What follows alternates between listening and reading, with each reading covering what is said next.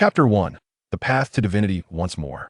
In the early morning, deep within the western soul beast forest of the Heaven Do Empire, a slightly dilapidated wooden cabin nestled on a small hillside amidst the shadowy woods, wisps of white smoke curling into the air. Outside the cabin lay various mundane human belongings. The western soul beast forest is among the largest congregations of soul beasts in the Heaven Do Empire, second only to the sunset forest, teeming with soul beasts that are thousands, even tens of thousands of years old.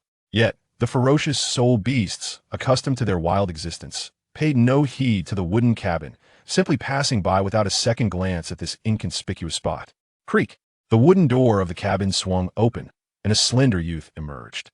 After a brief, cleansing ritual, he seated himself cross-legged outside the cabin, gazing intently at the purple haze on the horizon.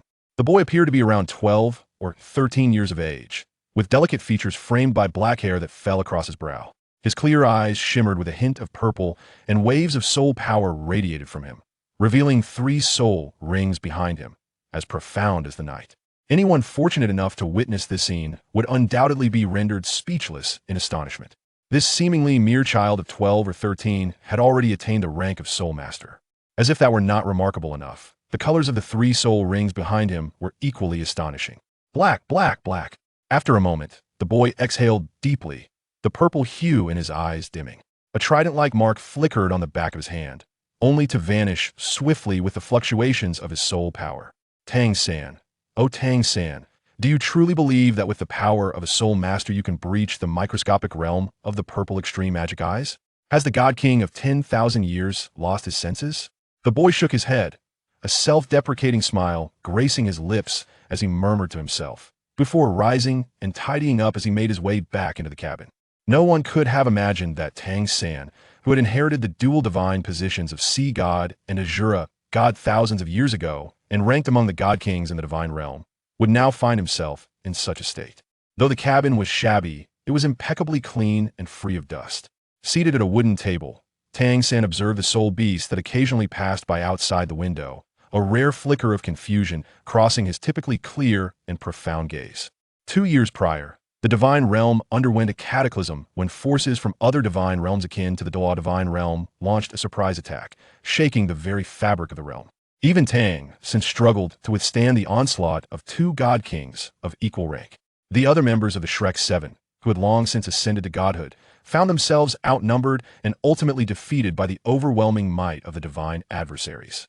Tang San, entangled with the other 2 god kings, could only watch helplessly as his beloved companions, including Dai Mubai and Oscar, fell before him, reminiscent of the day in the Spirit Hall before he ascended to godhood thousands of years ago. The sole comfort Tang San found was that Xiao Wu was not present in the divine realm at that time, having ventured to another plane for a playful escapade, thus narrowly escaping calamity. While contemplating self-detonation to avenge his fallen comrades, a white orb suddenly emerged from his body during that critical moment, radiating blinding light and transforming into a black hole. The chaotic flow of time and space engulfed Tang San, pulling him into the vortex. When he awoke, he discovered himself lying in the western soul beast forest of the Heaven Do Empire, his nearly shattered divine body transformed into that of a boy approximately 10 years old. Though he had lost his divinity and power, Tang San took solace in the fact that remnants of divine power still lingered within him, preserving his soul and ensuring he remained undisturbed by the soul beasts of the forest, while also granting his new body exceptional innate martial soul talent. With innate full soul power and dual martial souls, he had inherited the divine artifact, the Sea God Trident, with which he had long since fused. Although the divine essence within the martial soul remained dormant until he reattained godhood, it was undeniably a top-tier martial soul. As for the other martial soul, the Azura sword, due to his current limitations, Tang San estimated he would be unable to attach soul rings to it until he reached the rank of Soul Emperor. Lost in thought, Tang San gazed into the distance, retrieving a snow-white, jade-like orb from his pocket, which shimmered faintly under the morning sunlight. This was the time and space law pearl left to him by the previous god kings of goodness and evil before their disappearance. Take good care of this, for there will be a calamity in the divine realm in the future, and whether you can withstand it depends on you. Recalling the words of the god of goodness before his demise, Tang San realized that the tribulation spoken of back then was indeed the present crisis facing the divine realm. Xiao Wu, fixating on the time and space law pearl in his hand, Determination filled Tang San's gaze as he clenched his palm tightly. To find Xiao Wu and avenge Dai Mubai and the other members of the Shrek 7, Tang San knew he must traverse the path to divinity once more, growing into an even more formidable existence to return to his original timeline. Having awakened in the Western Soul Beast Forest, Tang San had ventured out once and learned that the current year was merely 2538 in the Douluo calendar, a mere 500 years since he achieved the status of sea god and vanquished the Spear Hall. Traversing time and space? Is this the purpose of the Time and Space Law Pearl? After one last glance at the Time and Space Law Pearl, he tucked it back into his pocket, rising to tidy the cabin before preparing to depart the Western Soul Beast Forest. Over the past 2 years, Tang San had concealed himself within the Soul Beast Forest, diligently retraining in the profound techniques of the Shantian skill and the purple extreme magic eyes. The issue of obtaining soul rings, which had once troubled him, dissipated upon discovering that the remnants of divine power within him could autonomously condense soul rings. Now, Tang San's strength had firmly reached the 36th level of Soul Master, and at the tender age of 12, he was undoubtedly regarded as an extraordinary genius in the outside world. Yet, for Tang San, who had once been a god king, these accolades meant little. What mattered most to him now was to reclaim his divinity, to reactivate the Time and Space Law Pearl, and to return to his timeline, saving everything within the divine realm. Calculating the time, Tang San reasoned that if the enrollment schedule of Shrek Academy had not changed over the past 500 years, it was likely that the admissions process was taking place in the coming days.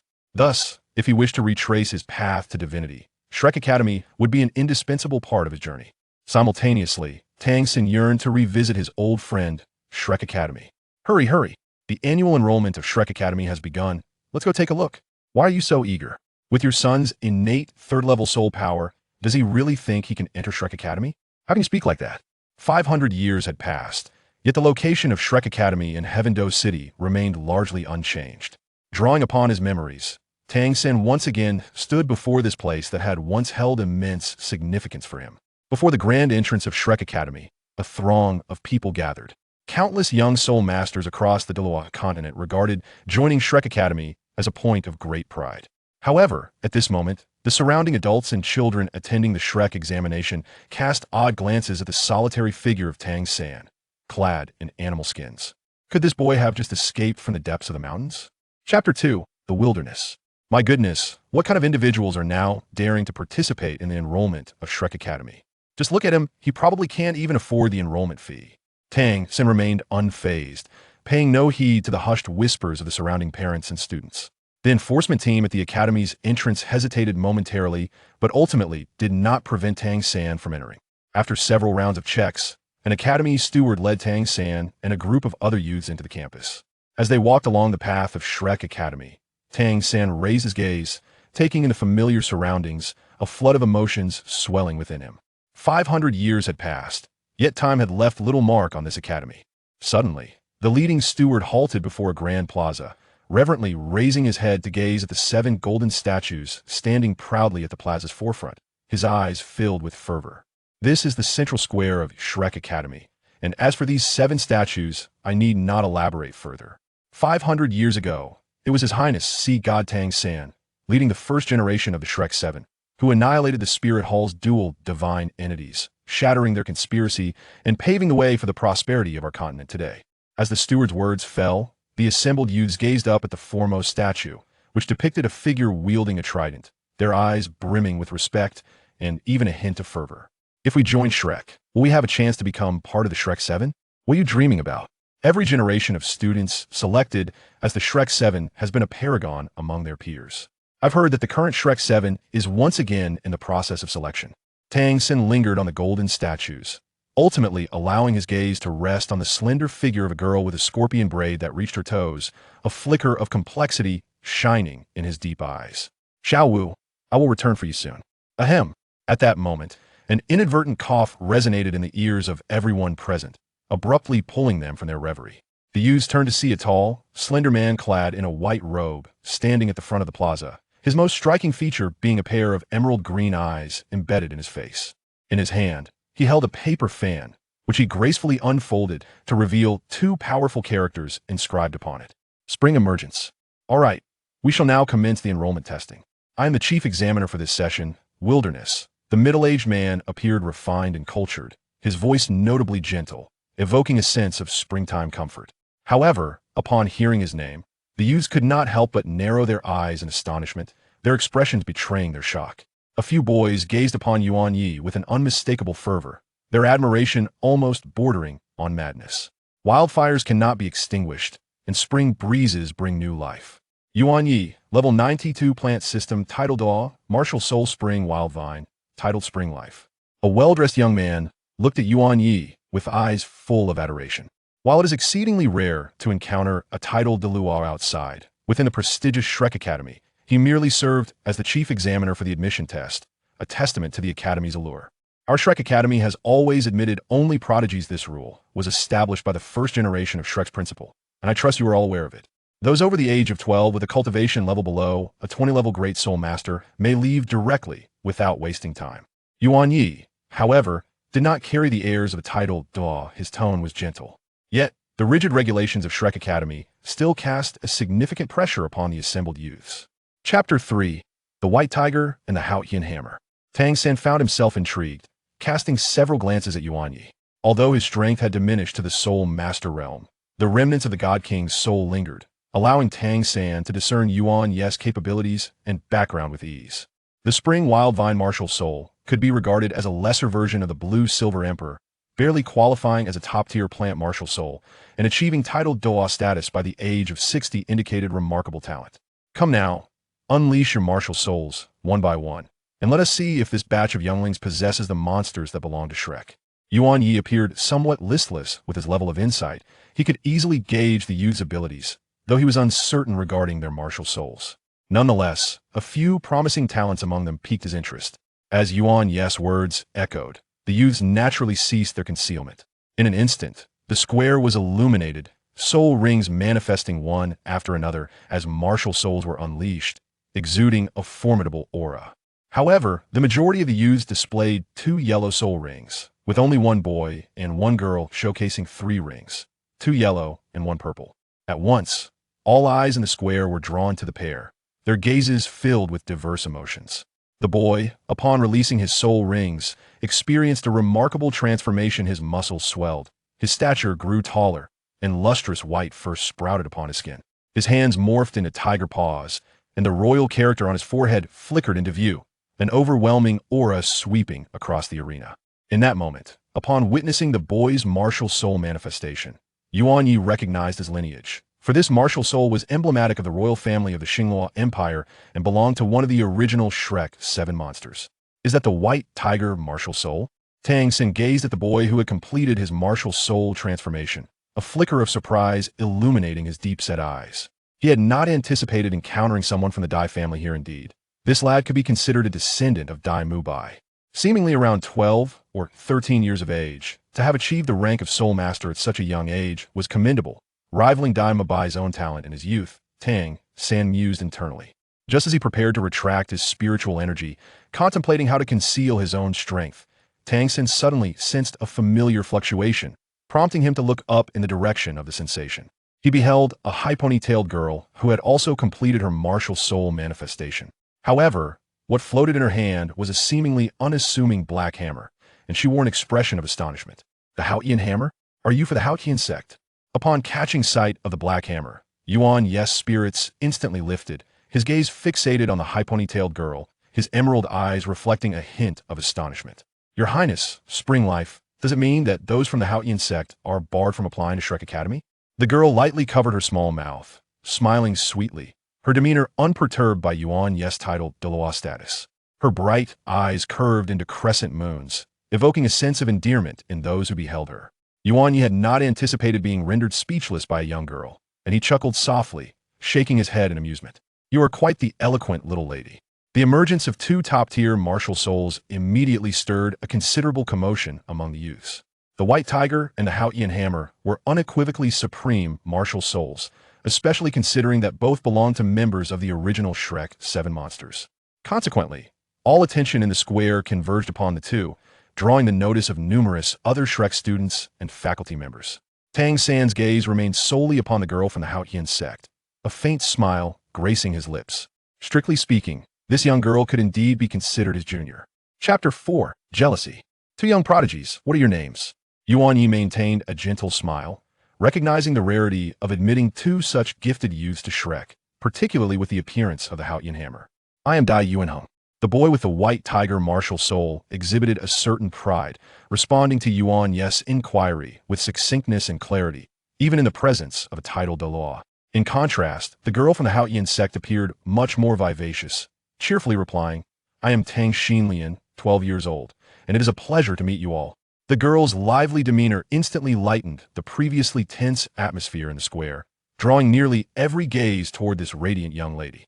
12 years old, 32 rank soul master. This little one certainly does not disgrace the Haotian sect. Tang San observed the high ponytailed girl with a soft gaze, a flicker of affection and admiration crossing his eyes as he reflected on the past. Before joining Shrek Academy at the age of 12, he had barely reached rank 29. It seemed that the Haotian sect had produced quite a number of talents over the years. Tang San's unabashed scrutiny did not go unnoticed by the girl.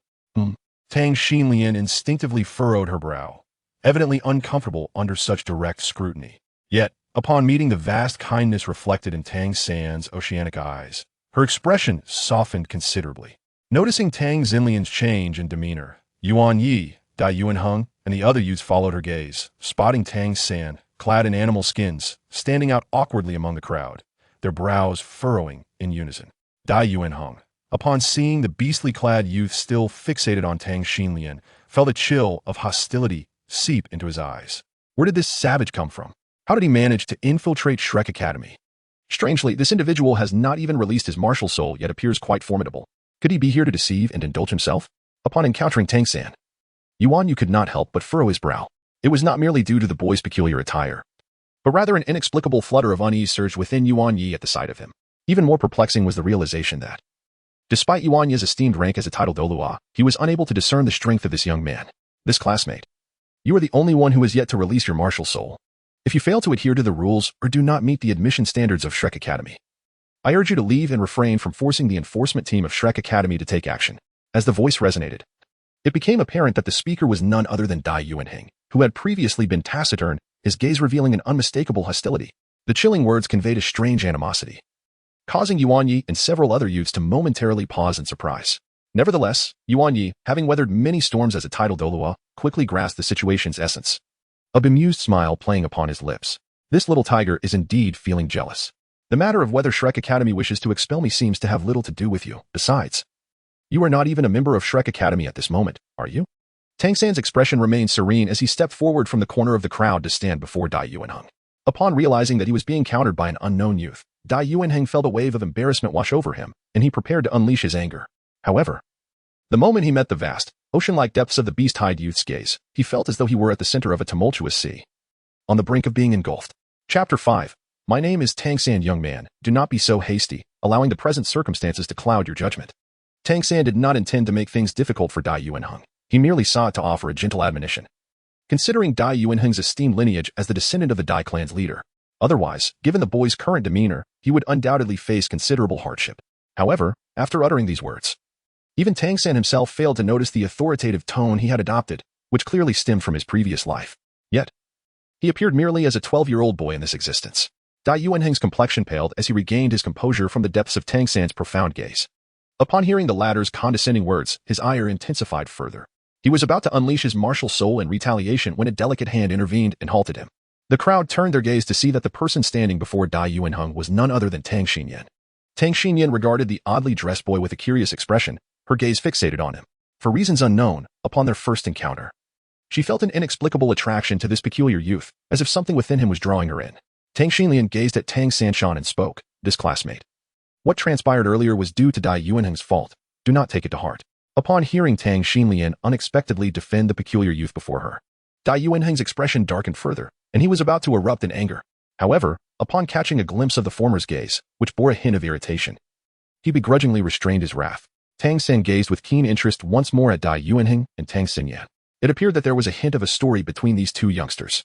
However, this was the enrollment examination of Shrek Academy. Failing to unleash one's martial soul was, in essence, a contravention of Lord Wilderness's decree, which ordinarily warranted expulsion. Yet, in the next moment, Tang Xinyan shifted her tone, a sly smile gracing her lips as her sparkling eyes met Tang San's gaze. Tang San was momentarily taken aback. but soon a wry smile crept upon his lips. He never anticipated being confronted by a junior from the Haotian sect. It was rather amusing. Tang San chose not to respond further to Tang San. Instead, he turned to gaze at the esteemed Yuan Yin, who had been quietly observing from the sidelines. With a slight smile, he remarked, "Esteemed Yuan Yin, my circumstances are rather unique. Might we find a different location?" Oh. Intrigued by Tang San's initiative, Yuan Yin's interest was piqued. He did not object and, after giving a few instructions to the academy steward to arrange for the other new students, prepared to escort Tang San away. What a charade. He must possess some inferior martial spirit, too ashamed to reveal it before everyone. The group of youths began to murmur amongst themselves once more. But they were swiftly silenced by Yuan Yin's stern glare, plunging the square into an uneasy silence. Remember, there are no worthless martial spirits, only worthless individuals exist. Wasn't the blue-silver grass deemed a useless martial spirit? Yet, look how it flourished in the hands of the sea god, Tang San. In response to Yuan Yin's admonition, the youths lowered their heads, displaying expressions of contrition.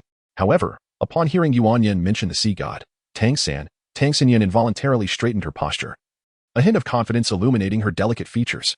By the way, what is your name? Yuan Yin turned to lead Tang San to a quiet place to unleash his martial spirit, instinctively recalling that he had yet to learn the name of this young man clad in beast skin. I am Tang San. His voice, crisp yet imbued with a certain steadiness, resonated through the square.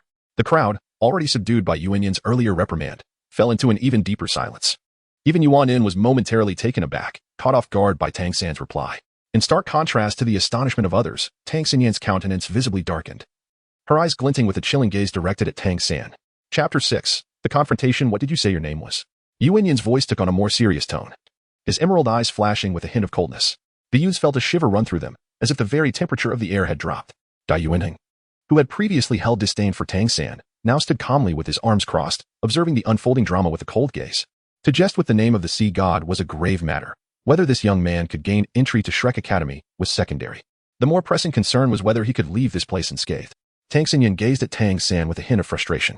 Young man, had it been any other elder from the inner court present here, your previous remark alone could have led to your expulsion from the academy. Suddenly, Yuan Yi flicked his sleeve, unleashing an intimidating chill that exploded before Tang San, the bone-chilling cold causing the other youths to hastily retreat.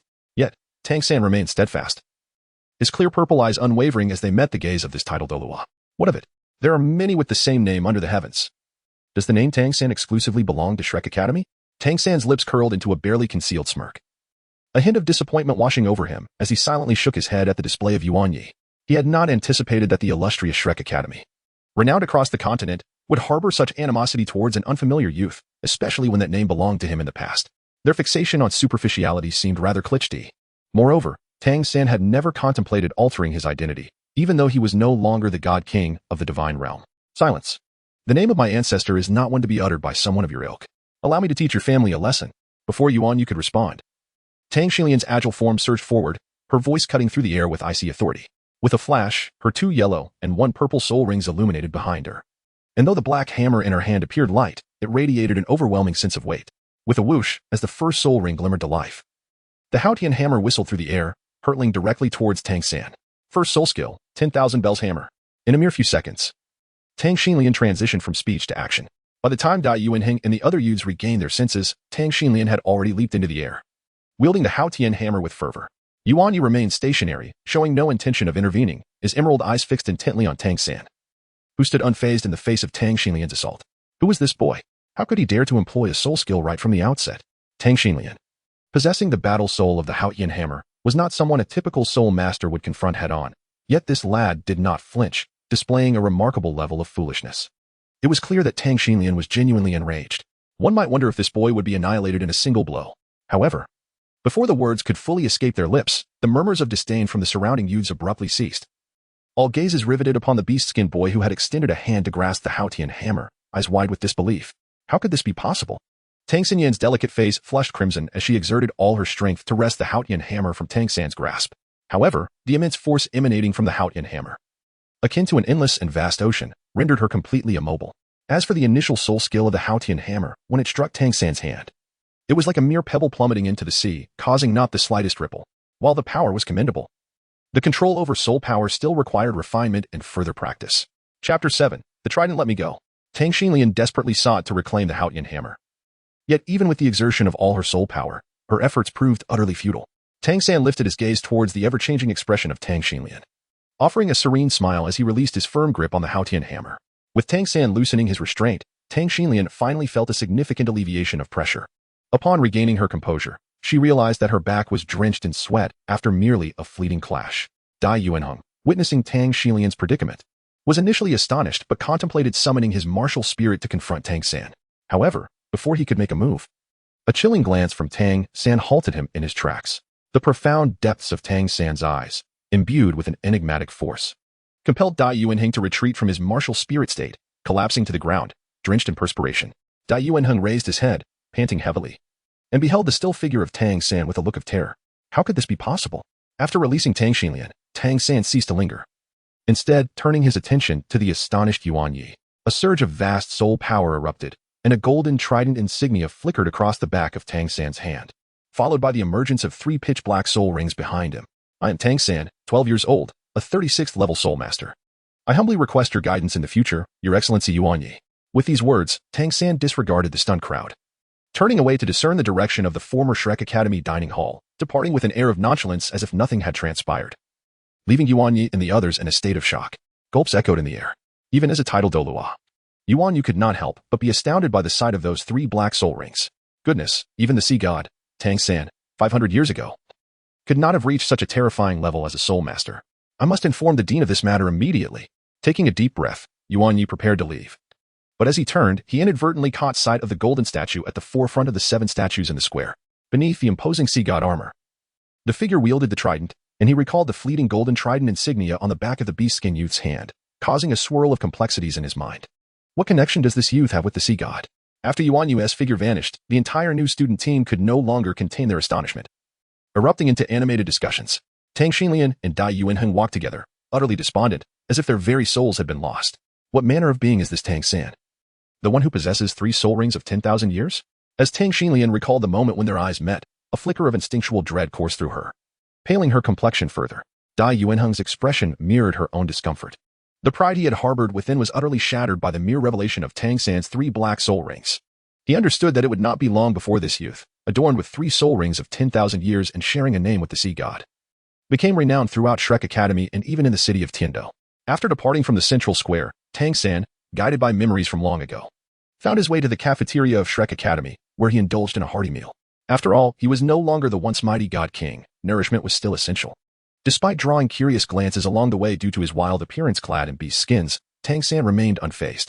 After thoroughly enjoying the cafeteria's offerings for the day, an ethereal shimmer enveloped the space behind him, and 2 elderly gentlemen clad in white robes appeared, exuding a benevolent aura. How did you find your meal, young one? Come, walk with us. Chapter 8. The duality of ice and fire. Deep within the inner courtyard of Shrek Academy, the presence of 3 soul rings of 10,000 years, with the third reaching an astonishing 50,000 years, left all in disbelief. Within the top floor of a quaintly adorned pavilion, Tang San had changed into simple attire. Seated amidst an assembly of people, his 3 black soul rings emanating a menacing aura that rendered the space around him utterly confined. As Tang San felt the astonished gazes of the surrounding titled Douluos upon him, he could not help but shake his head, feeling as if he were a rare soul beast under scrutiny. This young friend, he began, I have mentioned before, my name is Tang San. The elderly man with a white beard found himself momentarily entranced by the youth's clear and profound violet eyes. Even he, renowned for his formidable spirit power as a titled Douluo of the auxiliary system, was momentarily lost in thought. Where on earth did this young man emerge from? Very well. Tang Xiaoyu, might you enlighten us regarding your martial spirit? Inquired another dignified elder clad in a purple robe as he rapped his black staff against the ground. His gaze fixated upon the trident in Tang San's grasp, which shimmered with a hint of golden radiance. Su Huanshan, the current Grand Elder of the inner court of Shrek Academy, could unmistakably discern the similarities between the trident held by the young man and that of the sea god's trident wielded by the sea god himself in the central plaza. Coupled with the young man's name, which echoed that of the sea god, Su Huanshan could not help but draw a connection between them. Could it be that this lad is the illegitimate son of the sea god? Tang San, unaware of the thoughts swirling in the mind of the imposing elder before him, calmly shook his head and replied, there are certain matters I am unable to disclose, including details regarding my soul rings and martial spirit. Upon hearing this, the atmosphere in the room became somewhat tense, as the gazes of a few titled Douluo elders flickered over Tang San, imbued with an inscrutable significance. However, one point I wish to clarify is that as Tang San slowly surveyed the crowd, his gaze ultimately settled on Su Huanshan. I harbor no ill intentions toward Shrek Academy, and you need not worry about any ulterior motives I may have. Simply treat me as an ordinary student within Shrek Academy. Although he had entered Shrek Tang San was reluctant to become too entangled with it. His visit was solely to access the celestial paradise controlled by Shrek Academy, known as the Ice and Fire Yin-Yang Eyes. With his former divine physique transformed into his current body, Tang San was confident that he could ascend to the rank of titled Douluo, or even Super Douluo, within a few years, given his profound foundation. For Tang San, the greatest challenge lay in how to find a divine position to inherit, without the divine position from the Douluo god realm. Even if Tang San could reach the rank of titled Douluo within a few short years, he would not be able to surpass the 100th level. Without the blessing of a divine position, breaking through the 100-level limit was impossible, a truth Tang San was all too aware of. Given his past as a former god king, the Ice and Fire Yin-Yang Eyes concealed the very things Tang San currently needed, and he certainly could not afford to overlook them. The elders of the inner court, seeing that they could not extract any information from Tang San, had no choice but to allow him to remain in the academy to study, even though they felt that Shrek Academy had little to teach this enigmatic youth. Chapter 9. The roommate let us wait for the principal and others to return from Xinglua before making any decisions, Su Huanshan murmured. A lingering sense of connection between this youth and the sea god in his mind. He gazed at the receding figure of Tang San, who had been carried away by the wilderness. Elder, are you certain that allowing this youth to stay in the academy will not lead to any trouble? Perhaps this is a scheme from the martial soul sect. At 12 years old, he possesses the strength of a 36th level soul master, coupled with 3 10,000-year soul rings. Such a prodigy, let alone the martial soul sect, has never appeared in our Shrek Academy since its inception.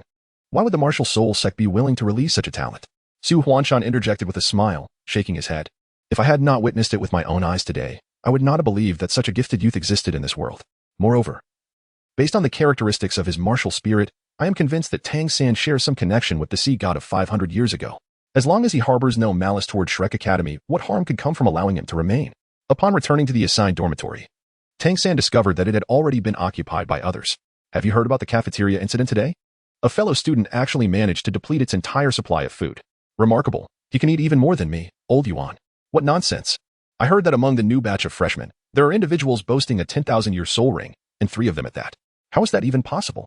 Chung Feng. Where on earth did you hear such fallacious rumors? Let me tell you, the newcomer from Haotian sect, Tang Xinlian, is exceptionally beautiful. Just as he was about to push the door open, Tang San heard a rather lewd voice emanating from within the dormitory. Entering, he beheld a chubby boy with a fair complexion, who was jovially conversing with a slender youth beside him. Upon noticing Tang San's arrival, the two immediately ceased their chatter. Ah, a new arrival, I presume? May I inquire your name, fellow student? The chubby boy, exuding familiarity, approached Tang San with the intent to place a hand on his shoulder. However, the moment their gazes locked, his own deep purple eyes meeting Tang San's, the boy's other hand, which had been stealthily reaching towards Tang San's pocket, abruptly froze in place, leaving him momentarily stunned. Such enthusiasm is rather unwarranted. Tang San cast a calm glance at the chubby boy, whose forehead was beginning to glisten with cold sweat. He then nonchalantly placed his luggage on the bed.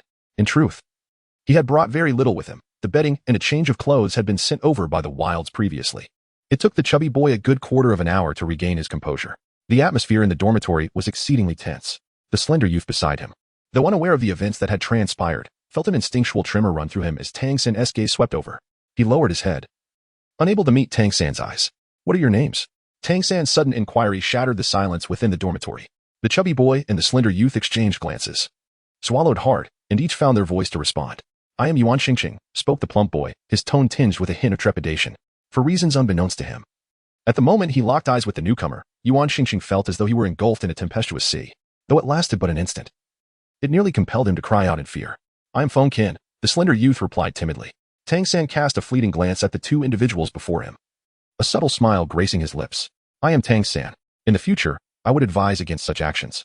While your martial soul is commendable, it is not meant for acts of thievery. Yuan Xingqing, fully aware that Tang San was addressing him, felt a flush of embarrassment rise to his plump cheeks, quickly followed by a spark of confusion. How did he know about my martial soul? Feng Qin, upon hearing Tang San's words, was instantly taken aback, disbelief flickering in his eyes. You are the one from today, possessing 3 10,000-year soul rings. Chapter 10. A shift in plans in the face of the astonished duo. Tang San merely smiled gently before turning away to methodically tidy his bedding, leaving Yuan Xingqing and Feng Qin in a state of shock tinged with awkwardness. By the way, Tang San, tomorrow marks the day for the new students' class allocation. I thought I should remind you, as you may not be aware since you just arrived at the school. After a prolonged silence within the dormitory, Yuan Xingqing finally found a less awkward topic to ease the atmosphere. All right, thank you. After Tang San politely responded, he settled himself cross-legged on the neatly arranged bed. Closing his eyes in deep concentration, Yuan Xingqing and Feng Qin, aware of their previous shortcomings, refrained from further attempts to engage Tang San in conversation. The night passed in silence. At the break of dawn, the very first light of day found Tang San already seated atop the dormitory building, facing east. Inhaling the essence of the morning. As the rosy hues of dawn began to manifest, the violet in his eyes deepened further, reflecting the nearing mastery of the purple extreme magic eyes, almost reaching the subtle realm of the soul master level. Truly remarkable. If the old fellows from the Tang sect were to discover this, they would undoubtedly seize him for experimentation, accompanied by the sound of soft footsteps. A rich laughter suddenly resonated behind Tang San, laced with a hint of admiration. Elder Su, you flatter me. Tang San's delicate visage exhibited no trace of astonishment. He did not even turn his head, continuing to execute the hand seals of the Xiantian skill. With the divine essence of his former god king, he had long since discerned the presence of the Grand Elder of Shrek Academy's inner court. The Xiantian skill and the purple extreme demon hour techniques he had once imparted to the Tang sect. And given the close ties between Shrek Academy and the Tang sect, recognition was inevitable, were it not for the absence of any aura of soul beast emanating from you. I might have thought that yet another transformation of a century-old soul beast from the Douluo forest had graced our academy. Su Huanshan clutched a black staff, his eyes as deep as the night sky fixed upon Tang San, a hint of amusement gracing his brow. If yesterday Su Huanshan harbored doubts regarding Tang San's identity, those uncertainties vanished upon witnessing Tang San's purple extreme demon eye and Xiantian skill. Su Huanshan could even affirm that this Tang San bore a significant connection to the Tang San of 500 years prior, the sea god. May I inquire as to the purpose of your visit today, Elder Su? Today was meant to be the day of class division for the new students, however. It appears this cohort has produced several prodigies, causing a shift in our plans. Come with me now. Su Huanshan scrutinized Tang San, seemingly seeking something within his eyes. But the youth's violet gaze remained unclouded, revealing no vulnerabilities, even to the formidable Su Huanshan, who had attained the impressive level of 98. In a silent exchange of smiles, the old and the young vanished from the rooftop of the dormitory. Mere seconds later, Tang San found himself accompanying Su Huanshan to the outskirts of a dense forest, where over 10 individuals had gathered at the entrance. Observing the scene before him, Tang San's brows slightly ascended, sensing a flicker of surprise. Having long since perceived Su Huanshan's prowess, he was unfazed by the spatial teleportation, rather. It was the familiarity of this forest that astonished him. It was none other than the sunset forest he had recently departed from. Grand Elder. Upon the appearance of Su Huanshan and Tang San, the assembled crowd at the forest's entrance approached. Tang San's keen gaze fell upon several titled Douluo he had previously encountered at Shrek Academy, accompanied by 6 students around 12 years of age. Coincidentally, Tang Xinlian and Dai Yuanheng were among them. Upon seeing Tang San, both Tang Xinlian and Dai Yuanheng instinctively narrowed their pupils before lowering their heads. The impact Tang San had had on them the day prior was profound. Despite their own exceptional talents, they struggled to bear such pressure, particularly in light of the 3 black soul rings he possessed. Besides Tang Xinlian and Dai Yuanheng, the other 4 students regarded Tang San with a spectrum of complex emotions, evidently aware of his strength and soul ring configuration from the previous day. Now that everyone is gathered, old Zhao, please brief them on the mission. As a super Douluo at level 98, Su Huanshan clearly assumed the role of leader for this undertaking, while the other 5 titled Douluo elders served in supporting capacities. The burly middle-aged man known as Old Zhao nodded, stepping forward, his gaze sweeping over the youthful assembly before finally resting on the composed Tang San. Today was intended for the division of new students, but due to the abundance of promising talents in this cohort, the Academy has decided to select U7 for specialized instruction, forming the preparatory team for the next generation of Shrek 7 monsters. Upon hearing Old Zhao's resonant voice, the other youths, save for Tang San, collectively exhibited expressions of astonishment and exhilaration. Shrek 7 monsters had long been emblematic of the Academy's most gifted students, and since the original 7 monsters had ascended to divinity, Shrek Academy had regarded them as the pinnacle of talent. However, do not let this accolade inflate your egos. You are merely candidates for the next generation. Should you fail to demonstrate your capabilities, you may be replaced at any moment. Shrek Academy has never lacked for prodigies. Zhao Wanxiong's stern admonition swiftly dissipated the excitement within the hearts of the young aspirants. Tang San did not find this news particularly surprising. Instead, he regarded Zhao Wanxiong with a glint of curiosity in his eyes, a faint smile tugging at the corners of his mouth. It seemed that Zhao Wanxiong's martial spirit was that of the great strength Titan Bear, akin to the martial spirit of his former teacher, Zhao Wujie. Observing the subtle resemblance Zhao Wanxiong bore to the indomitable Zhao Wujie of Shrek Academy, Tang San deduced that Zhao Wanxiong was likely a descendant of Zhao Wujie. Your task this time is to find suitable soul rings for 2 members among you within the Sunset Forest. If I am not mistaken, Huang Yu and Ling Feng. You both should have reached the 30th level by now. Upon being called out by Zhao Wanxiong, Huang Yu and Ling Feng stepped forward. I am Huang Yu, 12 years old, a 30th level auxiliary soul master with the martial spirit of the heavenly umbrella. I kindly ask for your guidance. Huang Yu was a petite girl with twin ponytails, her cherubic face adorned with a pair of lively eyes, making her appear quite adorable.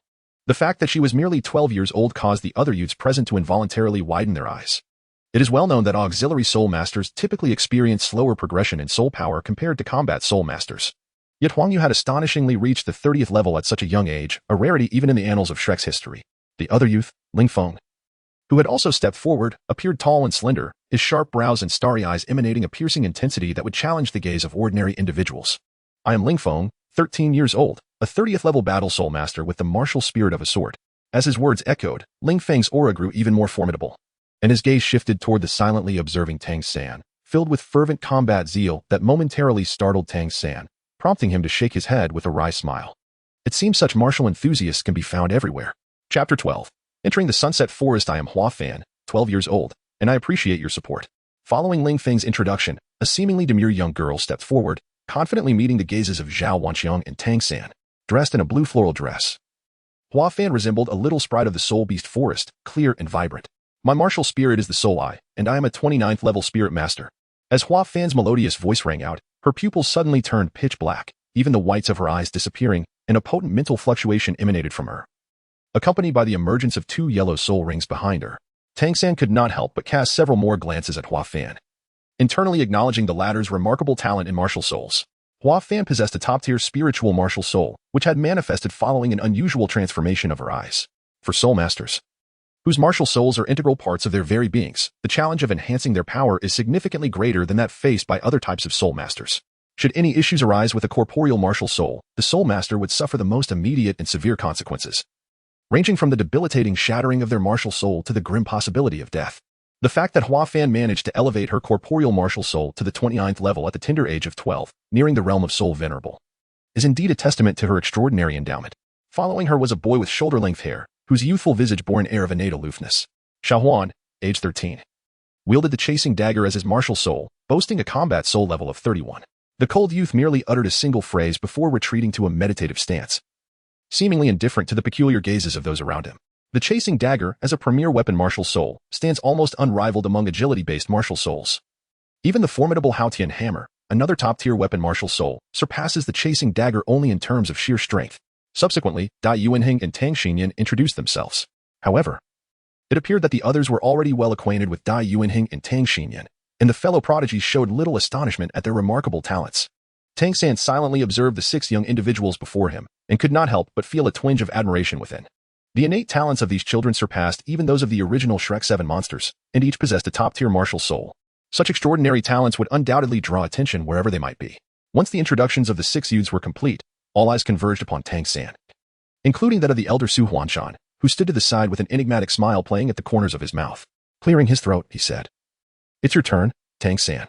Although Su Huanshan had come to terms with the fact that this mysterious youth shared a name with the sea god, he still found it somewhat disconcerting to address him directly, prompting him to instinctively cough softly a couple of times. At this moment, Tang Xinlian and Dai Yuanheng gazed at Tang San with expressions as intricate as those of the previous day. Despite the formidable powers backing each of them, they had never encountered a soul master capable of wielding a Millennium Soul Ring. Yet here stood this enigmatic youth, seemingly surrounded by nothing but Millennium Soul Rings. Absurd. Truly absurd.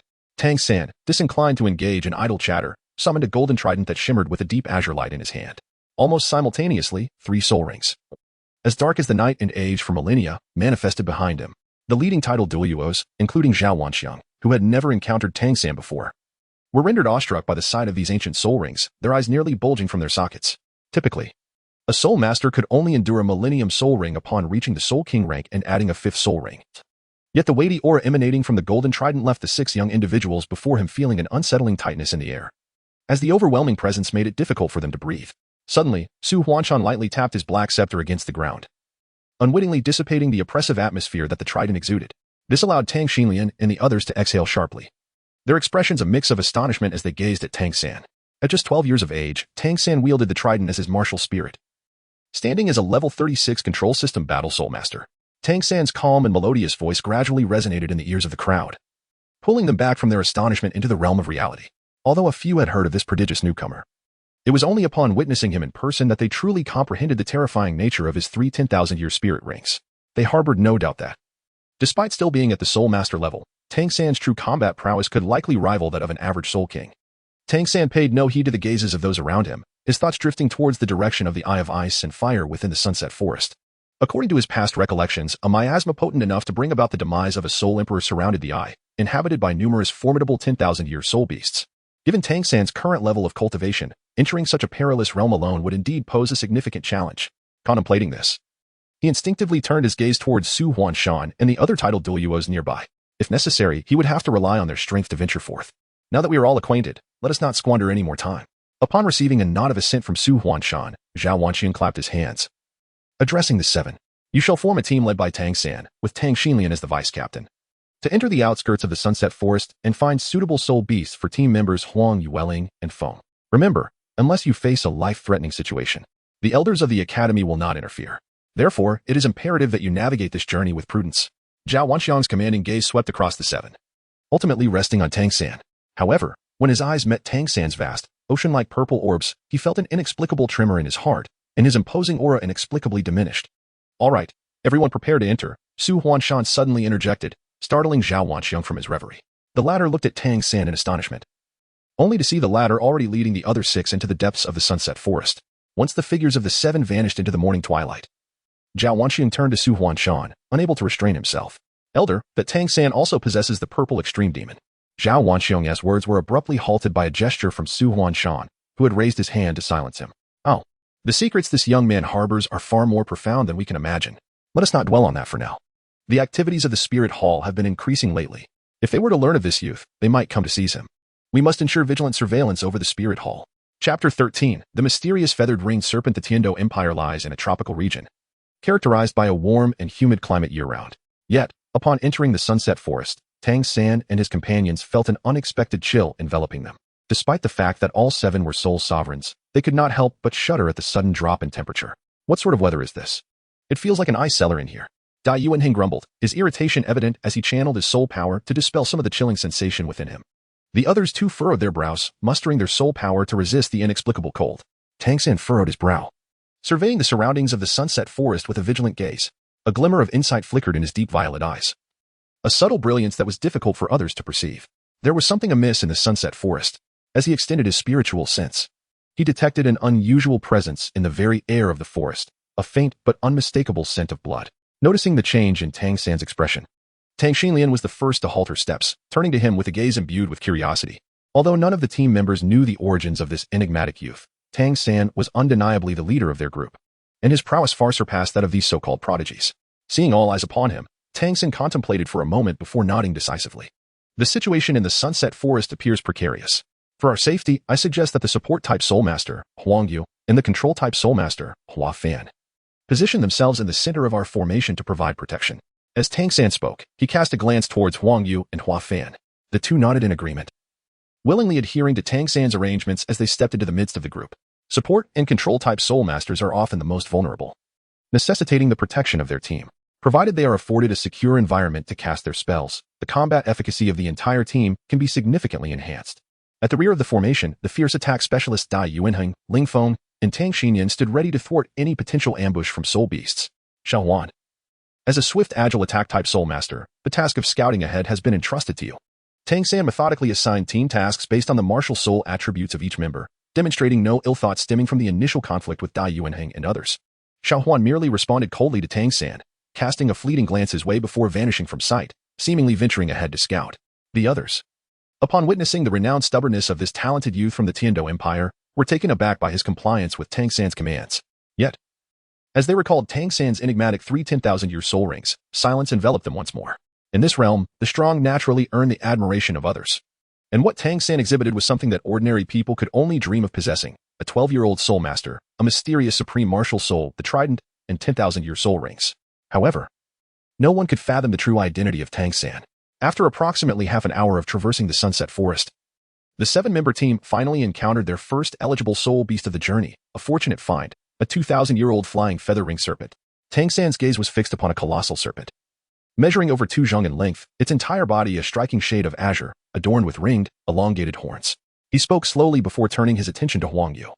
Huang Yu, what are your thoughts on this feathered ring serpent? Huang Yu, possessing the formidable martial soul known as the Heavenly Umbrella, which is a premier auxiliary martial soul, boasted 9 soul rings, each capable of enhancing the abilities of its wielder and their fellow soul masters in various aspects. Now having just ascended to the 30th level, Huang Yu's first 2 soul rings provided significant boosts in speed and strength. The feathered ring serpent before them, however, was a rare mental-type soul beast, with its horned head capable of unconsciously unleashing mental attacks on its foes. Should Huang Yu manage to absorb it, it would likely augment the mental prowess of her heavenly umbrella. Brother Tang, I have no objections. As she gazed at the feathered ring serpent, Huang Yu clasped her hands together, her youthful face illuminated with delight. She had not anticipated such fortuitous luck. Upon entering the twilight forest, she encountered a soul beast perfectly suited to her, and one that was a rare mental-type creature at that. Then let us prepare for battle. I will take the lead alongside Dai Yuanheng and Ling Feng, while the rest of you provide flank support. Huang Yu and Hua Fan will focus on control and enhancing our respective abilities. Having made this decision, Tang San wasted no time in formulating a battle strategy. The 7 of them spread out, encircling the unexpectedly emerged feathered ring serpent. However, to Tang San's astonishment, the feathered ring serpent, sensing the fluctuations of soul power emanating from Dai Yuanheng and the others, did not retreat. Instead, it let out a series of ferocious roars, its black tongue flickering in and out, while a hint of blood red spread through its vertical pupils. There's something amiss. Upon catching sight of that deep crimson hue in the serpent's eyes, Tang San became acutely aware that something was not right. As a former god king, his reservoir of knowledge was nearly boundless. He was well acquainted with the typically docile and timid nature of the feathered ring serpent. Yet this particular creature exhibited a fierce desire to attack before they had even initiated their assault. Tang San discerned that the prowess of the feathered ring serpent seemed to transcend the typical strength of a soul beast aged around 2,000 years. Before anyone could intervene, the serpent initiated its assault, darting toward Tang Xinlian on the flank. Generally speaking, soul beasts over 2,000 years old require the strength of 2 or 3 soul masters to be subdued. However, for the array of prodigies present, it posed no significant threat. Is it possible that it has targeted me first, perceiving me as an easy prey to manipulate? Tang Xinlian's delicate face darkened in an instant, her adorable little nose twitching slightly as she let out a cold snort. In the next moment, 2 yellow and 1 purple soul rings emerged, and a black hammer materialized in her left hand. Though her appearance seemed serene and sweet, possessing the Haotian hammer as her martial soul meant that Tang Xinlian's actions would not be as gentle and endearing as they appeared. Accompanied by a surge of formidable soul power, the purple soul ring behind her suddenly radiated with brilliance. With this display, she unleashed her most potent third soul skill. The third soul skill, Haotian Shock. As her youthful voice echoed, an intense vibration enveloped the Haotian hammer, crashing forcefully onto the incoming flying feather ring snake. Given the flying feather ring snake's lackluster physical defense, if Tang Xinlian's Haotian Shock were to strike it directly, it would surely be gravely injured, if not utterly defeated. However, just as Tang Xinlian was about to bring the Haotian hammer down upon the serpent, the ring-shaped horn atop the flying feather ring snake's head suddenly flickered. In that instant, Tang Xinlian felt a jolt of disorientation, her body quaking, and the Haotian Shock landed in empty space, creating a massive pit in the ground. Be careful. Chapter 14. A Sudden Change. Tang San's voice, tinged with urgency, suddenly reverberated in Tang Xinyan's ears, abruptly pulling her back from her state of confusion. With a resounding crash, the thwarted Tang Xinyan was struck by the tail of the flying feather ring snake, sending her sprawling. After colliding with several large trees, she managed to rise again. Albeit somewhat disheveled, her once lovely face now bearing an expression of distress. Dai Yuanheng's countenance darkened immediately as he gazed at the flying feather ring snake, his eyes filled with murderous intent. Damn beast! The snake hissed, its forked tongue flickering, the deep crimson of its vertical pupils intensifying, exuding an eerie malevolence as it prepared to launch another attack. However, it was swiftly intercepted by Dai Yuanheng and the others who arrived to assist. The forest echoing with a thunderous roar and the sound of swords clashing. Dai Yuanheng and Ling Feng struck almost simultaneously, their bodies radiating vibrant soul rings. And their formidable attacks quickly ensnared the flying feather ring snake in a precarious situation. Notably, the overwhelming force of Dai Yuanheng's top-tier beast martial spirit, the White Tiger, caused the snake to momentarily falter under the pressure of its superior rank. Xiao Huan, possessing the peak assault-type martial spirit, the soul-pursuing dagger, refrained from immediate action, instead darting around the flying feather ring snake, his eyes gleaming with cold determination as he sought the opportune moment to strike. Noticing something unusual about the flying feather ring snake, Tang San chose not to engage directly. Instead, he shifted his gaze toward the opposite side of the sunset forest, his brow furrowing in concern. For reasons unknown, he sensed a threat of dangerous energy emanating from the depths of the forest. Most troubling to Tang San was the fact that this ominous aura was directed toward the location of the Eye of Ice and Fire. The sunset forest harbored peril. A swift resolution was imperative. With a profound sense of foreboding, Tang San discerned several hints of danger. Resolving to act, he fixed his resolute gaze on the flying feather ring snake entangled with Tang Xinyan and her companions. A flicker of violet light flashed in his deep-set eyes, and in an instant, a blue-gold trident materialized in his grasp. Tang Xinlian and Dai Yuanheng, along with their companions, found themselves increasingly astonished by the formidable feathered ring serpent. Logically, given the strength of the 4 of them, coupled with the support from Huang Yu and Hua Fan in the distance, they should have subdued it by now. However, the bizarre feathered ring serpent only grew more ferocious as the battle progressed, sprouting blood-red wings along its back. This surge in power intensified the pressure on Tang Xinlian and her companions. Just as they were locked in this stalemate with the serpent, a radiant blue-gold light descended from the heavens, enveloping the feathered ring serpent in a dazzling golden glow. Let us resolve this swiftly. Something feels amiss here. And I've noticed numerous soul beasts charging towards us. A voice, clear yet tinged with gravity, echoed, making it evident to the group that Tang San had taken action. Yet, they did not witness him employing any soul skills. A mere strike from his trident was sufficient to compel the previously formidable feathered ring serpent to curl up submissively. In the presence of the trident's blue-gold radiance, the serpent's crimson vertical eyes betrayed a flicker of instinctual fear. Tang San's trident martial soul is a transformation of the legendary sea god's trident, which carries with it the immense power of the sea god, serving as a formidable deterrent to soul beasts. In the depths of the ocean, the mere moment Tang San manifests his trident martial soul would likely compel numerous marine soul beasts to submit to him. This suppression, stemming from his bloodline, is something soul beasts find nearly impossible to resist. Upon witnessing Tang San effortlessly subdue the notoriously difficult flying feather ring snake, Dai Yuanheng momentarily stood in astonishment, gradually coming to terms with Tang San's extraordinary prowess, which far surpassed that of an ordinary soul master. Huang Yu, come forth and finish off this flying feather ring snake. Your soul ring awaits. After swiftly taming the creature, Tang San beckoned Huang Yu to approach him. In his past life, due to Xiao's influence, Tang San had vowed never to hunt soul beast again. However, the circumstances of this world, altered by time's reversal, rendered that vow moot. Even if Tang San refrained from hunting, he could not prevent others from obtaining soul rings. Moreover, this particular flying feather ring snake indeed posed some issues. Thank you, Brother Tang. Huang Yu, resembling a jubilant little creature, bounded to Tang San's side, expressing her gratitude with a sweet smile, her lively eyes shimmering with admiration. Had it not been for Tang San's intervention, it would have taken considerable effort for their group to subdue the flying feather ring snake based on the earlier battle dynamics. Furthermore, although Tang San's physical form was merely that of a 12-year-old, his strikingly handsome appearance, coupled with his astonishing strength, undeniably captivated Huang Yu. As strong individuals are invariably regarded with respect, Tang San waved his hand dismissively, glancing once more at the blood-red wings of the feathered ring serpent, and continued. If I am not mistaken, this feathered ring serpent has undergone a mutation, although it is merely 2,000 years old. Its potential strength rivals that of a 3,000-year-old soul beast of the same rank. Absorbing the soul ring from this creature will significantly enhance your Tiantong umbrella martial spirit. Upon hearing Tang San's words, the joy on Huang Yu's petite face intensified. She nodded gratefully at him, then retrieved a dagger adorned with golden filigree from behind her, swiftly plunging it into the serpent's head. Moments later, a purple soul ring floated up from the serpent's lifeless body. Absorb it well, we shall protect you. But it is advisable to be quick.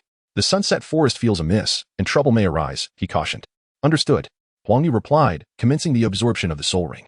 Meanwhile, Tang San and the other 6 sat cross-legged on the ground, their gazes vigilant as they surveyed their surroundings to safeguard her. Captain Tang, one of them inquired. You mentioned that something is amiss in the sunset forest. Could you elaborate on what it might be? Tang Xinlian silently approached Tang San, eager to inquire about the peculiarities of the sunset forest. After all, the chilling atmosphere and the bizarre transformations of the flying feather ring snake since their entry into the soul beast forest undeniably indicated something unusual. What perplexed Tang Xinlian even more was that if the sunset forest truly harbored any life-threatening anomalies, the accompanying titled Douluos from Shrek Academy should have been the first to be aware and inform them. Yet, since their arrival, they had not even caught a glimpse of Su Huanshan, Zhao Wanxiang, or the others. Upon hearing Tang Xinlian's question, Dai Yuanheng, Ling Feng, and several others turned their gazes towards her, while only Xiao Huan remained seated at a distance, seemingly oblivious to the commotion around him. Tang San shook his head, admitting his uncertainty. In any case, the soul beasts in the sunset forest seem rather unusual. Everyone should exercise caution. Just as his words faded, Tang San, who had been sitting cross-legged on the ground, suddenly sprang to his feet, his deep, ocean-like violet eyes fixed intently on the northern expanse of the sunset forest, a glimmer of coldness flashing within them. They have arrived. Chapter 15. The fog beast. At the moment Tang San's voice echoed, fierce gusts of wind surged from the surrounding thickets, accompanied by a peculiar purple mist that enveloped the area. From within this mist, a chilling sound of gnawing could be heard intermittently. Retreat. With a commanding shout, Tang San displayed no hesitation. The trident in his hand struck the ground with force, instantly enveloping the surrounding 7 individuals in a gentle, blue-golden radiance. To their astonishment, Tang Xinlian and the others soon realized that the ominous purple mist recoiled half a foot upon contact with the shimmering barrier, as if confronted by a formidable adversary. Yet, before they could exhale in relief, a deep, menacing growl erupted from within the violet haze. The palpable aura of danger sent shivers down the spines of even the most exceptional soul masters among them, including Tang Xinlian and Dai Yuanheng, who, despite their prowess as soul masters of their age, possessed only the strength of soul respect. The roar, emanating from a creature far surpassing the might of a soul beast over 3,000 years old, left them feeling unnerved. Isn't this the outskirts of the sunset forest? How could such a creature appear here? They pondered, observing that the enigmatic mist beast seemed unable to penetrate the barrier conjured by Tang San. The group momentarily relaxed. It was indeed a mist beast. Tang San's calm voice gradually resonated, leaving the crowd momentarily stunned, clearly unaware of the nature of this so-called fog beast. His tranquil gaze fixated on the expanse of purple mist before him, yet a fleeting glimmer of astonishment flickered deep within his profound eyes. A nuance perceptible only to the keenest observer. It was peculiar. This fog beast should have faced extinction countless years ago, back in his previous life. While studying under the great master, Yi Shaojiang, Tang San had gleaned fragments of knowledge regarding this enigmatic creature. The origins of the fog beast, its distinctive traits, remained unchronicled even in the most comprehensive compendium of soul beasts on the continent. Even the master was merely aware that such a soul beast had once existed. Tang San recalled the master's words, noting that the mist beast was born during the profound darkness of the universe, a rare and ultimate embodiment of malevolence. Wherever it roamed, all living beings were consumed, and even entities of considerable age, spanning tens of thousands of years, struggled to contend with such a naturally birthed abomination. Perhaps due to its profound contradiction to the laws of nature, the mist beast was exceedingly rare. It was said that even at the height of its population, the entire mist beast clan numbered no more than 20. This scarcity accounts for the ignorance of most soul masters regarding this sinister creature. What intrigued Tang San further was that this incredibly rare mist beast was recognized as a premier spiritual-type soul beast, and the surrounding mist, which could hardly be described as dense purple fog, indicated that this particular beast was only around 2,000 years old. With this thought in mind, Tang San turned to glance at the visibly anxious Hua Fan behind him. Hua Fan's martial soul, the soul eye, belonged to the rather uncommon category of intrinsic martial souls, making the spiritual mist beast a perfect match for her. Unfortunately, her soul power still lingered at the 29th level. Hua Fan, come here for a moment. Tang San pondered for a moment, then raised his hand to beckon Hua Fan. Although she did not comprehend the reason behind his gesture, she hurriedly approached him, her floral skirt swaying gently. With her clear, bright eyes fixed upon him, she inquired, "Brother Tang, is there something you need?" He replied, "If I were to ask you to face the assault of this fog beast alone right now, would you be able to do it? What? Is that not akin to walking into death?" As Tang San's voice faded, before Hua Fan could respond, Ling Feng was the first to exclaim, his expression tinged with a mixture of confusion and indignation. The others, including the perpetually stoic Xiao Huan, cast uneasy glances toward the enigmatic mist beyond the barrier, their faces involuntarily darkening. It was indeed an undue burden to send a young girl to confront a soul beast that was clearly beyond their current capabilities. Tang Xinlian and Dai Yuanheng exchanged a glance, each perceiving the absurdity reflected in the other's eyes. However, in the presence of the mysteriously originative and extraordinarily gifted youth, Tang San, they could only trust that his assertions were grounded in reason. The seemingly delicate Hua Fan, upon hearing Tang San's words, momentarily found herself in a state of astonishment, instinctively turning to gaze at the peculiar purple mist that enveloped them. A sense of inexplicable fear began to stir within her. "Brother Tang, may I inquire as to why?" Hua Fan thought it disingenuous to claim she was unafraid. Yet she could not fathom any motive Tang San might have to harm her. Fixating on his violet eyes, she found herself inexplicably comforted. The fog beast, formidable in strength comparable to that of a soul king or even a soul emperor, was relatively young, merely around 2,000 years old. As a top-tier spiritual soul beast, it would serve as an exquisite choice for your third soul ring, and it is highly likely that this fog beast is among the few remaining of its kind today. As Tang San spoke, his gaze swept across the purple mist. Shielded by the residual divine light of the sea god's trident, this mist beast, despite its formidable strength, dared not breach the barrier even a step. Upon hearing Tang San's explanation, those around began to comprehend, their astonishment towards the purple mist outside the barrier deepening. To rival a soul king or even a soul emperor within a mere 2,000 years is a talent reserved for the most elite soul beasts. Realizing this, even Tang Xinyan and others who had already reached the rank of soul master glanced at Hua Fan with a tinge of envy. To possess such a rare soul beast as a soul ring was an extraordinary opportunity, one that even their impressive backgrounds could not guarantee without a fortuitous encounter. Yet, Hua Fan lamented internally, "I have only just reached the 29th level, with the 30th still some distance away." Hearing Tang San's words, Hua Fan felt a thirst for the mist beast, but then recalled that she had only recently achieved her current level. Advancing further in such a short time without a fortuitous encounter seemed implausible. Faced with Hua Fan's sudden despondency, a mysterious smile crept across Tang San's lips, a glimmer of blue-gold light flashing in his purple eyes. "I possess a method to assist you in reaching the 30th level, provided that you are willing to push your physical limits." As he spoke, he slightly raised his hand, conjuring a luminous circle above the barrier, just wide enough for a single individual to pass through. The best way to push one's physical limits, of course, was through trials at the brink of life and death. Hua Fan's body stiffened, as if the roar of the mist beast echoed in her ears, causing her petite frame to tremble. "Though I will be watching closely, there exists the possibility that I may not intervene in time. leading to unforeseen consequences. Therefore, you must consider this matter carefully. Moreover, if I am not mistaken, due to the abnormalities within the Sunset Forest, the elders and teachers at the academy have likely lost their ability to track and protect us. At this point, Tang San ceased his words, gazing silently at Hua Fan, awaiting her decision. Chapter 16. The unusual with Tang San's former rank as a god king. Even though he no longer possessed that power, facilitating Hua Fan's advancement to the 30th level would be a trivial endeavor. However, forcibly enhancing the soul power of these talented youths was ultimately detrimental to their bodies. Were it not for encountering this legendary mist beast, Tang San would not have proposed assisting Hua Fan to reach the 30th level for the purpose of absorbing the soul ring from the mist beast. Hua Fan lowered her head in contemplation, her small face revealing signs of struggle. She had gleaned some understanding of the preciousness of this legendary spiritual-type soul beast from Tang San's words. To say she was indifferent to the soul ring of the mist beast would be disingenuous.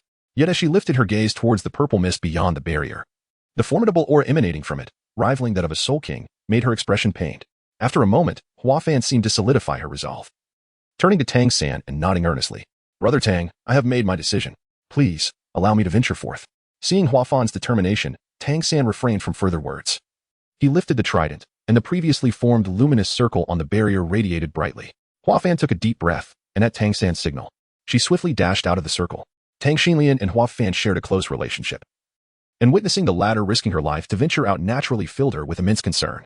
Initially intending to persuade Hua Fan to reconsider, she refrained upon seeing the rare determination etched on Hua Fan's delicate features. Once Hua Fan stepped beyond the barrier, she swiftly plunged into the violet mist, vanishing from the sight of the onlookers. Aside from Tang San and Huang Yu, who was currently absorbing a soul ring, the expressions of the others were less than favorable, including that of the usually aloof Xiao Huan. "Tang San, what if something happens to Hua Fan now that she has gone out?" Tang Xinlian, who had remained silent until now, suddenly posed her question to Tang San, her tone lacking warmth and her expressive eyes brimming with worry. The pursuit of wealth often entails peril. If one wishes to acquire the soul ring of this mist beast, one must naturally embrace the corresponding risks. After all, you are a member of the Haotian sect. Do you not grasp even this fundamental truth?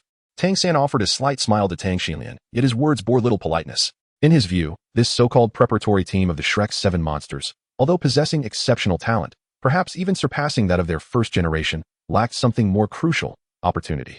In this world, what is often abundant is the so-called genius. In Tang San's previous life, he encountered many whose talents were not inferior to his own.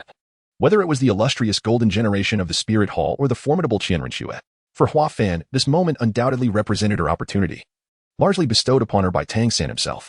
Tang Xinlian, momentarily at a loss for words due to Tang San's retort, found herself unable to counter his remarks. Yet, her heart was filled with urgency for Hua Fan's current predicament, leaving her to stamp her feet in frustration. Tang San naturally paid no mind to the trivialities. The moment Hua Fan vanished before the crowd, Tang San's spiritual energy latched onto him, keenly observing Hua Fan's predicament amidst the violet mist. As Hua Fan plunged into the fog, he unleashed his martial soul, the Soul Eye, a manifestation of his spirit control abilities. In terms of raw combat prowess, it paled in comparison to that of assault or agility-type soul masters of the same rank.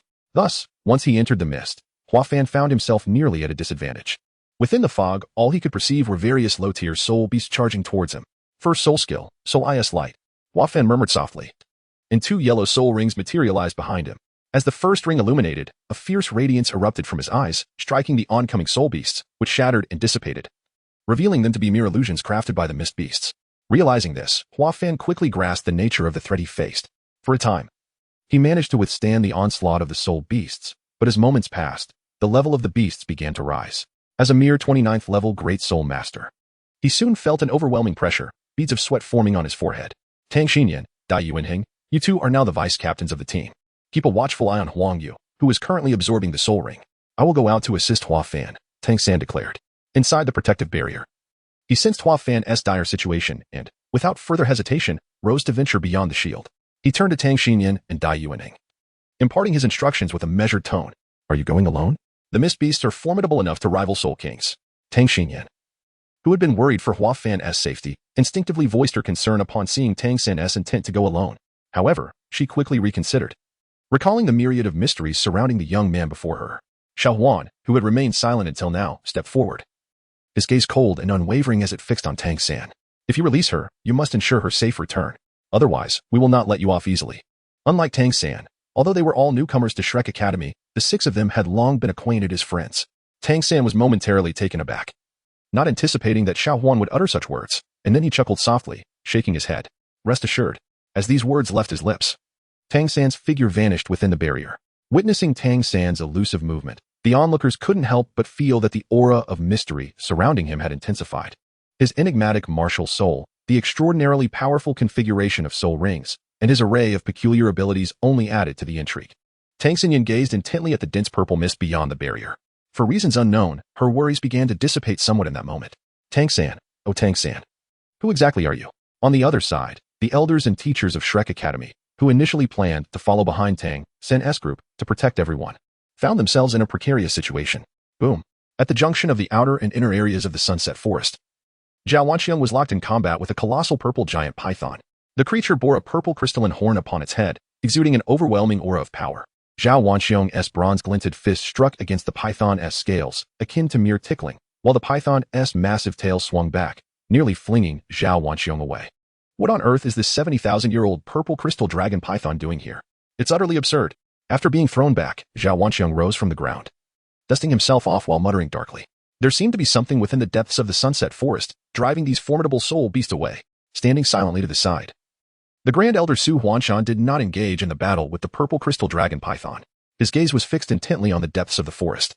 His expression grave. Why does this aura feel so similar to that old ghost from the spirit hall? After a moment of silent contemplation, Su Huanshan's aged face furrowed slightly, revealing a hint of concern. Meanwhile, Zhao Wanxiang unleashed his martial soul, transforming into a towering bear, and struck the purple crystal dragon python with tremendous force, sending it flying. He then turned his bear-like head towards Su Huanshan and asked in a deep voice, Grand Elder, is it truly wise to leave those younglings unattended?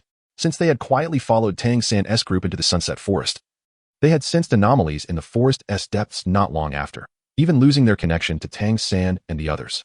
The force that could envelop the entire Sunset Forest and sever their mental connection, even amongst the tidal Douluo, raised Su Huanshan's alarm. After much deliberation, he decided to venture into the depths of the forest with Zhao Wanxiang and the other tidal Douluo from Shrek Academy. With that mysterious lad Tang San around, it should not pose a significant risk, especially with the other young ones. As long as they did not encounter soul masters of the Soul Emperor level or higher, they should be fine. Su Huanshan shook his head, his words revealing a deep trust in Tang San.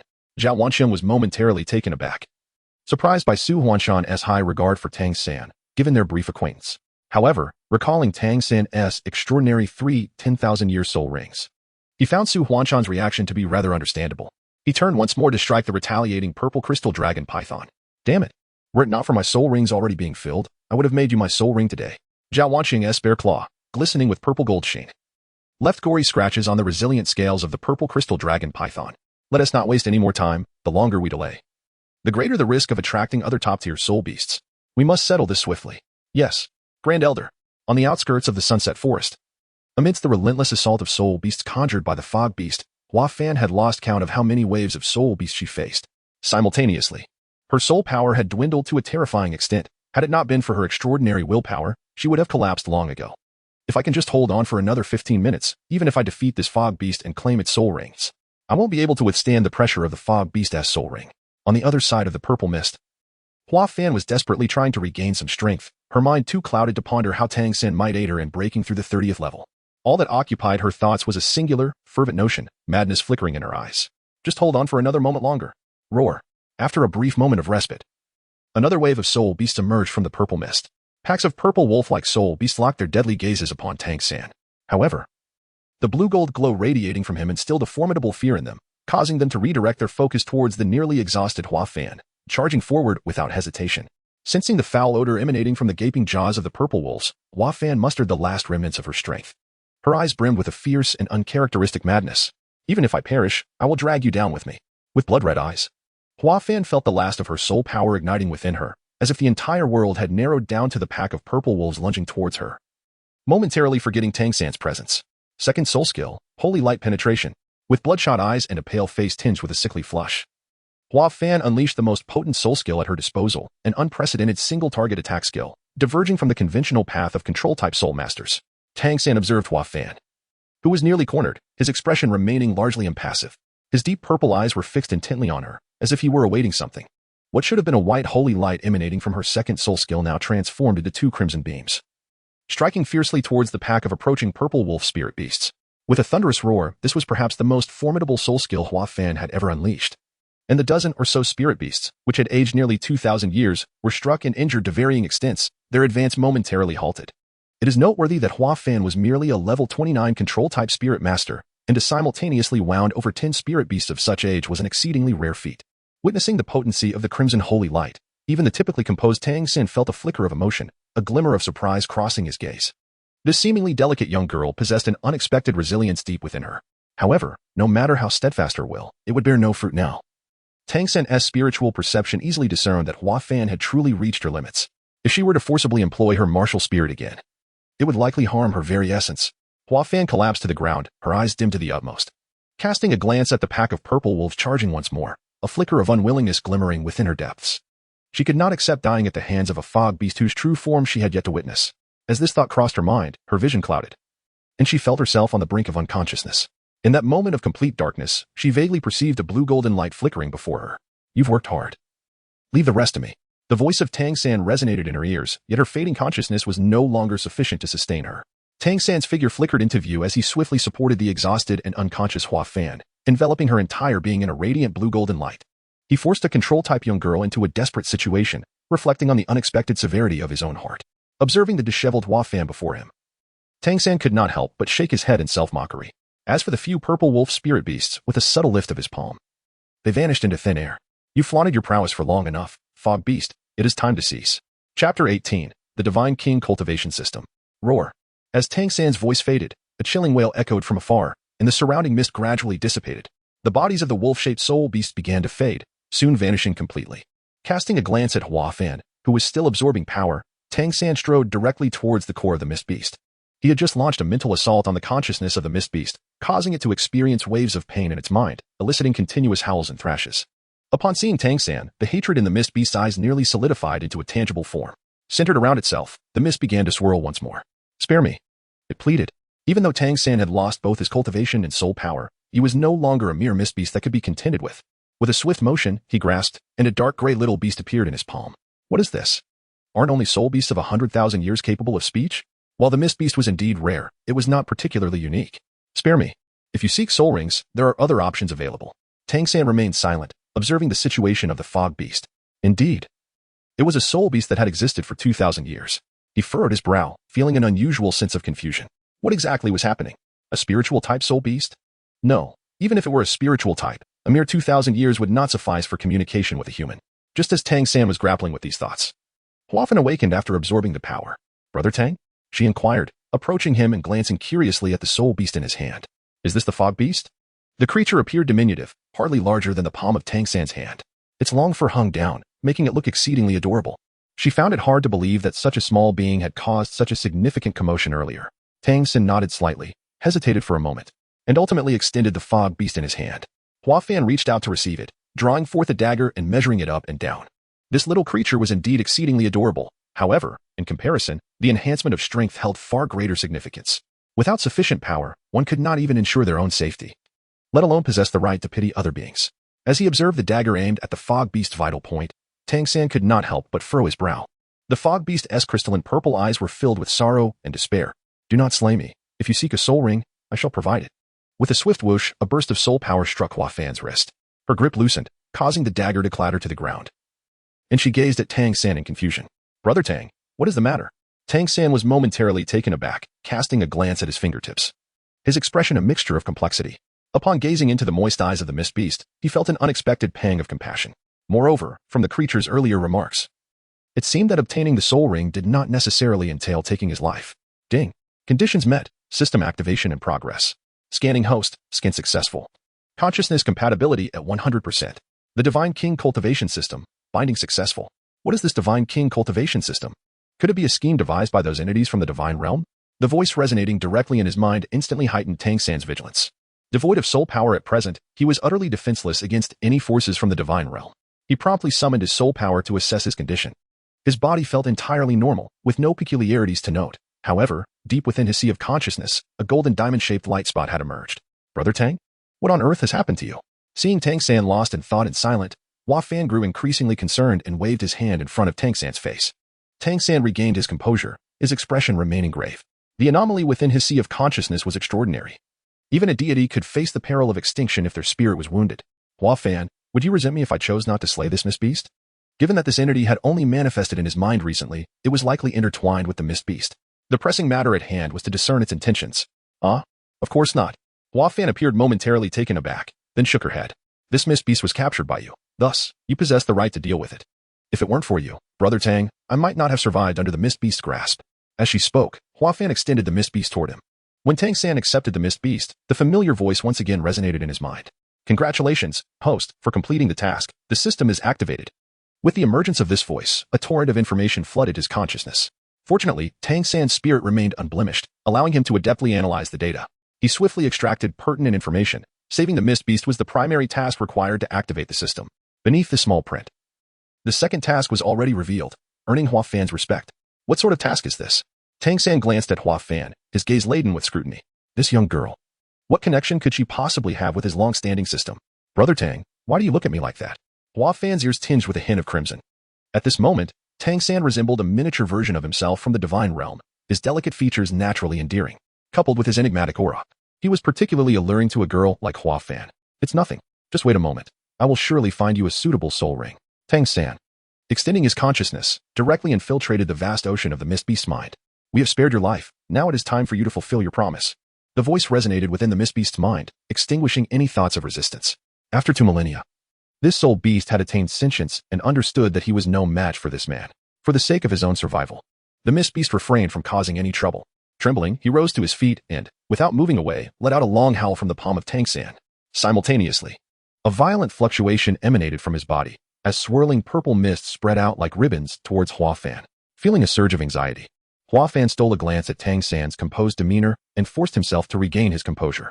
The purple mist that escaped from the mist beast coalesced before Hua Fan into a ring, resembling the soul rings that appeared upon the death of a soul beast. Hua Fan, do you trust me? Upon hearing Tang San's words, Hua Fan looked at him with a hint of confusion, meeting his profound gaze. As if under a spell, Hua Fan nodded. This is the soul power condensed from the mist beast. It serves the same purpose as a soul ring. If you have faith in me, you may attempt to absorb it. Tang San considered himself quite knowledgeable regarding soul rings. After all, they were merely another form of gathered energy. Much like the divine soul rings derived from similar principles, Hua Fan chose silence, expressing his determination through action. As Tang San's words faded, he sat cross-legged, beginning the process of absorbing the soul ring. Chapter 19. Mirage. The soul ring, drawn by an unseen force, approached Hua Fan. Meanwhile, the mist beast, having lost all its strength, lay feebly in the palm of Tang San, utterly spent. Tang San reached out to brush away the misty beast in his palm, while simultaneously probing the so-called divine king cultivation system. It was perplexing how this entity had seamlessly merged with his divine consciousness. Upon encountering Tang San's spiritual awareness, the diamond-shaped light flickered momentarily. Please complete the initial task as soon as possible, it urged. Beyond this indication, no matter how Tang San experimented further, he yielded no additional insights. It seemed that the only avenue for progress lay in the tasks issued by the system. Tang San's gaze shifted to Hua Fan. Perhaps due to the unique method of acquiring the soul ring, Hua Fan experienced little pain during the absorption process and appeared remarkably serene. Tang San reflected upon the recent scene, feeling an inexplicable sense of familiarity. He endeavored to delve into his memories. Yet the passage of time in the divine realm had rendered his recollections of the Douluo continent rather hazy. It was not until Hua Fan absorbed the soul ring that he was able to conjure any useful information. Brother Tang, I have succeeded. Upon hearing Hua Fan's voice, Tang San snapped back to reality. How do you feel? This time, I have acquired a soul skill, the Realm of Mist, which is quite similar to the one previously utilized by the Mist Beast. Hua Fan, brimming with excitement, did not conceal her achievements from Tang San. Sharing her newfound abilities candidly, Tang San was momentarily taken aback. He refrained from inquiring about the soul skill that Hua Fan had acquired. For soul masters, such skills were often regarded as secrets, typically not disclosed to others. To his surprise, however, Hua Fan candidly revealed everything without any hesitation. A hint of a smile flickered in Tang San's eyes as he shook his head. Indeed, he was still just a child. As for Hua Fan, the matter of soul skills, Tang San hesitated, pondering how to subtly guide this naive young girl to avoid future misfortunes. Hua Fan, far from being dull-witted, immediately grasped his unspoken concern from his expression. Oh, Brother Tang, I was just too excited. I wanted to share this with you, Hua Fan exclaimed, her eyes shimmering with a violet glow as her third soul ring ignited. Realm of Mist, unfold.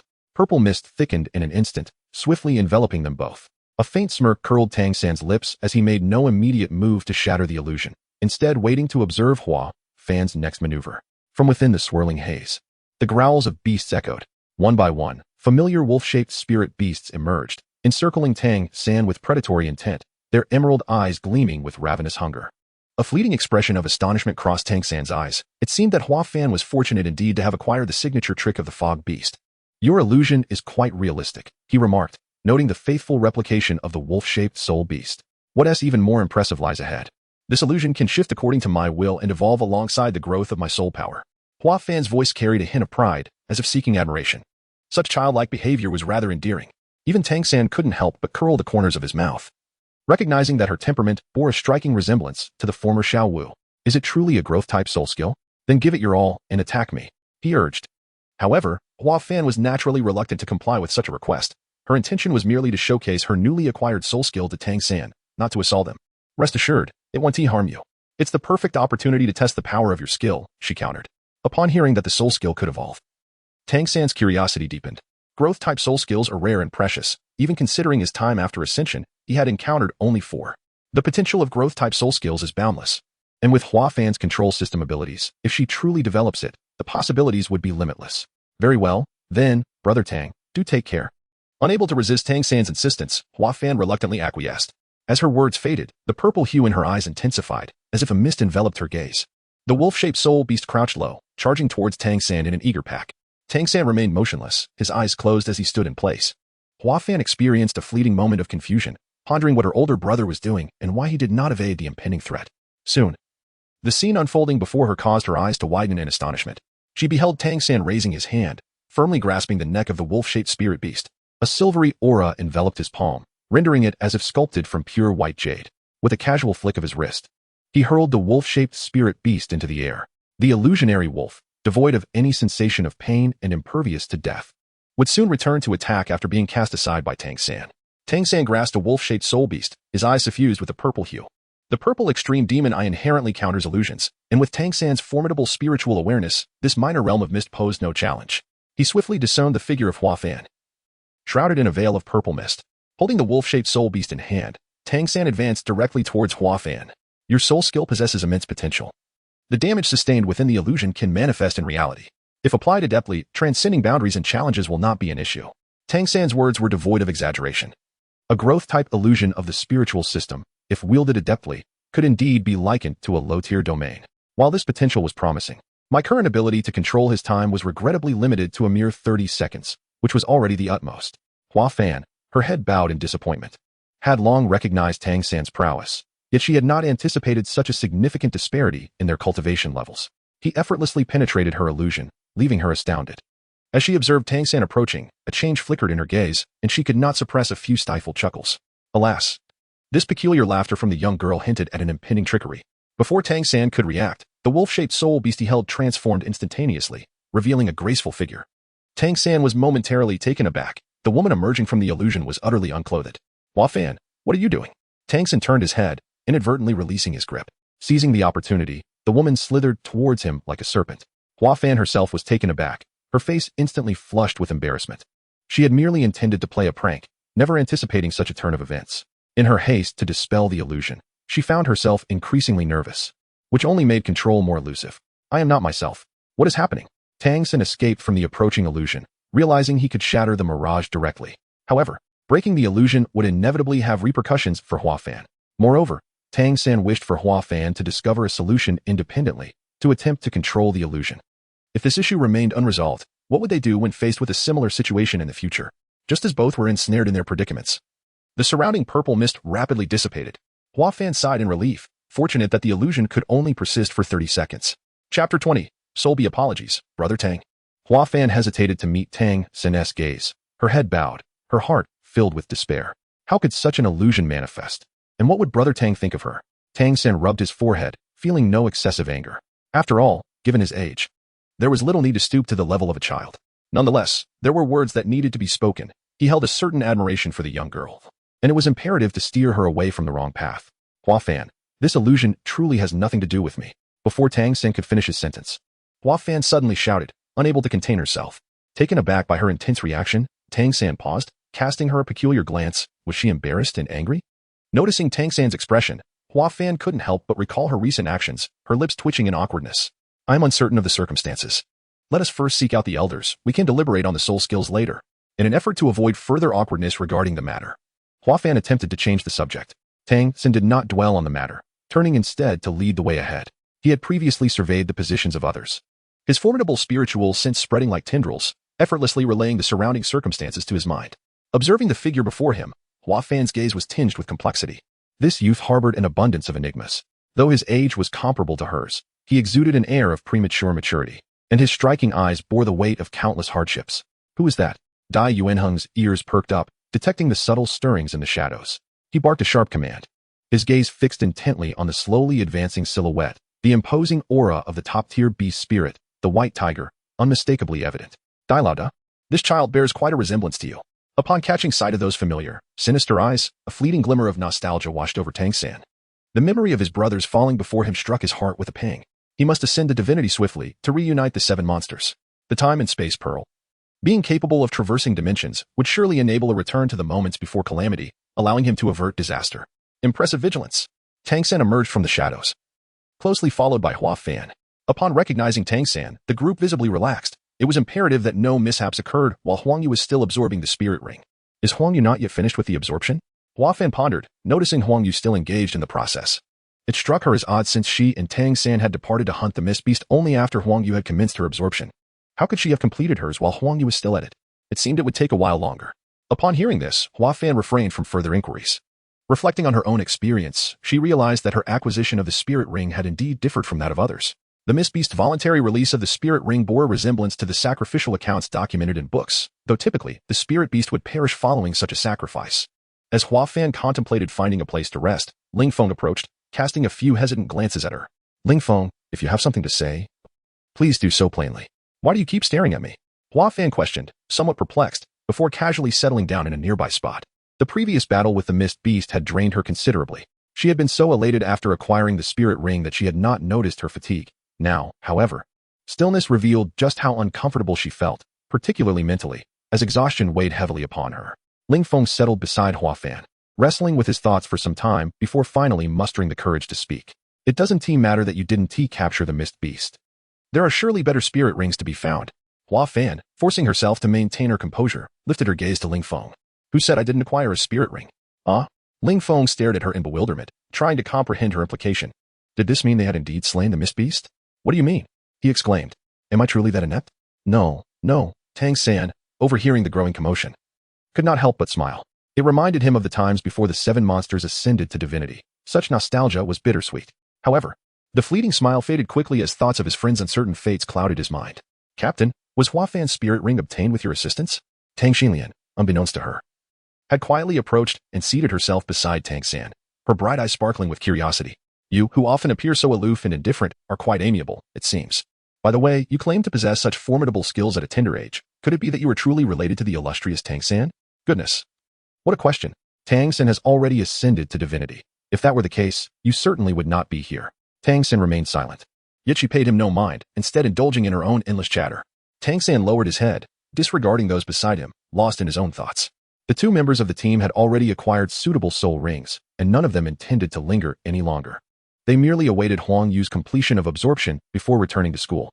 After all, the Soul Beast Forest is no place for frivolity. Yet, fate often proves to be capricious. The more one attempts to evade it, the more inescapable it becomes. Someone has arrived. Tang San suddenly sprang to his feet, startling Tang Xinlian beside him. What was happening? She swiftly adopted a vigilant stance, following Tang San's gaze. Apart from Huang Yu, who was engrossed in absorbing the soul ring, the others were on high alert. Could it be that you sensed something incorrectly? Or perhaps it was merely a passing soul beast? After a considerable amount of time without any signs of danger, Ling Feng uncertainly inquired. No one responded to his question. Over the course of their time together, they had all come to understand Tang San's abilities and character. If he were not certain, he would never have spoken up. Moments later, a chaotic cacophony of footsteps began to draw near. Dai Yuanheng's eyes narrowed, his pupils seemingly overlapping. Be on guard. Protect Huang Yu. Someone is approaching. Just as his words fell, 2 disheveled figures came stumbling towards them. Buzzing, this was not good. It was soul bees. Dai Yuanheng's complexion paled. Individually, soul bees were not particularly formidable, but their true menace lay in their tendency to swarm. Help us. The 2 individuals, upon spotting Dai Yuanheng and the others, exchanged a glance and hastened towards their location. What should we do? We must retreat. A horde of soul bees would be difficult for us to handle, Ling Feng said anxiously, the looming shadows in the distance casting a chilling dread. As soon as he voiced his concern, Tang San firmly rejected the idea. No, Huang Yu is still absorbing the soul ring. We cannot move her. Then what do you propose we do? Despite his fear, Ling Feng remained steadfast, trembling yet resolutely holding his ground. Heaven knew that he had harbored a fear of such creatures since childhood. The group formed a protective circle around Huang Yu, each feeling a twinge of uncertainty. What is there to fear? They are merely a swarm of flying insects. Chapter 21. The reappearance of hidden weapons. Tang San. Captain, do not act impulsively. Upon seeing Tang San take a few steps towards the direction of the soul bees, Tang Xinlian and the others quickly interjected to dissuade him. Tang San did not venture far. He merely approached a few individuals, positioning himself to obstruct the two fleeing figures, preventing their advance. Move aside, you brat.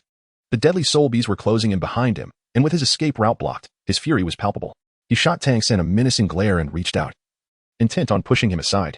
Tang San remained silent, merely casting a fleeting glance at him. Yet, the man felt an icy chill surge within, causing his legs to tremble uncontrollably. The man's expression was so devoid of emotion that he felt as if he were merely an inanimate object in Tang San's eyes. After the initial wave of trepidation, a more profound anger welled up within him. After all, they were nothing more than a group of children aged 12 or 13. How much threat could they truly pose? If he could just throw this boy into the fray, it would surely diminish the onslaught of the soul bees. Once the calamity was diverted towards this group of little brats, both he and the raccoon girl would be safe. With this thought, the malice in his eyes became almost palpable. His hand, poised to strike Tang San, curled into a claw-like shape as it lunged forward. Given the circumstances, Tang San could hardly be oblivious to the man's intentions. He shifted his feet, swaying slightly, and effortlessly evaded the incoming attack. Seeing his strike miss, the man grew anxious, quickly launching another clawed assault. He was exceedingly confident in his own strength, initially believing that he could dispatch these youngsters with minimal effort. Yet he had not anticipated meeting such formidable resistance. Tang San did not merely choose to evade this time. After deftly dodging the attack, he gracefully flicked his sleeve, and with a swift motion, the hidden short sword slipped into his grasp. Tang San's gaze sharpened as he seized the dagger and lunged directly at the approaching figure. The man attempted to evade, yet Tang San had no intention of letting him escape so easily. With a swift whoosh, two dark lines shot forth from Tang San's sleeve, hurtling straight towards the man's side.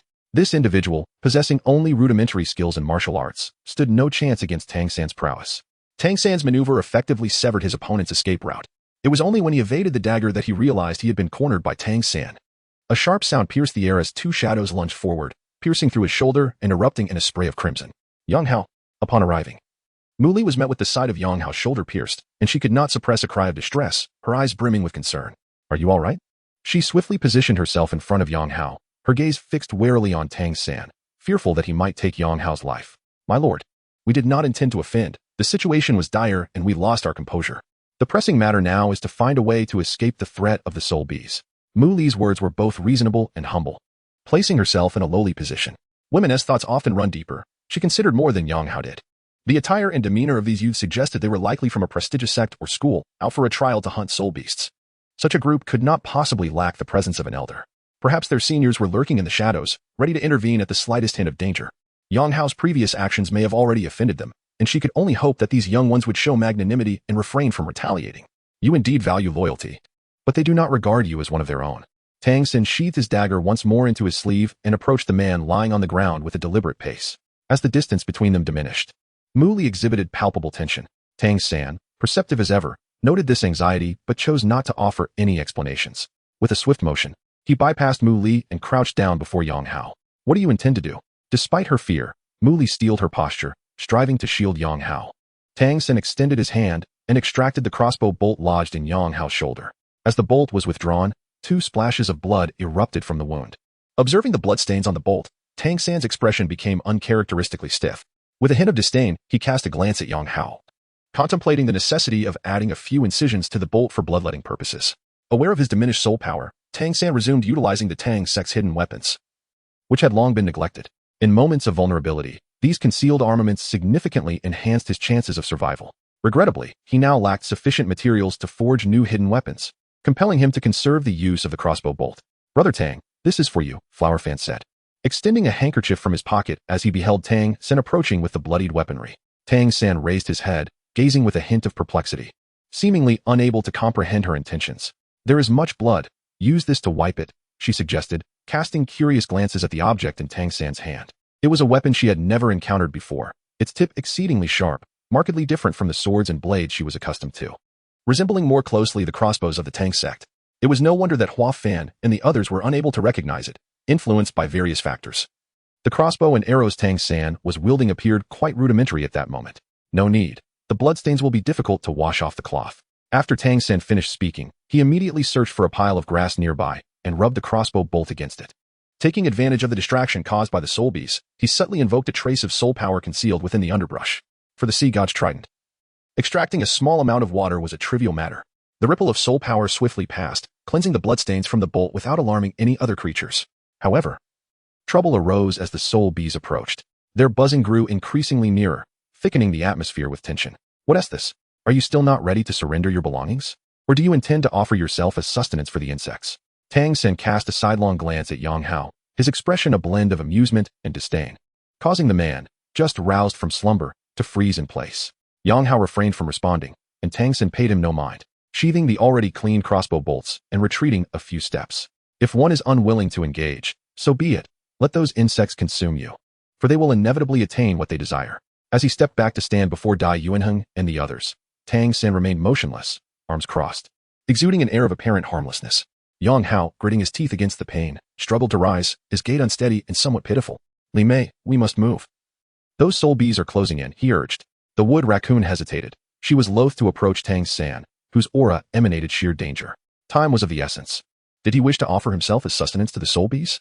Listen to me, hurry over. Yang Hao pressed, attempting to persuade the wood raccoon. She understood all too well that any sign of hesitation would prompt Tang San to act decisively. She was not inclined to take such a risk. Yet, unexpectedly, her indecision stoked Yang Hao's ire. In a sudden motion, he thrust Li Mei toward the swarm of bees. Chapter 22. The Consequences of One's Actions. Li Mei, already weaker than Yang Hao, was caught off guard and fell directly into the trap. She had never anticipated that Yang Hao would show no regard for their past, seeking to endanger her life without a second thought. Tang San stood still, observing coldly, unwilling to meddle in affairs that did not concern him. However, a sudden voice echoed in his mind, compelling him to take action. The initial task activated. 36 Rescue the wood raccoon. What was happening? He had yet to complete the previous task, and now another one had emerged. Glancing at the task list, Tang San surmised that there were likely a total of 6 initial tasks to complete before he could truly engage with this system. He turned his gaze towards the wood raccoon. Rescuing her would not pose a significant challenge for him. Without a moment's hesitation, he surged towards her direction. His speed was remarkable, and he intercepted the wood raccoon mid-flight. Meanwhile, the soul bees had also taken notice of them, a swarm of soul bees, recklessly descending upon them, biting viciously. Some even extended their stingers, seeking the opportunity to strike. The wood raccoon, who had expected to perish on the spot, opened her eyes in confusion upon realizing that the anticipated pain had not arrived. All around her was a dense swarm of soul bees. Turning her head, she was startled to find Tang San beside her. She had assumed that, given his character, he would not come to her aid. Thank you, the wood raccoon murmured softly. Her emotions a tumultuous mix. She had not expected that in the face of danger, Yang Hao would abandon her without hesitation, while a stranger would rush into the swarm of soul bees to save her. Instead of dwelling on superficial pleasantries, it would be more prudent to clarify what had been taken from this individual, prompting such relentless pursuit. Tang San was quite certain that this was not within the realm of the soul bees' activity. Soul bees typically do not stray far from their nests. Thus, there could only be one explanation. They were pursuing these two individuals. I am also perplexed by the sudden appearance of these soul bees, who relentlessly followed us and even commenced their attacks. At this moment, Muli was still somewhat shaken, but upon hearing Tang San's words, she endeavored to recall the events that had transpired earlier, hoping to uncover a breakthrough from her memories.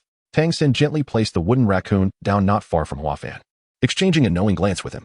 Yang Hao wished to approach, but he knew that taking even a single step forward would invite a fierce assault from Tang San. The ominous black cloud formed by the soul bees loomed ever closer, the specter of death pressing in on him. Yang Hao felt a surge of desperation. He realized he could not hope to escape unscathed from the swarm of soul bees alone. Observing Tang San's act of saving the wooden raccoon, a flicker of disdain crossed Yang Hao's mind. Indeed, these were merely Navi youngsters, foolishly risking their lives to save someone unrelated in such dire circumstances. His expression shifted as he turned to the wooden raccoon, pleading, "Raccoon sister, please help me. You cannot abandon me. We came together. Don't leave me behind." Before the raccoon could respond, Tang Xinlian could no longer contain his outrage. How could there exist such brazen individuals in this world? Just moments ago, he had endangered another's life, nearly claiming it, and now he shamelessly sought assistance. It was utterly appalling and had utterly shattered his worldview.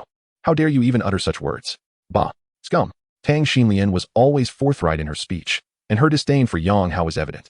With no attempt to conceal her feelings, Yang Hao, harboring resentment, forced himself to adopt a pitiful demeanor. I acknowledge my mistakes. Li Mi, please forgive me.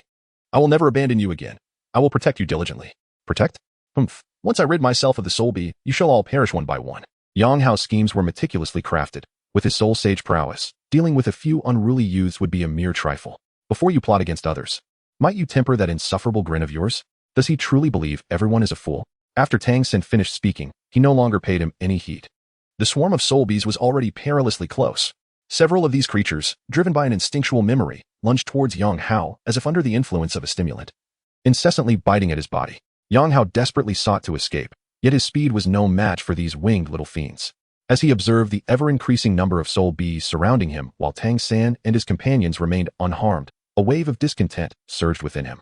His eyes reddened, blood vessels visibly protruding, giving the impression that they might burst. As if resolutely making up his mind, Yang Hao produced a wooden box from his person and hurled it towards the location where Huang Yu stood. He had discerned that the reason these individuals had not fled from the soul bees was to protect the figure at the center. If they were unwilling to save him, then they would all share in the misfortune. Alas, although Yang Hao's thrown object remained unseen, it was clear that it was not a benign item. Almost simultaneously with his action, Dai Yuanheng and the others reacted instantly. Shrek Academy placed immense value on the physical prowess of its students. And while Dai Yuanheng and his companions were not as formidable as Tang San, catching a box was a trivial task. No one dared to recklessly employ their martial souls near the soul bees. If these creatures took an interest in you, it would spell disaster. What is this? Upon grasping the box, Dai Yuanheng detected a peculiar fragrance emanating from the wooden box itself. He cautiously opened it, and the aroma intensified in the air. Is this the pupa of the queen bee? No wonder these soul bees have been relentlessly pursuing you. I must confess, I underestimated you. The pupa of a soul bee queen. This was something Tang San had never encountered, though he had read references to it in ancient texts. The pupa, when combined with soul-solidifying grass, could purify martial souls and, in fortunate circumstances, even lead to a mutation of the martial soul. At that moment, Mu Li's expression mirrored astonishment. It appeared she was entirely unaware of this development. In contrast, Yang Hao wore a look of schadenfreude. As the box was opened, the soul bees quickly detected the scent of the queen, abandoning their pursuit of Yang Hao and converging towards the pupa. The overwhelming swarm caused Dai Yuanheng to stiffen momentarily, nearly dropping the item in his grasp. Struggling to maintain his composure, he hastily closed the box, attempting to mask its enticing aroma. However, the soul bees had already pinpointed their target. Even with the box sealed, the faint scent that escaped was sufficient for them to locate it. The incessant buzzing filled their ears, and Dai Yuanheng and his companions dared not move. Despite their innate talent, they were merely 12 or 13-year-old youths and had never encountered such a formidable situation. Throw me the box. With Tang San's commanding voice, the group found their anchor in the chaos. Dai Yuanheng promptly handed the wooden box over. Chapter 23. The insect nest. Upon receiving the box, Tang San darted towards Yang Hao. Sensing the impending trouble, Yang Hao instinctively questioned, "What do you intend to do? You tell me. What would happen if I consumed this queen bee pupa?" Tang San squinted slightly, as if genuinely contemplating the feasibility of the matter. Yang Hao's body stiffened. The queen bee pupa combined with the solid soul grass was indeed a valuable asset, yet when consumed alone, it was a deadly poison. Nevertheless, he remained somewhat skeptical that Tang San would be willing to use such a rare item to bring him harm. What? Do you think I would not resort to such actions? Tang San discerned Yang Hao's subtle intentions. A slow smirk graced his lips. Yet his gaze was laced with palpable malice. The purification of martial souls is a pursuit only individuals like you would undertake in search of such elixirs. Have you noticed those remarkable individuals over there? Each one a paragon of excellence, born with extraordinary talents and possessing exceptionally rare martial souls. Tell me, do you not feel a twinge of envy? Tang San deliberately lowered his voice, whispering into Yang Hao's ear like the seductive murmurs of a devil, luring one into temptation. Do you not desire greater talent? Consume him, and your dreams shall be realized. Tang San spoke as he opened the box in his hand and presented it to Yang Hao. As if entranced, Yang Hao's expression became dazed as he reached for the queen bee pupa within. Observing Yang Hao quietly, Tang San's gaze turned icy. If you wish for me to be your scapegoat, let us see if you possess the capability to do so. The moment Yang Hao placed the queen bee pupa into his mouth, its scent was abruptly severed. The soul bees seemed to be agitated, darting about in a frenzy. A closer inspection would reveal that their movements had completely lost all semblance of order. With a gulp, Yang Hao's throat moved, and the queen bee pupa descended into his stomach. Tang San's lips curled into a faint smile, and a flicker of purple flashed across his eyes. He extended his finger and snapped it near Yang Hao's ear. With a sharp crack, Yang Hao's gaze gradually began to clear. As he recalled his recent actions, astonishment spread across his face. He dug his fingers forcefully into his throat, struggling against waves of nausea. His hands trembled violently, no matter how hard he tried. The queen bee pupa showed no sign of emerging. What might the taste of the queen bee pupa be? Tang San stood with crossed arms. his indifferent gaze resembling that of one observing a corpse. You devil. Yang Hao, who had been focused on inducing vomit, trembled even more violently upon hearing the voice. Terrified, he dared not look at Tang San, his entire body succumbing to spasms. In his bloodshot eyes, fear and resentment intertwined. Isn't this precisely what you desired? Why the agitation? Look at us, we haven't taken anything from you, and you even have the chance to use it yourself. No one responded to Tang San's words. Yang Hao was in such pain that he could scarcely speak. His abdomen swelled visibly, resembling an inflating balloon. Dai Yuanheng and the others breathed lightly, their eyes fixed on Yang Hao's movements. The soul bees buzzed around, flitting in a seemingly rhythmic manner. As time passed, Yang Hao's wails gradually grew louder. His belly had expanded to an alarming size, with transparent fluid visible within, as if it might burst at any moment. Suddenly, a buzzing sound erupted from Yang Hao's belly, prompting the soul bees to converge upon him en masse. Yang Hao was soon enveloped by the swarm, the bees relentlessly gnawing at his flesh. Captain, Huang Yu has awakened. Huang Yu regained consciousness just in time. As the group was deliberating on how to deal with the soul bees, without even opening her eyes, she heard the buzzing nearby, her complexion pale. The others quickly recounted the situation to her. With Huang Yu awake, they had no reason to remain there any longer. Let's go? With the soul bees drawn to Yang Hao, Tang San rose and beckoned the others to depart. Muli glanced at Yang Hao from a distance, her expression conflicted. Even now, she found it difficult to completely let go of him. Let him go. That scoundrel, if he dies, he dies. You wouldn't still want to save him, would you? Seeing Mu Li remain still, Tang Xinlian approached, grasping her arm and hastening to catch up with Tang San and the others. Don't be ridiculous. I certainly don't want to be left behind. Those are soul bees. A soul master stands no chance against them. Their terror lies not only in their ability to attack the soul master, but also in their direct impact on the martial soul. The consequences could be fatal, or at the very least, result in a shattered martial soul. He won't survive. Tang San had unknowingly slowed his pace, now walking not far from Mu Li. The distant sounds of anguish reached him. He could sense the dire state of Yang Hao, who was ensnared by the soul bees. His condition had deteriorated to the utmost degree, as the soul bees drilled holes into his body, their target unmistakably the queen bee pupa that he had consumed. While gnawing away, they were undoubtedly doing something else. Despite the excruciating pain, he couldn't even slip into unconsciousness. He can't possibly explode, can he? Tang Xinlian asked uncertainly, envisioning Yang Hao's swollen abdomen. No, the eggs laid by the queen bee are inside him, and they have already hatched. It won't be long before they grow and break free from his belly. So, Yang Hao's body has essentially become a nursery for the queen bee. The thought of plump, wriggling larvae within a human body further drained Tang Xinlian's complexion. Survival of the fittest. Casting a glance at Tang Xinlian, Tang San's gaze then settled on Mu Li. Don't perish here. At the very least, don't die within our ranks. With that, Tang San ceased to engage with them, extending his consciousness to assess the surroundings. For reasons unknown, after rescuing Mu Li from the soul bees, the system's task had not been completed. Tang San speculated that the objective was likely to ensure her safe passage out of the forest, which explained the recent events. With the impending threat of the soul bees lurking in the background, everyone remained on high alert, and the atmosphere was palpably tense. Fortunately, no further mishaps occurred, and the group emerged from the forest unscathed. Almost instantaneously, a notification of mission success echoed in Tang San's mind, prompting a sense of relief as he thought to himself. Indeed, it was as I suspected. With the mission accomplished, he had no intention of continuing to monitor the wood spirit. After informing her that she was free to leave at her discretion, he departed alongside Dai Yuanheng and the others. Tang Xinyan glanced at Mu Li and then at Tang San, her eyes reflecting a rare sense of perplexity. She could not fathom why Tang San would save Mu Li in such a critical moment, allowing him to depart without so much as a ripple of emotion. Was it truly due to that laughable sentiment of compassion? Tang Xinyan was skeptical. Although Tang San appeared gentle, he was, in truth, exceedingly indifferent. Chapter 24. Re-entering the setting sun forest. Tang San had no inclination to ponder Tang Xinlian's thoughts as he led several individuals back to the vicinity of the entrance to the sunset forest.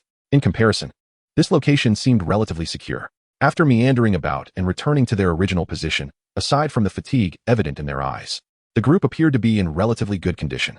Captain, what shall we do next? As Tang Xinyan posed her question, the others turned their gaze towards her, clearly anticipating Tang San's response. The arrival of the soul bee was entirely unforeseen, yet this unexpected event disrupted their original plans. You all should rest for a while and regain your strength. With that, Tang San stood up decisively. Observing his actions, Tang Xinyan instinctively furrowed her brow, sensing something amiss. What about you? I will go scout ahead. No, that is far too perilous.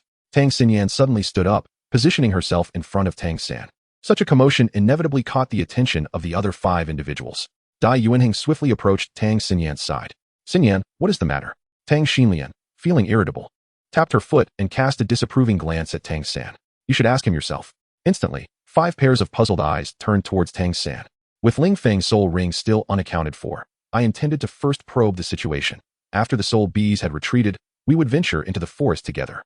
Tang San, with a hint of helplessness, tugged at the corner of his mouth and explained. This sensation was unfamiliar, yet not unpleasant. Shilian was correct.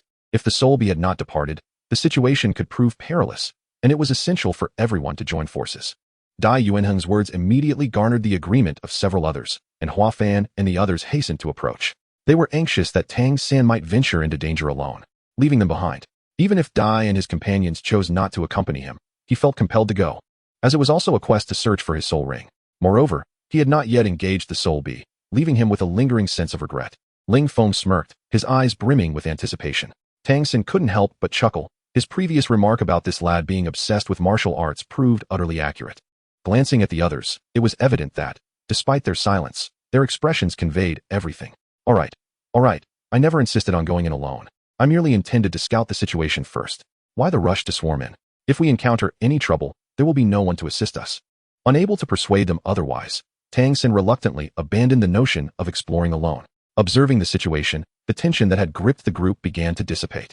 After all, if Tang San were to stubbornly adhere to his plan, they would indeed be powerless to stop him. Ultimately, they reached a consensus, and after regaining their stamina, they re-entered the sunset forest. Tang San leaned against the tree trunk, gazing contemplatively in the direction of the ice and fire yin-yang eye. It was highly probable that something extraordinary had transpired in that location. Recalling the previous encounters with the flying feather-ringed serpent and the mist beast, a frown creased Tang San's brow. What could possibly have caused the soul beasts in the forest to undergo such a mutation, rendering them increasingly aggressive and bloodthirsty? The elders of the academy must have sensed the anomaly as well. Not long after entering the sunset forest, Tang San could no longer detect their presence, suggesting they had already ventured forth to investigate the situation. The sunset forest was even more perilous at night, and they had rested sufficiently. Perhaps it would be prudent to proceed now. Tang Xinyan glanced back at the sky, a sense of concern welling within him.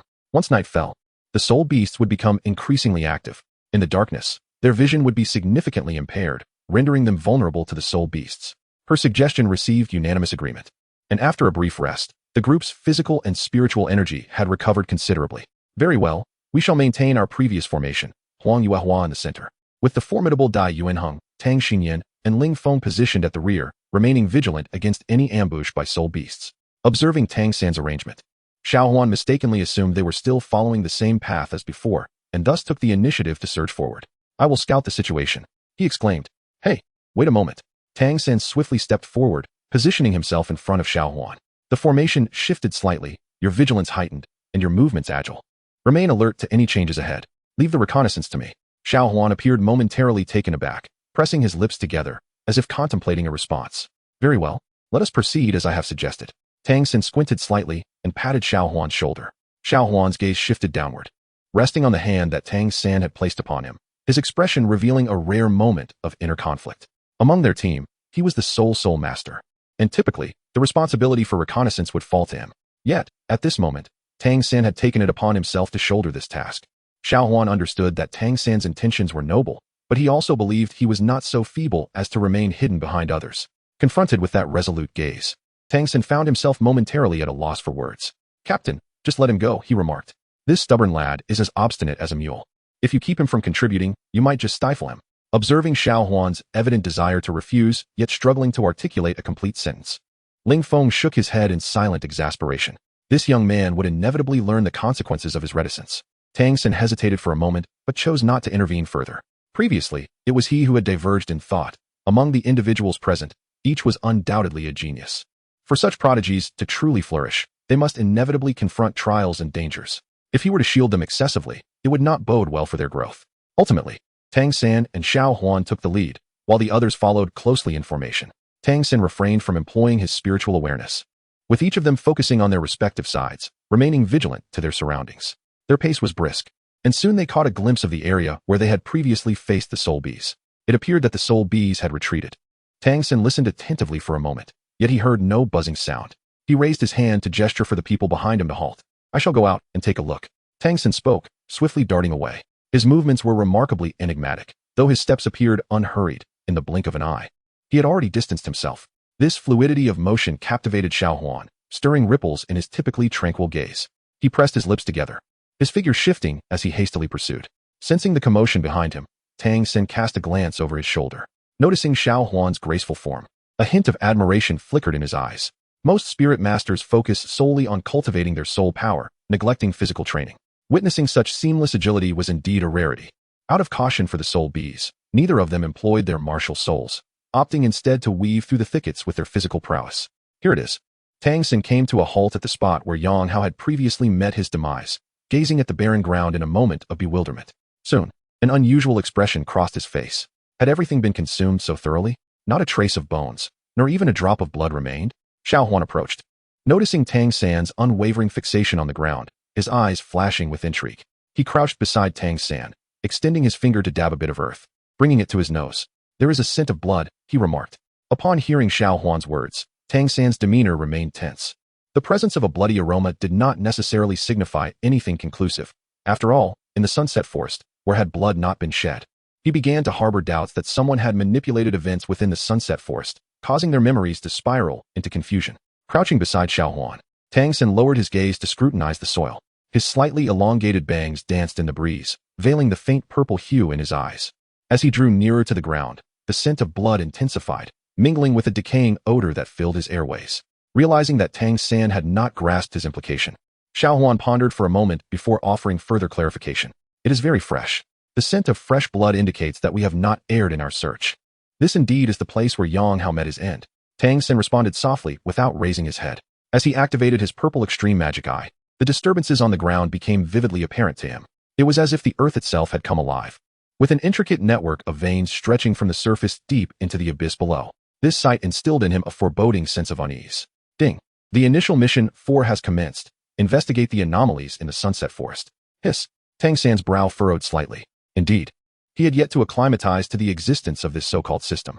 The irregularities in the Sunset Forest were undoubtedly linked to the aberrations of the soul beasts. At that moment, Tang San sensed a commotion arising from behind them. He swiftly raised his arm, instantly summoning his martial spirit. A golden trident insignia gleamed on the back of his hand, while 3 black soul rings materialized around him. Simultaneously, the mark on his forehead emitted a golden radiance. The divine light poured forth, momentarily immobilizing the approaching entity. A massive avian soul beast hovered in midair, its wings outstretched in a somewhat comical fashion. A ghost-faced raven? How unexpected that this creature would appear. Tang San's gaze sharpened as he swiftly rose to his feet, delivering a powerful kick towards the ghost-faced crow suspended in midair. The crow, sensing the threat posed by Tang San, stabilized itself and, with a powerful flap of its wings, charged directly at Xiaohuan. Close your eyes. Don't look at it. Tang San shouted, fearing for Xiaohuan's safety. He quickly dashed over, seizing Xiaohuan and hurling him towards Dai Yuanheng and the others. Take the others and leave first. What do you mean, leave? We came here for training. Fleeing is not an option. Dai Yuanheng's voice echoed from a distance as Tang San turned to see that they had already approached. It's merely a small crow, Captain. Do not be so anxious. Watch as I bring it down for soup. Lin Feng declared with a sword in hand, his face alight with battle fervor. The others were equally resolute, forming a formation that was both offensive and defensive. The most formidable aspect of the ghost-faced crow was its illusions and mental parasitism. Once ensnared by its gaze, one would be unable to awaken, ultimately having their soul drained and denied rebirth. Be cautious, avoid looking into its eyes, Tang San urged. His eyes suffused with a purple hue as he gazed into the eyes of the ghost-faced crow. The age of the ghost-faced crow is discerned through the coloration of its eyes. The older the creature, the redder its eyes become, with the crimson portion increasingly dominating the pupil. Before them, the specimen exhibited a significant amount of red in its gaze, appearing vibrant and indicating an age of approximately 70 to 80,000 years. Such an ancient ghost-faced crow is certainly formidable. Heavenly Silk Umbrella. First soul skill, speed. Second soul skill, strength. Go. Huang Yu elegantly lifted her wrist, and a pink umbrella materialized in her hand. A mysterious ripple emanated from the surface of the umbrella, dispersing outward. In an instant, a delicate pink aura enveloped the remaining 6 individuals. Tang San distinctly felt that under the veil of the pale pink light, both his speed and strength had significantly increased. He was somewhat astonished. This was his first experience of Huang Yu's martial soul enhancement, rivaling that of Ning Rongrong from the past. Indeed, the supreme martial soul, the heavenly Luo umbrella, was worthy of its reputation. However, he was left wondering what her third soul skill might be. Just as he prepared to engage in the fray, he suddenly detected a rustling from the forest behind him. Upon closer inspection, Tang San couldn't help but gasp in shock. Pairs of crimson eyes were fixated upon him, resembling predatory beasts in pursuit, intently watching their prey. At any moment, they could pounce, ready to rend their throats apart. Tang San sighed, feeling fortunate that their current location offered a relatively open vista. Should a spirit beast launch a surprise attack, they would be able to detect it immediately. Tang San gripped the sea god trident firmly, remaining vigilant against any potential attackers. Hua Fan, come here. Keep an eye on this area, he called out. Upon hearing the summons, Hua Fan hurried towards him. Upon arrival, he was met with a scene of formidable intimidation, causing his expression to darken significantly. With so many soul beasts present, could they truly prevail? Stay calm. Observe closely. If they make any move, notify me immediately. Hua Fan bit his lip and nodded in agreement. Roar. This feels exhilarating. Dai Yuanheng howled, instantly manifesting his martial spirit. His hands transformed into powerful tiger claws, and 3 soul rings, 2 yellow and 1 purple, floated beside him. Simultaneously, the second and bottom soul rings flared to life. And in a swift motion, he lunged at the ghost-masked crow. Witnessing this familiar combat style, Tang San's gaze darkened. Dai Yuanheng's second and third soul skills were strikingly reminiscent of those once wielded by Dai Mubai. Now was not the time for contemplation. Tang San swiftly regained his composure and advanced towards the ghost-masked crow. This creature was notoriously cunning, and if given the chance, it would be difficult to manage. As the ghost-masked crow collided with Dai Yuanheng, its massive form remained unyielding, while Dai Yuanheng was forced back several steps. Simultaneously, Ling Feng's longsword and Tang Xilian's Haotian hammer approached the fray. Ling Feng's first soul ring flickered, enveloping his longsword in a layer of purplish-black mist before he thrust it directly at the ghost-masked crow. Yet, the crow was no pushover. With a powerful flap of its wings, it summoned a tempest that sent Ling Feng tumbling through the air. Following closely, the Haotian hammer struck next, but the ghost-masked crow, unable to evade in time, met the attack head-on with one of its wings. Though the soul beast was naturally equipped with formidable physical prowess, the ghost-masked crow, known for its mental assaults, stood resilient. The collision did not harm its bones, but instead sent Tang Xilian hurtling backward. A swift resolution was imperative. The ongoing battle had already drawn the attention of other soul beasts. As Tang San distracted the ghost-faced crow, he simultaneously allocated a portion of his mental focus to the other soul beasts lurking nearby. His formidable spiritual awareness allowed him to sense a vast distance. And at this moment, a multitude of soul beasts was converging towards their location, bound to arrive shortly. Attack its eyes. Chapter 26. Selecting soul beast Xiao Huan, who had been lingering on the periphery, seized the opportunity upon hearing Tang San's command. In an instant, his first soul ring glimmered, rendering his form nearly invisible. The first skill of the soul-pursuing dagger, stealth, shrouded Xiao Huan in shadows, greatly enhancing his speed and offensive capabilities. He moved like a nimble cat, swiftly positioning himself beside the ghost-faced crow. Thanks to Tang San's warning, the others remained vigilant. Even amidst battle, they averted their gazes from the crow's eyes, rendering its illusions ineffective. At that moment, the ghost-faced crow incessantly pecked at Dai Yuanheng, who continually dodged, while seizing opportunities to retaliate with his claws. The clash between man and soul beast was fierce, with Dai Yuanheng fully absorbing the creature's ire, leaving the ghost-faced crow oblivious to the impending threat. With a sharp clang, Xiao Huan plunged his dagger into the crow's right eye, simultaneously revealing his presence. A howl erupted from the ghost-faced crow as it violently shook its head, flinging Xiao Huan away. The first skill of the soul-pursuing dagger, stealth, had indeed doubled his speed and attack power, but the crow's rage was palpable. Xiao Huan was hurled against a tree, the impact causing a sharp pain in his chest, and he coughed up blood. Xiao Huan, Dai Yuanheng shouted in concern. I'm fine, Xiao Huan replied, rising from the ground and wiping the blood from his lips. Behind him, his third soul ring ignited. The dagger embedded in the ghost-faced crow's eye suddenly flickered with a crimson light, and with a resounding explosion, it detonated. Another anguished wail echoed. As the crow's right eye was drenched in blood, not only the eyeball, but also the surrounding flesh was obliterated. At this point, the ghost-faced crow was genuinely enraged, disregarding Dai Yuanheng and charging directly at Xiao Huan. As the crow withdrew for its assault, Tang San swiftly recognized its intention and urgently called out, Danger! Xiao Huan, quickly evade. Tang Xilian was equally startled, her beautiful eyes wide open in astonishment. Her speed reached its zenith as she rushed fervently toward Xiao Huan. Tang San moved with remarkable swiftness, yet the distance between Gue Mianya and Xiao Huan continued to diminish. Xiao Huan, having just unleashed a full-force attack, found himself utterly exhausted, compounded by the injuries inflicted upon him by Gue Mianya. Despite hearing his companion's urgent warnings, he lacked the strength to evade Gue Mianya's assault. With great effort, he propped himself up and slowly shifted to the side. His eyes filled with reluctance as he gazed at the approaching foe. Was he truly destined to fall here? Skynet, bestow your grace. A melodious cry resonated, and in that instant, A swarm of delicate pink spirit butterflies emerged from the Douluo umbrella, swiftly alighting upon Xiao Huan's shoulders.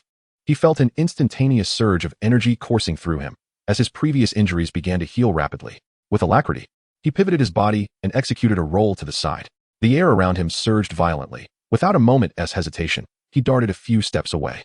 The sturdy tree he had once stood beside was effortlessly severed by Gui Manya's wing, narrowly escaping the clutches of death, leaving Xiao Huan with a lingering sense of dread. At that moment, Tang San arrived, positioning himself protectively in front of Xiao Huan. With a sweeping motion of the sea god's trident, the first soul ring behind him ignited. Realm of the Sea God, activate. Suddenly, a sphere of water coalesced in the air, ensnaring Gui Mianya within its depths. The creature thrashed violently, attempting to break free from its confinement, but the water, being formless, quickly regained its shape after each futile struggle. Dai Yuanhong, Tang Xinlian, and others soon joined them. And upon seeing that Tang San had successfully trapped Gui Mianya, they collectively breathed a sigh of relief. They gathered around Xiao Huan, their expressions still marked by the lingering shock. Are you all right? Tang Xinlian scrutinized Xiao Huan from head to toe, her expression betraying her concern. It's all right. Thanks to Huang Yu, Xiao Huan replied, his complexion still somewhat pale as he gazed at Huang Yu approaching from a distance. Thank you. Oh, it's nothing, Huang Yu said with a shy smile, scratching her head. I can't be of much assistance. I still struggle to control this skill.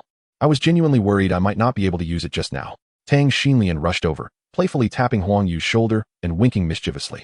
Xiaoya, is this your third soul skill? It looks truly impressive and quite beautiful as well.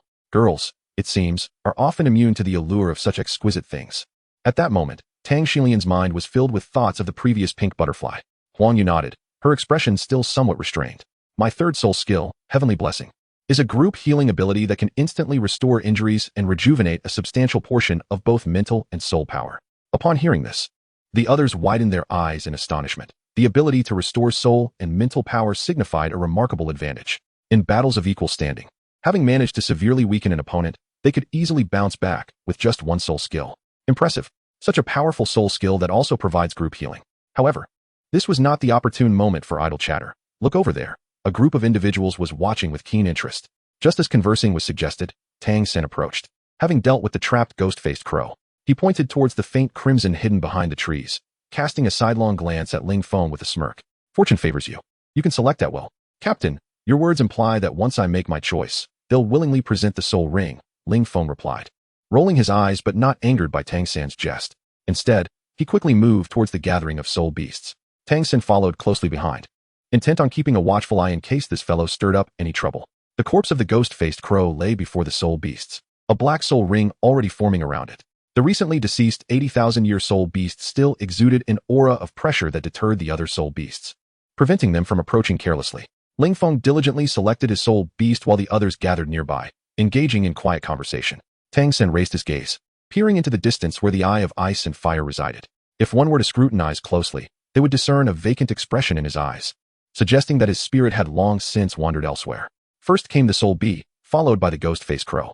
Neither of these creatures ought to have appeared on the outskirts of the sunset forest. What, I wonder, has transpired within the depths of this forest? Captain, I have made my choice. Tang San regained his senses and gazed upon the soul beast pointed out by Ling Feng. It was a scorpion, its entire body glistening in shades of purple, reminiscent of ice crystals, appearing less like a soul beast and more akin to a work of art. The purple jade scorpion, highly venomous, featured an exceptionally hard stinger and pincers. If it were to become Ling Feng's soul ring, it would undoubtedly augment his martial spirit substantially. The creature seemed to be around 2,000 years old, perfectly within Ling Feng's absorption capacity. Nearby, the effects of the sea god's domain had faded, and the corpse of the ghost-faced crow lay damp upon the ground, blood seeping from its form and soaking into the earth. The soil beneath the corpse, nourished by the blood, appeared more vibrant in hue. Tang San and his companions were so captivated by the soul beast that they failed to notice this unusual occurrence. After a brief rest, Xiao Huan rose, his gaze inadvertently drifting over the corpse of the ghost-faced crow. This fleeting glance caused him to furrow his brow in concern. Something felt amiss. Hearing his remark, Hua Fan approached with curiosity. What's wrong? Xiao Huan himself was still trying to comprehend the situation and could not provide an answer. He swiftly moved to the side of the ghost-faced crow's body, crouching down to examine it closely. Meanwhile, Tang San had formulated a preliminary plan. The purple jade scorpion, small in stature, was currently concealed among the other soul beasts, blissfully unaware that it had drawn the attention of a hunter. Is it definitely the one? Yes. With Ling Feng's confirmation, Tang San refrained from elaborating further. With a flick of his trident, the first soul ring glimmered, and a torrent of azure mist began to coalesce around the purple jade scorpion. The sea god's trident, once an artifact of the sea god, retained its innate ability to manipulate water even in its form as a martial spirit. This was indeed a formidable skill. The closer Tang San was to water, the more potent his combat prowess became. The fluctuations of soul power concealed beneath the surface were subtle, yet the increasingly dense humidity in the air alerted the purple jade scorpion to the impending danger. Naturally wary, its beady eyes widened, and it turned to flee. Though the purple jade scorpion was not particularly strong in combat, its venom and speed were its defining traits. In an instant, it vanished from sight, a streak of purple darting away. Trying to escape? It's too late. No matter how swift the scorpion, it could not outrun the omnipresent vapor. A familiar scene unfolded once more as the mist coalesced around the purple jade scorpion, enveloping it completely. "Oh my, the ground is alive!" Huang Yu's exclamation echoed from behind, prompting Tang San to turn around quickly. His heart raced as he saw Huang Yu and the others gathered around the corpse of the ghost-faced crow. "Get away from there!" Tang San rushed towards Huang Yu and the others, shouting fervently. His sudden appearance startled the three who were observing intently. Witnessing Tang San's reaction, they dared not linger any longer and immediately attempted to retreat. However, an unforeseen change occurred. A powerful force seemed to emanate from beneath the ground, firmly anchoring their feet, while the earth gradually sank beneath them. "I can't move. Neither can I." The three exchanged glances, quickly realizing they were all ensnared in a similar predicament. "What should we do?"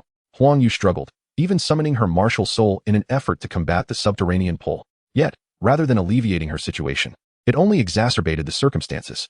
The soil surrounding her appeared to respond to her struggle, softening at an alarming rate, akin to quicksand. In an instant, Huang Yu sank even faster. "Calm down, don't fight it. Retract your martial soul." Compared to the two young women, Xiao Huan maintained a notable composure. Upon recognizing the gravity of the situation, he urgently urged them. Yet, Huang Yu seemed oblivious to his pleas, continuing to resist vehemently. Despite Xiao Huan's repeated calls, she remained unresponsive, driving him to desperation. If this continued, it wouldn't be long before Huang Yu was completely engulfed by the earth, succumbing to asphyxiation. Fortunately, Tang San arrived just in time. Observing the plight of Xiao Huan and the others, he wisely refrained from recklessly charging in. With a deft motion of the sea god's trident, he activated his second soul skill.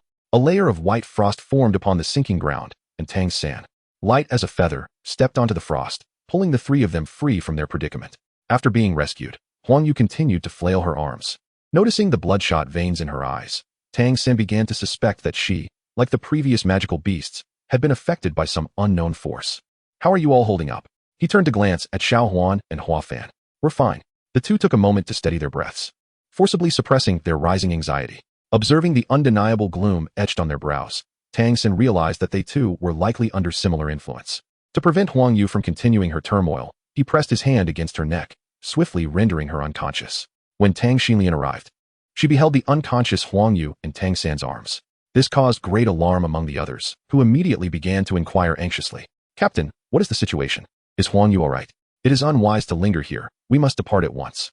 Tang San extended his hand, with the sea god's realm and the purple jade scorpion hovering beside him. Given his current strength, the sea god's realm could not contain the purple jade scorpion for long. He needed to distance himself from this place before his soul skills became ineffective. It was inevitable that he would encounter other soul master teams at the periphery of the Sunset Forest, driven by self-interest. It was uncertain whether those individuals might entertain unwarranted thoughts. Meanwhile, the frost on the ground could no longer hold, and the corpse of the ghost-faced crow swiftly sank into the earth. The ground that consumed the ghost-faced crow showed no signs of satisfaction, and the stench in the forest grew increasingly pungent. As the scent spread, the soul beasts within the woods began to stir restlessly. "Hurry!" After uttering this phrase, Tang San dashed rapidly in the opposite direction. Ling Feng was somewhat dazed. Seeing Tang San had already fled with the purple jade scorpion, he hurriedly followed suit. Behind him, the previously lurking soul beasts suddenly went berserk, roaring as they charged forth. "Roar! What is happening? Why have these soul beasts gone mad all of a sudden?" Tang Xinlian and others were equally startled, not daring to linger for a moment, and hastily followed suit in their desperate flight. It was no jest. Should they be caught, would there be any hope of survival?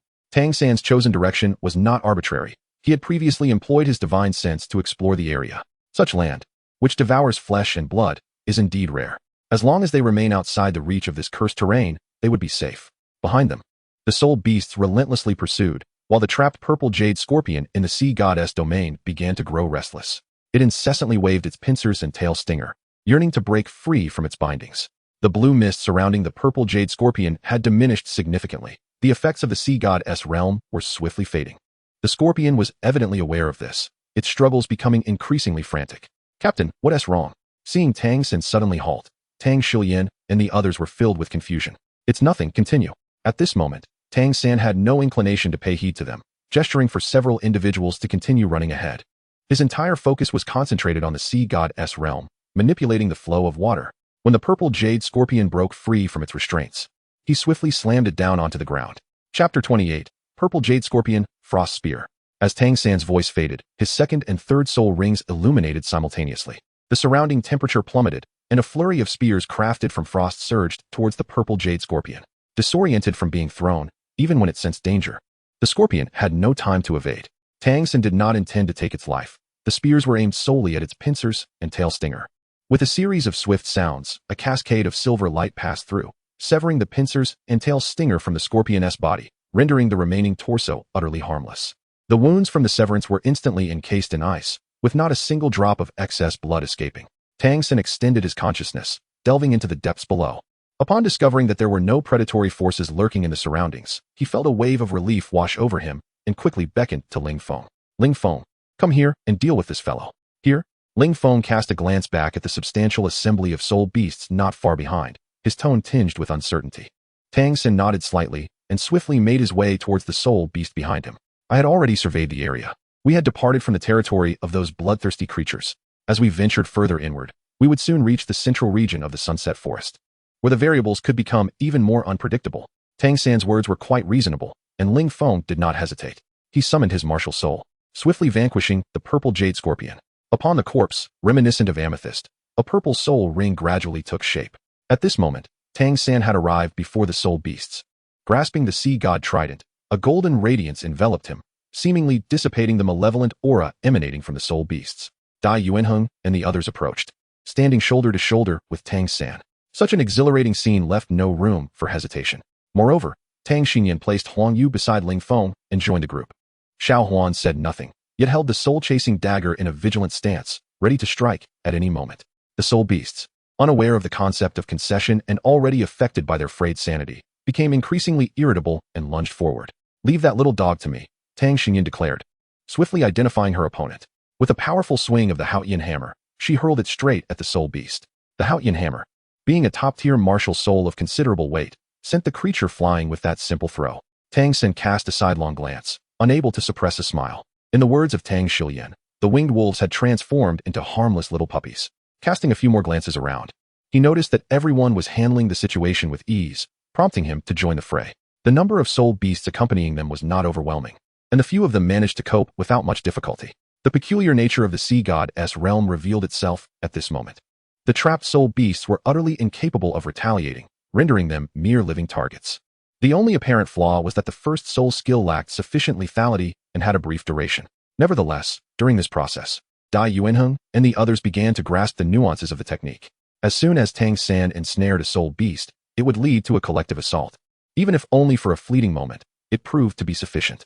Gradually, the wounded soul beasts began to increase in number, yet their gazes became clearer, and they started to lose their vibrancy. Could it be that having distanced themselves from that bizarre location, these soul beasts were breaking free from control?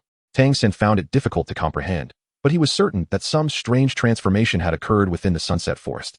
"Brother Tang, it seems those soul beasts are frightened." Following Tang San, the next to discover the transformation of the spirit beasts was Hua Fan. As a control-type soul master specializing in the spiritual domain, her perceptive and observational abilities surpassed those of her peers. It truly seemed that way. What on earth is happening with these creatures? Just moments ago, they were locked in a life-and-death struggle, yet now they seem wholly intent on fleeing. Tang Xinlian spoke softly, holding the Haotian hammer as she slowly approached Tang San. The group swiftly gathered around him. Since the spirit beasts showed no intention of fighting to the death, they naturally enjoyed a moment of peaceful leisure. With Tang San at the center, the others arranged themselves in formation. Should anything seem amiss, they could react immediately. Once all the spirit beasts had retreated, they were left somewhat bewildered. But why dwell on it? This was a fortunate turn of events. Perhaps the beasts had simply been intimidated by their strength. Tang Xinlian laughed heartily, attempting to lighten the atmosphere. "Speaking of which, Dai Yuanheng, you truly look quite disheveled." Haha. Upon hearing this, Dai Yuanheng glanced down at himself, and his expression immediately darkened. His appearance was far from commendable. His clothes were stained with blood, presenting a particularly gruesome sight. The thought that it seemed he had even been doused with the blood of a soul beast only made him involuntarily twitch his lips. He forcibly suppressed his trembling arms and wiped his forehead, only to be met with a hand smeared in crimson, causing his vision to momentarily blur. Had he really just paraded around like this in front of Tang Xinlian? It was over. His noble image in her eyes was undoubtedly shattered. Hey, what's with that glum expression? Tang Xinlian seemed intent on teasing him, but upon meeting Dai Yuanheng's cold gaze, she merely smiled wryly and swallowed her words. Although none of them had sustained serious injuries during the recent battle, the toll on their energy was considerable. With the enemies retreating, a wave of fatigue washed over them. They settled on the ground to recuperate their soul power.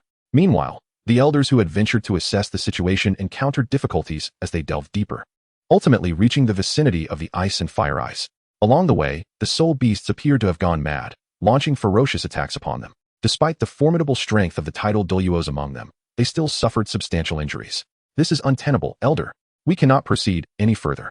If we continue like this, we shall inevitably fall victim to these beasts, Zhao Wanxiong said, tending to his wounds. His injuries were severe, a gash extending from his shoulder to his abdomen, evidently inflicted by the claws of some soul beast. The sight of the wound was ghastly. Had it been deeper, even his extraordinary cultivation would not have spared him from a grim fate. After you tend to your wounds, take 2 others and leave. Inform the Academy of the disturbances in the Sunset Forest and the Ice and Fire Eyes, so that the other elders can prepare accordingly. Su Huanshan said after a moment of silence. His own arm bore some injuries, though far less severe than Zhao Wanxiong's. After a brief treatment, he began to survey the surrounding area. You intend to stay here alone? That's far too perilous. Have you lost your mind? Zhao Wanxiong exclaimed, his anger palpable. They had just encountered that bizarre soul beast here, an entity unlike any they had seen before, posing a challenge even to titled Douluos. The memory of their previous encounter filled Zhao Wanxiong with trepidation. How resilient was the body of a titled Douluo, especially one of the strength type? His physical conditioning was more rigorous than that of his peers. Yet that strange bird had merely waved its wings, effortlessly tearing through his flesh. Chapter 29. The anomaly at the Ice and Fire Eyes. Su Huanshan offered no response, instead scouting the entrance of the valley, occasionally bending down to observe the ground for signs of disturbance. Elder. Seeing Su Huanshan's indifference, Zhao Wanxiong called out again, this time successfully capturing Su's attention.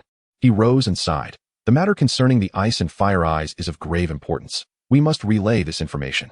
Then let us return together. Zhao Wanxiong's stance was resolute. Either they would remain together, or they would return together. The prospect of him becoming a coward was utterly unacceptable. Suddenly, Zhao Wanxiong's expression softened, his voice losing some of its strength. Moreover, with the current upheaval in the Sunset Forest, in my half-dead state, wouldn't I merely be a burden? Upon hearing this, Su Huanshan's expression wavered with uncertainty. Seizing the opportunity, Zhao Wanxiong pressed on. Those young ones are counting on us to bring them back to the academy. With such changes occurring in the Sunset Forest, their situation is likely dire as well. That Tang San is no ordinary individual. With him present, there should be no cause for alarm. Su Huanshan pondered for a moment, his words laced with uncertainty. Indeed, Tang San harbored many secrets and possessed considerable talent. However, his youth did impose limitations on his cultivation. Ultimately, Su Huanshan acquiesced to Zhao Wanxiong's argument, deciding to first escort the young ones back to the academy before returning with the other elders to investigate the situation in the Sunset Forest. Tang San narrowed his eyes slightly, extending his spiritual sense to survey the surroundings of the forest. Nearby, Ling Feng's soul ring absorption had reached its final stage. A purple aura gradually receded around him, revealing a purple soul ring that appeared beside him. On his longsword, 3 soul rings, 2 yellow and 1 purple, pulsated rhythmically. A glint of sharpness flickered in his partially opened eyes, and Ling Feng suddenly leaped to his feet. This startled Tang Xinlian, who had been sitting beside him in a daze. She rolled her eyes in exasperation. You little rascal, what are you doing? Xinlian Jia, I didn't mean to, Ling Feng replied, scratching the back of his head with an innocent grin. Fine, I won't hold it against you for getting overly excited. Now, let us see what new soul skill you've acquired, Tang Xinlian teased, her head held high with a hint of pride. Upon uttering these words, she couldn't help but laugh first. Apart from Tang San, the 6 of them had known each other since childhood, and their camaraderie allowed for such playful banter without any reservations. Ling Feng chuckled along and began to explain his 3rd soul skill. Just as I suspected. The purple jade scorpion not only fortifies my martial soul sword, but also imbues it with some of the scorpion's venom. This enhances my 3rd soul skill, the purple jade sword heart. As he spoke, a peculiar expression crossed Ling Feng's face. This piqued the curiosity of everyone present, yet Ling Feng chose to withhold some details. Come on, just tell us what is going on, Tang Xinlian urged, unable to contain her impatience. Ling Feng feigned indifference, which only served to infuriate Tang Xinlian further, prompting her to stomp her feet in frustration. Observing Ling Feng's smug smile, Tang Xinlian's eyes narrowed. I know. It must be that your soul skill is so lackluster that you're embarrassed to share it. Sigh. Fine, I won't impress you. I'll spare you some dignity. With a sigh, she pretended to walk away, seemingly losing interest entirely. Hey! Ling Feng appeared as though he wanted to call Tang Xinlian back, but ultimately decided against it. The others, witnessing the unfolding scene, understood that Tang Xinlian was merely teasing Ling Feng, and they sighed melodramatically as if genuinely sympathizing with him. After Hua Fan also sighed in exasperation, Ling Feng could no longer contain himself. He bounded forward, standing before Hua Fan. Hua Fan, don't listen to what Xinlian Jie says. Let me tell you, my third skill is truly remarkable. TSK, prioritizing romance over friendship. It seems it takes Hua Fan to make a difference. Tang Xinlian deliberately approached, interrupting Ling Feng's words with a playful expression. Ling Feng felt a touch of frustration, poised to continue his unfinished thought when Tang San suddenly opened his eyes. The elders had arrived. With that, Tang San straightened up, gazing into the depths of the forest. Indeed, it wasn't long before two familiar figures emerged among the trees, leaping and bounding with evident joy. Despite their exuberance, they moved swiftly and soon stood before them. It appears you have made a commendable harvest. A quick glance revealed to Su Huanshan that he had a general understanding of the situation. Huang Yu and Ling Feng had both successfully acquired their third soul rings, officially advancing to Soul Ancestor. It was evident that Tang San had played a significant role in this achievement. Observing the weariness etched on his students' faces, Su Huanshan placed a reassuring hand on Tang San's shoulder, his tone laced with genuine admiration. Thanks to your efforts this time. We will do our utmost to meet any needs you may have upon returning to school. After Su Huanshan spoke, he led the group back to the academy. Tang San found himself unable to seek opportunities to venture into the Sunset Forest for reconnaissance, and thus the system task was set aside. On the evening of his return to school, he received news of a change in dormitory arrangements. He and Dai Yuanheng, along with a few others, had successfully passed the same assessment, and they were now considered part of this generation's Shrek 7 monsters. Reflecting upon his own journey, Tang San felt a twinge of complexity in his heart. In an unexpected twist of fate, he had once again formed a new iteration of the Shrek 7 monsters alongside the descendants of Mu Bai. It is undeniable that destiny is truly elusive. As he followed the guide, they wandered further off course, eventually arriving at a secluded courtyard. Tang San surveyed his surroundings, and given the distance they had traversed, it seemed they were now on the outskirts of Shrek Academy. After leading Tang San to the location, the guide departed. He faintly discerned voices emanating from within the courtyard. Familiar voices that likely belonged to his companions from their previous expedition into the Sunset Forest. Tang San, you've arrived, one of them exclaimed. Perfect timing. I was just about to discuss the upcoming precautions with all of you. Tang San pushed the door open and entered, where Su Huanshan waved at him. Once Tang San approached, he began discussing matters of importance. This courtyard belongs entirely to you. Feel free to select your rooms as you wish. For the next year, 2 years, or even until your graduation, you shall reside here. It is through the nuances of daily life that deeper camaraderie is cultivated. If you cannot open your hearts to one another, how can you trust your comrades with your backs on the battlefield? Upon hearing Su Huanshan's words, Tang San silently nodded, recognizing the truth in his statement, which mirrored the lessons they had learned in the past. I will personally oversee your meals and training from here on. In 3 months, the Continental Elite Soul Master Competition will commence, featuring the finest from across the continent. I hope you will represent the Academy and bring it honor. Chapter 30, Discussion. The mention of the Continental Elite Soul Master Competition elicited a wry smile from Tang San. He was indeed about to tread the path he had once walked. Su Huanshan continued, outlining various training protocols and regulations. Noticing the others were still processing the information, he beckoned Tang San over. Tang San, come here for a moment. Tang San cast a puzzled glance at Su Huanshan, wondering what prompted him to seek him out at this moment. Despite his lingering uncertainty, he followed Su Huanshan outside. The two remained silent as they walked, until the surroundings began to feel increasingly familiar. Suddenly, it dawned on Tang San that this was indeed the path leading to the inner courtyard. His previous visit had been facilitated by 2 elderly gentlemen in white robes, leaving him with little recollection of the route. However, possessing a powerful spirit, he was able to sense the familiar environment without needing to consciously identify it. Before long, the quaint little pavilion reappeared before them. Su Huanshan ascended to the 2nd floor without hesitation, and after a brief moment of contemplation, Tang San followed suit. Grand Elder. The others in the room greeted Su Huanshan with alacrity. Yet, upon noticing the figure trailing behind him, their expressions faltered, the warmth in their smiles dimming. Grand Elder, this.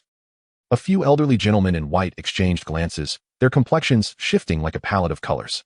Indeed, Grand Elder, the matters we wish to discuss are of great significance, and it may be inconvenient to have an outsider present. That is of no concern. After all, he is a student of our Shrek Academy, and cannot be deemed an outsider, Su Huanshan replied with a cheerful wave of his hand, seemingly unperturbed by the situation. He gestured for Tang San to come closer. "Child, come sit beside me." Even now, Su Huanshan endeavored to avoid addressing Tang San by name as much as possible. Feeling an underlying awkwardness within himself, Tang San nearly lost his composure at the mention of being called a child. Having ascended to divinity many years ago, it had become a distant memory, one so far removed that he could scarcely recall the visage of that individual. Tang San obediently approached and seated himself at Su Huanshan's lower side, patiently awaiting their subsequent actions. At this moment, he remained oblivious to the intentions of these individuals. Rashly severing ties would yield no advantage. Tang San, possessing great intelligence, opted for the most prudent course of action. He chose to observe the unfolding events quietly. "Silence, please." Su Huanshan raised his hand, signaling for everyone present to quiet down. As the esteemed Grand Elder, his authority was undeniable. Even those who were reluctant complied, maintaining a temporary silence. The recent disturbances in the Sunset Forest were indeed extraordinary. The spirit beasts encountered along the way exhibited drastic changes in temperament, becoming bloodthirsty and aggressive. To uncover the truth, we ventured deeper, tracking the spirit beasts to the vicinity of the ice and fire yin-yang eye. It was there that we unearthed numerous anomalies.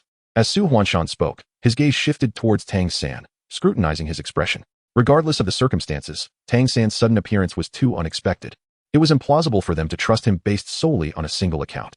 Tang San had long suspected that Su Huanshan and his companions were merely investigating the anomalies in the Sunset Forest, thus he displayed no surprise.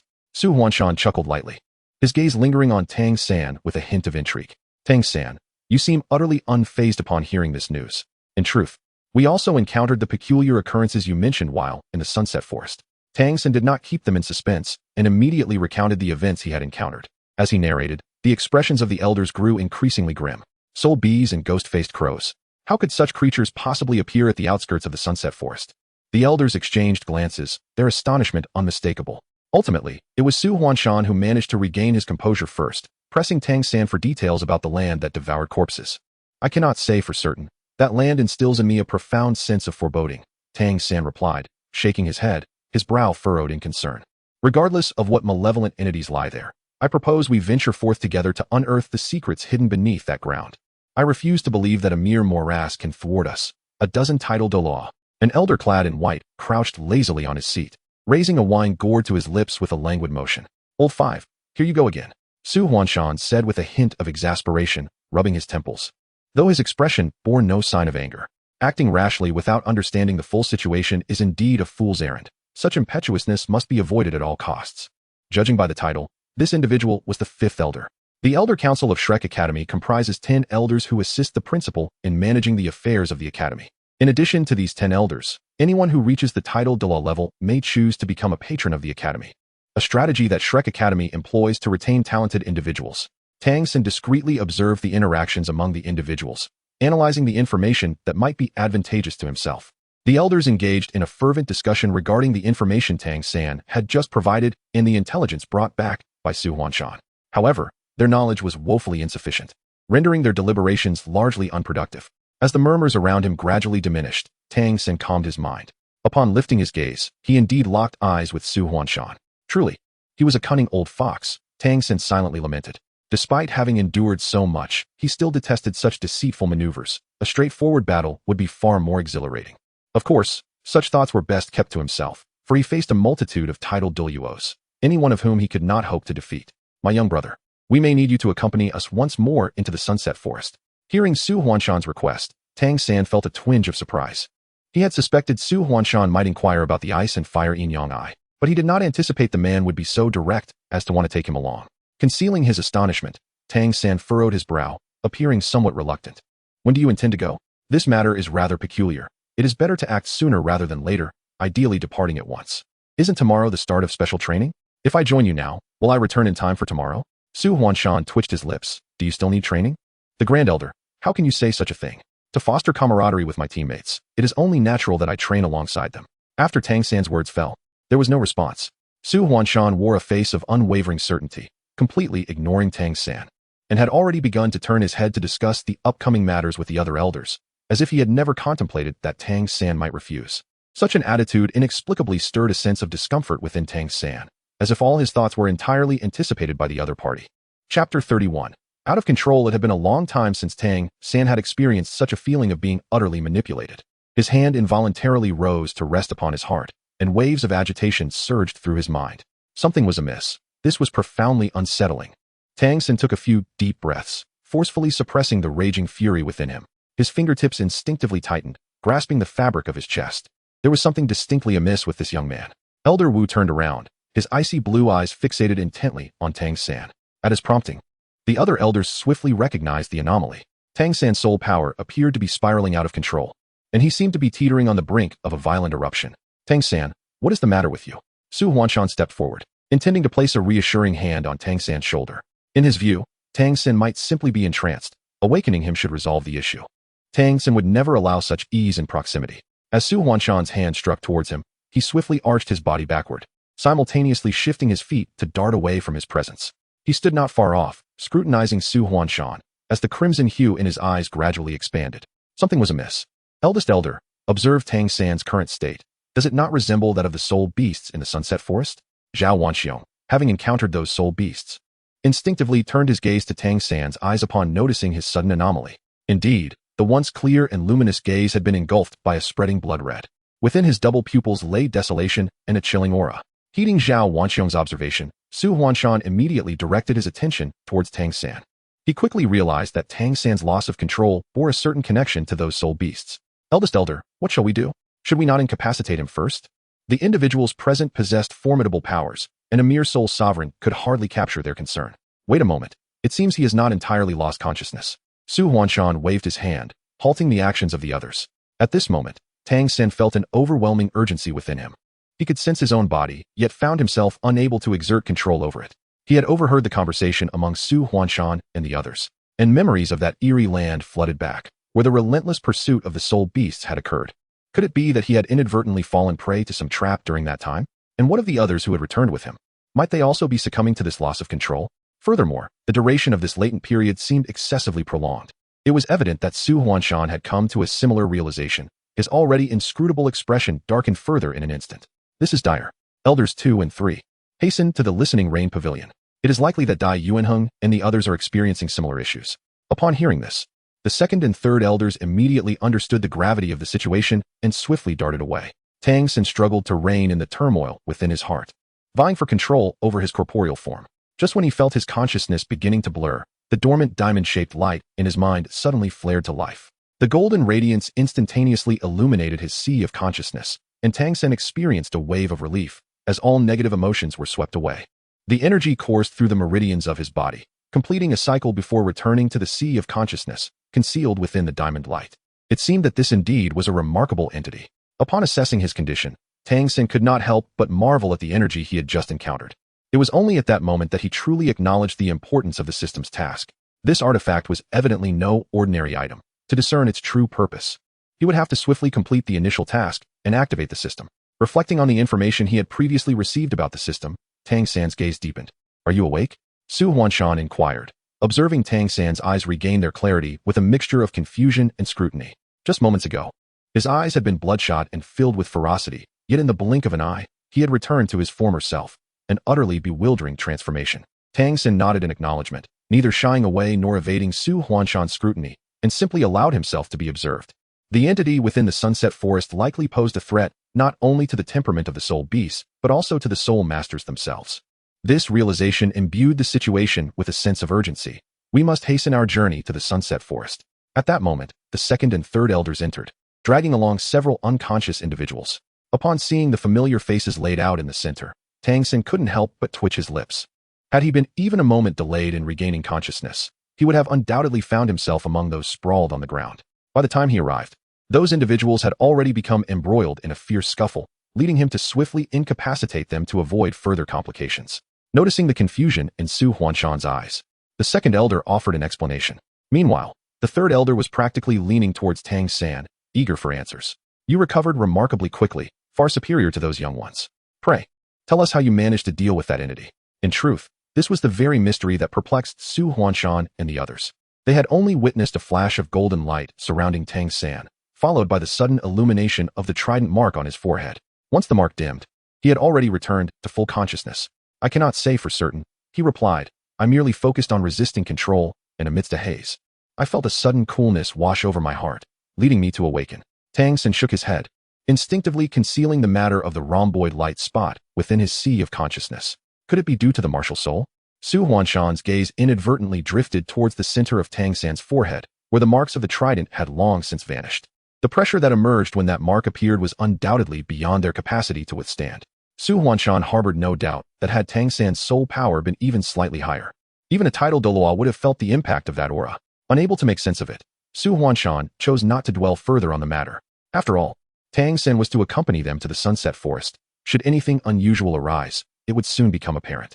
Upon noticing Su Huanshan's lack of belief in his words, Tang San surmised that he was likely pondering how to extract the truth from him. After a brief discussion, they reached a consensus. It was only natural for Su Huanshan and Tang San to join, alongside elders Er, San, and Wu. I shall accompany you. Just as they were about to depart, they encountered an obstruction in the form of Zhao Wanxiong. Given that his injuries had yet to fully heal, what was the purpose of following them? Was he eager to provide a feast for those soul beasts?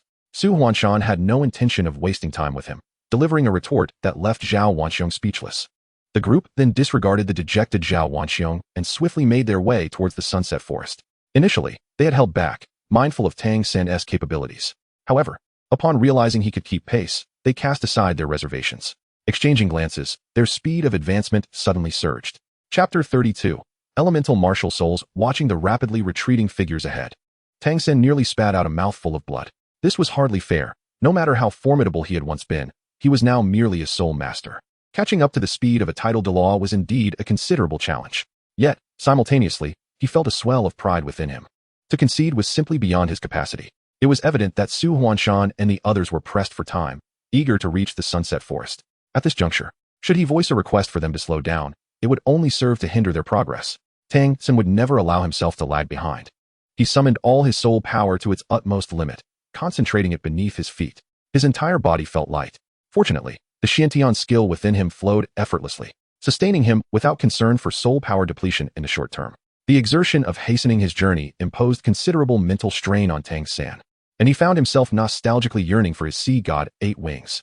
Ahead, the figures of Su Huanshan and the others had dwindled to a mere indistinct, yet fortunately, the distance to the Sunset Forest was now short.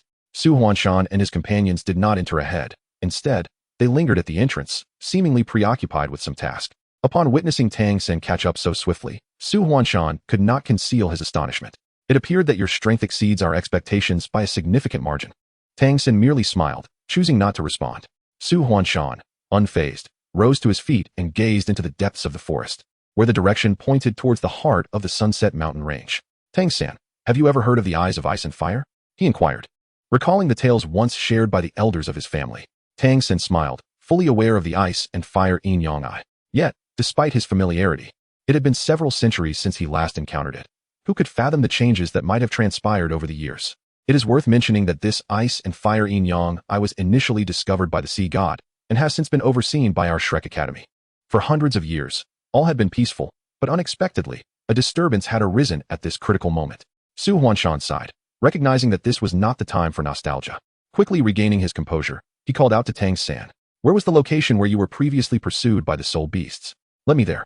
Tang San nodded in agreement, leading a few individuals toward the peculiar terrain. He had previously entertained doubts regarding the loss of control experienced by himself and Dai Yuaneng, suspecting it might be influenced by the poisonous miasma within the Sunset Forest. However, he soon dismissed this theory. With the multitude of people entering and exiting the forest daily, it seemed implausible that they were the only victims of the toxic vapors. If an accident had indeed occurred, the entrance would not have remained so tranquil. Furthermore, the elders had also ventured into the forest yet exhibited none of the symptoms similar to theirs, showing no signs of any anomalies whatsoever. All these factors compelled Tang San to redirect his suspicions toward that particular land. Upon revisiting this familiar territory, he noted that there had not been any significant alterations. The air was thick with a pungent odor that assaulted their senses. It appeared deceptively safe, with no soul beasts lurking nearby. Without the need for Su Huanshan to elaborate, the second and third elders instinctively began to survey the vicinity. The fifth elder perched atop a tree, vigilant against any unusual movements in the surroundings. As they contemplated advancing further, approaching the enigmatic land, Tang San hastily intervened, urging them to halt. Do not proceed, it is perilous there. Meeting the inquisitive gazes of his companions, Tang San pointed toward a nearby tree. That area over there is dominated by that kind of soil. It was there that we encountered the ambush, and somehow, we were ensnared by its deceptive allure. Heeding Tang San's warning, they recognized the strangeness of the place. Where not a single sound was heard, it would be prudent to refrain from any rash actions. After imparting his caution, Su Huanshan turned to Tang San, inquiring about the extent of this phenomenon's coverage. Tang San gestured slightly, and remarkably, the trees around them still bore the marks from their previous encounter with the soul beasts. With a point of reference established, his explanation came forth with ease. Leaving this place, they would first head to the Eye of Ice and Fire, and upon their return, it would not be too late to bring back some soil for further study.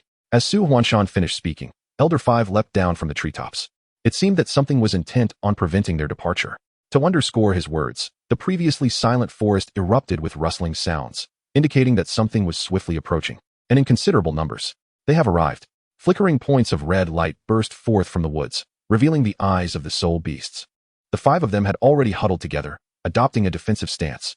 In a daze, Tang San sensed a growing intensity of the fragrant aroma wafting around them. Suddenly, a thought flashed through his mind. Yes, the scent. This eerie land seemed to exert control over the soul beasts or soul masters through this very stench. Be cautious. We must find a chance to withdraw. There is something amiss in the air. This foul odor is likely the culprit behind our potential loss of control. Upon hearing Tang San's words, Su Huanshan immediately formulated a plan. We will find an opportunity to dash deeper into the forest. If we become separated, let us regroup at the entrance of the Eye of Ice and Fire. With that, Su Huanshan took the lead, rushing forth and instantly manifesting his martial spirit. A pair of white wings materialized behind him, and with a single flap, he was amidst the soul beasts. This scene felt eerily familiar to Tang San.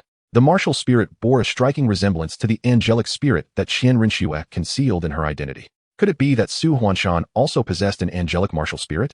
What, then, was his connection to the Spirit Hall? No, this line of thought was flawed. The relationship between Shrek Academy and the Spirit Hall could hardly be described as amicable. The significance of an angelic martial spirit to the Spirit Hall was profound. If he truly possessed such a spirit, it would be impossible for him to be within Shrek Academy. Realizing this, Tang San's expression softened considerably. He then noticed that after Su Huanshan manifested his martial spirit, his fingers had curled into claws, with exceptionally sharp nails. Elder 1 was already engaged with the soul beasts, and naturally, the others would not remain idle. They too summoned their martial spirits. Among the group, aside from Tang San, all were titled Douluo, merely a thread away from being peerless Douluo. As the second elder summoned his martial spirit, he immediately unleashed its true form. A black panther, towering as high as a 2-story building, lunged forth, effortlessly swatting aside a soul beast that had charged at Su Huanshan from behind. Its claws were remarkably sharp, and its movements were fluid. Each strike against the soul beast's body sent sprays of blood into the air. Elder 5 tucked his wine flask into his bosom, and his silvery hair transformed into an icy blue, with his crystalline blue eyes seemingly exuding a chilling aura. Was this an elemental martial spirit? Boy, why are you standing there in a daze? This is an excellent opportunity for training. Do not let it slip away. Tang San took a moment to comprehend the situation, responding with a dazed acknowledgement. Chapter 33. The Soul Beast Without a Soul Ring. When it comes to elemental martial souls, Tang San was no stranger. During their participation in the Continental Elite Soul Master Tournament, as representatives of Shrek Academy, they had encountered an academy composed solely of pure elemental soul masters. To his knowledge, the higher the soul master's rank, the greater the damage inflicted upon their physical form by elemental martial souls. However, the 5th elder before him had already attained the rank of titled Douluo. Suddenly, a sharp sound of slicing air pierced through the atmosphere. Tang San instinctively sidestepped to avoid the shadow lunging at him. Upon closer inspection, he realized it was a mouse-like soul beast, roughly the size of a hand, lying low on the ground not far away. Its fur closely matched the color of the earth, with only its sharp claws faintly shimmering with a purple hue. Had it not been for Tang San's long-standing practice of the purple extreme magic eye, he might have easily overlooked it. What kind of creature is this?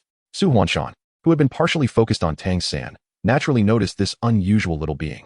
As the Grand Elder of Shrek Academy, although Su Huanshan could not claim to know every type of soul beast, he was quite familiar with the Soul Beast Compendium. Yet, he could not identify the origin of this mouse-like soul beast. Not just Su Huanshan, but Tang San himself felt a twinge of confusion. He had never encountered such a soul beast before. The mouse-like soul beast quickly pivoted and lunged at Tang San once more. Undeterred, Tang San swiftly merged with his martial soul. As the sea god trident manifested, a faint golden glow enveloped him, instantly illuminating the surroundings. However, the brilliance was fleeting, and darkness soon reclaimed the area. It seems these creatures are intimidated by the light emanating from you. Perhaps you should unleash that radiance again, Su Huanshan remarked. Having noted the peculiar behavior, at the moment the light appeared, the movements of the revealed soul beast had clearly stiffened. Hearing this, Tang San momentarily froze, his trident poised to strike. He understood the phenomenon. After all, the sea god trident was a divine artifact. Upon releasing his martial soul, it resonated with his inner consciousness, causing a slight emanation of his former aura. The majesty of the divine was something these lowly soul beasts could scarcely endure, yet it would only serve to intimidate them for a brief moment. Did he need to continuously unleash his martial soul? The thought made Tang San involuntarily twitch his lips, shaking his head as he endeavored to cast aside this terrifying notion. Tang San turned his head to glance at Su Huanshan, the Grand Elder. The light indeed possessed a formidable deterrent effect, yet its duration was exceedingly brief. Therefore, do not entertain the notion of idleness. Though Tang San did not finish his words, Su Huanshan comprehended his intent. With a swift motion, he evaded the wolf lunging at him, striking out with his claws and sending the beast soaring. I harbored no intention of relying on that entity. My curiosity was piqued by the reactions of these soul beasts. The mouse-shaped soul beast once again ensnared itself upon him, and Tang San, for the moment, had no time to attend to Su Huanshan. Suddenly, his first soul ring illuminated, and vapor rapidly converged towards the mouse-shaped soul beast, encasing it within a sphere of water. Observing the mouse-shaped soul beast being restrained, his third soul ring subsequently glowed. The third soul skill, Sorrow of Frost, transformed water into ice. In the blink of an eye, the water sphere enveloping the mouse-shaped soul beast crystallized into a block of ice. Boom! Tang San uttered a low command, causing the ice sphere to shatter entirely, along with the mouse-shaped spirit beast within, disintegrating into fragments. Oh, that move of yours is indeed quite impressive. The others, witnessing the explosion, displayed expressions tinged with complexity. The spirit beast appeared to possess merely a millennium's worth of cultivation. Yet what troubled them was the fact that this young boy, seemingly not much older, could execute such decisive slaughter. Although it was not a matter of taking a life, the manner in which the creature was reduced to mere pieces was rather unsettling. This spirit beast did not release a spirit ring? Su Huanshan's voice, laced with surprise, broke through. With his tidal Douluo strength, he found no difficulty in facing these spirit beasts, allowing him the leisure to observe Tang San's actions. He turned his neck, glancing about, and expressed curiosity towards the mouse-shaped spirit beast. Logically, even if a spirit beast was obliterated beyond recognition, a spirit ring should still manifest. It was illogical for there to be nothing left at all. Tang San's body stiffened as he abruptly turned his head, casting a glance at the location where the ice sphere had just exploded. Only at that moment did he comprehend the intense sense of incongruity he had felt earlier. Indeed, even if a soul beast were to be utterly annihilated, a soul ring would inevitably manifest. However, if this creature was not a soul beast, then what could it be? It possessed a strength that could rival that of a soul beast. This revelation compelled Tang San to entertain a particular hypothesis. Could it be that these bizarre creatures, which had appeared so suddenly, were somehow linked to other realms? The deities from other planes could potentially invade the divine realm, and the infiltration of subordinate realms seemed, at least, plausible. The more he pondered, the greater his unease grew. He had initially believed that by discovering the legacy of divinity, he would have ample time to cultivate his powers anew. Yet reality dealt him a harsh blow. Tang San, what are you doing?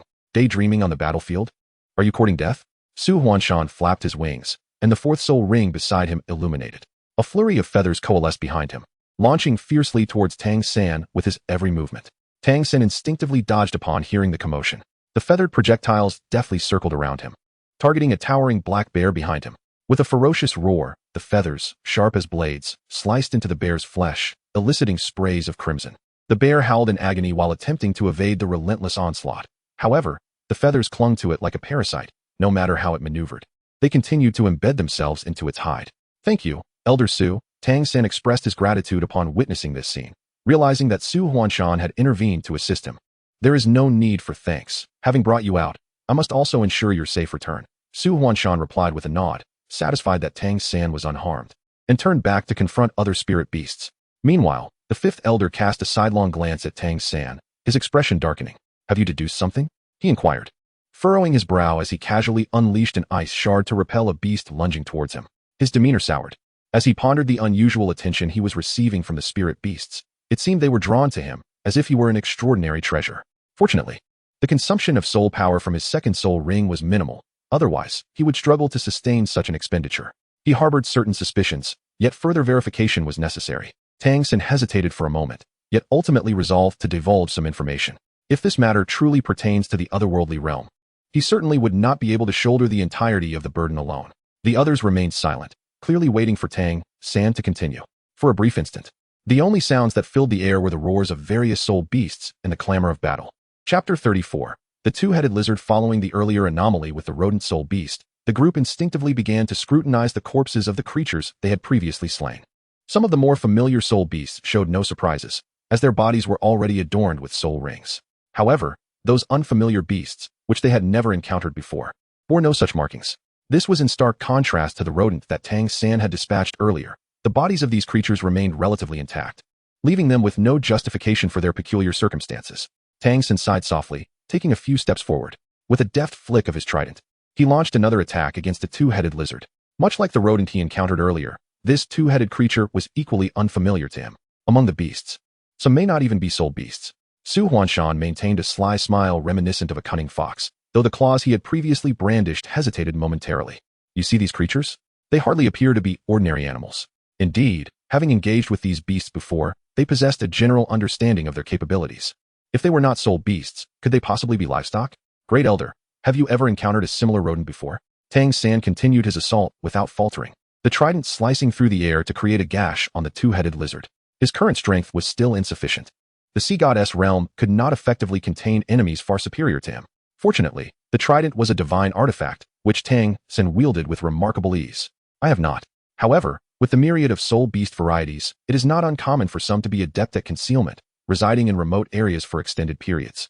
Su Huanshan instinctively sought a rationale that would be more palatable. Tang San clearly did not wish for Su Huanshan and the others to deceive themselves. He had essentially confirmed that these individuals undoubtedly hailed from another realm. As for the specific plane of their origin, that was beyond his current comprehension. However, the sudden emergence of such a multitude of species was rather alarming. Moreover, if they had been living in remote areas for an extended period, what could have prompted their sudden appearance now? As his thoughts crystallized, Tang San's expression grew serious. His footsteps became elusive, and his figure flickered unpredictably. A fierce roar erupted. The two-headed lizard, having been toyed with by Tang San, was evidently growing agitated, its growls echoing fiercely. Accompanying this cacophony, the creature arched its body in apparent agony.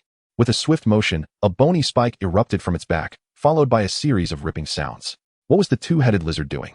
Was it inflicting harm upon itself? Ding! The God King cultivation system activated, and the initial task 5 commenced. Hunt the two-headed chimera. Two-headed chimera? What could that possibly be? Tang San raised an eyebrow. Somewhat perplexed, his gaze gradually fell upon the two-headed lizard before him, a dawning realization washing over him. Could it be that this creature was the two-headed chimera mentioned in the system's task? Nevertheless, it mattered little. He was already engaged with this beast. Once he eliminated it, he could ascertain whether the task was completed. With this thought, Tang San brandished his trident and lunged towards the two-headed lizard. Roar! The two-headed lizard did not retaliate. Instead, it swiftly recoiled, attempting to seek refuge behind other beasts. Tang San immediately pursued, an instinctual urgency propelling him forward. He could not afford to grant it a moment's respite. This sense of urgency caught him off guard, yet he instinctively chose to trust it. Over the years, this almost prophetic intuition had undoubtedly saved him countless times. The two-headed lizard seemed aware of the threat Tang San posed, desperately burrowing towards areas densely populated with spirit beasts. Those spirit beasts, already irritable and volatile, would naturally not allow him to proceed unscathed as he charged forward, a flurry of attacks sweeping towards him. Tang San instinctively evaded. Yet the two-headed lizard seized this opportunity to widen the gap between them. This won't do. At this rate, I will never catch up to it. I must give it my all. Tang San gritted his teeth and promptly disengaged from the martial soul fusion. Engaging in such a fusion amidst a throng of ferocious beasts could be deemed an act of folly, especially since most of the creatures before him were soul beasts exceeding 50,000 years in age. Fortunately, Tang San possessed a formidable spirit. Upon severing the bond with his martial soul, he adeptly utilized the ghost shadow perplexing track to its fullest extent, swiftly navigating through the encirclement of soul beasts and hastening towards the two-headed lizard. In his fervent pursuit of the creature, he nearly forsook all defensive measures, fixating intently on a singular target. His reckless determination left onlookers in silent astonishment. Tang San, are you out of your mind? Su Huanshan exclaimed in frustration. These beasts were far from benevolent. How could Tang San, with merely the cultivation of a soul sovereign, dare to dash into their midst? Who granted him such audacity? Despite his inner turmoil, Su Huanshan could not truly abandon Tang San. After his outburst, he spread his wings and surged forward at the utmost speed. In an instant, his seventh spirit ring illuminated, summoning forth a colossal beast towering several meters high. Its form resembled both a lion and a tiger, exuding an imposing presence simply by standing still. With a powerful flap of its immense white wings, it conjured a tempest that sent the beasts before it staggering backward. Seizing this moment, Tang San once again closed the distance to the two-headed lizard. The imprint of the trident re-emerged upon his forehead. As the golden light radiated forth, the previously fleeing two-headed lizard suddenly froze in place. Now was the opportune moment. Tang San's trident re-emerged in his grasp as he leaped forward with great force, thrusting the weapon directly into the neck of the two-headed lizard. In that moment, both of his soul rings illuminated simultaneously, causing a mist of water to swiftly converge upon the creature. Sensing the impending danger, the two-headed lizard turned its jaws towards Tang San. Should it succeed in biting him with such ferocity, it would spell disaster for Tang San, leaving him either dead or gravely injured. Tang San released the trident and swiftly retreated. At this moment, the chilling energy had accumulated within the two-headed lizard, with the trident firmly embedded in its neck. If this continued, it would not be long before the two-headed lizard was completely frozen. The creature evidently recognized this threat and desperately shook its head. The trident loosened with its movements, but Tang San leaped forward, regaining his grip on the sea god trident. The cold penetrating its body significantly impacted the two-headed lizard, as Tang San forcibly confined the moisture within it, which, under the influence of the frostmorn, crystallized into frost, rendering its movements exceedingly sluggish. Seizing the opportunity in this life-and-death confrontation, there was no room for mercy. Tang San, without hesitation, raised the trident and slashed once more. Roar! The two-headed lizard, cornered and aware of its inability to escape with its current stamina, boldly turned to meet the oncoming trident with its claws. The clash between the trident and the sharp claws produced a resounding metallic echo, with sparks faintly scattering in the air. Tang San felt a numbing sensation in his mouth from the impact, nearly losing his grip on the sea god's trident. A flicker of human-like cunning glinted in the eyes of the two-headed lizard, and in the next moment, its massive jaws lunged toward Tang San. Chapter 35. Mutation. Tang San certainly would not test the sharpness of the creature's fangs with his own body, and swiftly withdrew. He had anticipated a more ferocious assault to follow. To his surprise, the two-headed lizard seized the opportunity to turn and flee. Tang San was momentarily taken aback, but then a smirk formed at the corner of his mouth. Explode. The two-headed lizard had long been infiltrated by frost, as if it were a concealed bomb. Upon Tang San's command, the fuse was instantly ignited. With a series of muffled explosions, the fleeing figure of the two-headed lizard suddenly froze in place. Bumps erupted on its body, and blood splattered forth. The sound of flesh bursting continued to echo, accompanied by the creature's agonized howls. The membrane on its back had completely torn apart, revealing two bat-like wings that unfurled. As the wings fully expanded, the two-headed lizard's aura surged dramatically. It turned around, its blood-red eyes fixated on Tang San. With a roar, the force of its bellows sent Tang San staggering back a few steps. Gripping his trident tightly, Tang San felt a wave of unease wash over him. The two-headed lizard had inexplicably grown more formidable. Clearly, the two-headed lizard was not inclined to afford Tang San any respite, as it flapped its wings and charged directly at him. Its momentum was overwhelming, radiating fierce determination, and Tang San was unwilling to confront it head-on at that moment, hastily evading its attack. The dynamics between man and beast shifted in an instant, with the two-headed lizard launching relentless assaults while Tang San desperately dodged. Meanwhile, not far off, Su Huanshan had unleashed his martial soul, prompting the other three elders to do the same. Faced with four titled Douluos, the soul beasts lacked the strength to resist. However, they soon realized something was amiss. Even as they eliminated these soul beasts, more would swiftly arrive to take their place. Moreover, the corpses of the slain soul beasts vanished almost immediately, with even their blood rapidly seeping into the ground. This was all exceedingly abnormal. Furthermore, perhaps due to an instinctual perception, Su Huanshan distinctly sensed that the metallic tang in the air had intensified compared to earlier, now carrying a sweet, alluring scent, reminiscent of a seductive poison. This is not right. Do not linger. We must retreat from this place. With a flick of his tail, Su Huanshan's lion-like appendage whipped through the air, sending the soul beast behind him flying. He was the first to disengage from battle, making his way toward Tang San. Observing this, the others also chose not to linger, hastily breaking free from their entangled foes to keep pace with Su Huanshan. What a dire predicament we find ourselves in. Tang San raised his gaze, inadvertently locking eyes with Su Huanshan's teasing expression. Just moments ago, he believed he would be sent flying, having found all his escape routes blocked by the double-headed lizard. He glanced at the tail Su Huanshan had just retracted, which still bore traces of blood. It appeared that the recent blow had indeed been deflected. Thank you, Tang San said, pressing his lips together in gratitude, while gripping his trident with vigilance, prepared for the lizard's next move. Indeed, he was still too weak. With such limitations, how could he possibly seek vengeance against those foreign deities? Let us set aside the pleasantries. I know your origins are shrouded in mystery. However, it's not unusual for a person to harbor secrets, provided you do not pose a threat to Shrek Academy. I shall refrain from interference. We agreed you would represent the Academy in the Soul Master competition. Do not go back on your word. Su Huanshan waved his hand, his words signaling his stance. In truth, despite Tang San's enigmatic background, he felt quite fond of the young man. Heaven knows the panic that gripped him upon witnessing the massive lizard nearly strike Tang San with its claw. Without a second thought, he had swung his tail to intervene. Had he not arrived just in time, the young man would have surely sustained severe injuries. Rest assured, once I make a promise, I never falter. Tang San smiled, discerning the concealed concern within Su Huanshan's awkward demeanor. What on earth is happening? Has he sprouted wings? At that moment, the other three elders hurried over, their eyes widening in astonishment upon witnessing the two-headed lizard, which had undergone a dramatic transformation since their last encounter. In addition to the enormous wings adorning its back, its skin was now covered in a denser array of scales, significantly enhancing its defensive capabilities. A series of sharp bony spines extended from its neck down to its tail, encasing its vulnerable spine. The bat-like wings appeared delicate, yet their edges gleamed with a metallic luster, suggesting an extraordinary sharpness. The bony spikes at the wings' tips further accentuated its already fearsome appearance. For reasons unknown, a sudden mutation had occurred. Tang San's gaze remained fixed on the two-headed lizard as he explained without turning his head. The second elder sought to inquire further, but was halted by Su Huanshan's intervention. Let us not dwell on this any longer. We must leave this place swiftly. This land indeed harbors great peril. Upon hearing Su Huanshan's words, Tang San understood. They had certainly observed the ground devouring bodies and blood. That creature has returned. The third elder noticed a shadow approaching from behind and quickly alerted the group. Indeed, the sooner we depart, the better. Run. Beware of that lizard's attacks. Do not engage it. We must first escape this land's grasp. As Tang San spoke, the third soul ring beside him flickered, and a chilling aura converged towards the two-headed lizard. Icicles shot forth towards it. Seizing this opportunity, Tang San turned and fled, with the others hastily following suit. I found myself perplexed. What was it about us that compelled these creatures to pursue us so relentlessly? The second elder, while running, called out. What do you think, old two?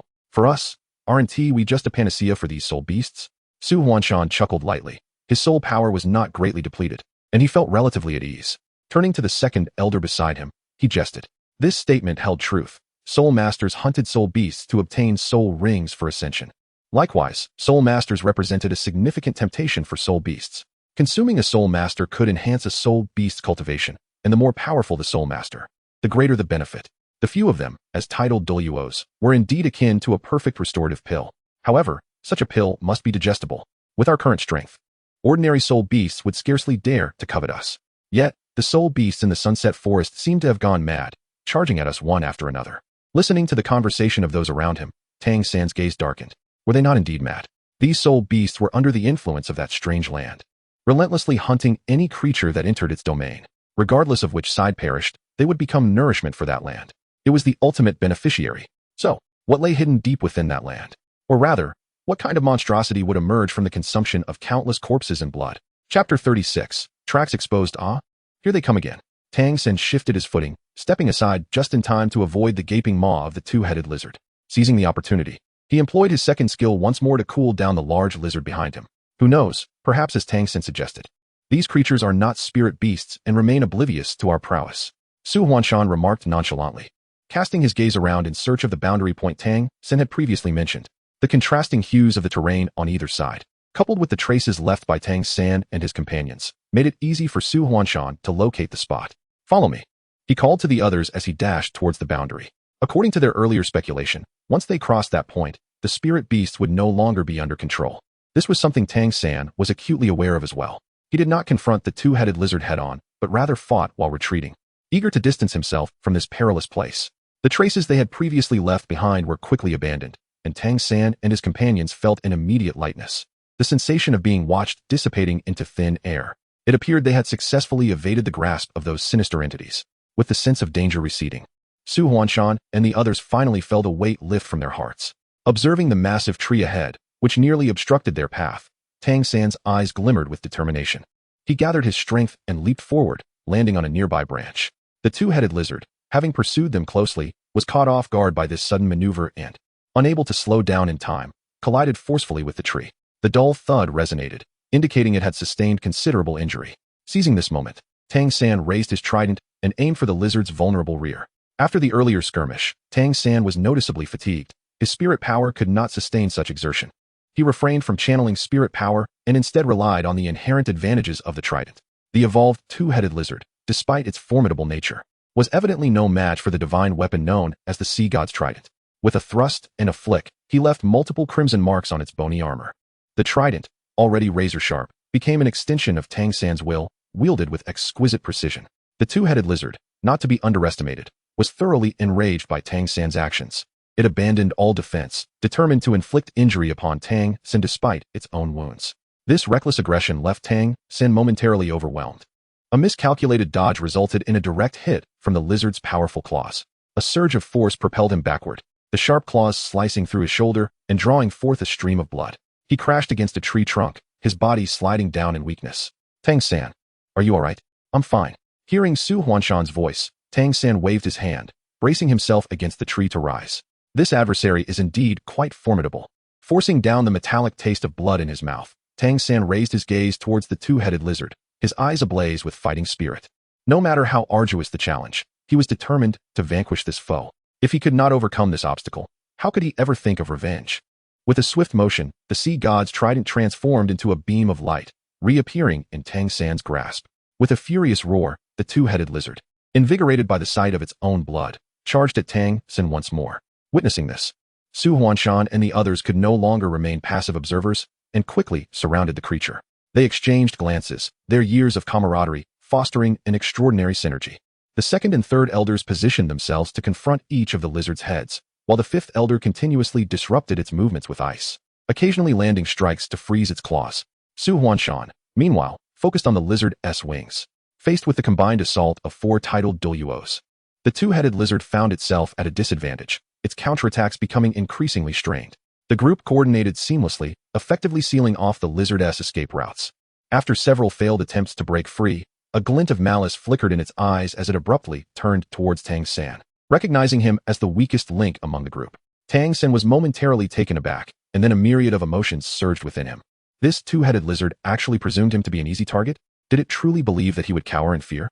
Tang San let out a powerful roar, as the sea god's trident danced with a mesmerizing grace, filling his being with an extraordinary sensation. In that fleeting moment, he felt as though he were enveloped in sunlight, warm and tranquil, desiring nothing but stillness. Meanwhile, in the Douluo divine realm, several figures clad in diverse garments suddenly materialized, following the trajectory of light as they descended. The escaping God King had made his appearance. The group clustered together, gazing vacantly at the clouds, their eyes unfocused, oblivious to their surroundings, amidst a landscape of ruins. They swiftly dispatched individuals to search, for if they consumed him, our world would draw one step closer to resurrection. As that voice faded, the figures beside him swiftly dissipated.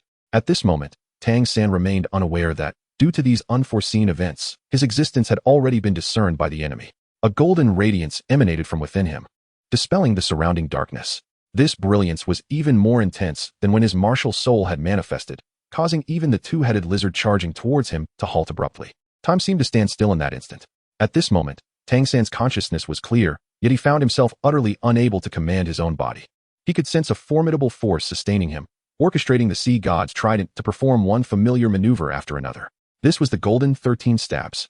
Tang San swiftly recognized that the technique he had just employed was none other than the first form of the golden 13 halberds, known as the uncertain wind wave.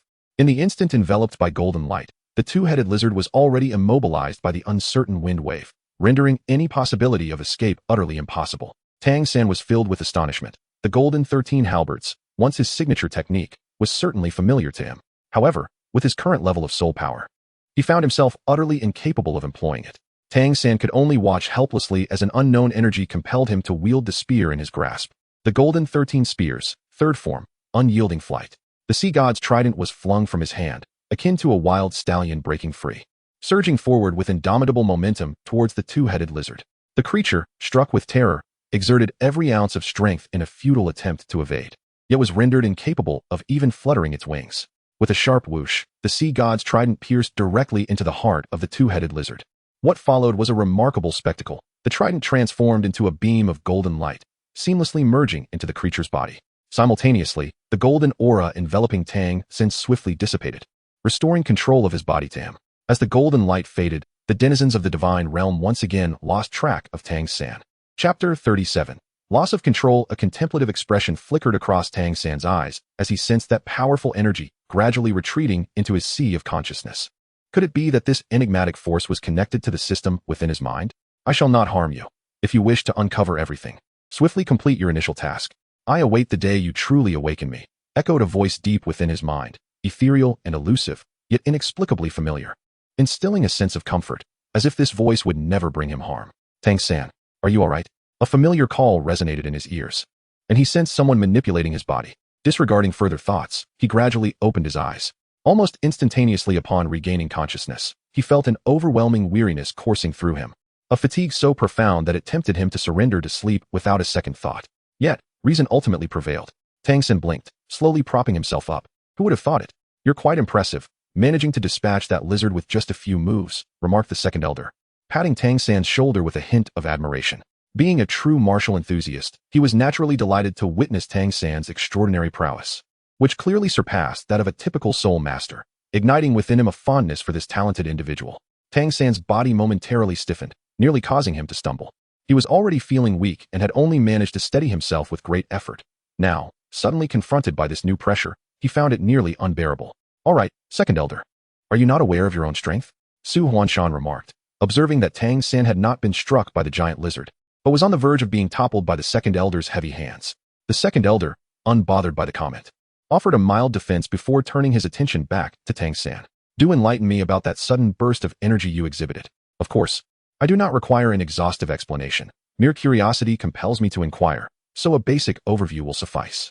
Upon hearing the latter part of the second elder's statement, Su Huanshan halted his initial impulse to intervene. If the inquiry did not delve too deeply, it likely would not be perceived as prying into another's secrets.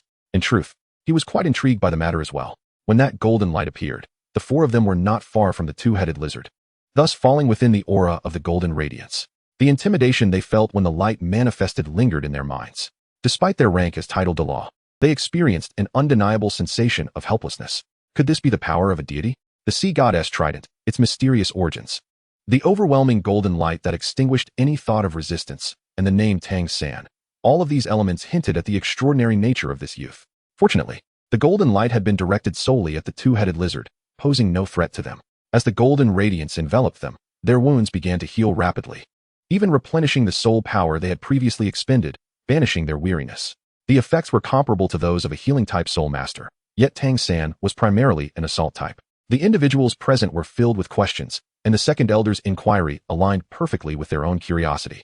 They remained silent, their gazes converging upon Tang San. Tang San himself was equally bewildered, unable to provide any clarity to the elders. Do not gaze at me in such a manner. I truly do not comprehend the situation. In truth, I am even more perplexed than you. In an instant, it felt as though my body had slipped from my control, and by the time I regained dominion over it, the circumstances had already unfolded in this manner. Tang San shrugged his shoulders, well aware that he would not easily divulge the peculiarities occurring within him. After speaking, he disregarded the reactions of others and proceeded directly towards the location of the two-headed lizard. The system's task had yet to display completion, indicating two possibilities. Either the two-headed lizard remained alive, or he had misidentified the task's objective. However, the former seemed far more plausible. Behind him, several elders exchanged glances, understanding that Tang San was withholding information, yet they deemed it inappropriate to press further. Everyone harbors secrets, and such vital trump cards are the most concealed of all. Given that they had known Tang San for only a short time, it was reasonable for him to maintain some discretion. With this realization, the elders felt a sense of clarity and quickly stepped forward to surround Tang San, eager to observe his next actions. Upon closer inspection, they noticed something amiss. The two-headed lizard now shimmered with a golden hue, completely devoid of its previous menacing appearance. Was this truly the same lizard from before? The fifth elder scrutinized the creature for a moment before shifting his gaze back to Tang San, his expression somewhat perplexed. Huh, who would have thought? Young brother. It seems your skill also possesses an aesthetic enhancement, remarked the third elder, playfully nudging the second elder's shoulder while winking at Tang San. Not only the elders, but even Tang San himself felt somewhat speechless at the situation. Enough of this nonsense. It's likely that the effects of the previous attack on the two-headed lizard have yet to dissipate, resulting in this coloration, Su Huanshan explained, a subtle smile forming at the corner of his mouth. Tang San could not be bothered to pay them any mind. Upon becoming acquainted with them, he realized that although these elders held the esteemed title of Douluo, they exhibited no pretentiousness. Instead, they were remarkably affable. Tang San lowered his head, his fingers gently caressing the two-headed lizard. As he had anticipated, despite its current state, the creature still retained a semblance of vitality. At this moment, his soul power was severely depleted, rendering him incapable of summoning his martial soul. The sea god trident lay beyond his reach, so Tang San opted to retrieve the crossbow bolt he had previously prepared. He had honed the arrow to a remarkable sharpness, making it likely to pierce the lizard's skin without issue. With this thought in mind, Tang San raised the bolt and swiftly drew it across the neck of the two-headed lizard. The clash of the bolt against the lizard's scales resonated like the sound of metal striking stone, producing a shower of sparks. Yet it merely left a faint scratch upon the scales. Tang San furrowed his brows and exerted additional strength, carefully inserting the tip of the crossbow bolt into the crevice of the scales before abruptly pressing down. The flesh beneath the scales was inherently fragile, and the bolt pierced through effortlessly, causing a sudden eruption of crimson. Tang San, what are you doing?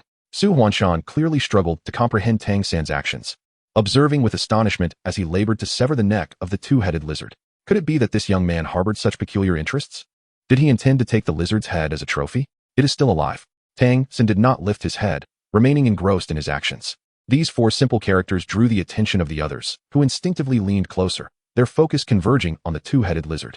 Chapter 38. Exotic Beasts. Hey, it truly is not dead. This creature's vitality is astonishingly resilient. The third elder reached out, prodding the claws of the two-headed lizard, and indeed sensed a faint glimmer of life within it. This is quite a hassle. Why not? Before the third elder could complete his thought, Su Huanshan interjected, halting his impending suggestion. There was no need for speculation. The third elder was undoubtedly about to offer his assistance to Tang San in dealing with the two-headed lizard. If the intention were merely to eliminate the creature and prevent future threats, why would Tang San not simply allow them to act? A subtle hint was all it took. The two-headed lizard's continued existence meant that none among them would remain indifferent. Yet, Tang San chose to take matters into his own hands, opting to gradually wear down the creature with a single crossbow bolt, rather than entrusting the task to another. There must be some underlying reason for this choice. Although the third elder and the others had not contemplated the matter deeply, Su Huanshan's reaction indicated that the situation was indeed more complex than it appeared. At this moment, Tang San had no time to pay attention to them. He had already severed one head of the two-headed lizard and was diligently working to remove the other. Unbeknownst to him, at the side of the neck where he had decapitated it, the flesh was writhing with movement. Tang San's actions could be likened to a blind cat stumbling upon a dead mouse, fortuitously seizing the vital essence of the two-headed chimera. The two-headed chimera, with its dual existence, possesses the remarkable ability to resurrect as long as either its heart or head remains intact. Even if one half of its corporeal form is shattered, it can still be reborn. Previously, the sea god's trident had pierced the heart of the two-headed chimera. As long as its heart is not restored before its head is severed, it would face true demise. Is it truly undergoing restoration? Such rapid healing powers could indeed facilitate a miraculous revival. Tang San overlooked certain matters, yet Su Huanshan and the others, who had been watching from the sidelines, did not miss a beat. They witnessed the fleshy growth forming a small tumor, with signs of further enlargement. Upon hearing this, Tang San was taken aback. His hand faltered in its cutting motion. Could he truly extinguish such a formidable regenerative ability? The ethereal voice within his consciousness resonated once more, urging him to sever its head as he desired. Yet, this time, the voice seemed to carry an undercurrent of resentment, almost palpable. Who are you? What do you harbor animosity towards? Tang San harbored numerous questions, yet ultimately, he could only bury them deep within his heart. The sound resonated with a profound sense of empathy, and the imagery of the divine realm under attack by foreign deities resurfaced in his mind. In that fleeting moment, Tang San's pupils turned crimson. It was as if he had been ensnared by a nightmare. With a sudden exertion, the head that was already on the verge of detachment fell away completely. As the head separated from the body, the corpse before him instantaneously lost all vitality. The once writhing flesh shriveled into a lifeless mass, utterly devoid of energy. Ding! Congratulations, host, on completing the initial task. Eliminate the two-headed chimera. Upon hearing the notification in his mind, Tang San exhaled a sigh of relief. The force he had summoned dissipated, leaving him somewhat weak as he sank down to the ground. Is it dead? Su Huanshan inquired, uncertain as he examined the lifeless body. After all, mere moments ago, the creature had shown signs of revival. How could it be extinguished so swiftly? Indeed, Tang San nodded, attempting to steady his breathing. There were no soul rings present. Su Huanshan inspected the two-headed lizard once more, confirming that it had indeed lost its vitality. However, there was no indication of soul rings converging upon its corpse. Since they did not belong to the same species or cultivation system, naturally, there would be no soul rings. Tang San pondered this and let out a sigh. I can now ascertain that this creature is not a native species of the Douluo continent. Not a native species? Could it possibly come from beyond the Douluo continent? Su Huanshan furrowed his brow, contemplating Tang San's words. Tang San had taken the initial step, thereby affirming his suspicions. Su Huanshan strode a few paces, his brow furrowed, evidently contemplating some rather unpleasant matter. I had the privilege of studying the solitary manuscript left by Tang San, entitled Compendium of Exotic Beasts. It is said that the creatures documented within are from realms beyond the Douluo continent. Could this two-headed lizard also be one of them? Upon hearing this, a flicker of nostalgia crossed Tang San's eyes. It was during his encounter with the tin-headed fiery sun serpent in the City of Slaughter that he realized a connection existed between Douluo continent and other planes. The subsequent creation of the Compendium of Exotic Beasts was inspired by the rare and wondrous creatures etched in his memory, with the hope that future generations encountering these beasts would not be left empty-handed. However, shortly after its completion, the manuscript vanished without a trace. To his astonishment, it seemed that someone had indeed perused it, and that individual was standing right before him. One cannot help but marvel at the inscrutability of fate. Indeed, this two-headed lizard, known as the two-headed chimera, is also a type of exotic beast. Tang San did not conceal anything and straightforwardly revealed the name mentioned by the system. He was not particularly concerned about Su Huanshan's inquiries, as they had long suspected a connection between him and the sea god. As he anticipated, Su Huanshan readily accepted his explanation. In his view, the close relationship between Tang San and the former sea god was not surprising, especially given Tang San's deeper understanding of the exotic beasts. What truly piqued his interest was another matter. The records indicated that exotic beasts were rare and possessed considerable power. Yet, Su Huanshan hesitated, for since entering the Twilight Forest, they had encountered a significant number of unfamiliar creatures. While it was indeed true that these creatures were formidable, the claim of their rarity seemed somewhat exaggerated. Su Huanshan's thoughts were clear to Tang San. He had once attempted to traverse the dimensional barriers without the aid of divine artifacts, even with divine strength. It was a challenging endeavor. Thus, it was implausible for these lesser beings to achieve such feats. In fact, he had begun to harbor a suspicion. Within the Twilight Forest, there must exist some entity that facilitated the construction of a portal connecting the two continents. As for their ultimate purpose, Tang San found himself pondering its intricacies. It was evident that something was amiss in the Twilight Forest, and he wondered if similar occurrences were unfolding elsewhere. As Tang San's voice faded, it received no response. Su Huanshan retrieved a mirror from the soul guide, his expression growing increasingly grave. Tang San remained silent, his gaze sweeping up and down the mirror before him. The surface of the mirror emanated a rich wave of soul power, indicating that it was composed of such energy. It appeared capable of facilitating communication with others. However, the extent of its effective range remained a mystery. Before long, it seemed that Su Huanshan had concluded his conversation, and as he turned, he inadvertently met Tang San's eyes. Chapter 39. The ghost-faced wolf spider. A similar situation had arisen in the Star Luo Empire. Su Huanshan, without any intention of concealing the truth, directly shared the information he had just learned. We must swiftly uncover the cause and devise a means to halt this. Upon observing Su Huanshan's grim expression, Tang San knew that matters were dire. He exhaled deeply, realizing that the situation was far more severe than they had anticipated. Tang San, what do you truly know? The attention of the other four was immediately captured, as they discerned that Tang San possessed knowledge far beyond their own. We should first proceed to the Eye of Ice and Fire. If my conjecture holds true, there we shall find the answers we seek. Tang San spoke little, rising directly to lead the way. This matter could not be succinctly explained in just a few words, and it was far too extraordinary. Even if he were to articulate it, Su Huanshan and the others might not believe him. It would be more prudent to guide them there directly. For once they witnessed it with their own eyes, they would surely come to a resolution in their hearts. The path to the Eye of Ice and Fire was familiar to Tang San, and as Su Huanshan and the others followed closely behind, they were filled with a myriad of speculations, observing his confident demeanor. It was indeed peculiar. Ever since they departed from the strange, earthen realm, they had not encountered any beasts obstructing their way. Were it not for the faint sounds of roars echoing from a distance, they might have suspected that the creatures of the setting sun forest had all perished. Caution was warranted, for the situation felt rather unsettling. Tang San spoke up to offer a reminder, and as soon as his words fell, he awkwardly touched his chin. The individuals beside him were all prominent figures in the Douluo continent, and he could sense something amiss. It was unlikely that the others would remain entirely unguarded. Su Huanshan and the others did not display any additional reactions. They simply nodded at Tang San and stepped forward, positioning themselves to shield him. I shall lead the way. You stay in the center. Almost as soon as Su Huanshan's words were uttered, the rest adjusted their formation, each taking a position in a different direction to protect Tang San in the middle. Tang San was acutely aware that their intentions were benevolent. At his current cultivation level as a soul master, he was of little use and would instead become a target of desire for the beasts. The group maintained their formation as they made their way toward the Eye of Ice and Fire. Enveloped in darkness, the surrounding environment was eerily silent, broken only by the sound of the wind generated by their movements. This profound silence persisted until they approached the depths of the Sunset Mountain Range. As they ascended the slope, Tang San noticed that Su Huanshan had already completed his martial soul manifestation. The flapping of his wings stirred the wind, causing the leaves on the ground to rustle audibly. The hidden creatures were startled, and a series of crimson shadows suddenly emerged. Sensing the threat lurking in the shadows, Tang San instantly summoned his martial soul. As the sea goddess trident materialized, a golden light illuminated the surroundings. With the brightness of the shadows, the group finally discerned their situation before them. Simultaneously, Tang San's consciousness expanded. Within this forest, it seemed that some mysterious force was suppressing his soul, limiting his perception to just a few meters around him. These were all soul beasts. Tang San furrowed his brows, uncertainly scanning the surroundings once more. There was no doubt that they were indeed surrounded by soul beasts. These creatures, clustered in droves, were huddled close to the ground, likely startled by the recent commotion. And some had already begun charging in their direction. The crimson glimmers they had just observed were none other than the eyes of these beasts.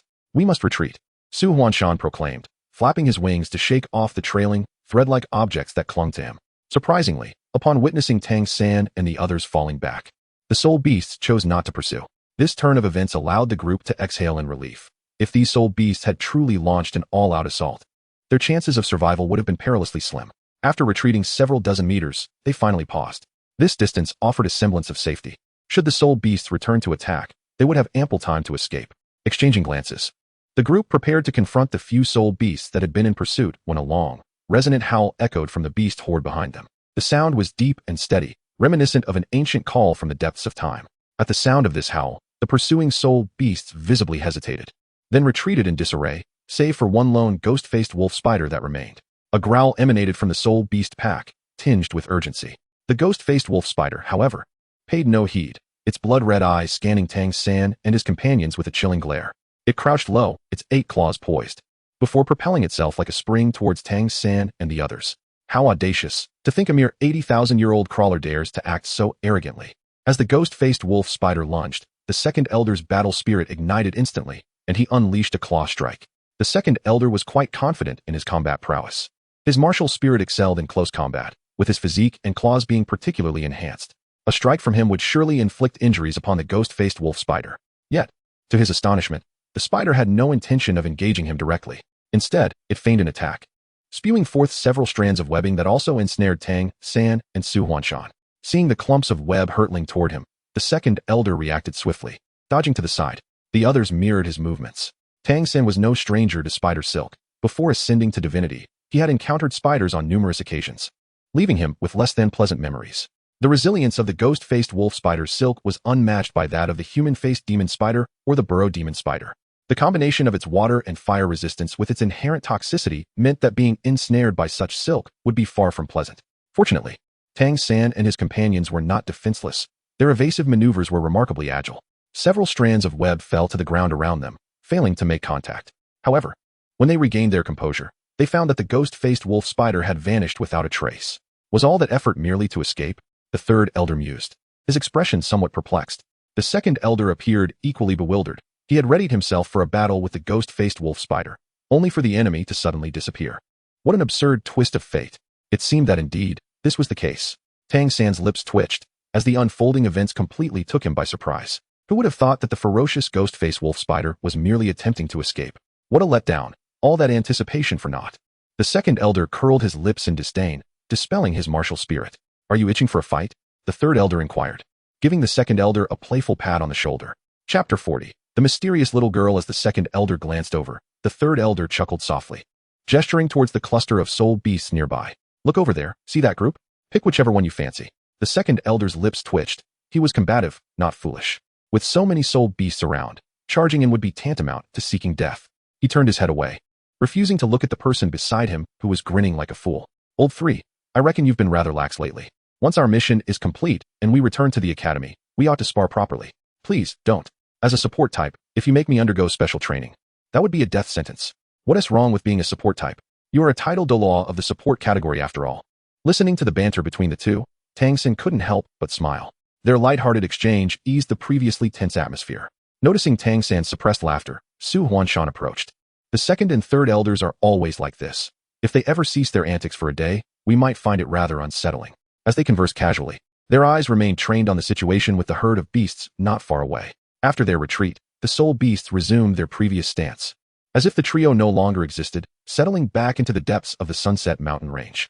The sheer number of soul beasts was staggering, stretching endlessly before them. Tang San began to wonder if all the soul beasts of the Sunset Forest had congregated here. What could be the purpose behind this gathering of soul beasts? Su Huanshan murmured thoughtfully, his expression contemplative. What had begun as an instinctive action unexpectedly found resonance with Tang San.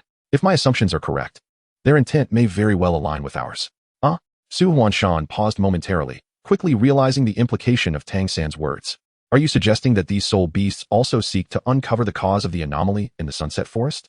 It seems that not only the Sunset Forest is at risk, the entire Sunset Mountain Range, along with several other soul beast forests, is facing issues. The sudden emergence of strange beasts surely correlates with the disturbances within the soul beast forests. Upon hearing Tang San's words, Su Huanshan immediately grasped the crux of the matter. According to your assertion, as long as we identify this catalyst, we shall be able to resolve this anomaly? Tang San nodded, recognizing that the so-called incentive likely resided among the soul beasts. What are we waiting for? Let us hasten our steps. The longer we delay, the graver the situation becomes. Having finally escaped the incessant ramblings of the third elder, he arrived to hear such exhilarating news. The second elder was evidently quite elated. Casting a glance at the gathering of soul beasts, a hint of amusement flickered in his eyes. It appeared that, as the third elder had suggested, a stroll among the soul beasts was indeed in order. Tang San and his companions also directed their gazes towards the group of soul beasts. Given the commotion, their intentions were not difficult to surmise. The appearance of the alien creatures was most certainly perceived first by these soul beasts, and their interests were the first to be compromised. Thus, in comparison to humans, soul beasts would be more eager to promptly close the passage. However, let us not rush. The congregation of soul beasts is vast, and it would be prudent to observe their actions to discern their true intentions. It is possible that these soul beasts may indeed resolve the issue at hand. Su Huanshan raised his hand to stop the second elder, for given the current situation, a direct confrontation would not be the wisest course of action. The group was in agreement, yet regrettably, the soul beasts were unwilling to allow them to remain uninvolved. The once tranquil assembly of soul beasts suddenly became agitated. A cacophony of footsteps, both light and heavy, echoed through the air and from the nearby darkness. The previously concealed crimson shadows re-emerged, densely packed and chilling to behold. What could possibly be the matter with these creatures? Observing the unrest among the soul beasts, Tang San and his companions instantly heightened their vigilance, ready to summon their martial spirits and flee at a moment's notice. Fortunately, after their recent respite, their soul power had nearly replenished, and should a confrontation arise, they would seize the chance to escape. The agitation of the soul beasts intensified, and from the center of the throng, a series of growls erupted. Some sounded like wails of despair, others like cries of defiance.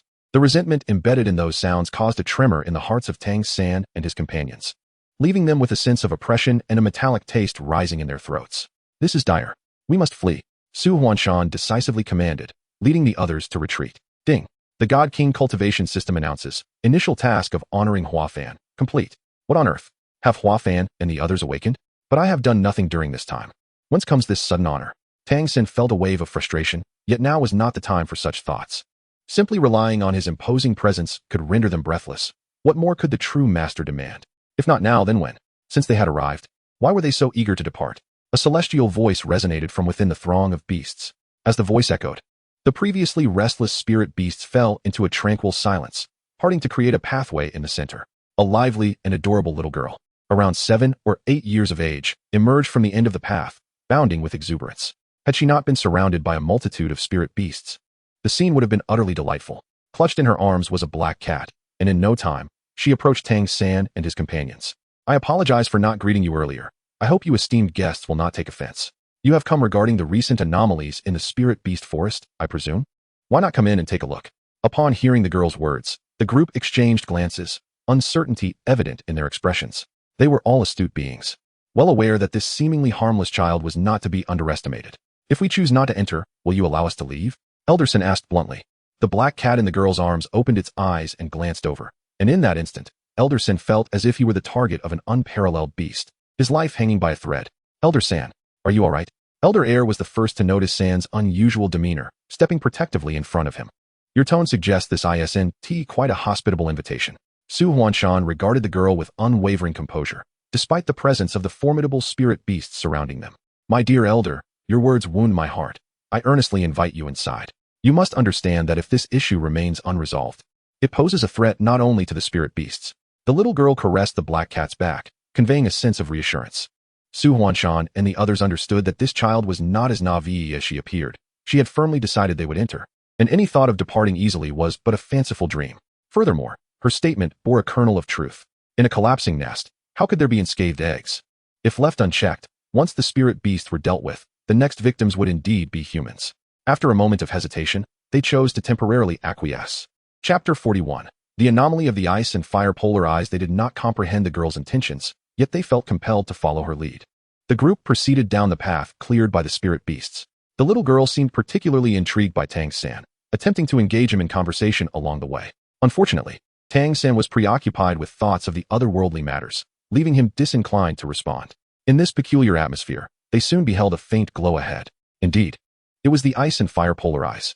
Observing Su Huanshan's indecision, the little girl did not hold back. She directly articulated the conclusion he had yet to voice. Tang San was lost in thought when he overheard the two conversing, realizing that they were heading towards the ice and fire eyes. Over the course of 5 centuries, the changes had been immense. Even the Sunset Mountain range appeared vastly different from before. Soul beasts lined up from where they had previously observed, extending all the way to the periphery of the ice and fire eyes. The closer one got to the ice and fire eyes, the more formidable the soul beasts became. Upon arrival, Su Huanshan cautiously inquired, "May I ask what purpose brings you to this vicinity of the ice and fire eyes?" Observing the dense flora before them, he attempted to broach the subject. There is no need to indulge in pleasantries. Most soul beasts do not favor the convoluted tactics of humans. It is far better to speak plainly. The young girl scrunched her lips in disdain, clearly unimpressed by Su Huanshan's pretense. Su Huanshan rubbed his nose, harboring his own suspicions. Although the ice and fire eyes were indeed a treasure, not everyone could approach them. The Bai Lin Chi Ju flower that thrived in the outer regions was far beyond the capabilities of ordinary soul masters and soul beasts. Our Shrek Academy possesses potions that can temporarily grant immunity to toxins, but even then, we can only endure for half an hour at most. The ice and fire eyes are home to various immortal herbs and toxic substances, making the situation quite complex. Even with the potions, certainty cannot be guaranteed. Instead of feeling disheartened by Su Huanshan's words, the young girl burst into laughter. "Oh, you needn't worry about that." Tang San, who had been intently observing their exchange, furrowed his brow. He was familiar with the Bai Lin Chi Ju flower. It had been cultivated abundantly by Douluo in the valleys surrounding the ice and fire eyes. Coupled with the toxins and barriers within, it formed a natural defense that would deter most individuals from approaching recklessly. Tang San had no particular fear of poison. Although he had lost his soul power, the memories that lingered in his mind remained intact. Poison had never been an obstacle for him. Just as he contemplated how to deal with the toxins within the ice and fire eyes, the young girl's voice chimed in again. "How long has it been since you last entered the ice and fire eyes?" Su Huanshan frowned, scrutinizing the girl from head to toe. Her words suggested a familiarity with the place, as if she frequently ventured there. While speaking, he exchanged a knowing glance with Tang San, hopeful that this young girl might divulge something of value. Tang San caught the gaze of Su Huanshan, causing him to hesitate momentarily. He truly did not know how to interact with a child. Considering the other party was the embodiment of a soul beast, he felt a bit less awkward. "May I ask a question?" Upon realizing that Tang San was finally willing to engage, the little girl appeared exceedingly delighted, her bright eyes sparkling with joy. "Of course. Anything I know will be shared without reservation." With that, she proceeded to inquire directly. "Have you figured out the cause of the anomalies occurring in the various soul beast forests?" Hearing Tang San's question, the others perked up their ears, as it was precisely what they were curious about. "It remains unclear for the time being. We received reports from the Stardow Forest that soul beast forests across the continent have been invaded by some unknown species that appeared suddenly. They are extremely bloodthirsty, organized in their hunt for soul beasts. Thus, I was dispatched here alongside him to investigate." At this point, the little girl turned her head to glance at Su Huanshan. "In fact, I had already ventured into the ice and fire yin-yang eye before your arrival. Therefore, the hidden pills you possess hold no value for me. They are primarily for your own use." Her tone was remarkably lighthearted, as if she were recounting a mere excursion rather than a perilous journey. Su Huanshan remained silent, wearing a formulaic smile. Noticing that her words did not elicit the expected response, the little girl appeared somewhat dejected. "The conditions within the ice and fire yin-yang eye have changed significantly since before. Most of the celestial herbs and toxins have lost their vitality. That entity is draining the life force of the surrounding beings." As she seemed to recall something terrifying, her voice wavered noticeably. The others exchanged glances, their curiosity deepening regarding the entity she mentioned. "What exactly is this entity you speak of?" Tang San pressed, sensing that it might very well be the catalyst behind the forest anomalies. "It's not something that can be explained in just a few words. You'll understand once you see it for yourselves." Within moments, the little girl had steadied her emotions, gently stroking the back of the black cat nestled in her arms as she stepped towards the green-scaled 7 absolute flower. "Follow me. Here, take this pill first. They are immune to toxins, but we are not." Su Huanshan retrieved a porcelain vial from his soul guide, dispensing the pills accordingly. 7 absolute pill. Tang San pinched the pill between his fingers, holding it up to examine. The familiar fragrance enveloped his senses, leaving him with a peculiar expression. "You know about this as well? I sometimes wonder if you might be the illegitimate child of that esteemed figure." Upon hearing Su Huanshan's teasing remark, Tang San merely smiled without responding. Su Huanshan, feeling a tad disheartened, swallowed the pill and proceeded towards the green-scaled 7 absolute flower, followed closely by the remaining elders.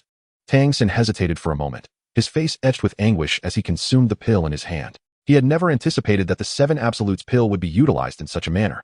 The 7 absolutes pill, being a substance of extreme toxicity, was ingeniously employed in a counteractive manner against the dual perils of the ice and fire extremes, I, and the azure scale 7 absolutes flower. Truly, the individual who conceived such a strategy was remarkable.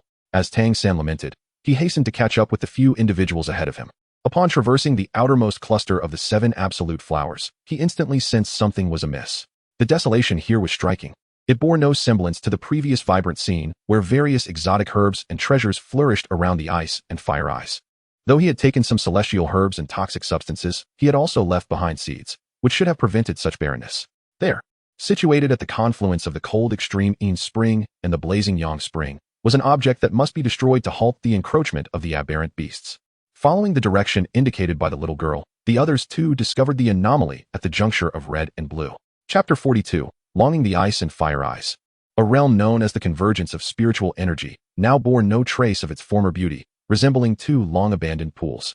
Between the 2 opposing springs stood an ancient door. To call it a door would be an understatement, for it was more aptly described as a portal of transmission.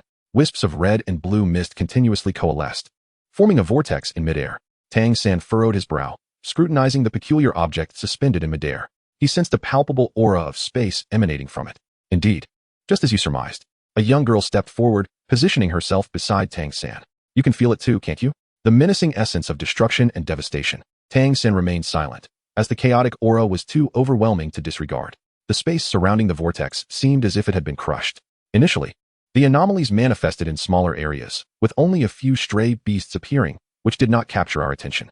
However, as events spiraled out of control, the beasts appeared to act in an organized manner, systematically hunting down spirit beasts. The unusual rate of decline in the spirit beast population drew the attention of several individuals within the Douluo forest. Do you understand what this signifies? Tang San's gaze remained fixed on the swirling vortex in the sky, his mind racing as he contemplated the current situation.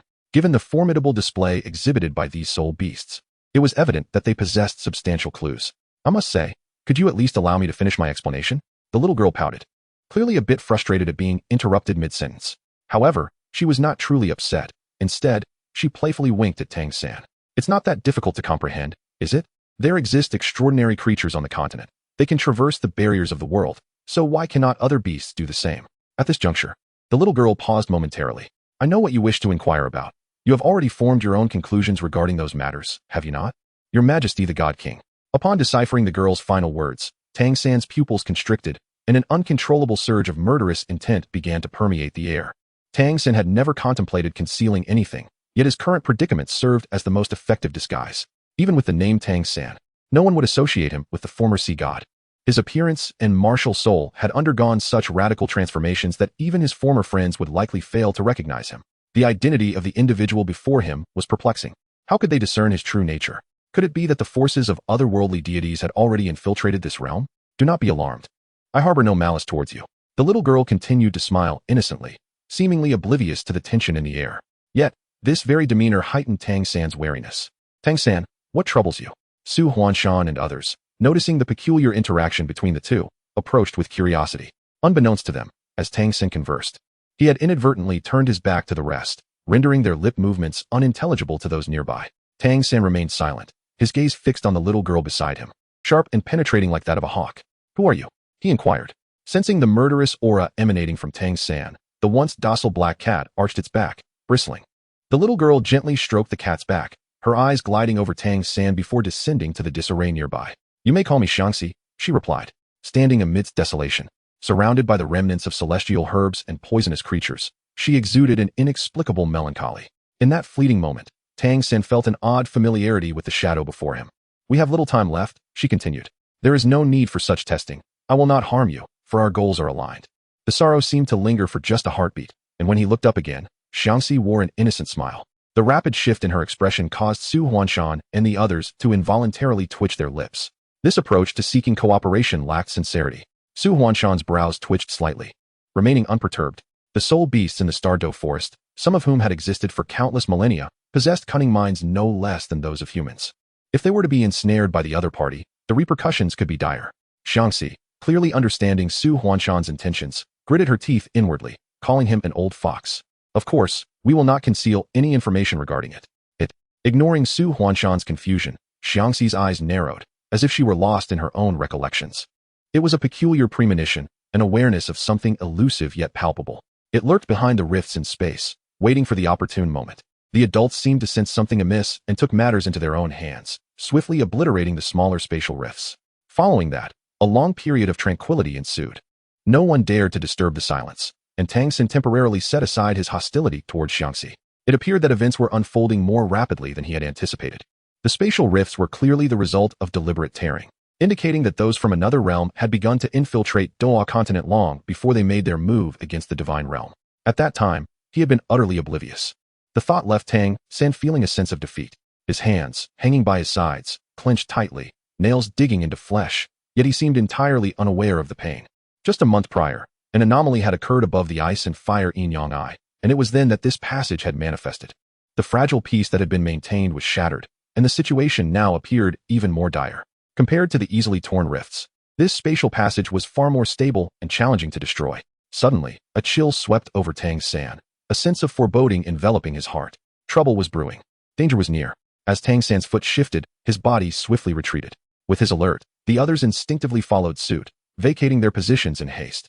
Almost simultaneously with their departure, two splashes of liquid, one red and one blue, erupted forth. Glancing back at the spot they had just occupied, the group felt a chill of apprehension. They were acutely aware of the formidable nature of the ice and fire eyes.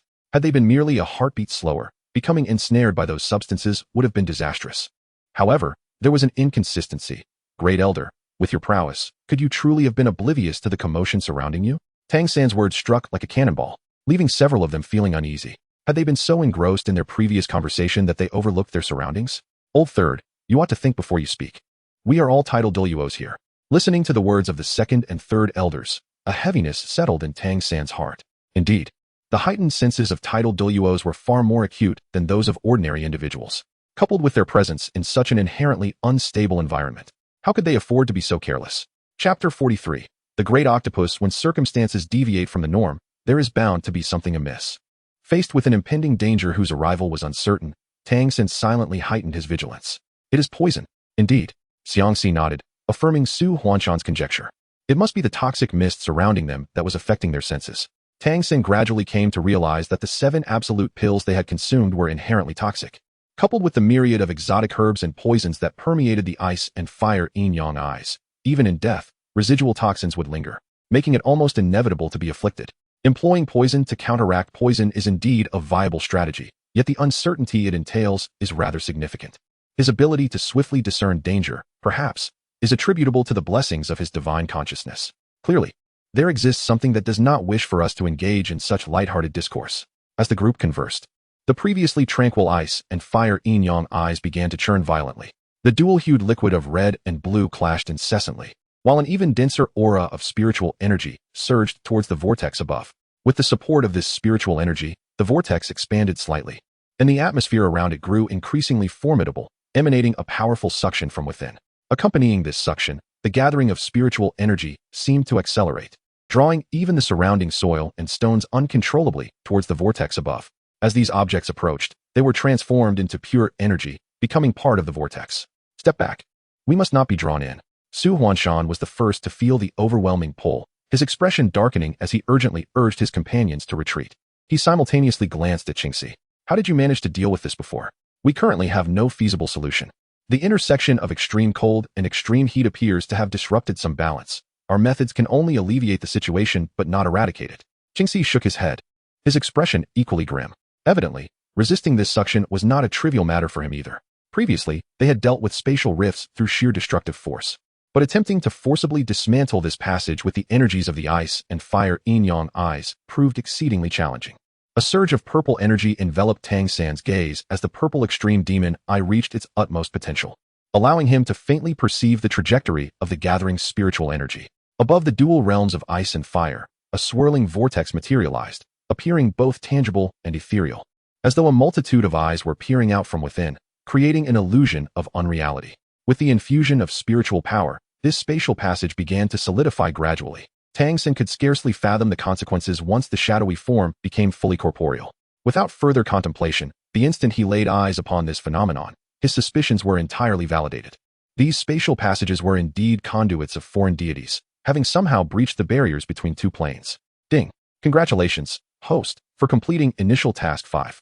A familiar golden light emanated from him, illuminating the surrounding area. Curiously, in the zone enveloped by this radiance, the gravitational pull from the spatial rifts seemed to be completely nullified, rendering them immovable. Your occasionally luminous physique proves quite useful, Elder Sen remarked with a teasing glance at Tang San.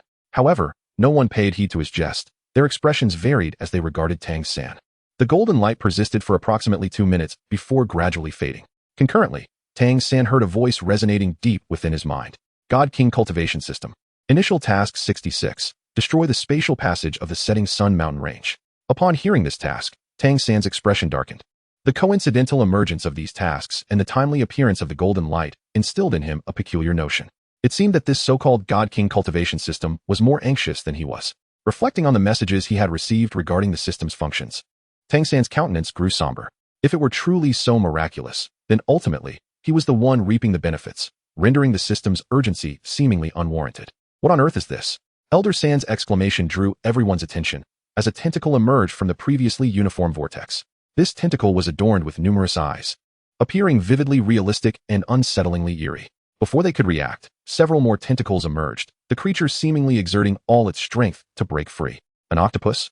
The sight of those tentacles immediately reminded Tang San of the octopuses he had encountered while dealing with the sea soul beast. Such creatures were known for their tenacity, agile limbs, and remarkable regenerative abilities, making them formidable adversaries. How is this possible?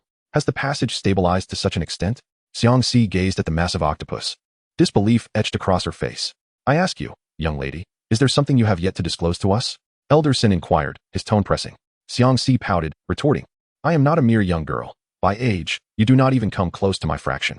The octopus creature showed no intention of granting them any reprieve. Even though its main body had yet to emerge, its tentacles exhibited remarkable agility. The eyes upon them seemed to possess the ability to perceive clearly, acutely sensing the positions of Tang San and the others.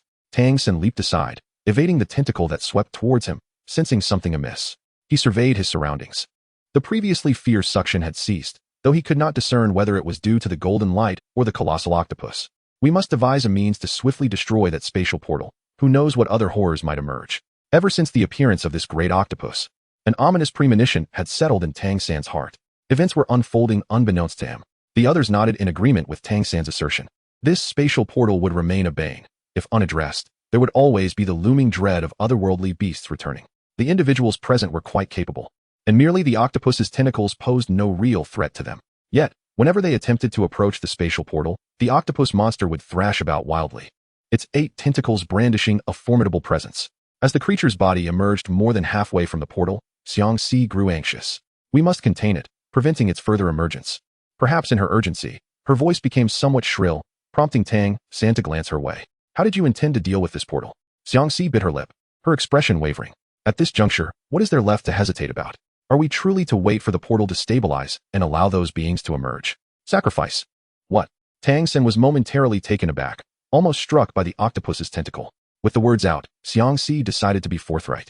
Using flesh and blood as bait, we can taint the energies of the ice and fire polar eyes, delaying the establishment of the dimensional portal. Chapter 44. The Strange Skeleton. Do you find this approach useful? Tang San retorted, nearly amused by the absurdity of the situation. It was said that the delay was merely to contribute to the machinations of those behind the scenes. Was that accursed, corpse-consuming mire within the sunset forest also your handiwork? What? Observing the perplexed expression on Xiangxi's face, Tang San discerned that this matter was likely unrelated to them. It seems that the circumstances within the sunset forest are indeed quite intricate. No matter. Tang San shook his head. Noticing that Xiangxi still had questions, he quickly changed the subject. You previously stated that it was impossible. What has changed? Is there something unusual about the spatial passage? Based on our prior observations, this spatial passage remains unstable, with a daily limitation on the number of exotic beasts that can be transported. Before your arrival, we had already dealt with the exotic beasts that had been sent through. So logically, there should not be any remaining beasts appearing. Upon hearing Xiangxi's words, a flicker of contemplation crossed Tang San's eyes. In other words, this colossal octopus has forcibly traversed the spatial passage. Could this potentially impact the already unstable passage? For instance, could it lead to a collapse? Tang San smiled faintly. As the purple extreme demon eye once more activated, the scene before him underwent a profound transformation. Indeed, in comparison to the passage he had observed earlier, it now appeared significantly more fragile. Ethereal yet tangible points of light struggled to coalesce into a fist, swirling around the colossal octopus, poised to dissipate at any moment. Strike at the point where it connects to the spatial passage. Tang San bellowed as he surged towards the colossal octopus, his martial soul manifesting in an instant. A golden aura enveloped him, rendering the great cephalopod momentarily paralyzed.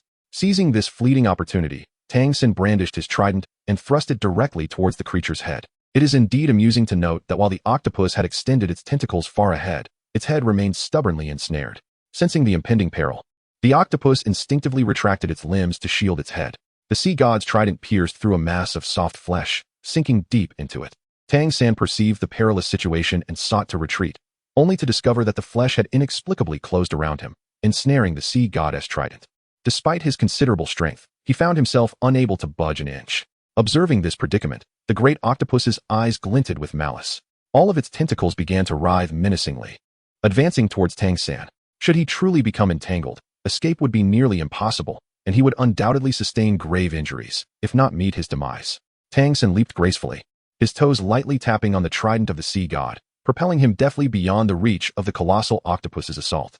The myriad tentacles struck forth, grasping only at an ephemeral illusion. The tendrils entwined around the sea god's trident flickered, as if displaying a show of strength. From their recent skirmish, Tang San had gleaned a fair understanding of the octopus's formidable prowess. To be frank, given his current capabilities, the prospect of vanquishing the giant cephalopod seemed utterly implausible. Fool, do you presume that a martial soul is akin to an ordinary weapon? Tang San extended his hand, and the sea god's trident, previously ensnared by tentacles, transformed into a beam of golden light, swiftly reappearing in his grasp.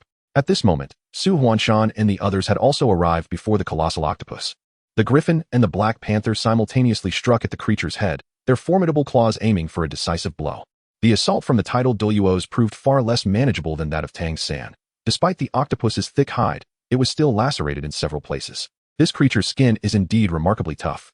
The two were evidently dissatisfied with their initial onslaught, as their soul rings flickered, amplifying their offensive once more. The fifth elder skillfully wielded the ice element, periodically launching ice spears and needles at the great octopus, yet the wounds failed to linger for long. The creature's healing ability was astonishing. Tang San furrowed his brow, watching helplessly as the wounds inflicted by several individuals healed instantaneously, his expression growing increasingly grim. The healing ability of this colossal octopus was so extraordinary that it seemed nearly invincible. No, there must be some underlying weakness. He reminded himself to remain composed. The more dire the situation, the more crucial it was to maintain one's calm.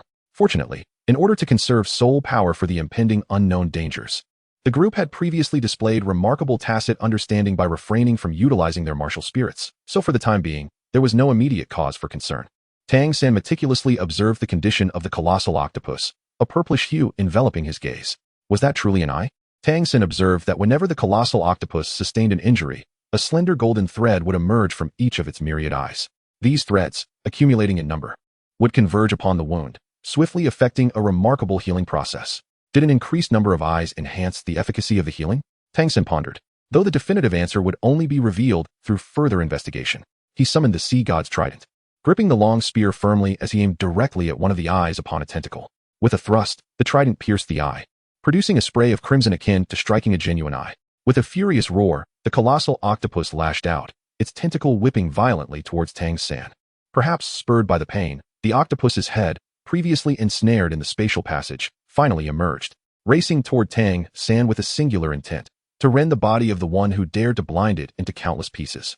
Tang San swiftly evaded, retreating rapidly while shouting to the others, "Aim for its eyes." Upon hearing his words, the others instantly understood and focused their efforts on attacking the giant octopus's eyes. The giant octopus, now unbound by the constraints of the spatial passage, moved with remarkable agility and flexibility, proving to be quite a formidable opponent. However, it was unfortunate for it to face a group of titled Douluos and ancient soul beasts. Even the seemingly weakest among them, Tang San, was beyond its capability to contend with. The giant octopus wailed in despair, desperately attempting to evade their strikes. Once the eyes on its tentacles were blinded, it could no longer heal, and as the number of intact eyes diminished, its healing abilities waned significantly until they vanished entirely. Is it dead? Su Huanshan probed the fallen giant octopus's corpse, and upon finding it unresponsive, he sighed in relief. This creature was indeed intriguing, possessing such potent healing abilities. If only they could be harnessed. Just as the group thought the ordeal was over and considered taking a moment to rest, a series of clicking sounds echoed behind them. Is it never-ending? They turned around to discover the presence of something lurking within the spatial passage. A skeleton? Tang San twitched his lips, but refrained from taking any rash actions. He simply stood there, awaiting the next move of the skeleton. Suddenly, he discerned a sound. A peculiar caw-caw. That was not the common tongue of the continent. Yet inexplicably, Tang San understood it. The skeleton lingered inside, observing for quite some time, showing no intention of joining the fray, and soon vanished from the dimensional passage. Was that it? What was the purpose of its arrival? Had it come merely to rattle its bones? Who could say? Perhaps it was there to ascertain whether its little brother had met his demise. Tang San was equally bewildered, unaware that in the instant the golden light manifested, he had been detected by the otherworldly deities who were perpetually vigilant. Upon realizing that the target was near a spatial point, they immediately issued commands. They resolved to confront Tang San at any cost, indifferent to life or death. Chapter 45, The Battle of the 100 Ghosts. What shall happen next? If this object remains, will there be otherworldly beasts emerging shortly? Tang San scratched his chin, displaying a sense of helplessness. Even for the sake of the initial task assigned by the system, he must obliterate this spatial passage. The system is shrouded in mystery, and it may only be after all initial tasks are completed that he can truly access its core.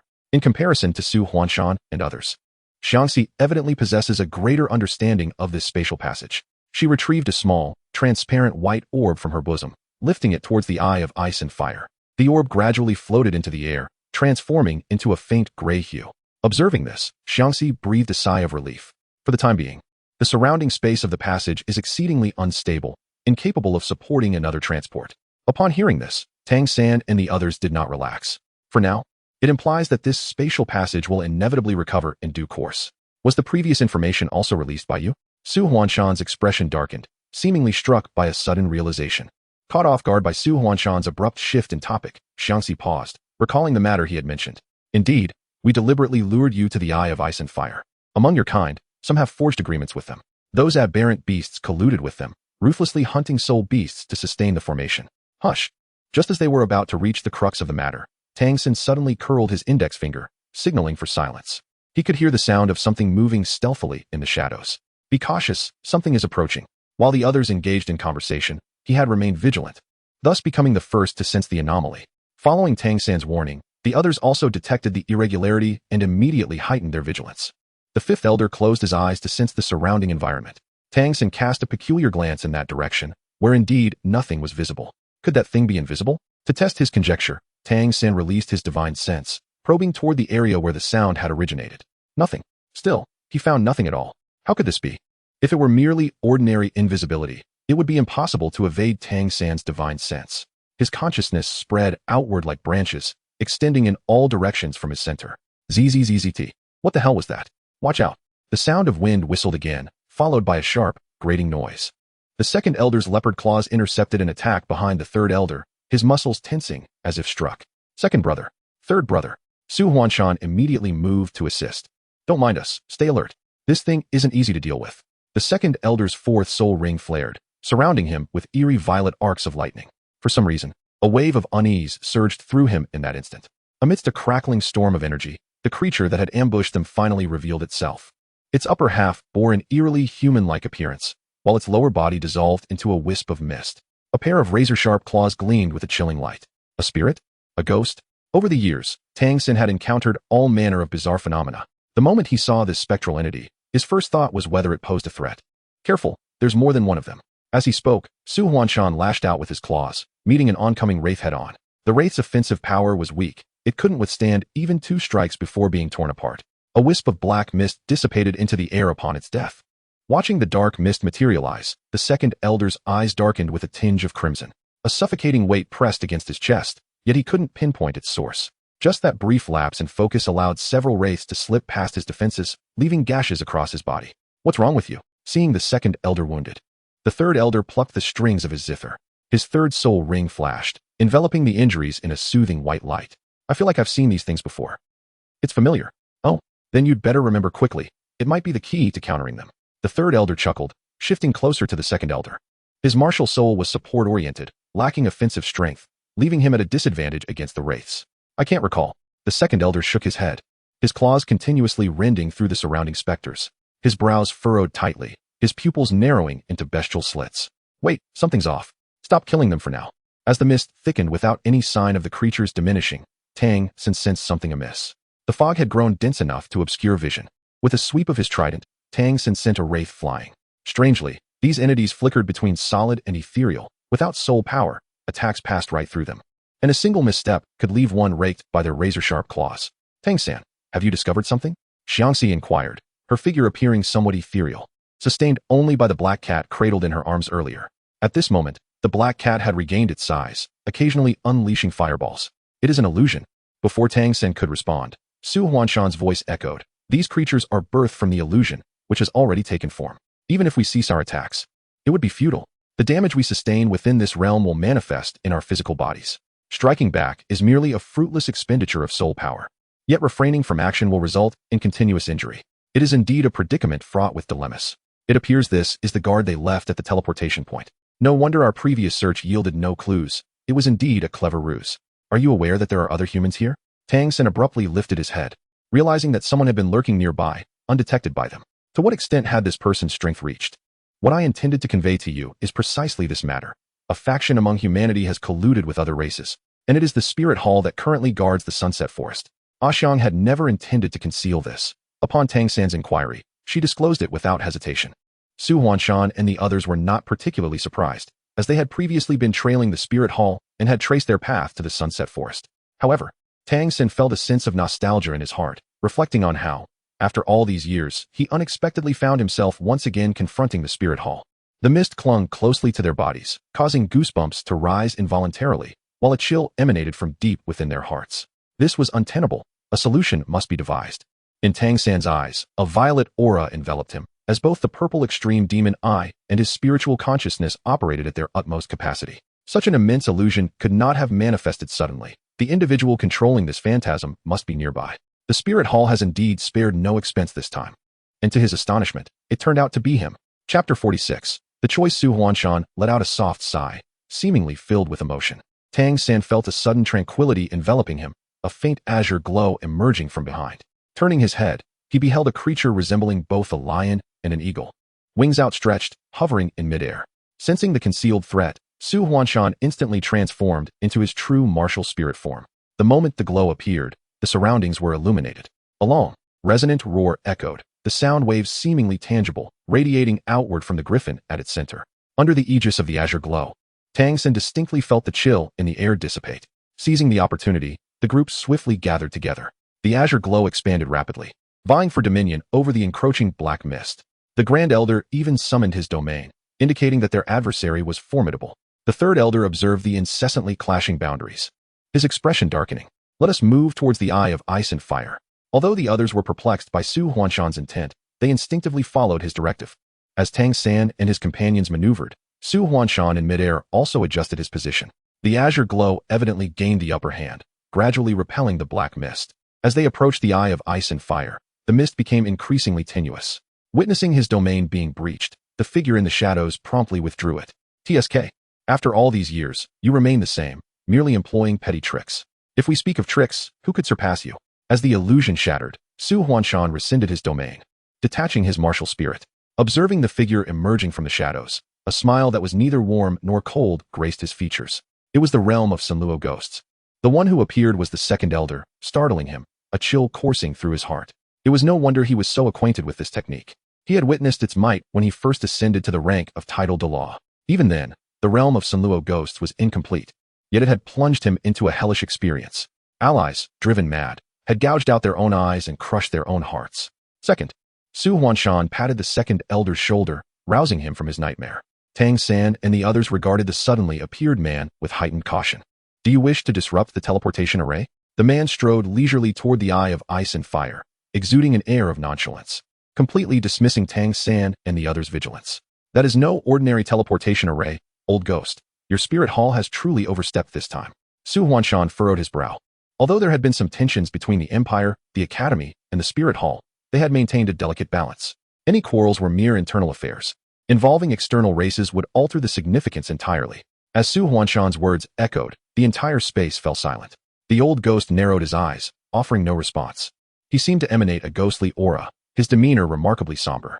Humph, who cares about that? My orders are to guard the teleportation point. Irrespective of whether it transports humans or gods, it is of no concern to me. The old ghost's indifference made Su Huanshan's brows furrow tighter, as if he could crush a fly with them. Your Majesty, the leader has sent word. A middle-aged man in his 40s emerged from the woods, agile wings fluttering behind him, reaching the old ghost's side in the blink of an eye. It was unclear what he communicated to the old ghost, but his gaze scanned Su Huanshan and the others, ultimately resting on Tang San. Tang San furrowed his brow, meeting his gaze with unwavering resolve. How intriguing. Those beside him were all old acquaintances, and I surmised that the variable must be you. As he spoke, an aura befitting a limit Douluo emanated from his being. Bearing down upon Tang San suddenly felt a weight upon his back, as if he were submerged in icy water, the chill piercing to the bone. He gritted his teeth, forcing himself to suppress the instinct to tremble. Surrendering before a battle was not in his nature. Su Huanshan and the others looked on in confusion. Yet it did not deter him from stepping forward to shield Tang San. When had the illustrious ghost Douluo begun to intimidate a child? As Su Huanshan stood forth, Tang San sensed a gentle force enveloping him, the bone-chilling pressure finally receding. In this ebb and flow, Tang San's soul power coalesced further within him. Although he had lost his previous divine king physique, he still possessed advantages far exceeding that of an ordinary soul master. A child? The ghost Douluo chuckled, his gaze resting on Tang San with a mix of amusement and scrutiny, as if seeking to penetrate his very essence. Observing this reaction, Tang San harbored a faint suspicion that those otherworldly deities had likely uncovered his trail. The divine power emanating from the sea goddess trident was too conspicuous. Should they wish to pursue, it would not prove difficult. Such was the inevitable circumstance, whether it be the sea goddess trident or the Shura sword. Both were divine artifacts, their kingly aura deeply embedded in their essence. Tang San could not forsake the use of his martial soul out of fear of revealing his position and identity. Tang San had already prepared himself in secret, ready to engage in battle should the 100 Ghost Douluo make a move. However, the 100 Ghost Douluo did not pursue the matter further, merely offering an enigmatic smile before shifting his gaze elsewhere. My task is to guard this place. If you wish to destroy the teleportation point, you must first defeat me. It appears that a confrontation is inevitable today. Su Huanshan pressed his lips together. He had no desire to face the 100 Ghost Douluo, whose soul skills were exceedingly peculiar and difficult to decipher. Fight. Do you wish to join forces? The 100 Ghost Douluo stroked his chin, his gaze sweeping across the assembly before finally settling on Su Huanshan. You must understand that the conflicts among limit Douluos do not yield results in less than 10 days or half a month. Upon hearing this, Su Huanshan realized that the opponent still had a trump card up his sleeve. He refrained from responding, waiting for the 100 Ghost Douluo to elaborate further. How about this? Let us have the younger generation compete, he proposed.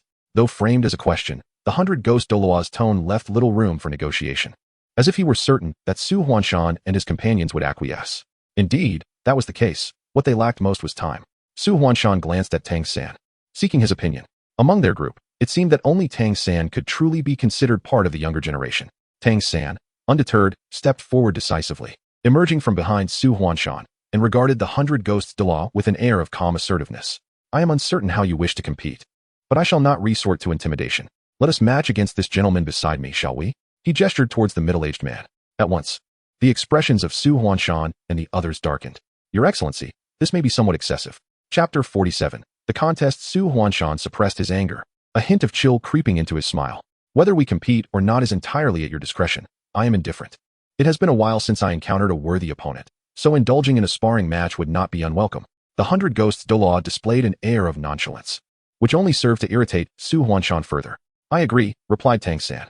Su Huanshan was taken aback by Tang San's immediate acceptance and hurriedly called out to him. You need not proceed in this manner. That man possesses the cultivation of a soul sage, and you are not his match. At this moment, Tang San was merely a soul master. Even if he were exceptionally gifted, it was implausible for him to contend across several stages. It would be fortunate enough to survive under a soul sage, let alone achieve victory. Indeed, we have not yet reached the point of relying on a child. What of a limit Douluo? With the three of us at the pinnacle of Douluo, supplemented by the Grand Elder, do you truly believe we would fear him? The third elder hastily urged, attempting to pull Tang San back. Even the second elder and the fifth elder clearly expressed their disapproval in their eyes. Tang San's actions were akin to striking a stone with an egg. Allow me to give it a try. I am confident in my ability to preserve this life. However, should I fail, it would merely result in a slight delay. Tang San was aware that the elders were concerned for him. He felt grateful yet understood that evasion was not a sustainable solution. Let him go, they said, for he claimed to possess the ability to safeguard his own life. We ought to have faith in him, as this is a rare opportunity for growth. Xiangxi's gaze lingered on Tang San for an extended moment, and she even spoke up to persuade the elders. "Ah, you girl, it seems the one taking risks is not your junior." The third elder rolled his eyes, clearly eager to engage in a lengthy discussion with Xiangxi. Indeed, compared to the elder's serious demeanor, Xiangxi's reaction seemed almost to revel in the unfolding drama. "Very well. Let him go. With us old folks watching over him, he certainly won't fall into genuine peril." Su Huanshan sighed, understanding the principle of forging steel through fire. Yet, this trial seemed rather excessive. "So, have we reached a consensus?" Observing that the elders no longer hindered Tang San's actions, the 100 Ghosts Douluo smiled knowingly. Despite their righteous proclamations, in the end, it was all to serve their own interests, agreeing to such an inequitable contest. "You self-righteous individuals," he mused. Hearing the seemingly profound words of the 100 Ghosts Douluo, Tang San instinctively felt discomfort. "Cease your attempts at sowing discord. The elders are reluctant to see me suffer. I cannot remain in hiding forever. If you are aware that this competition is unjust, why did you still bring it up?" Tang San curled his lip, unabashed in his disdain for the title Douluo of the 100 Ghosts. "You're quite amusing," he remarked. Upon hearing those familiar words once more, Tang San couldn't help but raise an eyebrow, sensing that the malice from the title Douluo seemed rather limited. "Enough with the idle chatter. Aren't we here to compete?" Upon hearing this blunt remark, the title Douluo of the 100 Ghosts remained unperturbed, lifting his chin to signal the soul sage beside him to step forward. "Rest assured, Your Majesty, I shall accomplish the task." The soul sage strode confidently ahead, believing there was no challenge in defeating a soul emperor. To garner high regard before the title Douluo of the 100 Ghosts was an aspiration many would covet. "I am Tang San, a 35th level assault system soul emperor, wielding the trident martial soul. I look forward to your guidance." Tang San, adhering to decorum, cupped his fists in greeting towards the soul saint, thus cleverly acquiring knowledge of the opponent's martial spirit, which would at least allow him to contemplate a countermeasure. "You are called Tang San." Upon hearing this self-introduction, the expression of the soul saint became exaggerated, and his voice turned sharp with surprise. It was unexpected that this young man's name held such power. Announcing one's name before a battle could rival a psychic assault. The third elder glanced around the arena and leaned close to the second elder, whispering conspiratorially.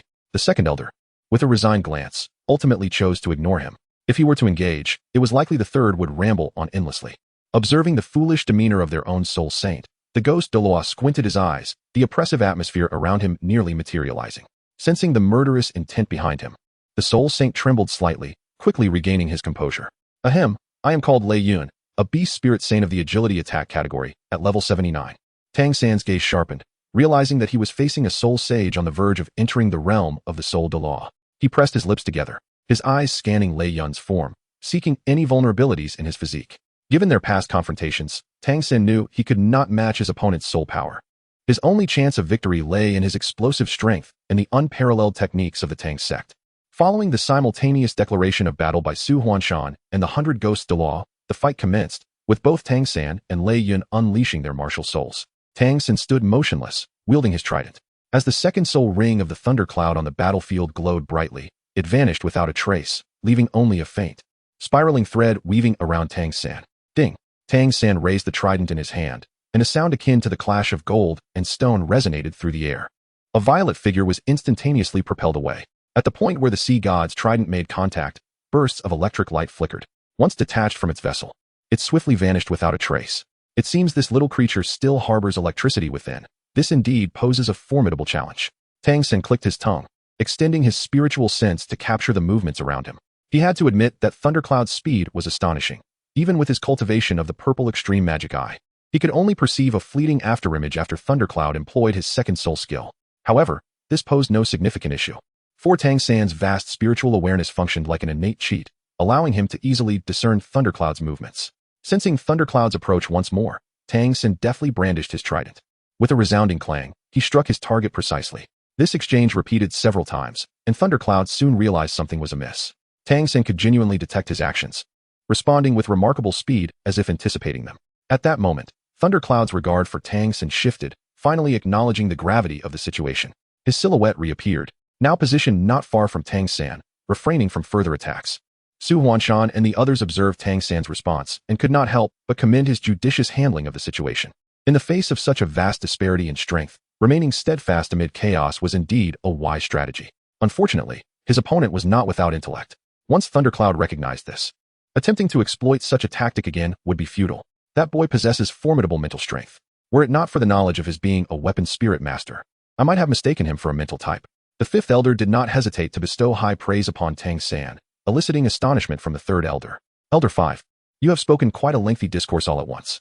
How peculiar, truly peculiar. The fifth elder remained silent, casting a sidelong glance before returning his focus to Tang San. After Thundercloud ceased his assault, Tang San also stood still. Chapter 48.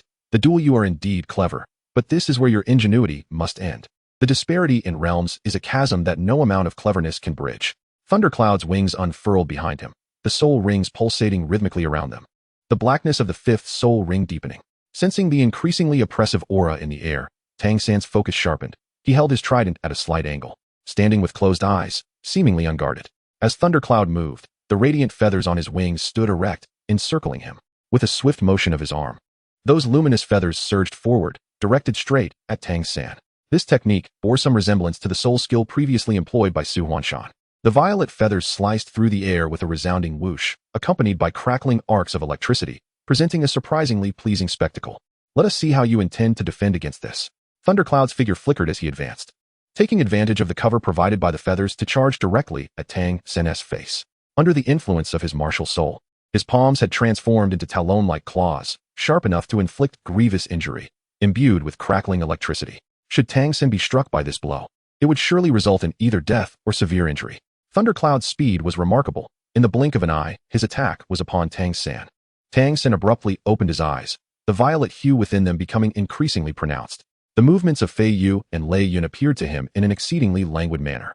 Though his steps were unhurried, they possessed an extraordinary profundity. With a graceful sway, he glided effortlessly through the gaps of Fei Yu's movements, his form ethereal and seemingly at ease. Observing Tang San's demeanor, Lei Yun felt a twinge of discomfort, despite investing considerable time. He had not even managed to land a single blow on Tang San. Wouldn't this make him seem utterly ineffectual in the eyes of the 100 ghosts Douluo? Is this all you are capable of, Tang San? Hiding and evading does not constitute true valor. Tang San paid no heed. He could easily discern that Lei Yun was attempting to rattle his composure through provocation. Such petty tricks held no sway over him whatsoever. Tang San remained oblivious to the fact that his silence had incited a deep-seated resentment in Lei Yun. Lei Yun's gaze lingered on Su Huanshan and the others as he contemplated the probability of surviving should he eliminate Tang San. Faced with 4 titled Douluo, he could not help but feel a sense of trepidation. It seemed that the 100 ghosts Douluo, sensing Lei Yun's unease, wore a subtle smile that hinted at deeper intentions. He remarked that while their confrontation might consume time, the skirmishes of these young ones would hardly be any swifter. If time was of the essence, they might as well clear the way for them. The third elder jested lightly, yet his attention remained steadfastly fixed on Tang San. Conversely, Su Huanshan could not suppress his scrutiny of the 100 ghosts Douluo, his brow furrowing in contemplation. He certainly did not believe that the 100 ghosts Douluo was merely passing the time with idle chatter. Do you know the origins of that Tang San? He inquired. The 100 ghosts Douluo, unfazed, narrowed his eyes, lost in thought. Naturally, no one was inclined to respond to his query. As Su Huanshan and the others were themselves unaware, and given their current adversarial stance, revealing any hint of information was out of the question. In that moment, the majority of gazes in the room converged upon Tang San. Tang San remained oblivious to the convoluted thoughts swirling in the minds of those nearby. His gaze drifted towards the distant dimensional portal, a sense of unease stirring within him, as if he sensed that something significant was about to unfold. Tang San, it would be wise for you to concede gracefully, lest you invite unnecessary suffering upon yourself. Noticing the intense scrutiny of the 100 ghost Douluo, Lei Yun mistakenly believed that his own sluggish movements had provoked dissatisfaction. A chill coursed through him as he recalled the formidable tactics employed by the 100 ghost Douluo in the past. If a fight is to ensue, then let it commence. No need for further prattle. Tang San's words became the final straw that shattered Lei Yun's sanity. A flicker of malevolence crossed his eyes as he declared, "Since you seek your own demise, do not blame me. Surely, you do not presume that my strength is merely this?" Thunderstorm, unleash the tempest. As Tang San glanced over, he caught sight of the 3rd and 6th soul rings beside Lei Yun illuminating in succession, instantly enveloping him in a profound sense of impending danger. Tang San pressed his lips together, easily sensing the movement of the thunderclouds. However, his current physical state could not keep pace with the reactions of his divine consciousness. Before he could react, several explosive sounds erupted beside him as the light feathers burst apart. The shockwave from the explosion struck Tang San, inducing a dull pain. While a single feather might have little impact, the dense cluster surrounding him appeared quite formidable. He attempted to evade, but the light feathers were too densely packed, leaving little room for escape amidst the aftermath of the explosion. The arcs of electricity dispersed and coiled around his body, the tingling sensation of the current slowing his reflexes. Not far away, a tornado of gathered lightning rapidly approached his location. The arcs of electricity continued to converge, the danger closing in, leaving no time for retreat. Tang San understood that the thundercloud was nearby, poised to deliver a fatal strike at any moment. The tense standoff did not escape the notice of Su Huanshan and the others, who exchanged hesitant glances, deliberating whether to intervene. However, before they could act, Tang San had already responded. He was never one to accept fate passively. Upon realizing that the thundercloud was deliberately severing his retreat, he pressed forward towards its direction. Yet the arcs of electricity in the air hindered his speed, and the numbness in his nerves further slowed his reactions. In the blink of an eye, the thunderstorm had reached him. Be careful. As Tang San was about to be swept into the maelstrom of the lightning tornado, the third elder could no longer hold back. He summoned his martial soul, preparing to shield Tang San from the impending attack. Yet, before he could make his next move, a swirl of purple flames darted before him, forcing the third elder to retreat momentarily, interrupting his actions. The aura emanating from the flames was powerful and chilling, leaving the third elder no doubt that should he insist on intervening, the ghostly fire would unhesitatingly latch onto him. The ghostly Douluo chuckled softly, saying nothing further, his imposing presence suddenly coalescing and pressing down upon the third elder. Old 3. Su Huanshan reached out, grasping the still reluctant third elder, stepping forward to confront the ghostly Douluo. Old ghost, what exactly do you intend to do? TSK, as hypocritical as ever, the ghostly Douluo replied dismissively, casting a fleeting glance at Su Huanshan. In truth, the third elder had acted impulsively. Meanwhile, Tang San finally made his move. Blue mist enveloped him, intertwining with the lightning tornado. In an instant, the area surrounding the tornado was draped in blue. Chapter 49. The scheme using water to counter lightning? Such folly. The thundercloud sensed the moisture in the air. Water conducts electricity, making it impossible to halt the spread of the lightning. Tang San was well aware of this fact, yet he had no alternative. The sea goddess Trident granted him control over water, an undeniable advantage. He would not allow fear to deter him. The rapidly rotating tornado was a formidable weapon, resembling countless blades tearing at the blue covering. Under the embrace of the water, the speed of the lightning tornado noticeably diminished. Tang San manipulated the mist, shifting sideways. Seizing the opportunity, he propelled himself directly towards the thundercloud.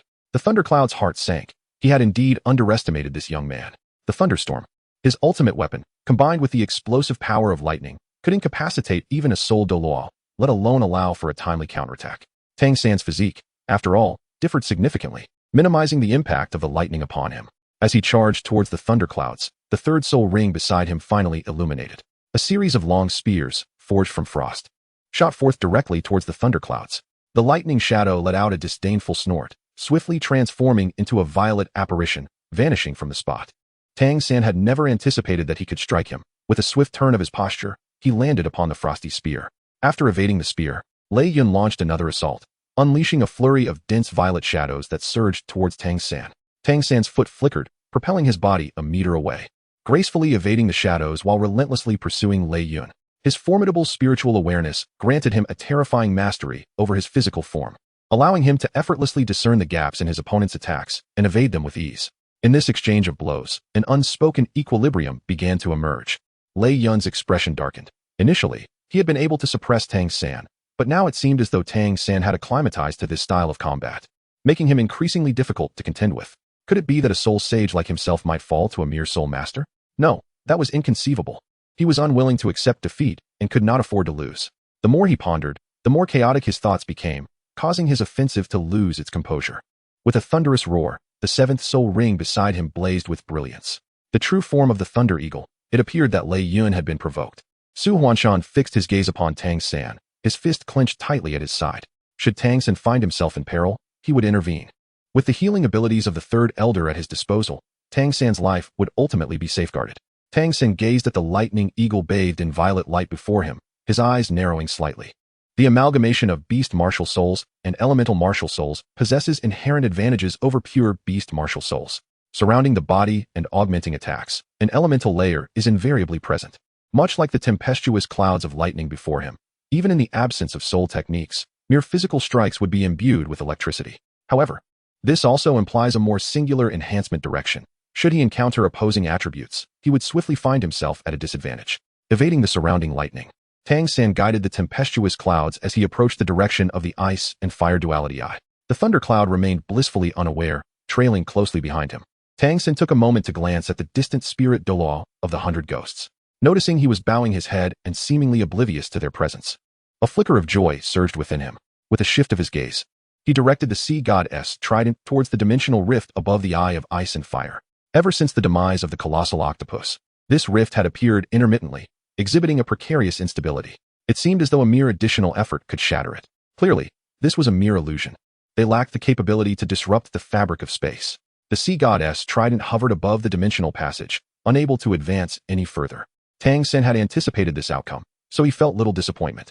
In contrast, Lei Yun was greatly incensed. With a furious flap of his wings, he unleashed several bolts of lightning, each as thick as a bowl, hurtling towards Tang San. Tang San did not continue to evade this time. The first spirit ring beside him ignited, revealing a series of distinct blue ribbons converging towards the sea god trident. His first spirit skill, the sea god's domain, was far from being merely a manipulation of water. The lightning in the air seemed to be drawn in, flowing along with the water towards the sea god trident, piercing through the tip of the trident and into the dimensional passage. The lightning surged into the vortex without stirring even the slightest ripple, as if it were entering a realm of utter void. Utilizing the power of another to strengthen his own, he displayed remarkable intelligence. The 100 Ghosts Douluo observed Tang San's actions with a hint of admiration on his face. This remark reached Lei Yun's ears, further igniting his fury. A dense aura of negativity clawed at his heart, darkening his gaze as it fell upon Tang San. The lightning attacks evidently had no effect on Tang San. Lei Yun's spirit skills were intrinsically linked to lightning, yet each time his skills approached Tang San, they were redirected by the sea god trident. The passage, having absorbed spiritual energy, seemed to awaken suddenly. It became insatiable, no longer content with the energy supplied by the sea god trident, and began to actively devour. The sea god trident was the first to suffer, being drawn into the vortex, but fortunately, as it was merely a construct of spiritual energy, it did not significantly affect him. As the oppressive force re-emerged, a sense of foreboding gripped Tang San. Was he about to unleash a calamity? Tang San, you have lost your mind. Lei Yun exclaimed in both shock and rage, retreating in haste. Under the threat of death, his rationality swiftly returned. At this moment, Tang San was too preoccupied to pay attention to him. The trident mark on his forehead shimmered with a golden glimmer, barely resisting the pull from behind. He attempted to move away, but it felt as though an immense weight was shackling his feet, rendering him immobile. This lad is truly reckless. The 100 Ghosts Douluo also retreated, distancing himself further from the Eye of Ice and Fire. Objects around them were incessantly drawn toward the passage of oblivion, inevitably consumed by an abyss of nothingness. Su Huanshan, under immense pressure, endeavored to reach Tang San's side to rescue him. However, the proximity of Tang San to the Eye of Ice and Fire was perilously close. He had barely covered half the distance when he was nearly swept away by the force. Fortunately, the fifth elder noticed the danger in time and grabbed him. Stay back. Tang San urgently called out as he observed two others ensnared in peril. Let us act in unison. I refuse to believe that we cannot rescue that lad Tang San together. The third elder, affirming his words, readied himself to approach Su Huanshan. I advise you not to act rashly. Refrain from using your martial spirits. This entity possesses an acute sensitivity. The stronger the soul power, the greater its attraction. The 100 Ghosts Douluo's voice resonated, and Su Huanshan turned his gaze toward him, frowning as his eyes lingered on the 100 Ghosts Douluo with a peculiar expression. Chapter 50. Devouring the other elders exchanged glances, seemingly perplexed as to why the 100 Ghosts Douluo had suddenly issued a warning. I have no intention of aiding you. The 100 Ghosts Douluo remarked, diverting his gaze to the swirling vortex hovering nearby. Who knows if this thing will develop a taste for me after consuming you. If you fatten it up, it may become even more formidable. The murmurs of the 100 Ghosts Douluo elicited a strange look not only from Su Huanshan, but also from the third elder. Does your spirit hall not have contingency plans for emergencies to guard this entity? Otherwise, do you presume I would be the sole sentinel in such a place?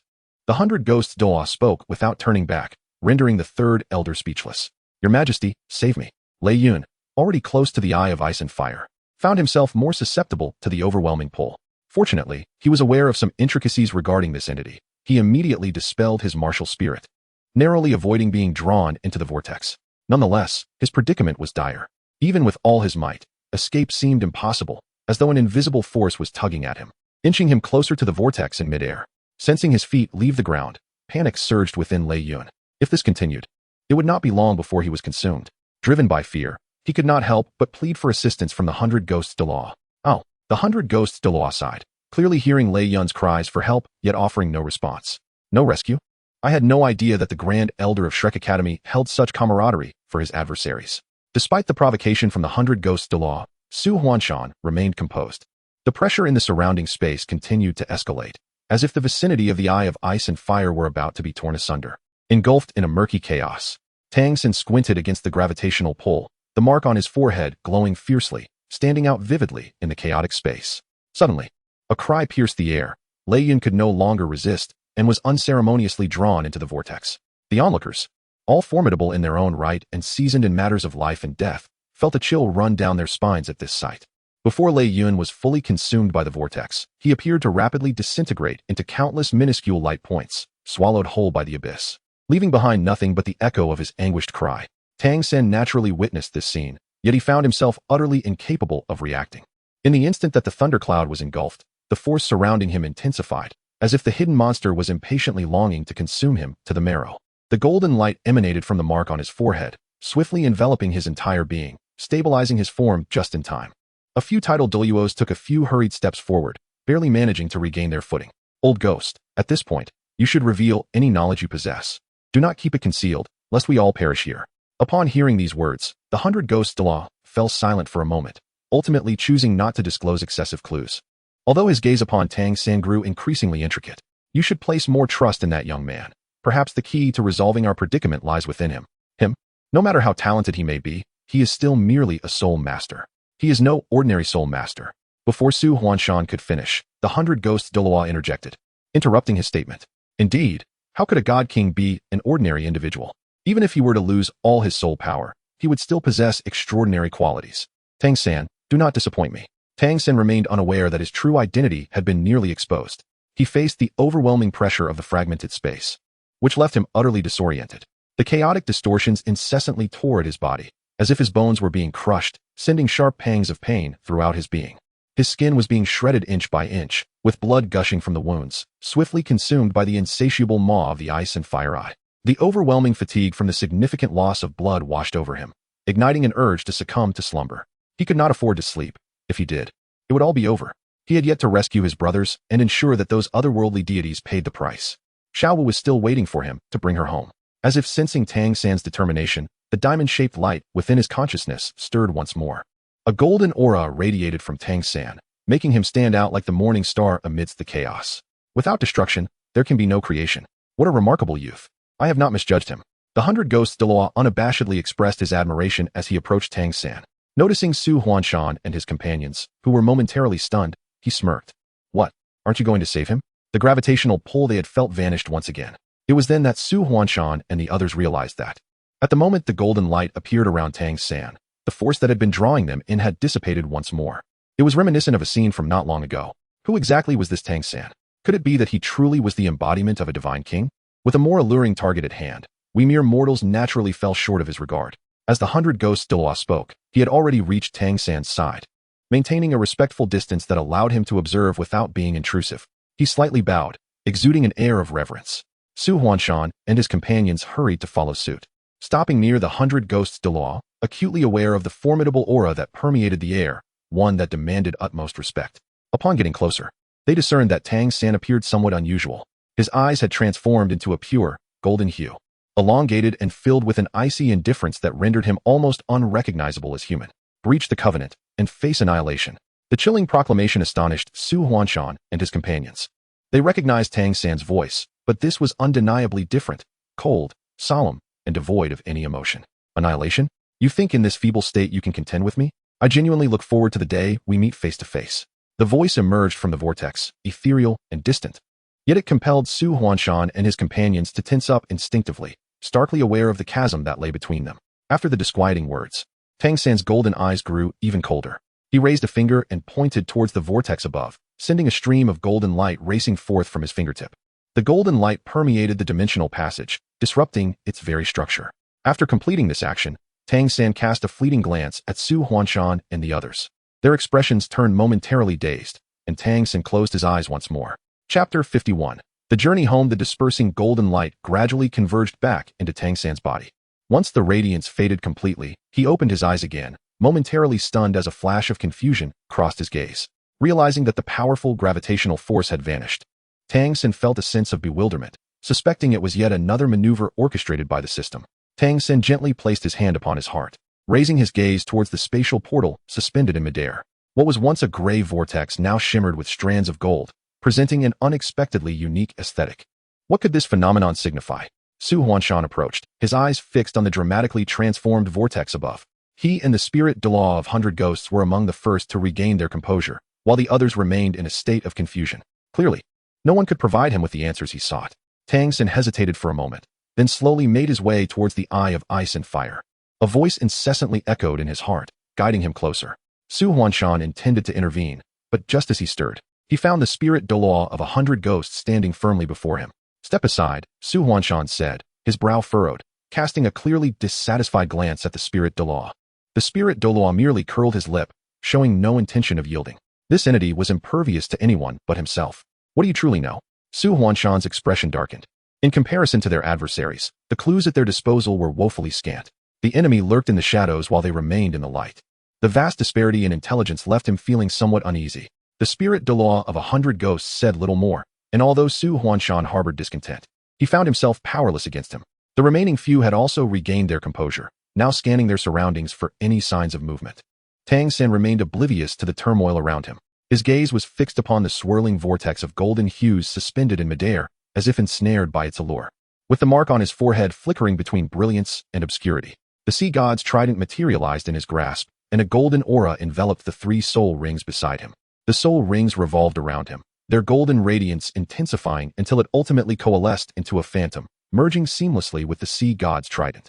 With a deft flick of his wrist, Tang San hurled the sea god's trident from his grasp, sending it soaring directly toward the vortex suspended in midair. The moment of contact seemed to ignite a fuse. The previously tranquil facade shattered, as golden light surged forth, relentlessly devouring the surrounding gray energy. The ferocious aura was compressed to its utmost limit, enveloped within the brilliance of gold. Just as the situation appeared to be progressing favorably, an inexplicable sense of dread gripped Tang San's heart. "This is bad. We must flee from here." Upon hearing Tang San's urgent call, Su Huanshan and the others swiftly retreated. The gray mist churned violently, unable to escape the binding of the golden light, and after being compressed to the extreme, it erupted with a violent force. Radiating outward from the epicenter, Tang San and his companions managed to evade the immediate danger, yet they were still affected by the surge of energy. While the others fared relatively well, Tang San felt a sudden constriction in his chest, causing him to spit out a mouthful of blood. With the initial task fully accomplished, the assessment was deemed successful, and the data began to transmit. In the realm of his consciousness, the diamond-shaped light suddenly radiated with a brilliant golden glow, which spread throughout his soul body, leaving Tang San feeling remarkably at ease. Even the injuries he had previously sustained felt significantly alleviated. In contrast to the singular system functionality he had encountered previously, the information now flooding his mind was notably more comprehensive and detailed. At that moment, all of Tang San's understanding shattered utterly. Was it truly the case that the adversaries he had been determined to confront were so formidable? Whether it be the sea god or the Shura god, or even the so-called title of God King he once held, all of it was nothing more than an elaborate deception. In the eyes of those in power, they were merely pawns, discarded at a whim. The instant he grasped this truth, Tang San was nearly overwhelmed by an onslaught of despair. His eyes brimmed with confusion. For so long, he had been driven by a singular thought. No matter how arduous the path, he was resolute in his quest to reclaim divinity, revive his dear brothers, and bring Xiaowu home. Yet, if the hatred he had harbored was merely an illusion, what reason did he have to persist? As the haze of uncertainty enveloped his soul, the golden mark upon his forehead became increasingly prominent. The intricate patterns slightly raised, yet the light upon them dimmed to the brink of extinction. Vivid memories from his past life flashed through Tang San's mind, and the confusion in his gaze began to dissipate, replaced by a fervent unwillingness. Indeed, how could he possibly acquiesce? Was it his fate to die in such a pitiful manner, even if granted another chance? At that moment, the pent-up frustration within him erupted entirely. The image of his descent from the ghostly See You Again merged seamlessly with the scene of his fall into the Douluo god realm. The light in Tang San's eyes reignited with fervor. He was Tang San. Regardless of his identity or station, he remained simply Tang San. Be it a pawn or a conspiracy, the future was still unwritten, and nothing was predetermined. My fate is mine to wield, not dictated by the heavens. Tang San abruptly opened his eyes, the golden light formed by the diamond-shaped spots merging completely with the essence of the heavenly Tao, causing the barriers within his soul to dissipate. I am abandoned. This voice seemed to resonate from the depths of his soul. Before Tang San could delve deeper into this revelation, another voice interrupted him. Tang San, are you alright? Su Huanshan, noticing Tang San's dazed expression upon awakening, couldn't he help but express his concern. I am fine. Tang San waved his hand and stood up. The remnants of the explosion had already dissipated, and as he raised his head, a scene of devastation unfolded before him.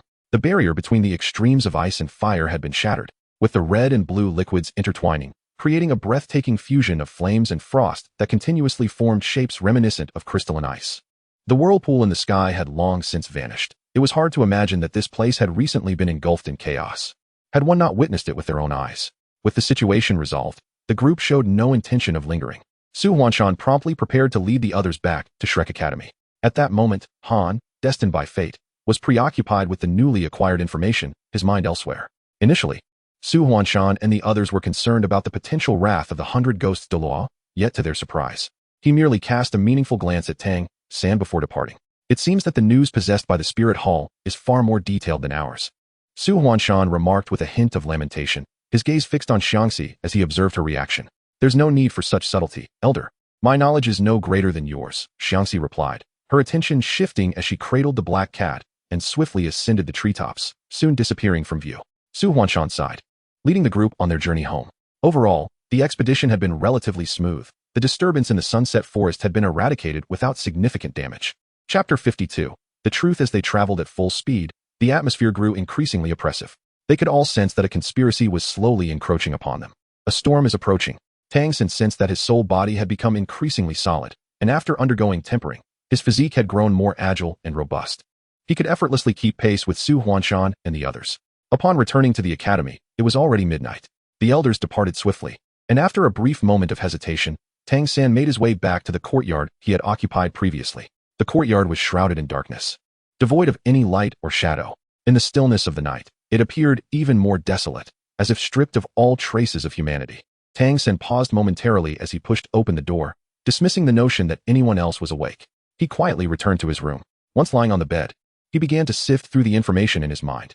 Upon his rebirth from the depths of the ghostly cliff to the Douluo continent, Tang San realized that this world was merely one of many realms.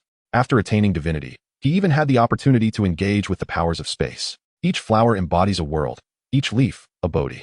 The myriad realms are interdependent, yet distinctly isolated. The Douluo continent stands as an insignificant fragment among them.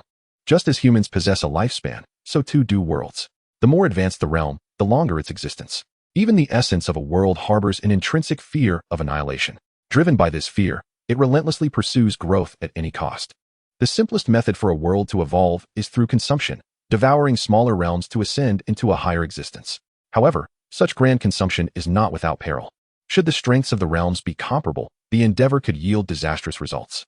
Over time, the essence of certain worlds seeks out agents within their own domains to cultivate smaller worlds, nurturing them for eventual consumption. The realm of Douluo, inhabited by Tang San and his companions, now confronts such a crisis. The previous assailants of Douluo originated from an even more formidable dimension. Douluo itself seems akin to livestock, raised merely to be slaughtered once it has matured. The successive ascension of Tang San and his companions to divinity has rendered the divine system of the Douluo continent more complete. As the origin of the realm flourishes, it also attracts the gaze of predators. Little did I anticipate that, in the end, this series of events would stem from my own actions. Tang San stared blankly at the ceiling, his eyes devoid of life. If the 7 monsters had not ascended to divinity so swiftly, would everything have unfolded differently? It seemed as if his thoughts were perceived, for a soft sigh resonated from the depths of his heart. The tone remained cold and ethereal, evoking a bittersweet sensation within. An inescapable fate, indeed. Fate. Tang San chuckled lightly, a slight smirk playing upon his lips, tinged with a hint of manic fervor. Throughout my life, the one thing I have least believed in is destiny. I was not mistaken about you, after all. Tang San placed his hand over his eyes, obscuring the somber gaze within. He refrained from speaking, and a heavy silence enveloped the atmosphere. Just as Chi thought that Tang San would remain silent, his voice resonated within the depths of the mind. What do you truly wish for me to do? You are well aware of my desires, Tang San. You are not a fool. You should comprehend what it means for me to be a mere outsider. They have already caught wind of our movements, and the time ahead may not be tranquil. Tang San, I am you. We tread the same path. Tang San furrowed his brow, questioning the meaning behind those words. What do you mean by that? We are running out of time. The system will assist you in finding the correct path. He urged, clarify your statement. What do you mean by I am you? Despite his persistent calls, no response echoed back. Tentatively, he explored his consciousness, only to find that the diamond-shaped light spot, once concealed within, had vanished without a trace. Instead, his mindscape, previously shrouded in an expanse of white, was now imbued with a gentle golden hue. Ding. Host information. Name, Tang San. Gender, unknown. Martial soul, Sea God Trident, Shura Sword. Strength, level 37 Soul Master. Tang San's mind was suddenly flooded with information, and without a doubt, it reflected the current state of his body. His gaze gradually descended, drawn to the lengthy string of gray text below. The golden 13 halberds, along with these soul bones and soul skills. Upon seeing each familiar name, Tang San could not help but feel astonished. These were all abilities he once possessed. Aside from the skills conferred by the 3 soul rings he bore, each soul skill was accompanied by the words not activated. Could it be that he could still utilize his previous soul skills? Yet, that could not be right. Even his martial soul was different. What foundation could possibly trigger these soul skills? Tang San steadied his mind and examined the information panel before swiftly turning to the task interface. At the top, following the initial mission, 3 prominent characters proclaimed completed. In the lower right corner, a shimmering small treasure chest caught his eye. Instinctively, Tang San clicked on it, causing the chest to open, and a soft, milky white glow emanated from within. As the luminescence faded, an oval object emerged, hovering before Tang San. Tang San was startled, instinctively becoming vigilant. Shrek Academy has always maintained a rigorous watch with titled Douluos taking turns on guard duty. Their vigilance cannot be understated. If discovered, he would find it difficult to provide an explanation. Bobo, Master, do not worry. Aside from you, no one else can see me. This revelation piqued Tang San's curiosity. As he scrutinized the spherical object, this item appeared to resemble an egg, did it not? Tang San felt a twinge of uncertainty. With such a commotion, only an egg emerged? Master, what are you doing? Quickly, let the blood drip onto me. The egg clamored, fluttering towards Tang San. Are you a magical beast? Bah. What magical beast? Bobo is nothing of the sort. If not a magical beast, could it be a spiritual creature? Unable to discern any expression from the egg, Tang San could nevertheless detect the disdain in its words. After thoroughly activating the system, Tang San had naturally gleaned some information about this otherworldly realm. He remained somewhat intrigued by the utterly distinct power system. Bobo is merely the guiding beast of the system. The clear voice abruptly halted, as if it had just recalled something, awkwardly shifting the topic. Let us not discuss that. First, let us form a contract. Logically, under such a concealed circumstance, Tang San should have been on guard. However, given its 5 segments, he could not shake the feeling that this little creature posed no threat to him. Tang San searched through his mind for information regarding the contract, overwhelmed by the plethora of knowledge he possessed. Much of it remained only partially understood, stored within his consciousness, readily accessible upon the retrieval of key details. Chapter 53. The contract. Having confirmed that entering into the contract posed no detriment to him, Tang San acted decisively. With a flick of his wrist, the crossbow arrow concealed within his sleeve was swiftly drawn to the center of his palm. He pressed the arrow against his hand, and blood gushed forth instantaneously. It seemed that the egg had sensed Tang San's action, soaring upward and adhering to his wound. Tang San could sense the blood within him continuously surging from the wound, being absorbed by the egg. It was unclear what its origin was. Not only did the wound show no signs of healing, but the flow of blood had not diminished in the slightest. This egg was actively siphoning his blood. The prolonged thirst for blood had rendered his body unstable, and a wave of fatigue washed over him once more. This was dire. If this continued, he would undoubtedly be drained by this entity. He had been careless, failing to discern the truth and instinctively trusting his feelings. Realizing this, Tang San immediately sought to withdraw. Setting aside the true nature of the egg, he did not wish to perish at the hands of an enemy only to be undone by his own folly. However, no matter how he struggled, it was of no avail, as if even time had come to a standstill. His hands were firmly adhered to the shell of the egg. Stop! The hoarse, weak voice was nearly unrecognizable to Tang San. His body had weakened to its utmost limit, unable to endure further blood loss. Yet the egg remained unresponsive. Just as he believed he would become a mere desiccated corpse, a turning point finally emerged. A gentle energy flowed through the wound pressed against the egg, soothing his parched and desolate veins. Vitality surged within him, and as his body began to recover, the blood that had been lost was swiftly replenished. Although blood continued to flow out, the previous life-threatening urgency had dissipated. It was then that Tang San had the presence of mind to observe the egg not far from him. Unlike when he first encountered it, the surface of the egg was now enveloped in winding lines of blood. The distribution of these lines appeared to follow a certain pattern, inscribing arcane runes upon the shell. Oddly, he had not heard that such a contract required this much blood. Tang San clicked his tongue, reflecting upon the information he had just discovered. Generally speaking, contracts are classified into 3 types: soul contracts, equal contracts, and master-servant contracts. Among these, the soul contract signifies the most profound bond, one of shared existence and demise. Notably, none of these contracts necessitate an abundance of blood. As Tang San pondered, the egg seemed to have finally satiated its hunger, slipping from his grasp. Had it just let out a burp? Tang San raised an eyebrow, scrutinizing the egg that floated a short distance away. The crimson patterns that had once adorned its shell had vanished, possibly due to its absorption of blood, leaving the entire egg with a delicate pink hue. Tang San lowered his head and gazed at his palm. The scar in the center of his hand had completely healed, leaving no trace of its former state. Had the contract been fulfilled? Tang San squinted his eyes and reached out towards the egg. The egg, seemingly aware, swiftly leaped into the palm of his hand. The pink egg rolled within his grasp, and Tang San's gaze dimmed slightly. This object was not larger than his palm, appearing fragile enough to shatter with a mere squeeze. Yet, it had nearly drained him of all his blood. He could not be persuaded that it was something so delicate. Not yet. The energy in your blood is insufficient. You will require 2 more times to complete the contract. Upon hearing this, Tang San pinched the egg between his fingers, his half-closed eyes concealing a myriad of complex emotions. You aren't trying to deceive me into offering my blood, are you? How could that be? The egg wriggled incessantly at his fingertips, as if attempting to break free. How outrageous. Why would I deceive you for your blood?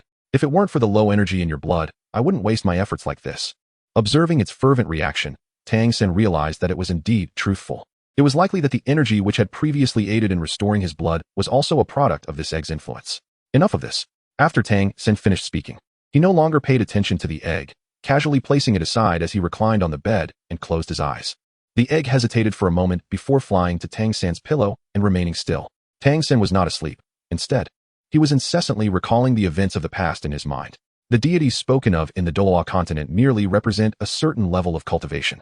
Even these divine beings have an endpoint to their existence, albeit significantly longer than that of ordinary humans. Simultaneously, the energy they harbor within is far more abundant. Another means of growth in this realm lies in the consumption of such energy. Each cataclysmic disaster is invariably accompanied by both destruction and rebirth. Contemplating this, one can discern clues within numerous historical events. The fierce battle between the 2 great empires and the Spirit Hall, which resulted in countless casualties and even the fall of deities, raises the question of whether there were unseen hands orchestrating such events. With these thoughts weighing on his mind, Tang San was unaware of when he finally succumbed to slumber. As dawn broke, he opened his eyes. Years of cultivation had rendered his body accustomed to the early hours. After a brief wash, he swiftly ascended to the rooftop.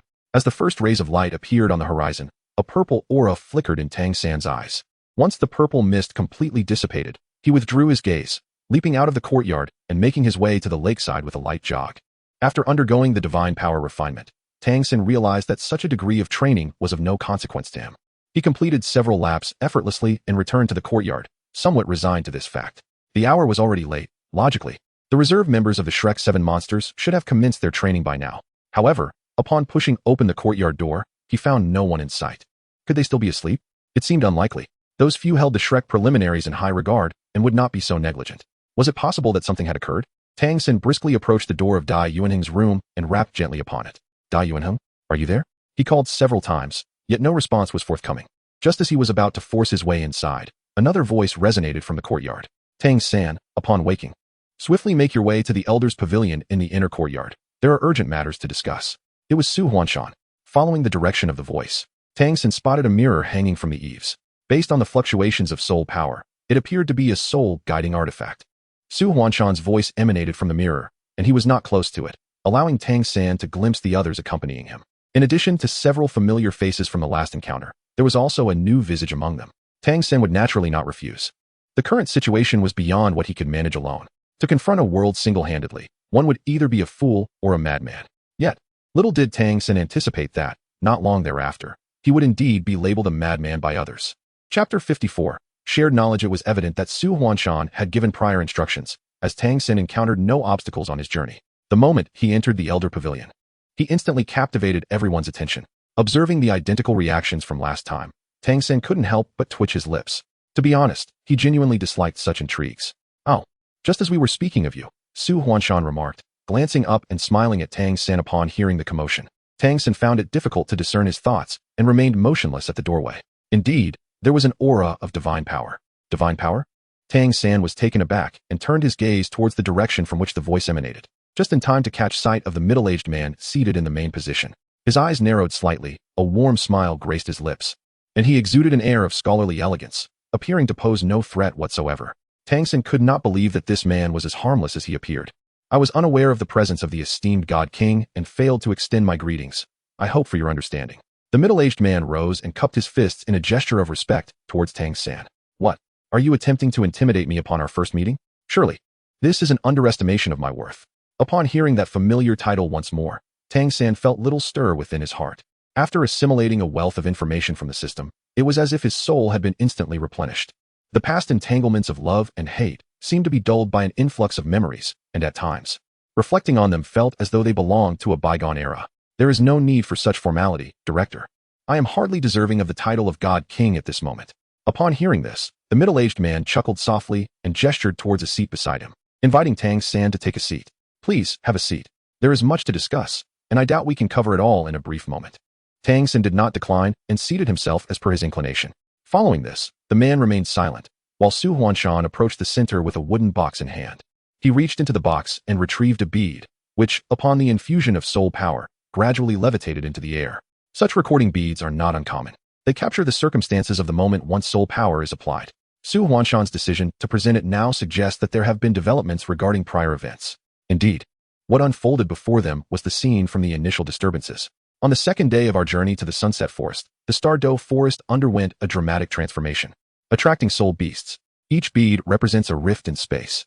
Su Huanshan tilted the wooden box slightly, allowing others to observe more clearly. With so many disturbances, has there been no indication of any signs? Tang San pressed his lips together, noting that the box contained at least a dozen shadow orbs. The commotion caused by the rifts in space was far from negligible. During the previous dozen instances of spatial fractures, humanity could not have remained entirely oblivious. This peculiarity is what stands out. Had it not been for the slip-up from the Spirit Hall, leading us to trace the clues to the Sunset Forest, we might still be in the dark. Observing Su Huanshan's grim expression, Tang San could surmise his thoughts. This expedition to the Sunset Forest had made them acutely aware of the terrifying nature of these spatial rifts. Fortunately, the situation remains under control for now. The spirit beasts have sensed the anomaly and are inclined to form an alliance with us. As Su Huanshan spoke, he channeled his soul power, releasing the information contained within the shadow orbs. Tang San observed with exceptional scrutiny, as this was a clue that the system could not provide him. Chronologically, the spatial passage at the Ice and Fire 2 extremes, I was the first to manifest. Once the spatial passage stabilized, various extraordinary beasts began to emerge from it. They appeared remarkably well-trained, occupying the vicinity of the Ice and Fire 2 extremes, without attracting the attention of other factions. Concurrently, numerous spatial rifts began to appear in the soul beast forests across the continent, with even the Douluo forest being no exception, allowing a large number of extraordinary beasts to emerge through these rifts. As the number of extraordinary beasts increased, they began to hunt soul beasts, growing even stronger by devouring soul masters. The extensive carnage finally drew the attention of the soul beasts. Several leaders from the heart of the Douluo forest stepped forward and followed the traces to locate the spatial rifts. They destroyed these rifts to prevent the extraordinary beasts from further entering the Douluo continent. However, the spatial passage in the Sunset Forest remained impervious to their efforts. Within those spatial rifts, they sensed the presence of divine power. Su Huanshan's voice trembled slightly as the image pearl displayed the scene of several soul beast leaders working together to tear apart the spatial rifts. Although the strength of these leaders was undeniably formidable, they still required collaboration to rend a passage that was inherently unstable. Who, then, possessed the power to stabilize such a rift? Tearing apart spatial barriers was not a particularly difficult task. Even an ordinary peak Douluo could accomplish it. Yet, to discover a passage between two dimensions and ensure its prolonged existence was no trivial endeavor, at least not one that Tang San could achieve. Even when he was a god king, he could only traverse other worlds with the aid of divine artifacts. Tang San, he murmured, momentarily lost in thought. He offered Su Huanshan an apologetic smile. Su Huanshan's lips twitched. Only he knew the complexities of his emotions. He had initially thought that Tang San was merely of mysterious origin, only to discover he was the true sea god. Recalling the last collective admonishment they had given Tang San, he felt an urge to find a rift to escape. The Grand Elder, after all, maintained his composure. Despite the turmoil within, his exterior revealed no signs of disturbance. I believe no one understands divine power better than you, he said. Given the urgency of the situation, if you would not mind, could you elaborate on this matter for us? Su Huanshan's demeanor was exceedingly respectful, which left Tang San feeling somewhat uncomfortable. The so-called divine power was merely a qualitative transformation of soul power cultivated to a certain level. The inheritance of divinity represented the simplest means of achieving this transformation. Even without inheriting a divine position, one could still vaguely sense it upon reaching the pinnacle of the Douluo realm. At this juncture, Tang San cast a peculiar glance at Su Huanshan, wondering if the Grand Elder felt the same enigmatic sensation. Su Huanshan shook his head. If there were truly changes within his soul power, he would not have failed to notice. What you speak of is the metamorphosis that occurs during ascension to godhood. Without the inheritance of divinity, one cannot attain godhood. You too had to undergo divine assessments to succeed in becoming a god. After a prolonged silence, the dean seemed to be intrigued by the topic and initiated the conversation. Tang San was momentarily taken aback. reflecting for a considerable time before recalling the circumstances of that moment. Upon deeper contemplation, it appeared that the 7 monsters, along with others who later ascended to divinity, all attained their godly status through the inheritance of the deities. Throughout countless millennia, many have sought the path to divinity in the Douluo continent. Yet only a scarce few have succeeded. Why was it that during their era, the emergence of divine positions was so concentrated? His own reincarnation, the encounters with companions, the conflicts involving empires, sects, and the spirit hall, culminating in the eventual ascension to divinity. Chapter 55. Cooperation seemed to weave an invisible thread that meticulously bound all these elements together. It felt as though someone had orchestrated everything, merely awaiting his arrival. Some matters, however, are best left unexamined. Tang San understood this truth, yet he found himself unable to deceive his own heart. Fool, echoed a voice within him. Calm yourself, master. It was as if 2 voices resonated simultaneously in the depths of his mind. A refreshing wave emerged from the depths of his consciousness, invigorating his spirit. Sensing Tang San's inner turmoil, an egg suddenly sprang forth from his sea of consciousness, hovering before him. Master, it exclaimed, observing the egg, which struggled to articulate its words while circling around him. Tang San nearly succumbed to the temptation of grasping it. However, this commotion dissipated the sense of despair that had enveloped him. You keep chirping. Perhaps I shall call you Bobo. With his spirits lifted, Tang San felt inclined to tease the little creature before him. The egg turned and leapt onto Tang San's shoulder, settling there. Bobo Badmaster. I have a name. It protested. But you are still just an egg. From where does your name come? Tang San replied. If not Bobo, then you shall be Dandan, your choice. Bobo, when I grow up, I shall no longer be an egg. I will be called Soul. Soul? That's quite an unusual name. Tang San chuckled at the sight of the egg, now agitated and bouncing around in response to his teasing. Noticing that Su Huanshan and the others exhibited no special reactions, he surmised they truly could not see the egg that had appeared so suddenly, and thus he let it be. You are simply you. Tang San raised an eyebrow, contemplating the contradiction in the man's previous declaration of I am you, only to now utter a phrase that starkly opposed that sentiment. He felt an urge to inquire further. Yet after voicing this thought, silence enveloped his consciousness. Previously, Tang San had explored the realm of abandonment, finding no trace of it. Even the diamond-shaped light spot that once resided in his mind had vanished, as if, following the initiation of the system's tasks, he had truly become one with it. Observing Tang San lost in thought, visibly ensnared by his own musings, Su Huanshan cast a resigned glance at the man seated in the main position. Could this individual truly be a divine king? He seemed rather unreliable. The dean, catching Su Huanshan's gaze, coughed discreetly to regain Tang San's attention. If you possess any clues regarding this matter, it would be prudent to share them. After all, this concerns the entire continent, and we cannot afford to remain passive.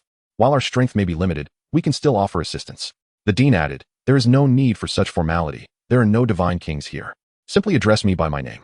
Tang San pressed his lips together, feeling a twinge of hesitation, uncertain of the trustworthiness of the person before him. In that case, I shall not indulge in further pretense.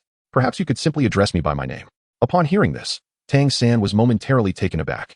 He had not anticipated such casualness from this individual. The headmaster of Shrek Academy was indeed a legendary figure. Having attained the status of a peerless Douluo before the age of 30, renowned across the continent as one of the closest beings to divinity, making the name Xilinghan echo throughout the land. The other elders present exchanged various expressions upon hearing this remark. Tang San tugged at the corners of his mouth, feeling somewhat at a loss. So it is settled then. If this becomes a reality, I shall indeed have gained an advantage. Xilinghan chuckled lightly, waving his hand dismissively. Tang San also chuckled. Very well. I shall address you as Brother Ling. Observing the two reach this resolution, Su Huanshan's smile gradually stiffened. A mere 12 or 13-year-old boy like Tang San calling him Brother Ling. Su Huanshan shook his head vigorously, attempting to dispel this alarming image from his mind. At this juncture, Tang San ultimately chose to place his trust in the matter. He organized the information he had gathered and shared it. Naturally, he withheld certain details, particularly those concerning the system, which he would not disclose. The information Tang San presented was sufficient to induce chaos among others, for it pertained to the very survival of the continent. He wondered if there were any beings from other realms intruding. Su Huanshan placed the recording orb back into its box and returned to his seat, the atmosphere growing somber in response to his words. Compared to the monstrous beasts, humans posed an even greater threat. Humans excel in disguise. Once concealed, locating them becomes exceedingly challenging. If they were to lie in wait and act with malice, the resulting increase in spatial rifts could jeopardize the very existence of Douluo continent. They were unaware and reluctant to gamble on such a tenuous possibility. Those from other realms lacked martial souls, making them relatively easier to identify. Tang San paused for a moment, reflecting on the spatial rifts he had previously observed and the spatial passage above the ice and fire duality eye. If those individuals were of sound mind, They should not have traversed through those spatial rifts. The requirements for passing through such rifts are exceedingly stringent. The more unstable the rift, the more treacherous the chaotic currents within it, which could tear a body to shreds in an instant. With Tang San's analysis, the others felt a sense of clarity regarding the situation. Su Huanshan also came to a realization. In other words, their arrival could only be through the passage in the setting sun forest. Indeed, that was the case. Such makeshift passages could hardly accommodate a large number of individuals. The enemy's numbers are limited. As long as we respond appropriately, there is still time to act. Excellent. Xiling Han could not contain his excitement and stood up from his seat, nearly applauding Tang San. He approached Su Huanshan and patted him on the shoulder. The pressing matter now was to inform the major empires, urging them to take heed and to clear the area as much as possible. Old Su, this task now falls to you. After Su Huanshan acknowledged his responsibility, Xiling Han turned his attention back to Tang San. Aside from this issue, there is another matter that may require your assistance. The students who returned with you from the setting sun forest have encountered a predicament. Are they still unconscious? Tang San inquired, surprised. If they remained unconscious, then what was the meaning of the system prompt indicating that Huafan's task had been completed prior? Xiling Han waved his hand. No, quite the contrary. They have all awakened, but the situation is even more complicated. From Xiling Han's subsequent explanation, Tang San learned the truth of the matter. Of the 6 individuals remaining besides Tang San, all had regained consciousness on the same day they departed, yet Huafan had gone missing, and the other 5 had lost their memories. All of them have lost their memories? Tang San's gaze shot up sharply. It was no wonder he reacted so strongly. It was simply too bizarre. The timing of their amnesia was exceedingly coincidental, and considering they had all visited the setting sun forest, it was hard not to connect these events. Brother Ling, there is something amiss here. Indeed, too many coincidences lead to inevitability. Xiling Han remarked as he began to walk outside. Chapter 56. Collective amnesia. He had already conveyed the crucial information, and Su Huanshan would handle the rest. They are in the back courtyard of the Elder Pavilion. Let us go there together and see if we can uncover any vital clues. With a nod of acknowledgement to Su Huanshan, Tang San hurriedly followed suit. Xiling Han's pace was leisurely, as if they were merely taking a stroll, gradually making their way to the back courtyard. Did you encounter any peculiar events during your time in the setting sun forest? Or did you come into contact with anything unusual? Xiling Han tilted his head slightly, observing Tang San's reaction. Tang San understood the questions lingering in his mind, particularly why he alone remained unscathed while others fell victim. Alas, they were merely a group of cunning old foxes. He certainly did not believe that after such a commotion, Xiling Han would genuinely place her trust in him. It was simply a matter of mutual benefit. If one were to speak of peculiarities, it would likely pertain to that land capable of devouring corpses, along with the disquieting scent of blood that pervaded the air. Tang San narrowed his eyes, as if in deep contemplation. Xiling Han smiled slightly, her aura radiating warmth akin to the gentle sun. Ah, Old Su had mentioned it to me. He even had someone specially excavate a sample of that soil to bring back. There is nothing particularly remarkable about it. That substance is alive. Tang San leaned in closer, lowering his voice with an air of mystery. Xilingan's curiosity was piqued. She halted her steps and turned to face Tang San. Alive? A spirit beast?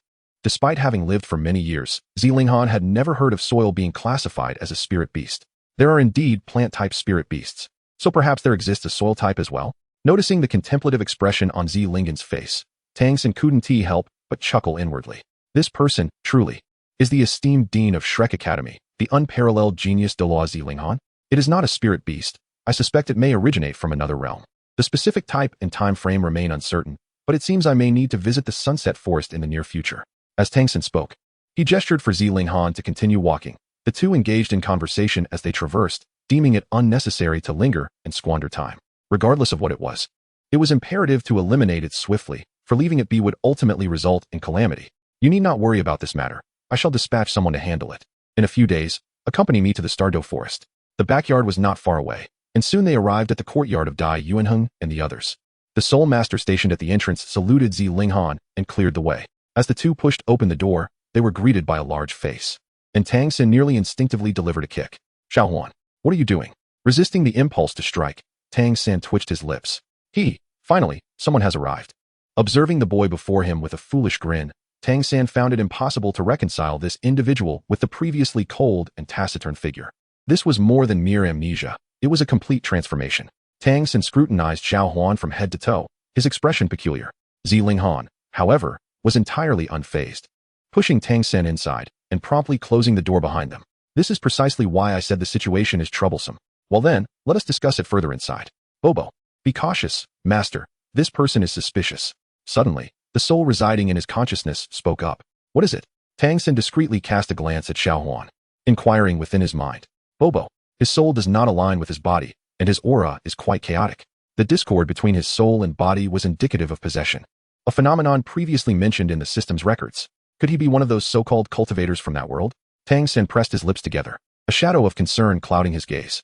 If it truly were a case of soul possession, it would pose a significant dilemma. One could only speculate whether the soul's essence would be affected post-possession. Should it remain unscathed, their previous method of discerning friend from foe through soul rings would lose its efficacy. However, the records indicated that soul possession demanded a high standard from the original soul. It seemed improbable that a mere encounter would result in a multitude of such occurrences. Contemplating the 5 individuals he was about to meet, each suspected of possessing another's soul, Tang San felt a twinge of discomfort in his head. Dean, you have arrived. Upon hearing the commotion in the courtyard, the others hastily emerged. Zilinghan smiled warmly, gesturing towards them. These are your companions. They were previously occupied but have now returned. Soon, you will represent the academy in a competition, so take this time to foster a good rapport. Tang San cast a sidelong glance at him, pondering the fellow's intentions.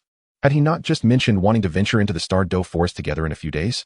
However, Zilinghan paid no heed to Tang San's musings and directly brought the individuals before him. Come, let me see if your abilities have diminished. A sly grin resembling that of a fox danced upon Zilinghan's lips, and Tang San narrowed his eyes. He had no objection to this opportunity. Gaining insight into these individuals was indeed beneficial. Observing the bewildered faces of those circling around Zilinghan, Tang San silently called upon his soul. Dandan, do these individuals share any similarities with Xiao Huan? Bobo, indeed, their bodies and souls are misaligned and exhibit an underlying repulsion. Upon hearing this, Tang San squinted, his gaze swiftly sweeping over the individuals, a chill emanating from his eyes. As expected, they were not the genuine article. After supplying his answer, the soul in Tang San's mind suddenly realized, Bobo, my name is not Dandan. A chuckle escaped Tang San. This fellow was rather slow on the uptake. He smirked slightly, but chose not to respond. Zilinghan had already approached with the others, asking, so, shall we engage in a match? Tang San nodded slightly, and together they walked towards the rear of the house. The courtyard was quite spacious, with a large area at the back that was perfectly suited for their sparring matches. Shall we face off one by one, or shall we engage all together? Zilinghan raised an eyebrow, glancing at the 5 individuals nearby as she inquired. Brotherling, you hold me in too high regard, he replied with a playful tone. There's no need for modesty, just enjoy some time playing with the children. I am still a child myself, Tang San remarked, playfully shaking his small arms and legs. The 12 or 13-year-old boy appeared to be quite mature, especially considering that Tang San's body had undergone rigorous refinement, resulting in an impeccable development. His physique and features were gradually becoming more pronounced. Tang San and Zilinghan bantered freely, completely disregarding the astonished and curious gazes of the 5 others nearby. He sensed that after completing the system contract, his personality had undergone significant changes. His mind was filled with numerous memories that did not originally belong to him, while the memories that were uniquely his, belonging to Tang San, had been fragmented and washed away. But what did it matter? He was still himself. Come on, you look so weary. What are you pondering? Zilinghan playfully tapped Tang San on the shoulder. As Tang San snapped back to reality, his body instinctively crouched down to evade the gesture. Well, did you see that? What quick reflexes. You all ought to take notes. Chapter 57. The contest. Although his hand was evaded, Zilinghan was not the least bit upset. Instead, he lavishly praised the 5 individuals standing by. Tang San, you must go easy on them. These little fellows seem to have encountered quite the challenge this time. They've nearly forgotten even the basics. Tang San, initially tense, gradually relaxed his body. His battle instincts, honed over the years, made him uneasy with the proximity of others. He nodded towards Zilinghan, surveying the 5 individuals beside him. Ultimately, Tang San found himself in a 1 versus many situation, standing alone against the group across from him, a sight that appeared somewhat pitiable. This area marked the limits of their contest. Should he lose his combat ability or be knocked out of the arena, he would be disqualified. As Zilinghan's gesture descended, the ground beneath them trembled, and the terrain began to rise, forming a stone platform approximately 3 meters in height. Tang San was the first to complete the manifestation of his martial soul. Across from him, Dai Yuanheng exchanged glances with his companions. In the days following their awakening, they had come to grasp some fundamental concepts regarding their own martial souls and soul skills, and were no longer entirely ignorant. With a powerful roar, Dai Yuanheng transformed his hands into claws, and a faint royal pattern emerged on his forehead, instantly completing the white tiger manifestation. Inspired by his leadership, the others followed suit, each successfully manifesting their own martial souls in turn. Tang San squinted, keenly observing their movements. Having witnessed Dai Yuanheng and the others in action, he discerned the anomaly in an instant. The flow of soul power became sluggish, and their momentum diminished significantly. At the moment of martial soul fusion, A subtle sense of repulsion emerged. There was no need for Egg to elaborate. Tang San was already certain that the individuals before him posed a significant threat. Were they attempting to seize control? Was there any means to resolve this predicament? Tang San pondered in his heart, perhaps still harboring resentment over Tang San's earlier misnaming. The soul did not respond immediately. Tang San remained calm, and at that moment, Dai Yuanheng and his companions charged forward. He decided to focus entirely on the battle at hand.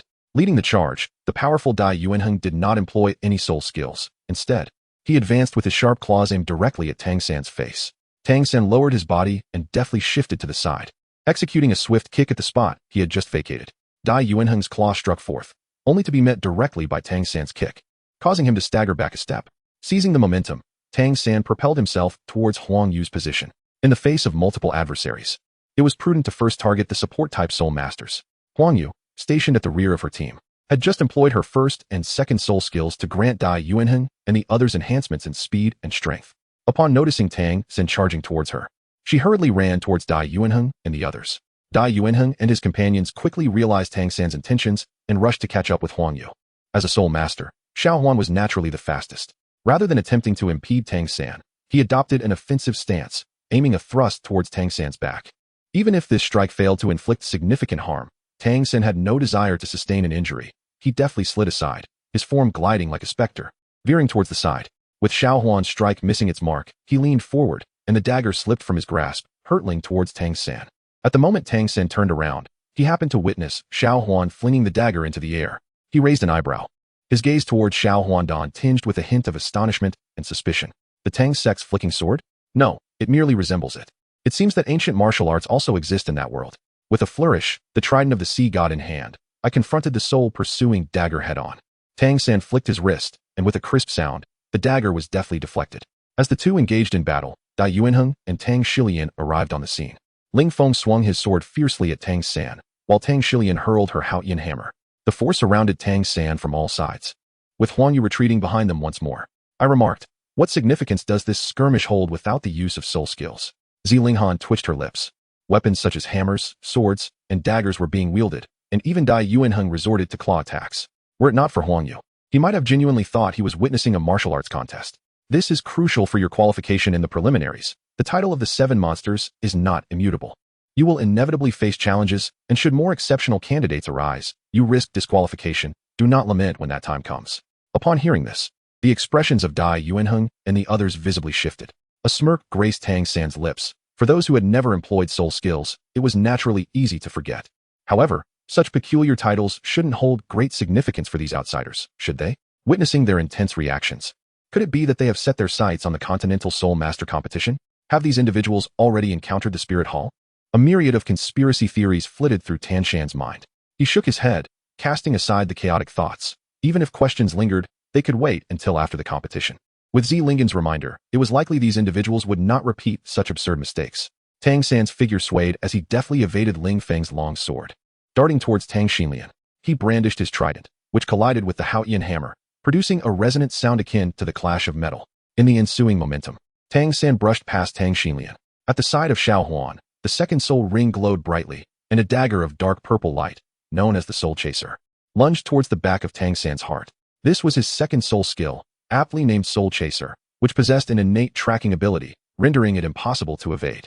Tang San sensed the movement behind him, and with a swift turn, he maneuvered around Tang Xinyan, aiming directly for Huang Yu. Attempting to flee? A mere illusion. Xiao Huan held unwavering confidence in his second soul skill. Indeed, the dagger mirrored Tang San's movements, curving sharply to follow closely behind him. Simultaneously, Xiao Huan activated his first soul skill, rendering his figure nearly invisible, as if he had melded into the interplay of light and shadow. One must admit, this semblance of invisibility was quite remarkable. To the naked eye, there was no indication of anything amiss. A built-in tracking ability? Quite intriguing. Tang San raised an eyebrow as the first soul ring beside him shimmered, and a mist began to materialize in midair. Drawn towards the soul-devouring dagger by the trident of the sea god, the dagger was halted, suspended in the air, locked in a standoff with the mist, continuously emitting a resonant hum. The moisture in the air, attracted by the sea god's trident, converged towards the mist. Initially formless, the mist swelled after absorbing vast amounts of water vapor, resembling a water sphere that ensnared the soul-devouring dagger within. Water vapor was omnipresent, and under the influence of the soul skill, sea goddess domain, the surrounding atmosphere became increasingly humid. A portion of the mist crept along the ground, already curling around Huang Yu's legs. Within the pervading moisture, every tendril seemed to serve as Tang San's eyes. Chapter 58. Out of the game, nothing concealed within the mist could evade Tang San's perception. Regrettably, given Tang San's current level of cultivation, the duration for which he could sustain this was rather limited. Everything touched by the vapor swiftly relayed information back to his mind, and the figure of Xiao Huan materialized. He crouched low, akin to a predator lurking in the shadows, poised for a lethal strike. In that moment, he was a far cry from the foolish individual they had encountered upon entering the courtyard. Tang San noted the cold indifference in his eyes, devoid of any human warmth. As if the demeanor he had previously exhibited was merely a fade. One might say he was indeed a natural-born killer, Tang San mused, a hint of intrigue flickering in his gaze. He had long anticipated that these individuals were anything but ordinary. Given their connection to another realm, their identities warranted further scrutiny. Tang San was acutely aware that with Xiao Huan's current vigilance, any attempt to approach him would undoubtedly raise alarm. It was far wiser to eliminate the support first. Just as Tang San was preparing to strike at Huang Yu, a sudden rush of wind surged from behind him. Indeed, someone could no longer remain passive. Enhanced by stealth, Xiao Huan swiftly appeared behind Tang San in the blink of an eye. Perfect timing. Tang San had long been prepared. With a swift flick of his trident, he met the oncoming soul-pursuing dagger. A sharp clang resonated as the trident clashed with the dagger. Xiao Huan exerted force, pressing the dagger toward Tang San. While beside him, the third soul ring illuminated, summoning another dagger that split into four, spiraling toward Tang San. Observing the lethal attack aimed directly at him, Tang San's eyes narrowed slightly. The mist around him surged once more, swirling toward the daggers. Third soul skill, Frost Spear. With his motion, 5 spears of frost materialized in the air, aimed at the incoming daggers, while one flew straight toward Huang Yu in the rear. Realizing that Tang San's target remained her, Huang Yu dared not linger and immediately prepared to change her position. However, she quickly sensed something amiss. It felt as though her legs were ensnared by an unseen force, weighing heavily upon her, making movement exceedingly arduous. Upon seeing the smile at the corner of Tang San's mouth, Huang Yu instantly understood that this predicament was intrinsically linked to him. With a furrowed brow, she struggled to inch sideways.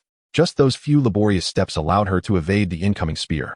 The frost spear struck the ground by her feet, exuding a chilling aura that condensed the very air around her. To think you can still move? I truly underestimated you. Observing her struggle, Tang San's brow twitched slightly.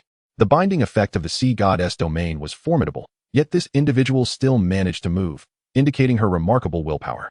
Narrowing his eyes, he activated his second soul ring, causing the water vapor wrapping around Huang Yu's legs to instantly freeze, rendering her movements completely immobilized, with the frost ominously creeping upward.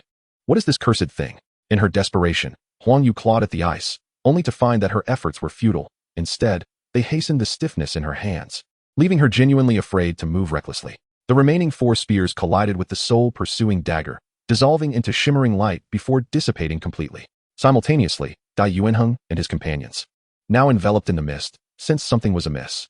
Under Tang San's control, the mist weighed heavily upon them, akin to a mountain pressing down, exhausting them with even the slightest movement. Under the influence of the second soul skill, the vapor gradually began to transform into frost. They witnessed Huang Yu's dire situation. With their limited strength, being ensnared by the ice would likely spell their doom. Dai Yuanheng's second soul ring glowed, unleashing a wave of white light toward Tang San. Tang San remained oblivious, still engaged in a fierce contest with Xiao Huan, entirely unaware of the impending danger behind him. Dai Yuanheng felt a surge of joy. Activating both his first and third soul skills simultaneously, bolstered by the White Tiger's protective barrier and the White Tiger's diamond transformation. His attack speed and defense surged by 150%, further amplified by Huang Yu's earlier enhancement, reaching a truly terrifying level.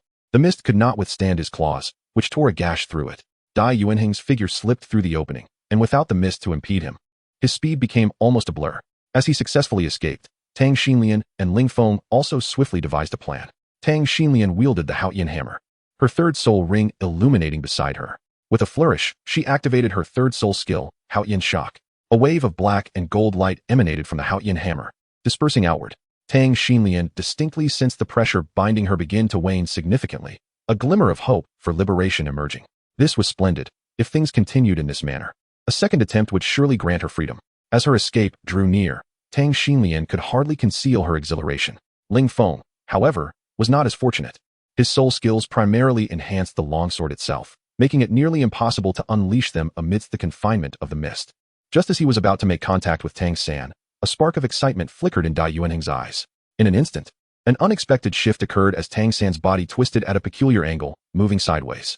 His action inadvertently relaxed his grip, causing the trident to be pressed backward by the soul-pursuing dagger, which sent Xiao Huan's body leaning forward due to inertia. Tang San deftly maneuvered his trident, executing a backflip that extricated him from the fray, hurling Xiao Huan towards Dai Yuanheng. "What the hell?" Xiao Huan exclaimed, his gaze drawn to the imminent wave of light approaching him. He exerted every effort to control his body, narrowly evading the oncoming brilliance. However, hot on its heels was Dai Yuanheng's ferocious claw. "Your aim is atrocious," Xiao Huan grimaced, barely suppressing a shout. His previous composure now entirely vanished. "Get out of my way. Do you think I want this?" Dai Yuanheng retorted, equally frustrated, for their proximity left him no time to retract his strike, and he unleashed a full-powered swipe at Xiao Huan. Xiao Huan raised his dagger in defense, swiftly crouching to evade the fatal blow. His long hair cascaded with the motion. A strand caught beneath the claw, severed cleanly. The collision between dagger and claw produced a shower of sparks, accompanied by a jarring sound. As an agile attack-type soul master, Xiao Huan was not particularly adept in strength. He barely managed to withstand Dai Yuanheng's strike, mitigating its force just enough to seize the opportunity to dart aside. He rolled twice upon the ground before regaining his footing. After narrowly escaping, Xiao Huan felt a wave of soreness and numbness coursing through his arms, nearly losing his grip on the dagger. Meanwhile, Tang San had already bounded to Huang Yu's side, lifting her and preparing to toss her over the edge of the platform. Tang Xinlian and Ling Feng found themselves ensnared within the confines of the mist, rendering their escape nearly impossible. Dai Yuanheng and Xiao Huan, too, were unable to provide timely assistance. Their spiritual energy had waned significantly, and their bodies were dust-laden, presenting a particularly disheveled appearance. Chapter 59. Parasitism. Tang San possessed considerable strength, effortlessly lifting Huang Yu. Despite the prolonged battle, he remained composed, showing no signs of fatigue. Huang Yu realized that her chances of escaping from Tang San were slim, and as she was hurled out of the arena, she activated her third soul skill. Pink butterflies emerged from the heavenly umbrella, fluttering towards Dai Yuanheng and the others. The effects of the heavenly blessing were indeed extraordinary. With her current level 31 power, she could simultaneously control 3 pink butterflies. Among the remaining 4, Ling Feng and Tang Xinlian were in the best condition, sustaining no significant injuries, while Dai Yuanheng and Xiao Huan had expended the most soul power. With a dismissive scoff, Huang Yu, having fallen outside the arena, dusted herself off and stood up, her complaints subsiding as the oppressive atmosphere dissipated upon leaving the competition venue. Even the ice on her feet melting away. It seemed that although Tang San's soul skill was formidable, it had its limitations. Demonstrating quick reflexes, she made a decisive choice in that fleeting moment to leave an opportunity for her teammates. Xiling Han regarded Huang Yu with a benevolent gaze, yet he remained motionless, showing no intention to assist her. "Thank you for the compliment, Dean," Huang Yu replied, her earlier grievances quelled as she stood quietly alongside Xiling Han, observing the unfolding situation. The 2 butterflies that had entered their bodies instantly replenished a significant portion of their soul power. Xiao Huan felt an immediate relief in his previously distressed arm, exhaling in relief as he drew his dagger, remaining vigilant for Tang San's next move. Dai Yuanheng also experienced a swift restoration of his soul power, stabilizing himself before positioning alongside Xiao Huan to flank Tang San. Time was of the essence. The duration of the Sea God's domain was limited. After forming a contract with the system, Tang San's power had surged, dramatically enhancing the effects of his soul skills. The Sea God's domain could manipulate the surrounding moisture, creating a semblance of a lower-tier domain, with its duration contingent upon Tang San's power level. Undoubtedly, should this skill evolve, it would become exceedingly formidable. Consider the omnipresence of water in this world. Even within soul beasts and humans, water constituted a significant proportion. If one could control the moisture within living beings. Regrettably, no matter how extraordinary the ability, it was beyond Tang San's current grasp. As anticipated, the mist on the battlefield began to dissipate, alleviating the pressure on Tang Xinlian and Ling Feng. Tang San's gaze sharpened as he charged towards Xiao Huan, swinging his trident with force. The Sea God's trident was an artifact, its weight rivaling that of the Haoyan hammer. Tang San wielded it with ferocity, akin to a war hammer. Xiao Huan evaded the attack, but Tang San did not pursue. Instead, he spun on the spot, sweeping the trident through the air. This was the chaotic wind hammer technique. Xiling Han, unable to contain his excitement, stepped forward, while Huang Yu cast a puzzled glance, her delicate brows knitting together in confusion. What is he doing? Dai Yuanheng appeared bewildered, watching Tang San swing the trident wildly through the air. Xiao Huan furrowed his brow, sensing an ominous premonition and feeling compelled to intervene. As Tang San employed the chaotic wind hammer technique, his momentum grew increasingly formidable. Xiao Huan, not naturally inclined towards brute strength, hesitated to confront Tang San directly. With Tang San spinning rapidly, the tension escalated, and Xiao Huan found himself at a loss for an opportunity to counter, forced to continuously evade. Tang Xinlian finally broke free from the mist, and from a distance, she unleashed her first soul skill. A small black gold hammer flew from her palm, hurtling towards Tang San. With a crisp sound, the Haotian hammer was directly deflected away. Tang San's expression remained unchanged as he continued to fixate intensely on Xiao Huan. A voice echoed suddenly in his mind, "Papa, master? It is not possession, but rather parasitism." Tang San's movements remained unimpeded as the trident once again swung towards Xiao Huan. "Parasitic, what is that?" Bobo exclaimed. "I just looked through the system's records. The peculiar entities you encountered in the Sunset Forest are, in fact, a type of organism." Tang San had long suspected that the entity was alive. Thus, he felt little astonishment upon hearing the soul's words. With his trident's power fully charged, he swung it directly towards Tang Xinyan. Caught off guard by Tang San's sudden change of target after relentlessly pursuing Xiao Huan, Tang Xinyan had no time to react and was sent flying out of the arena by the force of the blow. This unexpected turn of events left Dai Yuanheng and Xiao Huan momentarily stunned. Seizing the opportunity, Tang San employed his ghost shadow perplexing track technique, his figure swiftly becoming elusive. On the other side of the battlefield, Ling Feng sensed the dissipating moisture that had bound him, and before he could revel in the moment, a familiar face appeared before him. In an instant, pain struck his chest, and he too was kicked out of the arena by Tang San. Now only Tang San, Dai Yuanheng, and Xiao Huan remained on the battlefield. Tang San took a moment to steady his breath, gently caressing the trident in his hand. While his mind lingered on the recent revelations from Seoul, this rascal had also taken a turn for the mischievous, teasing him with vague hints. What is the crux of the matter? What exactly is that entity? It is a creature referred to as a demon in another realm, Bobo remarked, claiming that with sufficient power, even stone could transform into human form. Upon hearing Tang San's pressing inquiries, Seoul decided to forego the suspense and slowly divulged what he knew. Demon? This term was not unfamiliar to Tang San. While Douluo continent had no demons, he had heard tales of such creatures in the world he once inhabited. The existence of gods, demons, and demons alike was not beyond the realm of acceptance. It appears that this foreign realm possesses a remarkable diversity of races. Tang San's knowledge of this alternate world was limited, and the information recorded in the system was far from comprehensive. More data would need to be unearthed through their own exploration. The essence of these demons is peculiar. They thrive by consuming corpses and can manipulate human hearts and minds for their own purposes. But wait, wasn't it said that their souls and bodies are misaligned? Why does this explanation seem to shift? Those consumed by them find their souls trapped within.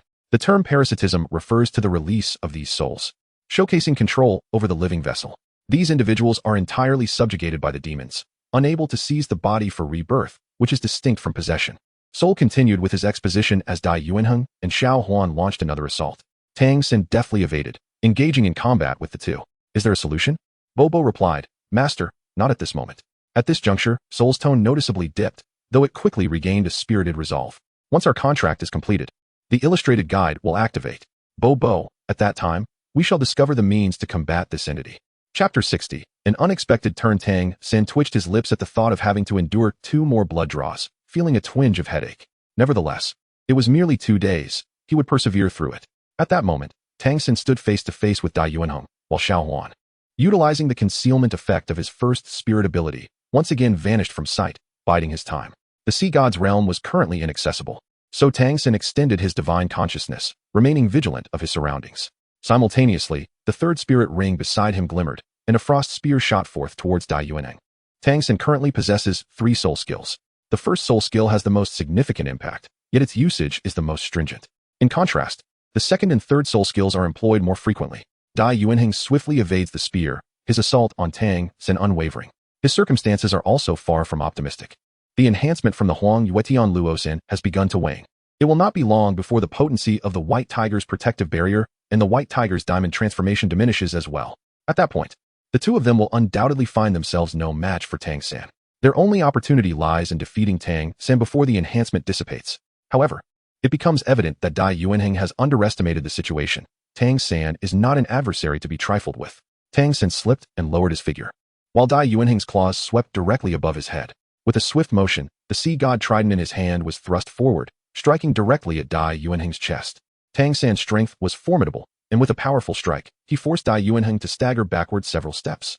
Seizing this momentum, he swiftly retreated while expanding his spiritual awareness. As he withdrew, his back remained completely unguarded. What a splendid opportunity! Xiao Huan felt a surge of excitement in his heart and charged forward with the soul-chasing dagger in hand. Sensing Xiao Huan's advance, a flicker of intrigue passed through Tang San's eyes. Just as planned, he raised the sea god trident in his hand, deftly blocking the incoming dagger. An ice spear materialized above him and came crashing down with tremendous force. If Xiao Huan failed to evade, he would undoubtedly meet a gruesome fate. Although the entity residing within Xiao Huan had long since perished, it did not intend to reveal its identity so easily. Immediately, it relinquished the dagger and sought refuge to the side. After evading, the dagger seemed to possess a will of its own, curving back leisurely to land behind him. Observing Xiao Huan's astonished expression, Tang San couldn't help but chuckle. The tracking effect is not exclusive to you alone. Indeed, this tool proves to be quite effective. Tang San's frost spear, though unable to track, was accompanied by his immense spiritual awareness, akin to a cheat device, swirling around the spear and guiding him in pursuit of Xiao Huan's elusive figure. Xiao Huan, evading the icy projectile, was simultaneously preoccupied with assessing Tang San's movements, biding his time for the opportune moment to counterattack. Unbeknownst to him, he was drawing perilously close to the edge of the arena. Xiao Huan, evade! Came Dai Yuanheng's voice from afar, but by the time Xiao Huan reacted, he found himself face to face with Tang San. With his second soul skill, Sorrow of Frost, he transformed water into ice. Ice was not merely a means of freezing or inflicting harm. The delicate frost particles, loosely yet orderly suspended in the air, refracted light into a deceptive illusion that clouded Xiao Huan's vision. Already perilously near the arena's boundary, he suddenly felt a sharp pain in his abdomen, and in an instant, he was propelled outside the confines of the arena. Having effortlessly dispatched Xiao Huan, Tang San pivoted to confront Dai Yuanheng, who, infused with his martial spirit, was enveloped in a layer of downy fur. The frost settled upon the fur, glistening with a crystalline beauty. Without further ado, Dai Yuanheng unleashed another wave of White Tiger's radiant light. I refuse to believe that after such a prolonged engagement, you remain entirely unexhausted. He was quick to follow the wave, poised to send Tang San off the stage the moment he faltered. Indeed, Tang San's consumption of soul power is considerable. Despite his formidable prowess, he remains merely a soul master at this juncture, and the soul energy within him is insufficient to sustain prolonged combat. To confront 5 opponents single-handedly is undeniably a daunting task. Even though he meticulously strives to conserve his soul power, he begins to feel the strain. Sensing an impending attack, the frost that was once dispersed in the air swiftly coalesces under Tang San's command, forming a series of ice mirrors. As light waves strike the mirrors, they disperse instantaneously. A portion is deflected, while the mirrors shatter under the relentless assault of energy. The residual force surges onward, causing the second mirror to shatter, followed by the third and fourth. By the time the scene unfolds before Tang San, the initial might has long dissipated. With a mere flick of the sea god's trident, it vanishes from sight. Then, with a deft twist of his wrist, he thrusts the trident forward, bracing it against Dai Yuanheng's claws. Tang San lifted his gaze, locking eyes with Dai Yuanheng. A purple aura flickered within his eyes. Dai Yuanheng let out a muffled groan, his figure instantly freezing. The claws resting upon the sea god's trident trembling uncontrollably. Dai Yuanheng furrowed his brow, his sinister eyes nearly merging into one. Unable to restrain himself, he clutched his head with his claws, kneeling on one knee, his slightly trembling form appearing somewhat frail. Observing his condition, Tang San naturally refrained from further aggression, the sea god's trident in his hand shimmering before dissipating into a flash of golden light. The mark on Tang San's forehead briefly glowed. Is it truly so? Tang San stroked his chin, contemplating the flickering martial soul manifesting from Dai Yuanheng. Dai Yuanheng's tremors intensified, to the extent that even Zi Linghan in the audience noticed something amiss. What could be the matter? Zi Linghan darted onto the high platform, reaching the two in just a few strides. Seeing Dai Yuanheng half kneeling on the ground, trembling incessantly, his face bore an unmistakable expression of astonishment. Who knows? Perhaps realizing that even 5 against 1 could not secure victory, he was stimulated, and his memories were on the verge of resurfacing. Tang San raised his hands in an innocuous gesture, his expression one of feigned innocence. After speaking, he deliberately averted his gaze, glancing towards Tang Xinyan and the others. The individuals he had previously cast aside had long since gathered together, now peering curiously in their direction. Zi Linghan shot Tang San a disdainful look, noticing his gaze and subsequently glancing at Tang Xinyan and her companions. His eyes shifted momentarily, but soon resumed their gentle facade. He knew very well that inquiring would yield no fruitful answers. With a hint of sarcasm in his tone, he muttered this remark before crouching down to investigate Dai Yuanheng's condition. Tang San took a half step back, creating distance between himself and Zi Linghan, a look of amusement crossing his face as if he were watching a spectacle. Perhaps sensing that Dai Yuanheng posed no threat, especially given his current weakened state, Zi Linghan displayed little in the way of caution. He reached out, intending to grasp Dai Yuanheng's wrist, needing to first assess his soul power and determine if there were any abnormalities in his condition. However, the moment Zi Linghan's hand made contact with Dai Yuanheng, who had been trembling with his head bowed, the latter erupted into a sudden attack. Chapter 61. Dai Yuanheng's anomaly with a ferocious swipe of his sharp claws aimed directly at Zi Linghan's heart. It was inconceivable that a mere youth could inflict harm upon such a formidable figure. Having ascended to his current stature, Xiling Han had never been devoid of opportunities, and he understood that such opportunities always coexisted with peril. His body had long since developed a conditioned reflex. The instant he sensed danger, he evaded the strike, simultaneously transforming his palm into a claw, swiftly countering to seize Dai Yuanheng's wrist. Tang San observed that Xiling Han's body had noticeably stiffened, prompting him to retract the leg he had already extended. While Xiling Han instinctively evaded the attack, he possessed the capability to retaliate and inflict significant harm upon Dai Yuanheng. Had the assailant not been a junior from the academy, the outcome could have been dire. Soul power coursed through the intertwined wrists of the two, probing into Dai Yuanheng's body. Xiling Han's expression turned grave, yet before he could conduct a thorough examination, Dai Yuanheng's claw struck once more. Xiling Han's movements were initially gentle, and his concern for Dai Yuanheng further restrained him, allowing Dai Yuanheng to break free. It seemed my previous conjecture was incorrect. This was not a matter of recovering memories, but rather a descent into madness. Alas, this situation is rather severe. Tang San clicked his tongue, observing Dai Yuanheng, who had been keeping his head down, his medium-length hair cascading over his face. Due to his earlier movement, his hair parted to reveal his oddly red eyes.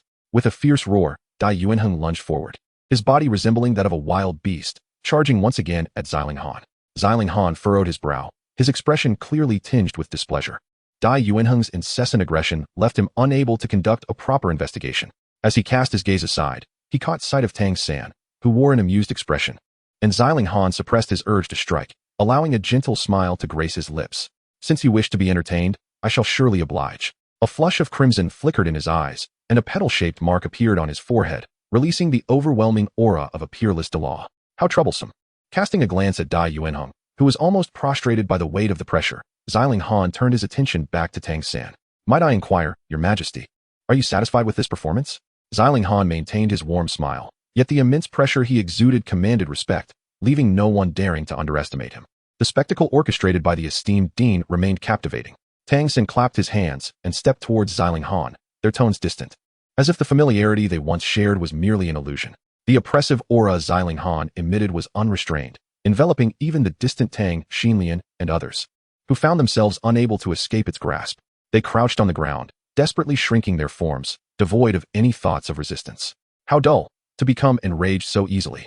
Tang San moved with effortless grace, his entire being radiating a soft, golden luminescence.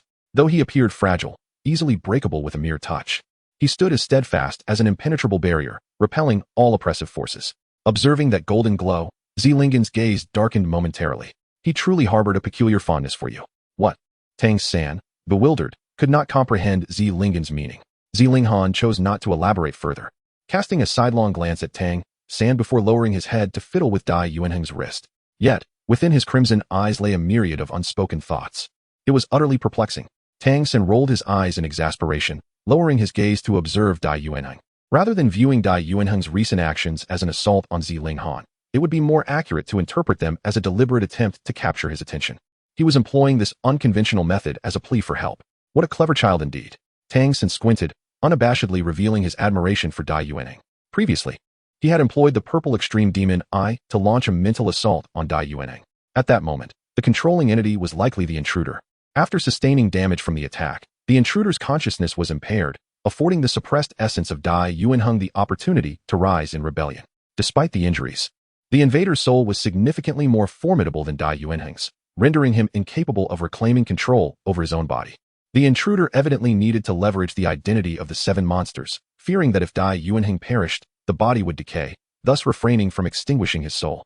The two parties existed in a delicate equilibrium, and it remained unclear what method Dai Yuanheng had employed to disrupt the intruder's mental faculties. Contemplating this, Tang San stroked his chin, a look of contemplation in his eyes. If this situation persisted, by merely employing a soul attack to obliterate the intruder occupying their bodies, Dai Yuanheng and his companions could potentially restore their normalcy. What are you pondering? The voice of Xiling Han echoed in his ears, jolting Tang San back to reality. He raised an eyebrow and leaned closer to Xiling Han. What is this? You're not angry anymore. You are a god king. I wouldn't dare to cross you. Xiling Han retorted, rolling her eyes as she released Dai Yuanheng's wrist and stood up. Tang San couldn't help but chuckle. It is said that Xiling Han has been renowned for many years and is now over 50. Although he is in the prime of his life, he should not be so juvenile. Tang San waved his hand, tucking the strands of hair beside his face behind his ear, and gradually rose to his feet. No, I am merely a humble soul master at present. I cannot bear the title of a god king. Upon hearing these words from Tang San, Xilinghan cast him a sidelong glance, her expression somewhat peculiar. What is it? Why do you look at me like that? Despite Tang San's extensive experiences, he felt a touch of discomfort under her gaze. What was this ambiguous expression? He seemed to perceive a mixture of incredulity and pity within it. Tang San sensed the palpable malice emanating from Xilinghan, whose gaze seemed to regard him as a complete fool. Nothing at all, Xilinghan remarked, brushing off his sleeves and, quite unexpectedly, offered Tang San a smile. He then gestured towards Dai Yuanheng, who lay on the ground in a peculiar state. Aside from the depletion of his soul power, there were no other apparent injuries. It was likely an issue pertaining to his consciousness. As the matter at hand was addressed, Tang San cast aside his earlier sense of unease and glanced towards Tang Shilian and the others not far off, ultimately directing his gaze towards Xilinghan. Although Tang San did not explicitly state his thoughts, he conveyed his intentions quite clearly. He even found it somewhat incredulous that Xilinghan would discuss such matters in front of others. TSK, do you think I am like you? Rest assured, they cannot hear our conversation. As he spoke, he casually gestured towards Dai Yuanheng on the ground, assuring, this fellow can't hear us either. Before he could finish his words, they were abruptly stifled in his throat, leaving Tang San feeling a bit suffocated in silence. Despite knowing that Xilinghan was well prepared, he could not help but clash with words. What? Just because you can't hear, does that mean one cannot read lips? Tang San, Xilinghan could only feel a throbbing in his forehead. Chapter 62. The initial edition of the Beast Illustrated Handbook. Tang San chose to withdraw at the right moment, harboring no intention of fully provoking Xilinghan. This individual concealed his depths too skillfully, leaving Tang San unable to gauge his true nature. Collaborating with such a character was akin to courting danger. Yet, at this juncture, he found himself devoid of alternatives, regardless of the hardships that lay ahead. He was determined to press onward. The immediate priority was to strengthen himself swiftly. Only with formidable power could one hold the right to negotiate. Xilinghan resisted the overwhelming urge to unleash a brutal beating upon Tang San. With his fingers poised, he struck decisively at Dai Yuanheng, rendering him unconscious before retracting his oppressive aura. How many could maintain their composure under the pressure of a peerless Douluo? With that thought, he paid no heed to Tang San's reaction and proceeded towards Tang Xinyan and the others. After instructing them to train on their own, Xilinghan dragged Dai Yuanheng towards the front of the courtyard, and Tang San promptly followed suit. The two made their way along the lakeside path, arriving at the central pavilion. In the heart of the pavilion stood a table intricately carved from marble, surrounded by 4 stools adorned with plum blossom motifs, arranged in an aesthetically pleasing manner. Now, shall we discuss what you know? Xilinghan placed Dai Yuanheng upon a nearby chaise lounge, then settled himself down, looking up at Tang San with his usual gentle demeanor. Is it wise to bring him out in this manner? Are we not risking alarming the serpent? Tang San, undeterred by formality, took a seat directly opposite Xilinghan. Given that Xilinghan had already begun to harbor suspicions regarding the truth behind Dai Yuanheng and the others' amnesia, he chose not to conceal anything. Was it not entirely reasonable for Dai Yuanheng to suddenly become disoriented and attack the dean, subsequently seeking the aid of a healing soul master? Observing Xilinghan's solemn demeanor, Tang San couldn't help but twitch his lips. Indeed, he was truly a cunning old fox. To clarify in advance, my knowledge on the matter is quite limited. Tang San waved his hand, observing that Xilinghan merely wore a facade of a smile. Realizing it would be challenging to extract any useful information from him, he decided to speak candidly and shared all his speculations with Xilinghan. After a prolonged silence, Xilinghan's gaze wandered over to Dai Yuanheng several times, appearing deep in thought. Are you suggesting that those entities exert control over their bodies? The concept of possession is rather foreign to the Douluo continent, and Xilinghan found it difficult to grasp at first. Indeed, it is akin to another individual manipulating their physical form. Is this also a soul skill of beings from another world? Xilinghan swiftly masked his astonishment and regained his composure. Such an extraordinary ability must surely come with significant limitations. Tang San nodded slightly. In truth, he had never witnessed it firsthand and could only convey to Xilinghan the information contained within the system. This ability, referred to as a technique, boasted a rather low success rate. Generally speaking, even beings from other realms would not readily employ such sorcery. Upon hearing this, Xilinghan nodded, seemingly comforted by Tang San's assertion of the unsatisfactory success rate. Then according to your earlier statement, wouldn't it be possible to eliminate the otherworldly soul within them after a few more mental attacks? Xilinghan's thoughts aligned closely with Tang San's initial notion. However, shortly after conceiving this idea, Tang San swiftly dismissed the feasibility of the plan. After enduring a mental attack from me, the otherworldly soul would undoubtedly be on high alert. If, during our assault, it were to push its original soul forward to shield itself, that would spell disaster. Indeed, Xilinghan responded, rising to her feet. She lifted Dai Yuanheng from the chaise lounge once more and waved a hand at Tang San. You may return now. I shall seek out a spirit master specializing in mental energies. Without waiting for Tang San to respond, she briskly left with Dai Yuanheng in tow. Tang San, understanding the situation, made no effort to linger and promptly returned to his quarters. As he turned the corner, Xiling Han caught a glimpse of Tang San's departing silhouette, her gaze darkening with a tumult of emotions. Contracted spirit, is this truly the person you have chosen? She pondered, a faint sigh escaping her lips, dissipating into the wind, leaving the area devoid of any presence. Simultaneously, Su Huanshan commenced his own actions. News regarding the invasion from other realms swiftly circulated among various factions.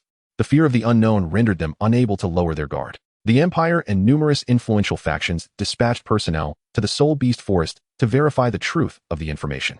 Upon confirming the emergence of a significant number of foreign beasts, they could no longer remain idle and began organizing teams to venture into the Soul Beast Forest. The various Soul Beast Forests became abuzz with activity as a multitude of spirit masters poured in, embarking on meticulously planned operations to eliminate the foreign beasts. Upon returning to his chamber, Tang San remained industrious. Following the previous method, he made an incision on his wrist. Before the blood could flow, the soul surged forth eagerly, immediately engaging in the familiar process of blood-sucking. Drawing from his prior experience, Tang San felt considerably less anxious this time, allowing him to focus his thoughts on observing the patterns on the egg. With the infusion of his blood, the crimson patterns became increasingly pronounced, spreading and nearly enveloping the entire eggshell. Tang San speculated that once the pattern was fully formed, it would signify the moment he and his soul truly completed their covenant.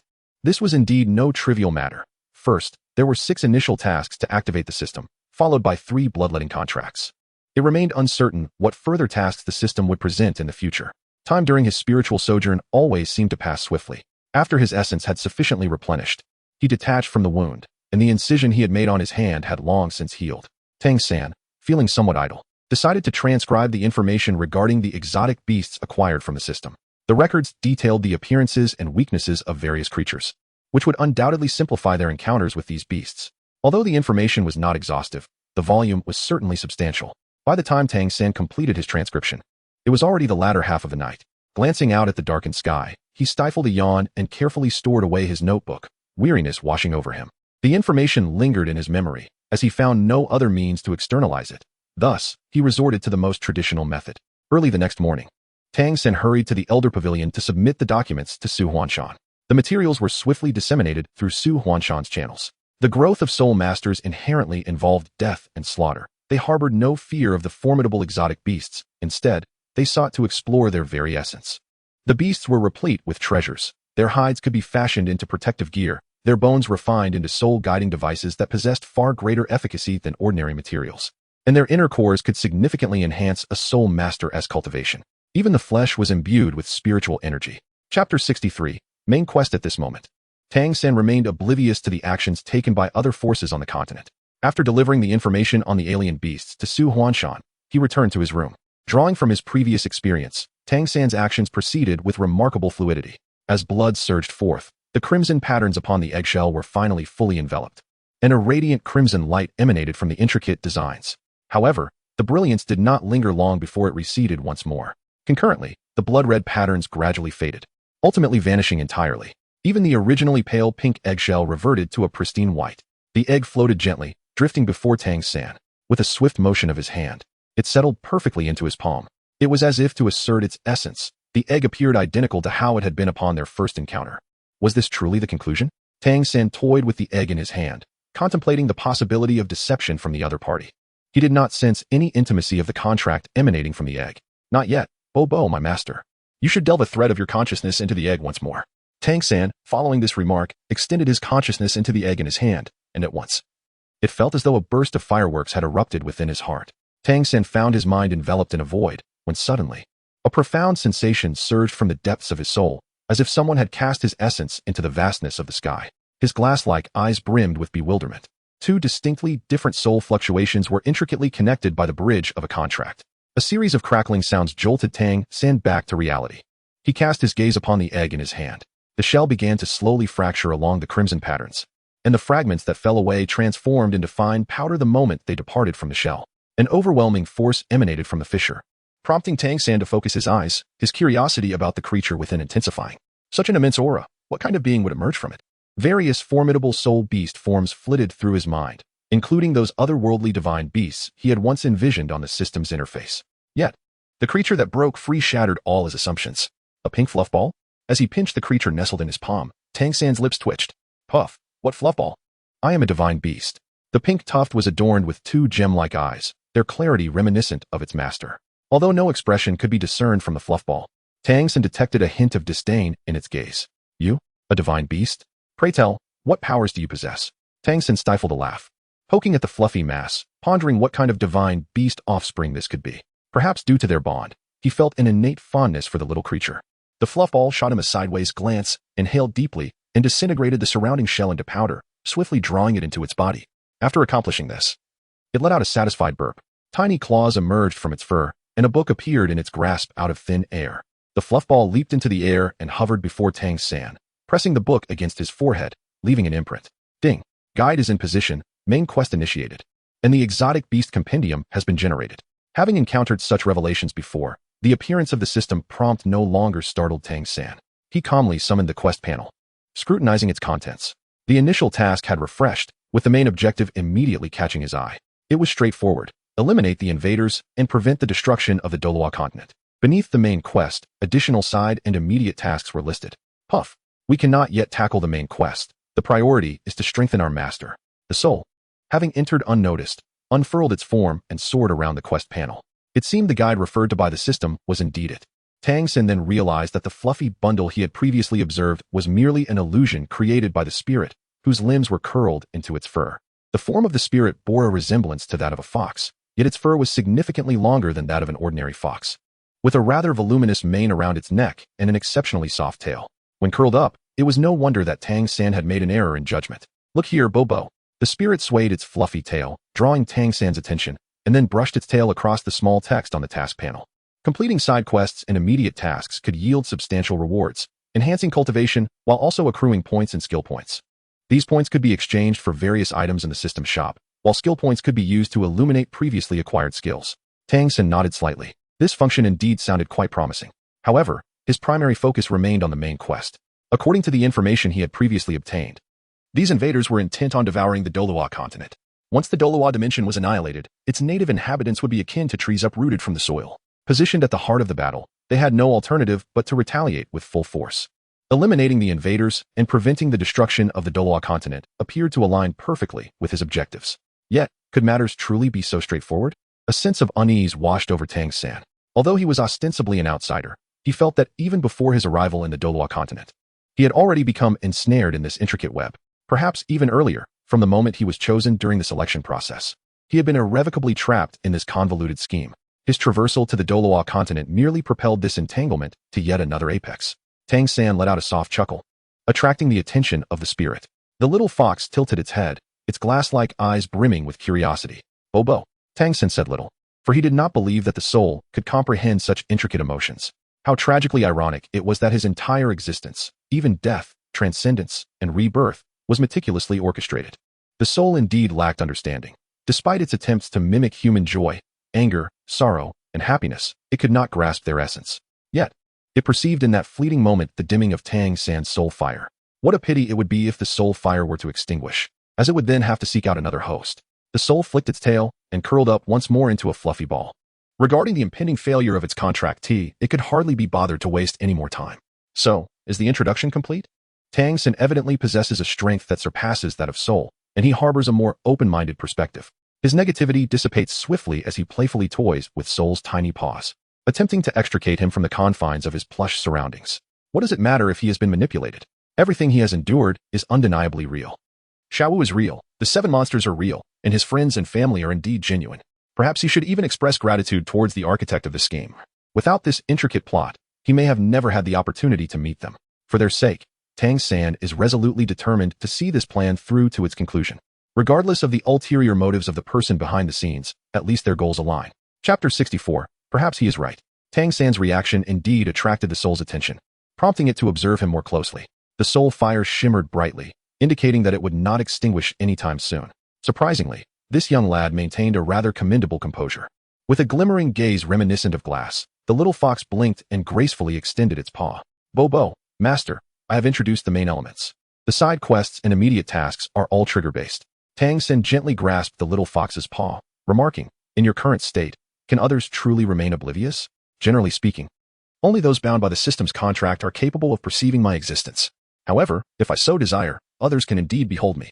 The soul flicked its tail, exuding an air of undeniable pride. Tang San could not help but caress the soft fur, the delicate sensation causing him to narrow his eyes in delight. It was no wonder that those noble women cherished their pets. The tactile experience was indeed pleasurable. It was best, as before, that only the contract holder could perceive this, thus avoiding any awkward explanations. Souls inherently disliked complications, so there would naturally be no objections. After a brief exchange, it transformed into a wisp of light, darting back into Tang San's consciousness. The following days were remarkably tranquil for him. He visited the elder pavilion several times, only to be informed that Su Huanshan was absent, presumably preoccupied with matters concerning the exotic beasts. As for Zilinghan, she was as elusive as a mythical dragon after their farewell that day. There had been no further news. Tang San wandered around the academy for several days, yet there were no indications of any tasks to trigger. Master, your aimless wandering is of little benefit, Bobo remarked. The initiation of side quests and immediate tasks often follows a discernible pattern, typically intertwined with the main storyline. Instead of meandering here, it would be more prudent to venture into the Soul Beast Forest and try your luck. Observing Tang San's silence, Soul swiftly emerged from his consciousness, shook its ears a couple of times, and leapt onto Tang San's shoulder. Tang San twitched his lips, naturally having contemplated the principle behind it. However, Zilinghan had previously mentioned that she would accompany him to the Stardow Forest. The two had not agreed upon a specific time, and if he were to leave now, he might miss the opportunity altogether. The soul beasts on the outskirts of the Stardow Forest were unable to communicate, rendering dialogue impossible. Given his current abilities, he was incapable of venturing into its depths. Despite Tang San's reticence, he would not disclose his thoughts to the spirit. Before he could devise an appropriate response, an unexpected turn of events unfolded. A golden light arrow surged from the shadows, hurtling towards him. Tang San's senses were remarkably acute, and he swiftly sidestepped the arrow. At that moment, the system alert sounded, announcing the activation of a side quest. Attend the banquet.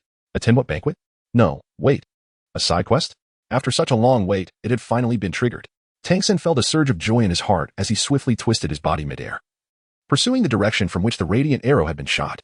The individual reacted with remarkable speed, clearly unwilling to engage in a prolonged confrontation with Tang San. The onlookers gasped in disbelief, their eyes wide with astonishment, as if they were witnessing something truly rare. Their gazes swept over Tang San, filled with a mixture of admiration and awe. What are you staring at? Have you come to recognize my strength? Tang San smiled, his steps unwavering as he glanced at the fleeting shadows that chased him. The spirit flicked its tail, striking Tang San's face just in time. What a remarkable feat. A blind cat stumbling upon a dead mouse, it mused. Ah, it seems you've managed to restrain that little voice of yours. Quite impressive indeed. It appears the young one is maturing. Amidst the playful banter in his ears, the spirit turned its head, silently signaling its desire not to engage with Tang San on such trivial matters. This body was indeed far too juvenile, but once it absorbed sufficient energy, evolution would be within reach. With that thought, the spirit couldn't help but steal another glance at Tang San. Perhaps the abandonment was justified. Indeed, one could shatter the chains of destiny. Tang San remained oblivious to the peculiar gaze of the soul. He pursued the figure, arriving at the edge of a small grove behind the academy. The silhouette appeared equally enraged, turning to glare fiercely at Tang San before vanishing swiftly from sight. Tang San's eyes widened as he dashed towards the direction where the figure had vanished. How infuriating, he has escaped. Tang San's furious punch struck the tree trunk with such force that the tree could not withstand the impact and broke apart, toppling to the ground. The tremendous noise naturally attracted the attention of the Shrek guardians. His martial spirit was formidable, and his swift flight allowed him to outpace others and arrive first. This title Douluo initially approached with great fury but was instantly taken aback upon seeing Tang San. The identity of Tang San is not a secret among the higher echelons of the academy. The guardians of Shrek Academy have always been led by the revered Hall of Offerings, and this title of Douluo naturally originates from within. Your Excellency Tang San, are you referring to this mythological figure? Douluo spoke with utmost respect, hesitating as he pondered how to articulate his thoughts. Tang San cast a glance at him. Fully aware that Zilinghan had not deliberately concealed his identity, this was something he had known for quite some time. It seemed that Zilinghan harbored thoughts of using himself as bait. Within him lay something that those beings from other realms desperately sought, as long as he remained. There was no fear that those individuals would not come knocking at his door. Your Grace, what is the matter? Under Tang San's scrutinizing gaze, Douluo felt his body stiffen even more, unsure of where to place his hands and feet. It is nothing. Someone has intruded just now. Tang San withdrew his gaze. Naturally, he must bear the burden of the old fox's debts himself. It was not his usual demeanor to involve unrelated individuals in his predicaments. What? Douluo was now unsettled. Under his command, someone had surreptitiously infiltrated the academy, and this was no trivial matter. Suddenly, Tang San recalled something and swiftly turned back towards the spot where he had been attacked. Douluo promptly followed suit, the two of them moving in tandem to that location. Not far ahead on the ground, a note was affixed. Above the note, there was a small hole, presumably caused by the earlier light arrow. Although the light arrow had long since dissipated, the note remained firmly stuck to the ground, a testament to the formidable power of that arrow. Tang San stepped forward a few paces, bending slightly to pick up the note. He beheld a line of black characters inscribed on the white paper, 3 days hence. The Spirit Hall shall host a banquet, cordially inviting His Excellency Tang San. With a firm grip, Tang San crumpled the note in his hand. The Spirit Hall is hosting a banquet. What purpose do they have for me? It seems that the invitation to the banquet mentioned in the system's side quest refers to this very gathering at the Spirit Hall. Tang San stroked his chin. Acutely aware of the delicate nature of his relationship with the Spirit Hall, it was evidently a banquet fraught with peril. He pondered. What might transpire should I choose to abstain from this gathering? Narrowing his eyes, he cast a sidelong glance at the small tuft of fur resting upon his shoulder. Silently questioning within himself, any task assigned by the system must be fulfilled, irrespective of its nature. There is no room for choice. Unless one is willing to embrace death, a true demise, the annihilation of the soul. Chapter 65, the banquet. This message was conveyed directly through the contract. And Tang San could even sense the weight of the words as they were spoken. It was as if the soul feared that he might not fully grasp the gravity of the situation. After a brief pause, the voice of the soul gradually returned, declaring, "In this world, no one shall remember your existence. All that pertains to you will be erased." Tang San's body trembled slightly. And within his partially veiled gaze lay a myriad of thoughts. "I certainly have no intention of courting death," he murmured softly, his words dissipating into the wind. The soul beast resting on Tang San's shoulder wagged its tail, seemingly at ease as it lowered its head. Beside them, the Douluo also caught wind of this remark. Tang San had not deliberately concealed the contents of the note from him while inspecting it, thus he too discerned its implications. "Your Majesty, it is evident that the Spirit Hall harbors ill intentions," he began. It was swiftly interrupted by Tang San. Tang San deftly handed him the note, patting his shoulder before turning to leave. Douluo intended to follow, but Tang San gestured for him to stop. Tang San was acutely aware that this note would undoubtedly reach Su Huanshan's hands, and the information regarding him would certainly fall into Xilinghan's ears. He intended to convey that. Even in his current state of having exhausted his spiritual power, he was far from being a mere waste. If they believed they could easily manipulate him, they were sorely mistaken. The note specified a meeting time 3 days hence, but on the following day, when Tang San opened his door, he was greeted by a familiar face.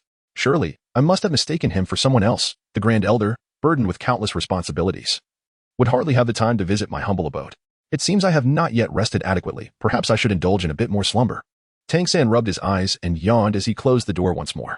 Su Huanshan, who had nearly been struck in the face by the door, stood there in a daze, utterly surprised by Tang San's actions. "Are you still half asleep? Do you think I am easily deceived? Don't assume I am unaware of your early morning practice of the purple extreme demon eye." Rubbing the corner of his mouth, he finally managed to soften his rigid expression. Su Huanshan knocked on the door, his voice tinged with a hint of exasperation, akin to addressing a petulant child. "Tang San, I have serious matters to discuss." "Indeed.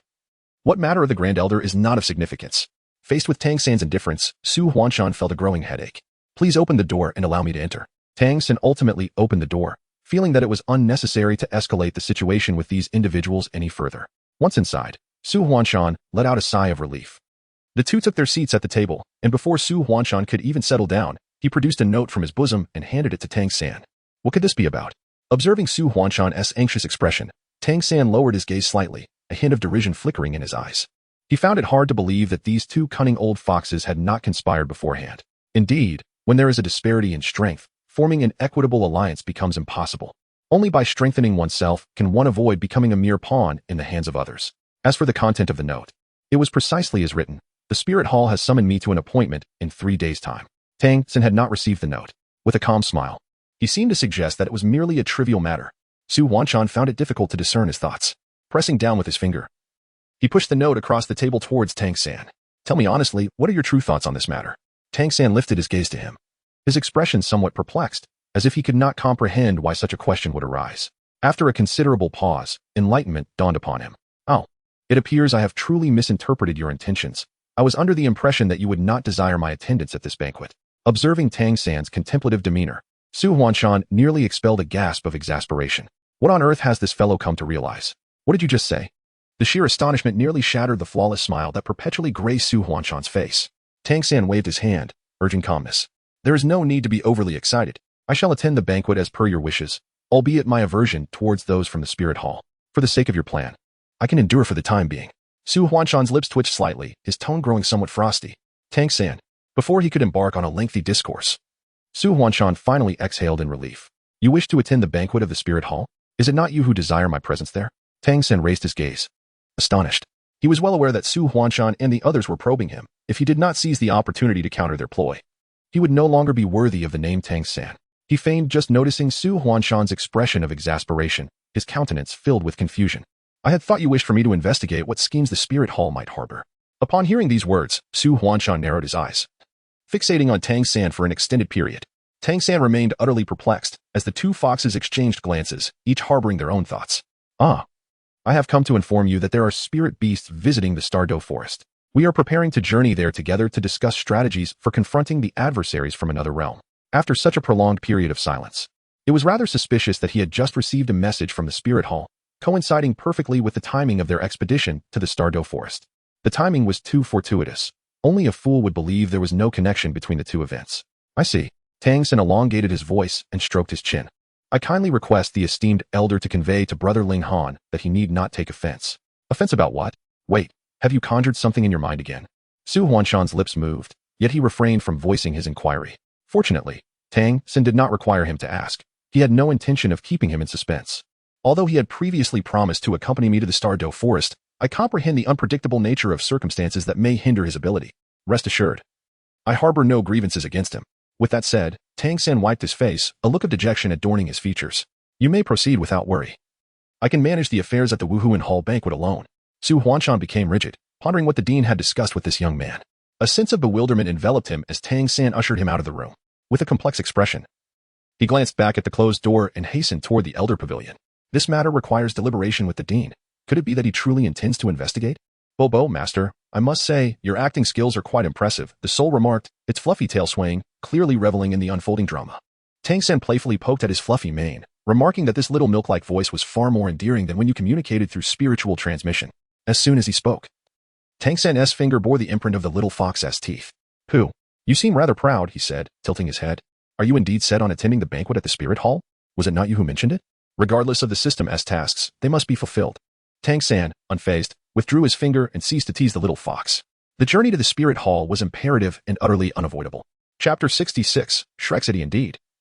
You should contemplate how to extricate yourself safely, the fox concluded, transforming into a wisp of light and returning to Tang San's consciousness. Tang San tidied up the items in the room before stepping out. The note indicated that the banquet would be held 3 days later. And the distance from Shrek Academy to the spirit hall was certainly not negligible. It would not be an easy task for Tang San to arrive on time. TSK. Although it was an invitation to a grand feast, it truly lacked any semblance of sincerity.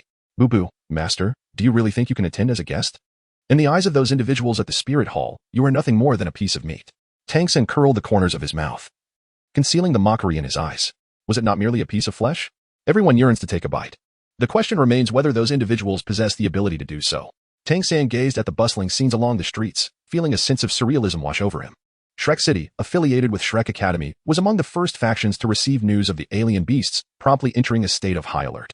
It must be said that humanity's capacity for acceptance is indeed remarkable. The shock brought forth by the otherworld did not dismantle their spirit. After coming to terms with the reality, they swiftly regained their composure. Aside from the covert guardians, everything in the streets appeared to be in perfect order. Numerous unfamiliar items had emerged among the vendors and shops, evidently hailing from the other realm. Tang San was not only astonished but also filled with joy. In this light, their victory over the invaders does not seem an impossible feat. Tang San was unaware that after he handed over the information regarding the exotic beast to Su Huanshan, Su Huanshan wasted no time in disseminating this knowledge. As the esteemed elder of Shrek Academy, his understanding of human nature was profound. He was acutely aware of humanity's insatiable greed and cleverly used it as bait. The exotic beasts were treasures in their entirety, their sharp claws and teeth, their fur and inner cores, and even the flesh of these creatures were infused with abundant spiritual energy. This unfamiliar energy to soul masters exhibited astonishing effects. The meat, imbued with spiritual essence, surpassed ordinary flesh and flavor and could even restore soul power upon consumption. Some rare varieties could even aid soul masters in their cultivation.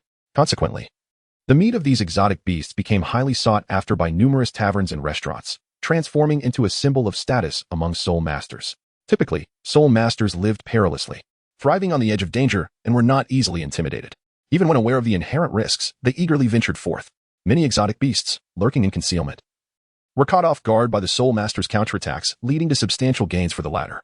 Having tasted success, soul masters began to methodically hunt these beasts.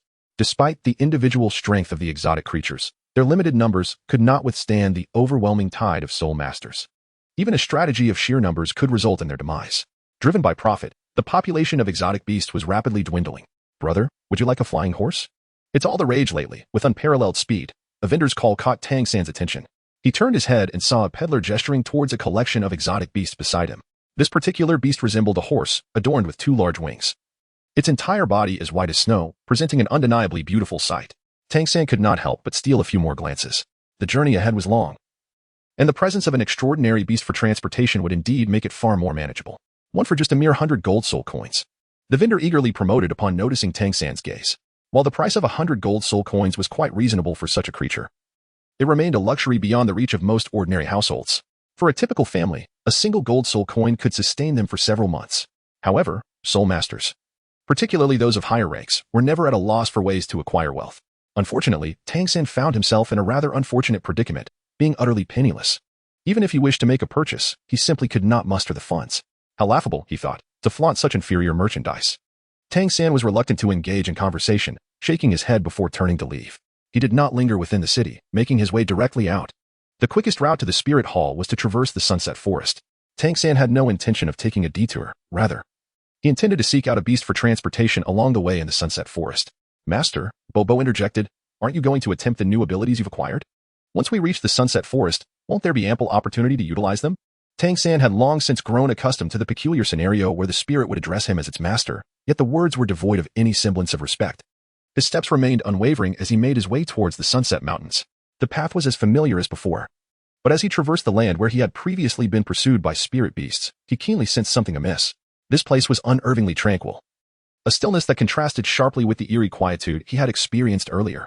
Faintly, the melodious chirping of birds could be heard emanating from the woods, creating an impression of harmony with nature. Even the lingering scent of blood that had once permeated the air had vanished without a trace. Tang San's eyes shimmered with a radiant hue of purple and gold as he stood at the edge of the land, his consciousness seeping into the ground. Oh? Tang San squinted slightly, a hint of confusion lacing his voice. This time, he did not feel the same overwhelming pressure as before. His consciousness extended nearly 10 meters ahead. The veins beneath the ground, resembling blood vessels, had vanished entirely. Only deep below, a faint aura of brutality and foreboding lingered. Had that entity been eradicated, or had it merely departed? It seemed that not long ago, a formidable demon had been lurking in this very spot. Judging by the residual energy, it must have left less than a day ago. When he had passed through this area previously, the soul's awareness had yet to awaken. And thus, he remained oblivious to Tang San's earlier encounters. Tang San did not feel the need to elaborate further, with a determined push of his feet. He surged forward a few paces. With the absence of threats in this area, he felt no need for excessive caution, perhaps due to the previous cleansing. His journey through the Sunset Forest was remarkably smooth. Throughout his path, Tang San encountered no formidable beasts, and he skillfully evaded the sporadic soul beasts that crossed his way. This left him with a sense of disappointment regarding his desire to experiment with the beast bestiary. Long before he ascended to divinity, he had sworn an oath never to indiscriminately slay soul beasts without cause. The Sunset Mountain range stretched over a considerable distance, and even with Tang San's speed, it consumed several hours of his time. Whether it was fortunate or unfortunate, just as he believed he would not encounter a suitable mount, a wolf-like beast lay not far from him, blocking his exit from the mountain. Tang San observed the wolf with keen interest. Its form was fluid, and its fur resembled white frost, truly a sight to behold. The numerous wounds scattered across its body, whether large or small, did not detract from its beauty in the slightest. Vivid red blood continued to seep from its injuries, presenting a dire situation. Oh, such severe wounds. And yet it still lives. Tang San clicked his tongue in astonishment. As if sensing an unfamiliar presence, the wolf-like beast forced its eyes open. When I was blue, the other purple, exuding a chilling aura akin to ice, sending shivers down the spine of anyone who beheld it. Chapter 67. Do you wish to form a pact with me? Yet, before it stood Tang San, who, naturally, felt no fear. Tang San's gaze casually swept past his eyes, glancing at the powerless wings drooping behind him. The bestiary of extraordinary beasts.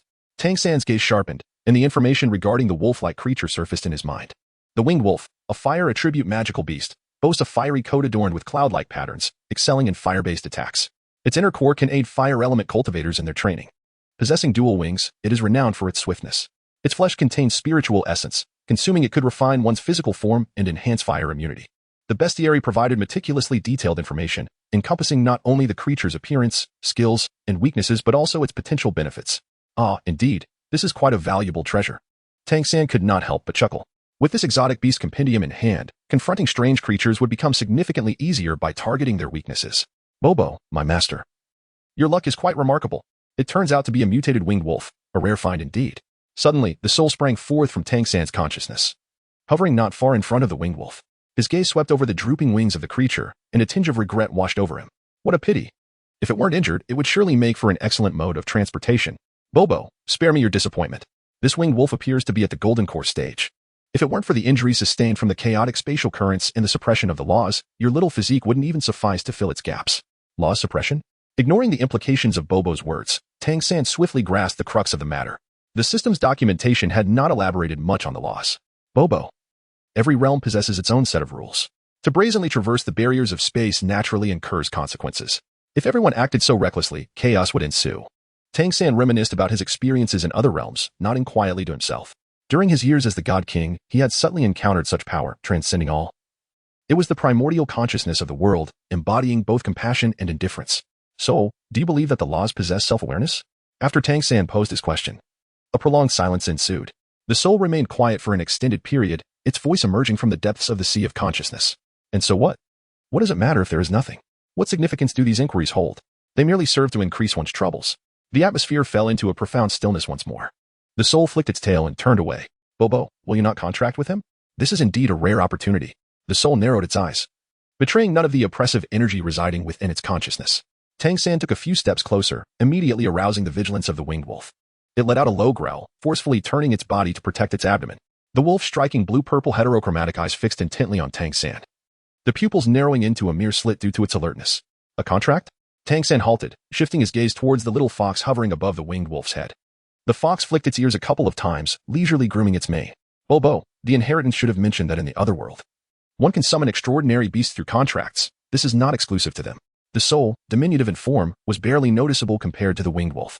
It circled around the wolf's head a few times. Even knowing the wolf could not see him, Tang San couldn't help but break into a cold sweat. Bobo. This fellow seems to possess considerable potential. So, what do you think? Are you interested in claiming him? Contracts were certainly not foreign to Tang San. Since the invasion of the otherworld, it could be said that he had encountered contracts more than anything else. This phenomenon wove into a fine mesh, showing a trend of gradual perfection. Tang San pondered the knowledge regarding contracts, recognizing that the agreements concerning the taming of extraordinary beasts in this alternate realm shared a common essence. The primal nature of beasts dictated that strength be revered, and a master's own power and mental fortitude determined the caliber of beast they could command. Should one lack sufficient strength, even with the assistance of others to forge a contract, it would be futile to expect compliance from these creatures. Human, do you wish to contract me? Before Tang San could respond, the winged wolf voiced its challenge. This provoked Tang San's curiosity, prompting him to advance a few steps toward the creature, unabashedly revealing his intentions. What, do you intend to resist? It taunted. You, a mere child of this foreign realm, truly believe you can command me with your meager strength? How can you know without attempting? Tang San remained unfazed, steadily reducing the distance between himself and the winged wolf. In his mind, he was diligently contemplating how to comprehend a unique contract array that belonged solely to him. The contract array was fundamental to the summoning of magical beasts and a prerequisite for any beast master. Only by successfully constructing this array could Tang San genuinely harness the power of a beast master. The winged wolf howled in fury, clearly incensed by Tang San's nonchalant demeanor. Drawing upon an unknown reserve of strength, it managed to rise once more. Foolish child, do you truly think anyone can tame magical beasts? The beast masters, by engaging in battles with extraordinary creatures, were generally despised by most beasts. Now, sensing a familiar aura emanating from this otherworldly being, the winged wolf could scarcely contain its ire, with its wings injured and bound by the laws of this realm. The Golden Core Stage winged wolf was not an adversary Tang San could contend with solely through physical prowess. Tang San had no intention of confronting him directly. He skillfully employed the art of evasion, moving with the utmost finesse as the winged wolf charged towards him. Thus, man and beast engaged in a relentless chase, neither able to gain the upper hand for the moment. The winged wolf was the first to sense something amiss, halting its advance, rage surging within its dual-colored eyes. Kid, if you have the ability, then stop running. Am I foolish enough to stay put when I cannot best you? Tang San rolled his eyes and increased the distance between himself and the winged wolf before finally coming to a halt. Did you not wish to form a contract with me? What is the meaning of this evasion? The winged wolf raised its head proudly, casting a cold glance at Tang San. Tang San exhibited no semblance of hesitation, shrugging his shoulders as he remarked, I have merely changed my mind. A wolf as proud as this one may not be so easily tamed. It was said that extraordinary beasts were treasures in their entirety, and thus, he surmised, this creature must possess considerable value. As he spoke, Tang San squinted, his gaze incessantly sweeping over the winged wolf, and his audacious eyes betrayed a sense of ownership over the creature, as if it were already within his grasp. The winged wolf twitched its nose, perplexed by the intentions of Tang San. According to the beast tamers of the aquatic realm, an extraordinary beast would undoubtedly be worth a fortune. prompting them to go to great lengths to subdue such creatures. Was this individual attempting to deceive him? Before the winged wolf could ponder further, Tang San had already summoned his martial spirit, charging forth wielding the sea god trident. What power is this? The winged wolf's eyes widened in astonishment. The divine energy radiating from Tang San's martial spirit momentarily immobilized him. The overwhelming, irresistible aura instantly ensnared him, rendering any resistance futile. With no time for contemplation, the proximity of the sea god trident compelled the winged wolf to act. Fortunately, the golden light manifested for but a fleeting moment, upon regaining control of his weakened limbs. The winged wolf rolled aside. His once lustrous fur became matted with grass and debris, yet he had no time to attend to such trivialities. The sight of 3 luminous rings hovering beside Tang San nearly elicited a curse from his lips. This time, he had truly been ensnared by his past experiences. This fellow was not merely a beast tamer, but a genuine denizen of another realm. The tactics employed by beast tamers were utterly ineffective against him. This youth truly sought to end his life. As the sea god trident swung towards him once more, the winged wolf realized that mere evasion would not suffice. His injuries were considerable, and sustaining a prolonged battle was beyond his capabilities. His only chance lay in a swift resolution. With this thought in mind, the winged wolf ceased his dodging, turned his body, and howled long and loud, summoning a chilling aura that enveloped the surroundings. Countless ice arrows coalesced behind him, hurtling towards Tang San with ferocious intent. Ice attribute? Indeed, he was an aberrant magical beast. Tang San, instead of displaying anger, was filled with delight. The sea god's trident in his grasp danced like the wind, deftly deflecting the incoming ice arrows. The air resonated with the crisp sounds of clashing metal, as not a single ice arrow could approach him. Observing Tang San's effortless mastery, the winged wolf's tail twitched in irritation. The chill in the air intensified, as the fierce icy wind, accompanied by a barrage of ice arrows, surged menacingly toward Tang San. As the first soul ring of Tang San shimmered, the surrounding air instantaneously became laden with moisture. The fierce, biting cold wind appeared to be repelled by an invisible barrier. Water vapor gradually coalesced in the atmosphere, devouring the frost that surged forth from the direction of the beetle nut. Water possesses a remarkable capacity for assimilation, and the arrows formed from frost were swiftly integrated. Ice is not merely a domain reserved for you alone. Tang San twirled the sea god's trident around his fingertips, a smile that danced on the edge of his lips. With a swift motion, he raised the trident, its prongs aimed directly at the winged wolf, while the second and third soul rings beside him illuminated simultaneously. Under the guidance of the trident, a mist of water surged toward the winged wolf, engulfing its icy arrows with immense energy, advancing with an unstoppable force. The winged wolf, possessing a keen sense of perception, sensed imminent danger the moment the mist approached. Trusting his instincts, he chose not to confront the threat, swiftly retreating instead. However, the mist seemed to have locked onto him, relentlessly trailing in his wake. Concurrently, a chilling aura swept toward him, causing the water vapor in contact with it to crystallize into frost. The frost, sharp as needles and glinting with a cold light, should not be underestimated. The pursuit of the mist and frost left the winged wolf in a frantic scramble. With a flash of determination in his eyes, he fixed his gaze on Tang San. His previously drooping wings skimmed the ground as the winged wolf executed an improbable maneuver, charging toward Tang San with unrelenting speed. Tang San swiftly ducked, evading the oncoming claws, revealing 4 hidden ice spears behind him. The winged wolf widened its eyes in surprise and promptly crouched to evade. Once unleashed, the ice spears were drawn by Tang San's spiritual awareness, concealed behind him, specifically to counter the winged wolf's assault. With the winged wolf being attacked from 3 sides, Tang San seized this opportunity to extricate himself from the fray. Impressive, remarked Han, who hovered beside Tang San, observing the winged wolf's frantic evasions. To force a golden core stage opponent into such a predicament, Tang San's face revealed no trace of ease. He gripped the sea god trident tightly, his gaze fixed unwaveringly upon the winged wolf. He had yet to reveal his trump card, and the tide of battle could shift at any moment. This notion prompted the soul ninja to cast a surprised glance at Tang San, fully aware that the winged wolf would not be so easily subdued. A beast of the golden core stage, even when injured, was not to be trifled with. Moreover, the creature before them was a mutated entity. He had no intention of warning Tang San, as he relished the prospect of seeing his master face some adversity. Roar. Indeed. As the winged wolf found itself with no retreat, it let out a long howl. This sound differed markedly from its previous cries, this time. The call resonated with an ethereal quality. In an instant, the aura surrounding the winged wolf surged, its form swelling almost twofold. It cast a glance back at Tang San. Its originally blue-violet eyes now transformed entirely into a deep purple. With a flick of its claws, bolts of lightning descended from the heavens, striking directly upon the ice spear and ice needles. These frosty constructs, unable to withstand the might of the thunder, were swiftly reduced to mere ashes. Oh dear. It seems that things have escalated unexpectedly. Tang San stroked his chin, gazing at the dense network of electric currents before him. The demon seed displayed no hint of fear. Rather, it seemed eager to engage. Are you not afraid at all? What is there to fear? The fact that fellow possesses such formidable abilities yet refrains from using them indicates that such power is not wielded lightly. There must be limitations. Who will emerge victorious remains uncertain. Upon finishing his words, Tang San had no time to attend to the soul any further. After dealing with the frost, The winged wolf gathered lightning and charged towards Tang San. In an instant, Tang San made contact with his martial soul, channeling the Xiantian skill throughout his body to isolate himself from the surrounding moisture. The sea god Trident, with its innate affinity for water, found itself at a disadvantage against the onslaught of lightning. Fortunately, his form was fluid, and his reflexes were swift. He deftly evaded several bolts of lightning that surged towards him. As this back and forth continued, the winged wolf began to exhibit signs of agitation, just as Tang San had surmised. Utilizing this ability was not without cost. Forcibly exhausting his body could only sustain this state for 5 minutes. After that, he would succumb to helplessness, at the mercy of his adversaries. A flicker of human-like hesitation crossed the winged wolf's eyes, and its howls grew increasingly frantic.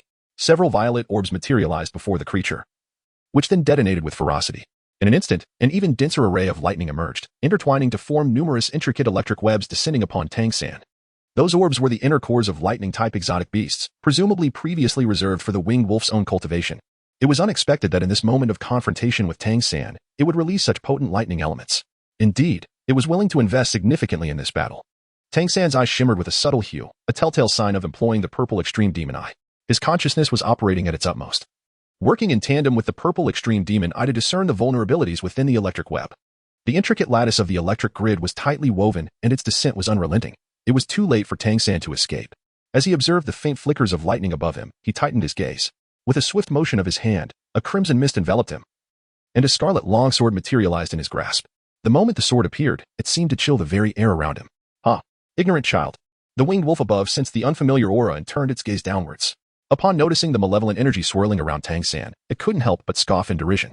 Lightning inherently countered all forms of malevolence, and Tang San's audacious attempt to wield this dark energy against the lightning was a display of utter folly. Chapter 69. The emergence of the Azura sword in Tang San's grasp lay his second martial soul, the Shura sword.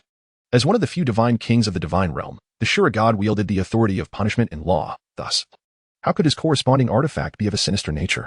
The emergence of the Shura sword noticeably diminished the oppressive aura surrounding Tang San. A crimson mist enveloped the Shura sword, cascading along Tang San's hand and enveloping him entirely.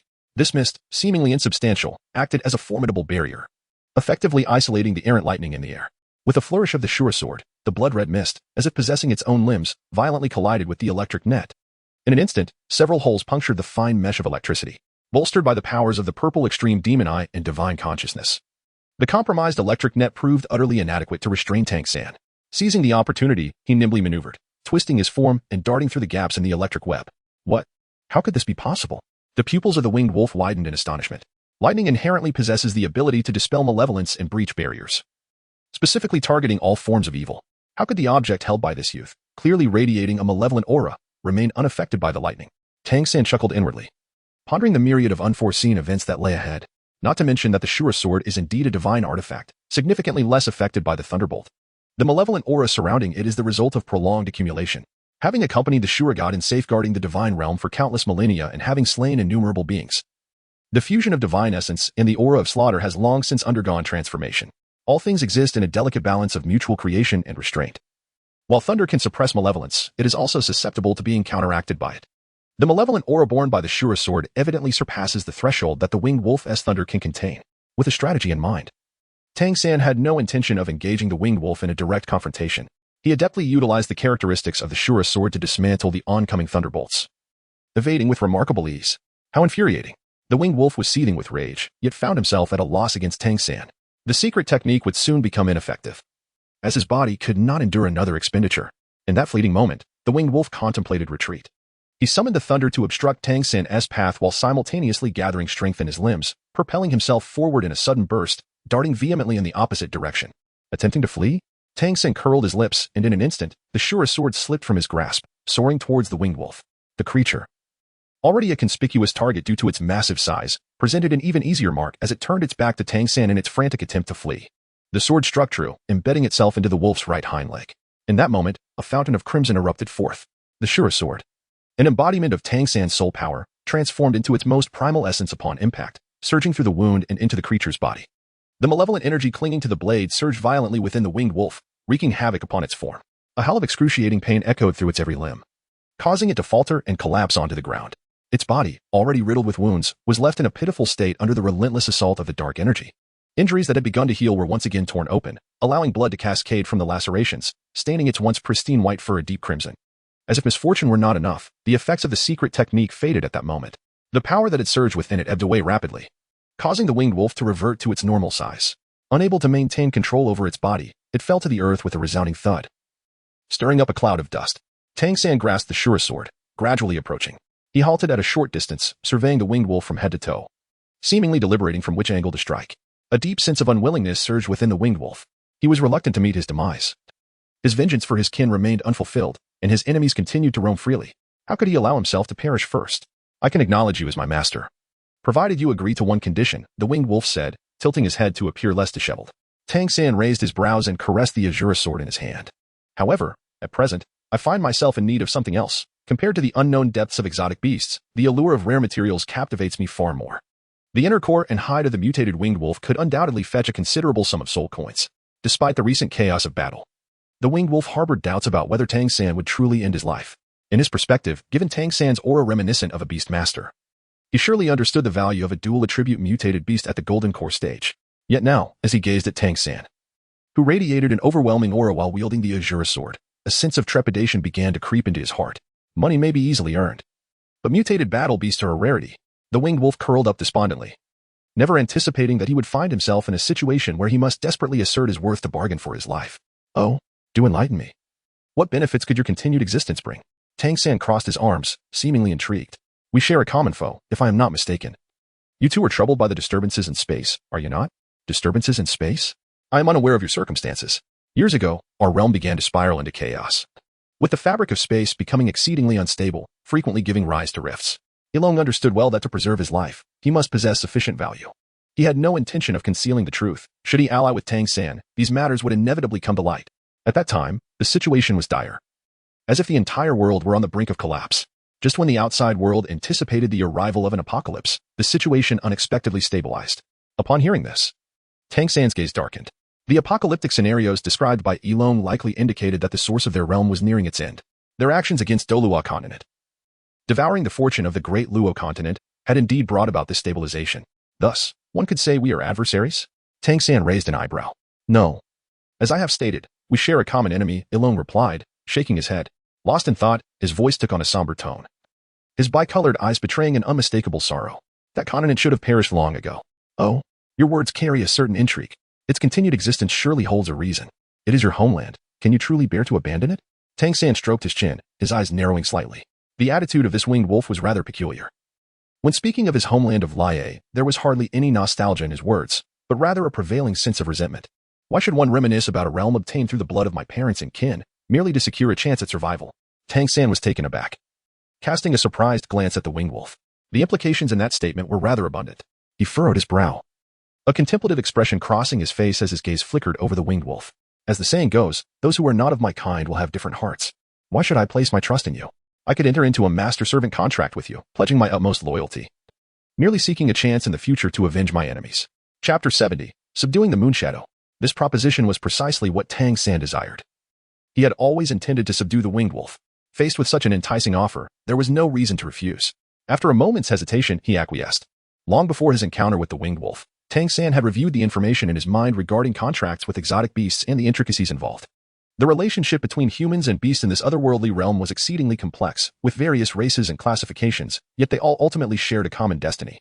Magical beasts, spiritual beasts, and demon beasts could all attain divinity through cultivation. Of course, some gifted races were born in the realm of deities. Upon death, all beings left behind a spirit, and their souls could cultivate independently, becoming useful to beast tamers. The contract array of a beast tamer directly acted upon the original soul. Unless the beast tamer actively dissolved the contract, even in death, the contractee would remain bound. This aspect was more formidable than most contracts and was a significant reason why exotic beasts harbored such disdain for them. Wow, I didn't realize, Master, that you were contemplating such long-term matters. You've even made this fellow proactively request a contract. As the situation solidified, Han San floated onto Tang San's shoulder, settling down comfortably. Tang San paid him no mind as the Shura sword in his hand transformed into a flicker of light and vanished into his being. He then slowly approached the winged wolf. Noticing that Tang San had sheathed his weapon, the winged wolf let out a sigh of relief, for the oppressive aura had been quite unbearable. He extended his head, facilitating Tang San's movements. Tang San came to a halt before the winged wolf, extending his consciousness, which gently settled between the wolf's brows. He did not delve deeply. The winged wolf merely felt a wave of warmth enveloping its head, unable to restrain himself. The wolf shook his head slightly, and his expression softened a little. Tang San contemplated the steps of the contract, biting into his index finger, causing droplets of blood to surge forth from the wound. With a deft flick of his finger, the blood droplet descended directly onto the brow of the winged wolf. Under Tang San's deliberate guidance, the spot where the blood fell coincided perfectly with the area enveloped by divine consciousness. At that moment of contact, the winged wolf felt an overwhelming force pour into him through his brow, flooding into his limbs and extremities. Instinctively, he attempted to resist, only to discover his body was entirely beyond his control. As the power surged through him, he felt akin to a tree uprooted. The winged wolf's awareness grew hazy, as if he were an observer, witnessing his own form being incessantly shattered and reformed under the radiant wash of blood and golden hues. At this moment, Tang San's situation was far from favorable. Although the winged wolf was gravely injured, its cultivation level remained intact. The instant Tang San's consciousness penetrated, his sea of consciousness instinctively began to resist. Although Tang San had made prior preparations, he still suffered an unexpected setback. The two streams of consciousness clashed violently within the body of the winged wolf, incessantly tearing at his form. This presented a considerable challenge for Tang San's spiritual awareness.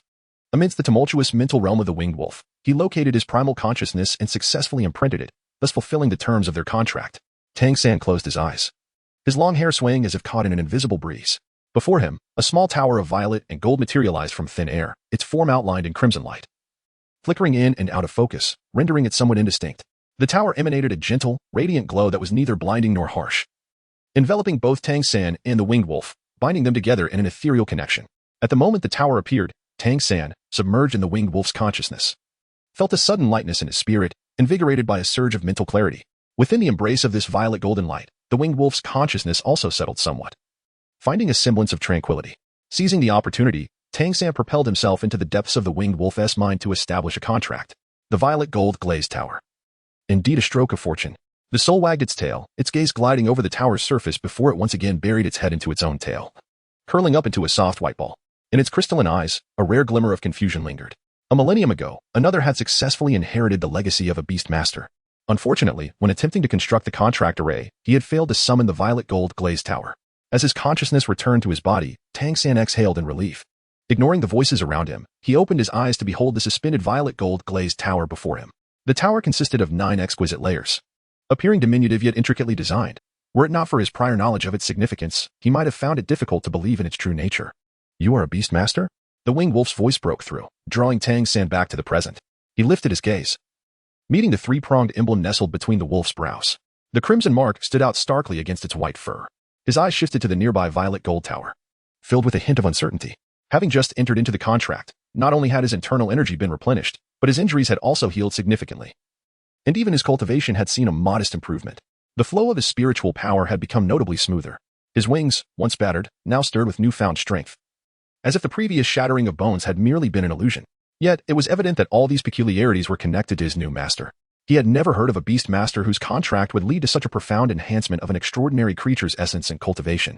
If this were the case, there would undoubtedly be those eager to exploit such a shortcut, seeking him out in droves.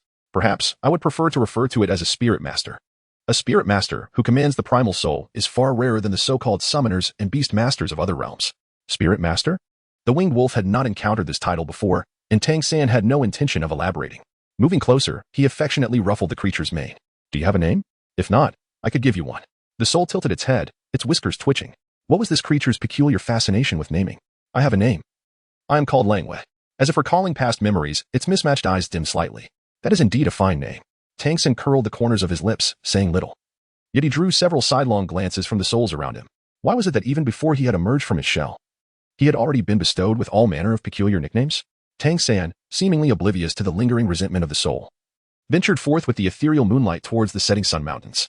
The wounds of the ethereal moonlight had long since healed, and she willingly offered to bear Tang San upon her back. The winged wolf was naturally adept at speed, and Tang San did not decline her assistance. The location they traversed was already in close proximity to the outer regions. Having crossed the setting sun mountains, they found themselves even nearer to the location of the spirit hall. Tang San finally attained a profound understanding of the claims regarding the swift-winged wolf mentioned in the materials. After several hours, he and his beast arrived at the outskirts of a city, which was the intended destination of their journey. Although the spirit hall had suffered defeat in their previous confrontation, it had not been entirely obliterated. A lean, dead camel is still larger than a horse. Moreover, after years of development, it had somewhat regained its strength, subtly engaging in a tug-of-war with the waiting forces.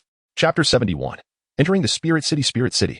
As Tang San gazed upon the large characters emblazoned on the city gate, he squinted his eyes, lost in contemplation. Master, I shall return to the beast space, spoke Long Yu, who had already diminished in size, resembling a harmless pet, quietly waiting by his side. Upon receiving Tang San's consent, he transformed into a fleeting shadow and vanished in an instant. The beast space he referred to as none other than the purple gold glazed tower. When a summoner forges a sincere bond with a beast, it generates a sanctuary where the beast may reside. Spirit masters can achieve the same, albeit with a more refined approach. The purple gold glazed tower was created based on Tang San's contract formation, brimming with spiritual energy, allowing the beast to cultivate with remarkable efficiency. After observing for a moment, Tang San turned his head and smiled towards a shadowy corner of the wall, then strode confidently into the city. In the shadows, a figure felt a chilling sensation rise from the depths of his heart. Had he been discovered? Impossible. He was merely at the level of a soul master. He dared not linger any longer and swiftly departed to report this matter to his superior. Within Spirit City, many individuals concealed themselves in the shadows. However, Tang San had no intention of hiding his presence, strolling nonchalantly along the streets. Spirit City was substantial in size, even more opulent than Shrek City. The atmosphere on the streets was considerably more relaxed, with vendors on either side wearing expressions of ease, seemingly untroubled by external threats. Get out of the way, don't block the path. Just as Tang San was crouched by a street stall, toying with several beast bones, a commotion echoed from a distance. Tang San glanced up and caught sight of 3 peculiar horse-like creatures swiftly charging towards them. The crowd instinctively scattered in fear, while a small girl in the middle of the road appeared frozen in terror, lost in a daze.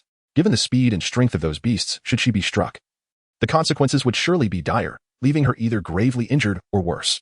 Tang San's fingertips moved restlessly, caressing the beast bone with a few strokes, his tightly pressed lips exuding an air of profound indifference.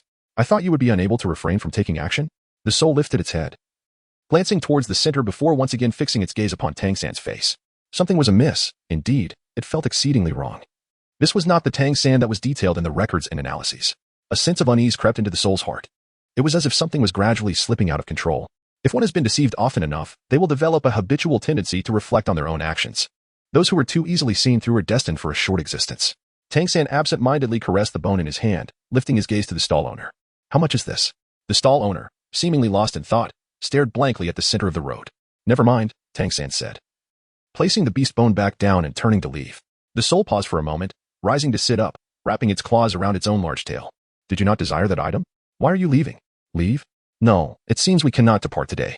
Their conversation transpired entirely through spiritual communication, appearing to onlookers as merely Tang San exchanging a few words with the stall owner before bowing his head and departing. The trio riding on the back of the strange beast exchanged puzzled glances, realizing that the unfolding events deviated from their anticipated plan. A middle-aged man, concealed on the second floor, descended with a smile, his gloomy gaze fixated upon Tang San as if he were a serpent observing its prey. Indeed, even deities possess selfishness. What are humans in the eyes of the divine, but mere playthings, easily cast aside? Tang San, poor fellow, he muttered with a half-smile, his voice gravelly, akin to the sound of sandpaper scraping. You shall never comprehend, even in death, that you are but a human, not a god. And humans, they perish. Of course. Tang San would not hear these words. Had he, the scene might have unfolded quite differently. With his current disposition, he would likely respond with a smile, declaring, gods can perish too. The middle-aged man's lips moved, yet no sound emerged. Instantly, the trio atop the beast seemed to receive some unspoken cue, directing their small horse towards the little girl. The little girl, frightened, recoiled repeatedly as they ominously advanced toward Tang San. Sensing their approach, Tang San did not flee but turned to face them. As he glanced at the distant horse-shaped beasts, a fleeting golden-purple aura shimmered in his eyes. Information regarding those beasts instantly materialized before him. All 3 belonged to the same species, the Linma, with the leading beast being a 5th-level magical creature, while the other 2 were 4th level. This capability was a product of combining the beast illustration ability of Tashkent with the Violet Extreme Magic Eye, allowing for detailed examination of a magical creature's strength. Under the constraints of the laws and given that Linma were not particularly adept in combat, their actual strength was relatively modest, comparable to a soul beast of approximately 10,000 years. Thus, subduing these creatures would not pose a significant challenge. Brother, help me. The little girl cried, trembling as she sought refuge behind Tang San. Kid, mind your own business. One of them shouted, attempting to push Tang San aside. How could Tang San allow such an intrusion? He swiftly sidestepped, evading the contact, and took several steps to the side, thus granting the frightened girl some space. Please. Feel free to continue. I am merely a passerby, he stated, raising his hands in a gesture of nonchalance, indicating his lack of intent to provoke trouble. The atmosphere abruptly fell silent. Both those embroiled in the situation and the onlookers nearby remained stunned for several seconds before murmurs began to circulate. What a cold-hearted individual. Indeed. Look, 3 magical beasts have appeared. Clearly, this is no trivial matter. Who would be willing to offend such formidable foes for a stranger? One remarked. gesturing toward the trio of Linma on the road. The Linma, known for their volatile temperament, could not contain themselves under the gaze of the crowd. Snorting loudly as a plume of flame erupted from their breaths, the spectators hastily retreated. If it were me, I doubt I would intervene either. The little girl, hearing the surrounding chatter, twitched her lips but soon regained her pitiable demeanor, stumbling toward Tang San. Brother, I am scared, she said, reaching out in an attempt to grasp the hem of his garment. Her expression radiated genuine vulnerability, evoking sympathy from those who beheld her. Tang San's figure swayed slightly. Despite the minimal movement, he deftly evaded the little girl's hand. Little sister, are you seeking help? Or are you attempting to drag me down with you? With so many people around, are we to face the consequences together? Observing the peculiar turn of events, the soul also sensed something amiss. He rubbed his ears thoughtfully, casting several discerning glances at the four individuals still playing their roles, mentally marking them with a warning. Popo, when did you discern that these individuals were suspicious? Chapter 72. The initial intimidation. Tang San did not respond, fully aware that his soul's awareness of the situation was somewhat superfluous. He flicked his tail, attempting to mask the faintest hint of embarrassment within. Meanwhile, the trio had encircled him, disregarding the little girl entirely, their attention fixated solely on Tang San. Kid, are you toying with us? You possess quite the audacity, they cheered. Their intent had always been to confront Tang San, even if he refrained from engaging. They would inevitably draw the matter back to him. Exchanging glances, the three of them immediately summoned their martial souls, advancing menacingly toward Tang San. All three wielded beast martial souls, their hands transforming into formidable claws, mottled fur cloaking their forms. At first glance, it was challenging to discern the exact nature of their martial souls.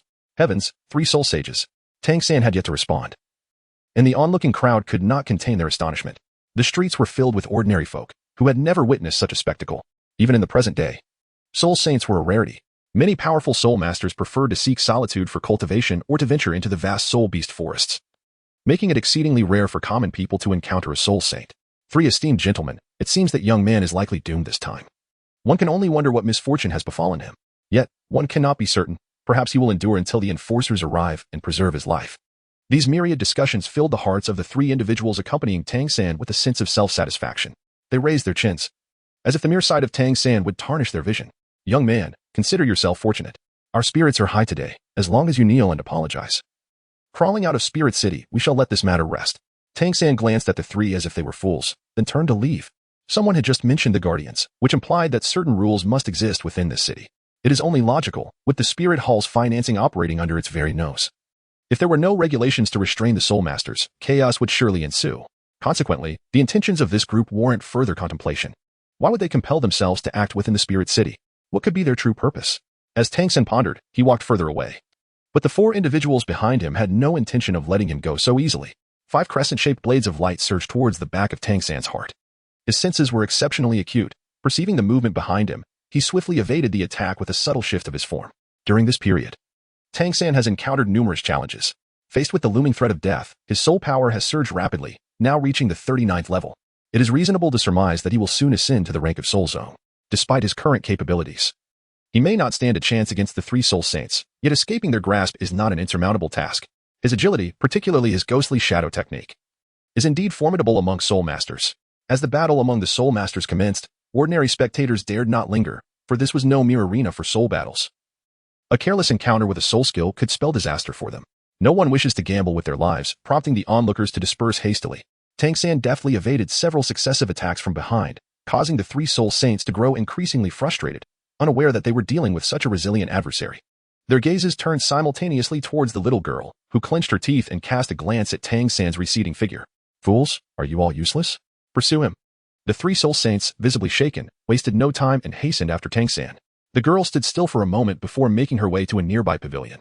She knocked on the door and then twisted the ring on her finger. In an instant, the light warped and her form elongated, revealing a young woman of 17 or 18 years. At that moment, Fan Jin opened the door from within. The young woman adjusted her hair and entered. Master, how are things? The man who opened the door was a middle-aged individual observing from the upper floor. His demeanor bore no trace of gloom or malice, exuding a serene aura as if he were an entirely different person. Observing their interaction, it was evident that the young woman and the middle-aged man shared a casual rapport. She poured herself a cup of tea, her eyelids drooping slightly, her expression one of confusion. Well, how should I put it? This person seems vastly different from what our records indicate. While the two were analyzing Tang San's actions, he had already engaged in combat with the three Soul Saints. Though unfamiliar with the Soul Master City, Tang San could not underestimate the formidable strength of their spiritual awareness. With his nearly cheating level perception, he consistently managed to evade capture at the last moment, while also creating minor disturbances for his pursuers. Just as Tang San toyed with his adversaries and pondered his escape, an overwhelming pressure suddenly descended upon him. This is bad, danger. Tang San felt an overwhelming sensation as every hair on his body stood on end, each per crying out for escape. It was as if an immense weight pressed down upon his back, striving to bend his spine. The three soul saints beside him had already been forced to the ground, while Tang San concentrated all his mental fortitude, resolutely enduring the pressure. Kneeling was out of the question. The trident mark on his forehead flickered in and out of visibility, beads of sweat cascading down his brow. With gritted teeth, he felt the veins on his body begin to bulge ominously. No one is here to protect you this time, he thought. Master, I believe in you. A cacophony of laughter echoed in his ears, and Tang San smirked, responding inwardly, hasn't anyone mentioned that your mischievous tone is utterly unlike you?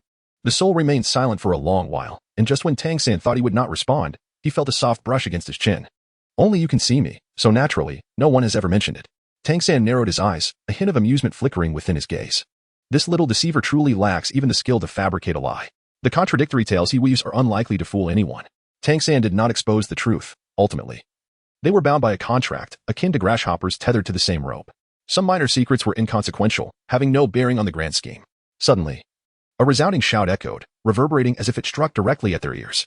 Within the spirit hall, dueling was strictly forbidden. Who dared to act so presumptuously here? Accompanying the voice, an elderly man, his hair and beard entirely white, materialized above them. The 9 spirit rings surrounding him signified his illustrious status as a titled Douluo.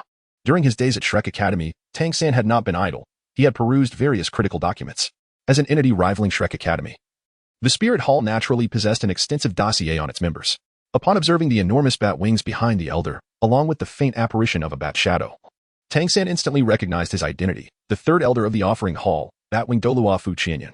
He retracted his martial spirit and descended before Tang San and his companions. Yet the oppressive aura enveloping them remained unyielding.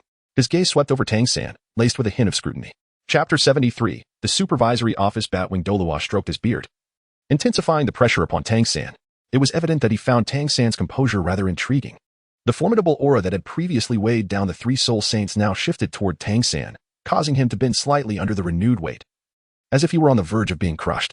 Observing the 3 soul saints who had just risen to their feet, Tang San felt a surge of indignation. What was Batwing Douluo's intent? With great effort, Tang San managed to utter a simple question, each breath feeling as though he bore the weight of several mountains. What do you mean? This was a query that should be directed at the young friend. The Spirit Hall had always enforced regulations against private duels. Why? Upon the arrival of this young friend, had such chaos ensued?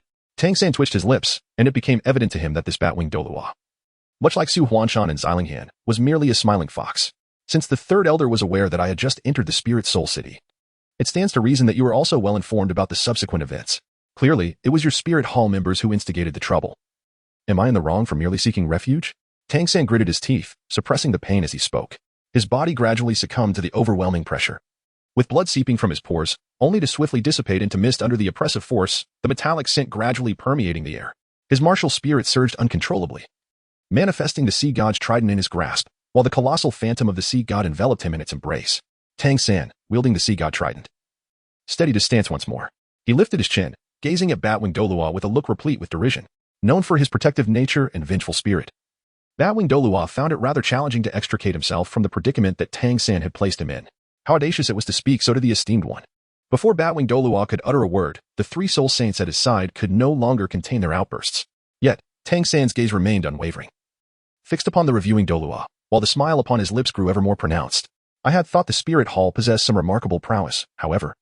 It appears to be nothing of the sort. The master has yet to speak, yet the dogs have barked first, displaying a lack of decorum. The 3 were incensed. But upon witnessing the grim expression of Batwing Douluo, they did not dare to speak further, fearing to provoke him and invite calamity. Stand down. Batwing Douluo gestured dismissively, and the 3 obediently retreated a few steps, conceding the space to the 2. Tang San squinted at the approaching figure, a subtle curve gracing his lips, yet devoid of any mirth in his eyes. His body was taut, poised in a manner most conducive to a swift counterattack. The moment the Batwing Douluo made any move, Tang San would be ready to respond instantly. The Batwing Douluo did not advance too close, halting 2 meters away from Tang San. There he stood, hands outstretched, signaling his lack of malice. Concurrently, the oppressive aura enveloping Tang San finally dissipated.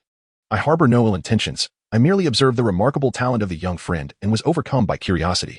I hope you will not take offense, the Batwing Douluo said with a smile, occasionally stroking his beard, as if the earlier display of pressure had never been his doing.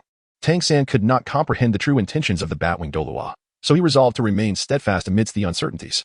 He maintained his state of martial soul manifestation, firmly planting the sea god trident into the ground as he endeavored to alleviate the rigidity in his limbs, the air occasionally resonating with the crackling sounds of his bones shifting. Tang San remained silent, and the batwing Douluo felt no embarrassment. His disposition among the titled Douluo could be deemed peculiar, driven solely by his whims, yet exhibiting a stubbornness that bordered on obsession in certain aspects. However, I am tasked with upholding the order of the spirit city, and such regulations must not be disregarded. I have no intention of putting you in a difficult position thus. How about this? You shall accompany these individuals back to the supervisory department and assist with the investigation. If it is determined that this matter does not pertain to you, we shall certainly not impose any difficulties upon you. Tang San let out a light chuckle, realizing that they had been waiting for him here. Just as the martial soul city had opened, those individuals could not resist giving him such a formidable display of power. They truly held him in high regard. The batwing Douluo, content to serve as a mere weapon for others? Both were astute individuals, and certain matters need not be articulated too explicitly. Observing the slightly raised eyebrow of the batwing Douluo, Tang San understood that his words had indeed struck a nerve. This matter does not require your concern. Please proceed. The expression on Batwing's face grew cold as he turned towards the mainland, showing no sign of worry that those sent by the heavens would flee. I am genuinely curious whether your actions were taken independently or if they were sanctioned by the higher-ups. Tang San followed the Batwing's Douluo at a leisurely pace, acutely aware that the latter's audacious confidence suggested he would not permit an easy departure. I am merely fulfilling my duties. The remaining matters are not for me to concern myself with. Observing that the Batwing's Douluo did not even glance back, Tang San could not help but click his tongue in disapproval. This individual has certainly extricated himself from any accountability, since he was invited. It is only courteous to extend a greeting to avoid giving rise to misunderstandings. Upon hearing Tang San's words, the Batwing's Douluo instinctively sensed trouble. Yet, before he could fully process the situation, a voice resonated throughout the city, carried by divine consciousness. Is this the sincerity with which the Spirit Hall Master extends an invitation? Then perhaps it is best to forego this banquet. Though framed as a greeting, the statement was far from subtle, akin to an accusation. The identity of Tang San was never a secret that Su Huanshan and Zi Lingon sought to conceal. Among the prominent forces, it was well known. The Batwing Douluo did not wish to escalate the situation unduly. His expression shifted momentarily before settling into calmness. Tang San followed Batwing Douluo into the supervisory division, where two figures concealed in the shadows emerged. Master, should we send someone to monitor the situation at the supervisory division? The two individuals were the master and disciple who had previously been in the loft, watching the direction in which Tang San and the others left. The young girl furrowed her brow. The middle-aged man waved his hand dismissively. No need. The supervisory division is the territory of that old fellow Batwing. If we intervene, we risk exposing our whereabouts. The commotion just now has surely alerted the hall master. It won't be long before he retrieves Tang San from the supervisory division. Master, do you believe that Tang San is truly the one foretold in the prophecy? Such matters are not for you to inquire about at this moment. There are abnormalities in the Stardow Forest, and the hall master will likely dispatch someone there. You should accompany them. It will serve as a good opportunity for training. After issuing this directive, the middle-aged man quickly departed, and the young girl did not linger. Meanwhile, Tang San, accompanied by Batwing Douluo, entered the supervisory division. He instructed his subordinates to confine the three soul saints, while treating Tang San with exceptional consideration. Within the supervisory division, there were indeed accommodations, and Batwing Douluo arranged for Tang San to stay in a quaint, secluded courtyard. Chapter 74, the Pope of the Spirit Hall observing the serene and elegant courtyard before him. Tang San raised an eyebrow. I thought I would experience the scenery of the Spirit Hall's prison this time. Do not jest. You are no mere mortal and thus need not reside in a jail. Besides, as the esteemed guest of the hall master, how could I afford to be negligent? While speaking, Batwing Douluo guided him to the door of a room. After providing a brief explanation, he departed. Bobo, will you remain here so obediently? Why the hurry? There are certainly others who are more anxious than we are. Tang San entered the room and reclined upon the bed, though his eyes were closed. His consciousness had already dispersed, searching for any signs of movement in the surroundings. In this entirely unfamiliar environment, his instinctive reaction was to utilize his awareness to ascertain the safety of his vicinity. Tang San could sense a formidable presence lurking in the shadows of the surveillance division. Fearing to alert the hidden adversaries, he refrained from conducting any investigations. The time before the banquet was already scarce, and when he arrived, only a day remained until the event. Throughout that day, aside from the essential meals, Tang San did not even open his door. This, in turn, left many lurking forces disappointed. On the day of the banquet, the Spirit Hall seemed to have finally remembered their forgotten guest. A servant rapped at Tang San's door, informing him that the banquet was about to commence. Since he had come specifically for this occasion, he had no objections and dutifully followed the servant. This marked Tang San's first entrance into the Spirit Hall in 500 years. True to its reputation as one of the continent's premier powers, the Spirit Hall was adorned with opulent and grand decorations, exuding an air of sophistication. As Tang San stepped through the grand entrance, numerous scrutinizing gazes swept across him. In such a vast establishment as the Spirit Hall, it was hard to believe that no one was guarding its secrets. These probing eyes undoubtedly belonged to the concealed sentinels. "Ah, our esteemed guest has arrived," a mocking voice echoed from the elevated main seat, instantly silencing the previously bustling atmosphere. Tang San raised his head and caught sight of a pair of pale golden eyes. After the attendant bowed and retreated, Tang San remained motionless, his gaze unwavering as he looked directly at the person seated in the main position. In that instant, a notification sound echoed in his heart. "Ding. Congratulations, Master. For completing the task, you have earned 50 points, gained 1 skill point, and increased your soul power." The moment the two met, the task was marked as complete. It seemed he was indeed intricately linked to the purpose of this banquet. From the moment he stepped into the Hall of Spirits, certain events had already been set in motion. Tang San distinctly sensed a surge of energy coursing through his body, dividing into 2 parts, one seamlessly integrating within him, while the other vanished without a trace. The soul took a deep breath, its tail swaying rhythmically, exuding a sense of contentment.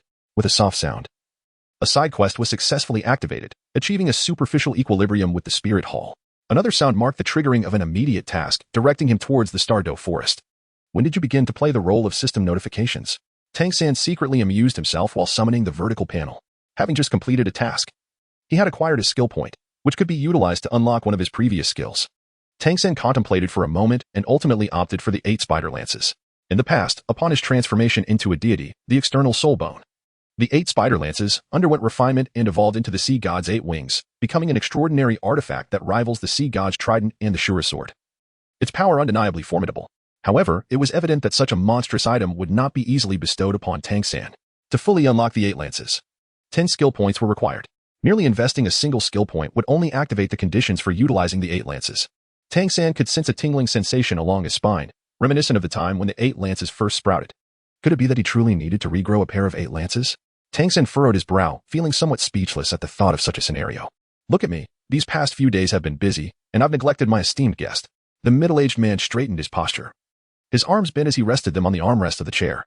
With his other hand, he gestured towards the lower placement.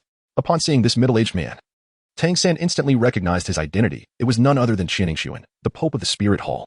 The information regarding this enigmatic Pope from the Spirit Hall was scarce at Shrek Academy. It was known that he was a genius from the same era as Zilinghan.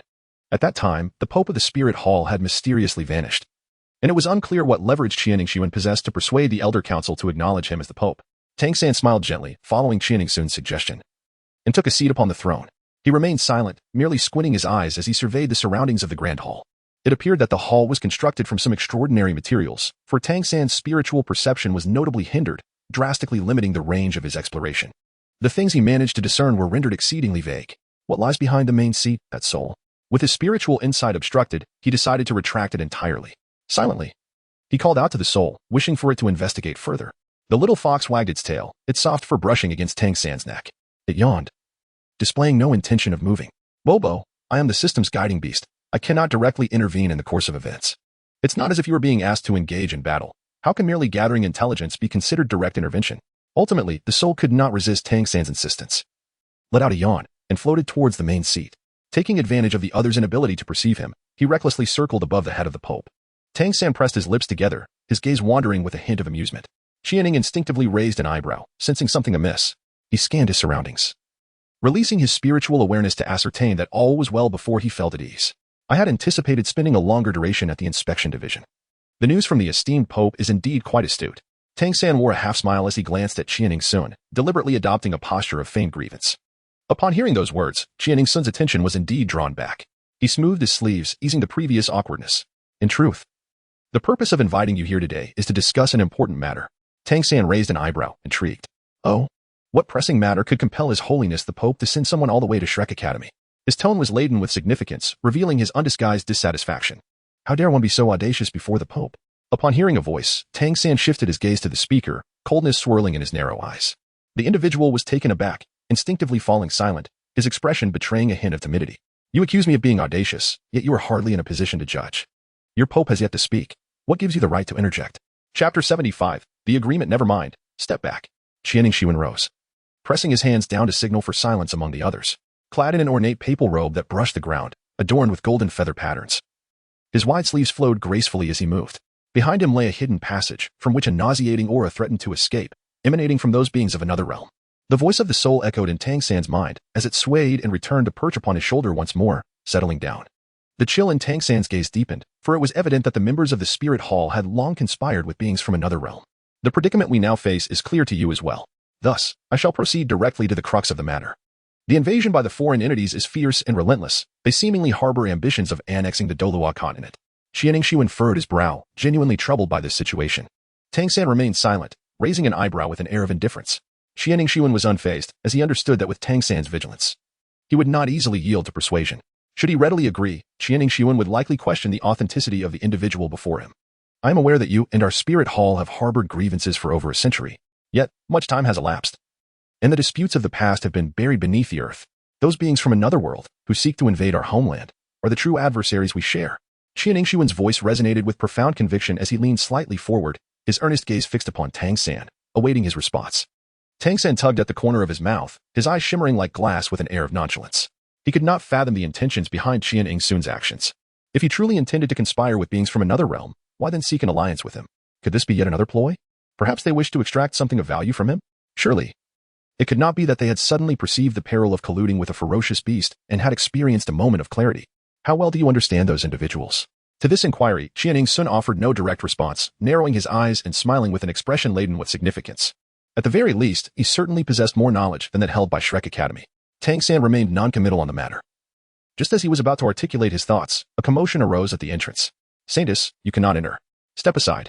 On what grounds does the master hold a banquet to which I am denied entry? Tang San's attention was inevitably diverted from the sound. It was apparent that the newcomer was a young woman, at a banquet presided over by the Pope of the Spirit Hall. Her audacity to create a commotion at the entrance suggested that she held a position of considerable significance. Ah, it is you again. Upon entering, the woman cast her gaze around the room, her eyes finally settling on Tang San, brimming with fury. Tang San felt somewhat perplexed. He was certain he had never encountered this woman before. What malice could she possibly harbor against him? The attendant at the door referred to her as the Saintess, which undoubtedly indicated that she was Qian Mudong, the Saintess of the Spirit Hall. At the tender age of 17, she had already stepped into the realm of Soul King, rivaling even her master. Jur, you are being mischievous again. Qianingshu beckoned the girl to come closer. The attendant, perceiving Qianingshu's intention, promptly added another chair beside him. The girl shot Tang San a glare before taking her seat beside Qianingshu. After tugging at Qianingshu's sleeve, Qian Mudong hesitated, swallowing the words she had intended to utter, and merely smiled indulgently. Do not take offense. My disciple has grown quite spoiled. Qianingshu smiled, redirecting his gaze to Tang San. Regarding the collaboration we discussed earlier, what are your thoughts? Since it is a collaboration, the Pope must demonstrate some sincerity. Indeed. The extensive collection of texts within the Spirit Hall shall be entirely accessible to you. Furthermore, we can share information regarding the otherworldly entities. Should you require assistance, the personnel of the Spirit Hall will do their utmost to cooperate. How does this sincerity strike you? And what of me? You seek my cooperation. Yet what do you wish to obtain from me? Truly worthy of the former God King, you grasp the matter adeptly. The mention of former and God King in Qianingshu's words darkened Tang San's expression slightly. His brow furrowed, revealing a hint of agitation. Fortunately, Qianingshu had no intention of provoking him further and swiftly returned to the matter at hand. To speak candidly, our Spirit Hall has had some entanglements with those otherworldly beings and has acquired considerable intelligence. They are aggressively capturing the deities belonging to the Douluo divine realm. And not only Douluo continent, but also the surrounding lesser realms have suffered greatly. What did you say? Tang San was unable to maintain his composure and abruptly rose from his seat. When the deities from another realm launched their attack on the Douluo divine realm, Xiaowu happened to be in a subordinate small world, which allowed her to narrowly escape disaster. Now, as the enemy was rampantly searching, Xiaowu's situation was perilous. Bobo, stay calm. Be cautious lest you become vulnerable. The soul suddenly flicked its tail, striking Tang San's neck with a tone tinged with exasperation. Bobo, what is this? Has the system not only inherited but also absorbed your composure from these past few centuries? Listening to the soul's mockery, Tang San's mood swiftly settled. A chill surged from the depths of his heart. He could not fathom why the mere thought of Xiaowu encountering danger pierced his heart like a dagger. His heart ached, making it impossible to maintain his calm demeanor. Fortunately, Qianingshu remained oblivious to Tang San's unusual behavior, deeply engrossed in devising a method to persuade him. With numerous deities captured and chaos reigning in the other subordinate small worlds, casualties were countless. You might just be the last remaining deity of the Douluo divine realm. As Qianingshu spoke, seemingly concerned that his words lacked impact, he produced a pearl from the soul guide and infused it with soul power. This is an image transmitted by those deities from another realm to instill fear. Accompanying his voice, the scene within the pearl unfolded, projecting across the grand hall. They seemed to be present in the midst of the carnage, witnessing the mountains of corpses, blood seeping into the earth, and the overall scene exuding a dreadful aura. Cracks permeated the air, as if the very fabric of space was on the verge of collapse. I understand your concerns. I can forge a contract with you using my martial soul, ensuring that I will not act against you before confronting the invaders. Those beings aim to consume the entirety of Douluo continent. Even if the spirit hall is flawed, it is ultimately born from Douluo continent. If it were to be destroyed, there would be no refuge left for us. Qianningsun's words were indeed reasonable, and Tang San felt a flicker of interest. The conditions he proposed seemed to promise benefits without drawbacks. The contract sworn upon the martial soul is safeguarded by the essence of the laws, instilling a sense of deterrence for both parties involved. Should one violate the oath, they would face the dire consequence of having their martial soul shattered. Qianningsun's willingness to initiate a martial soul oath suggested that no significant turmoil was likely to ensue. Tang San remained silent, not responding immediately. Qianning was also unhurried, and the two of them continued to linger in this manner. Qian Mutong glanced at his master seated in the main position, and in the next moment, shifted his gaze back to Tang San. After a few cycles of this, he lowered his eyes, lost in thought, contemplating something unknown.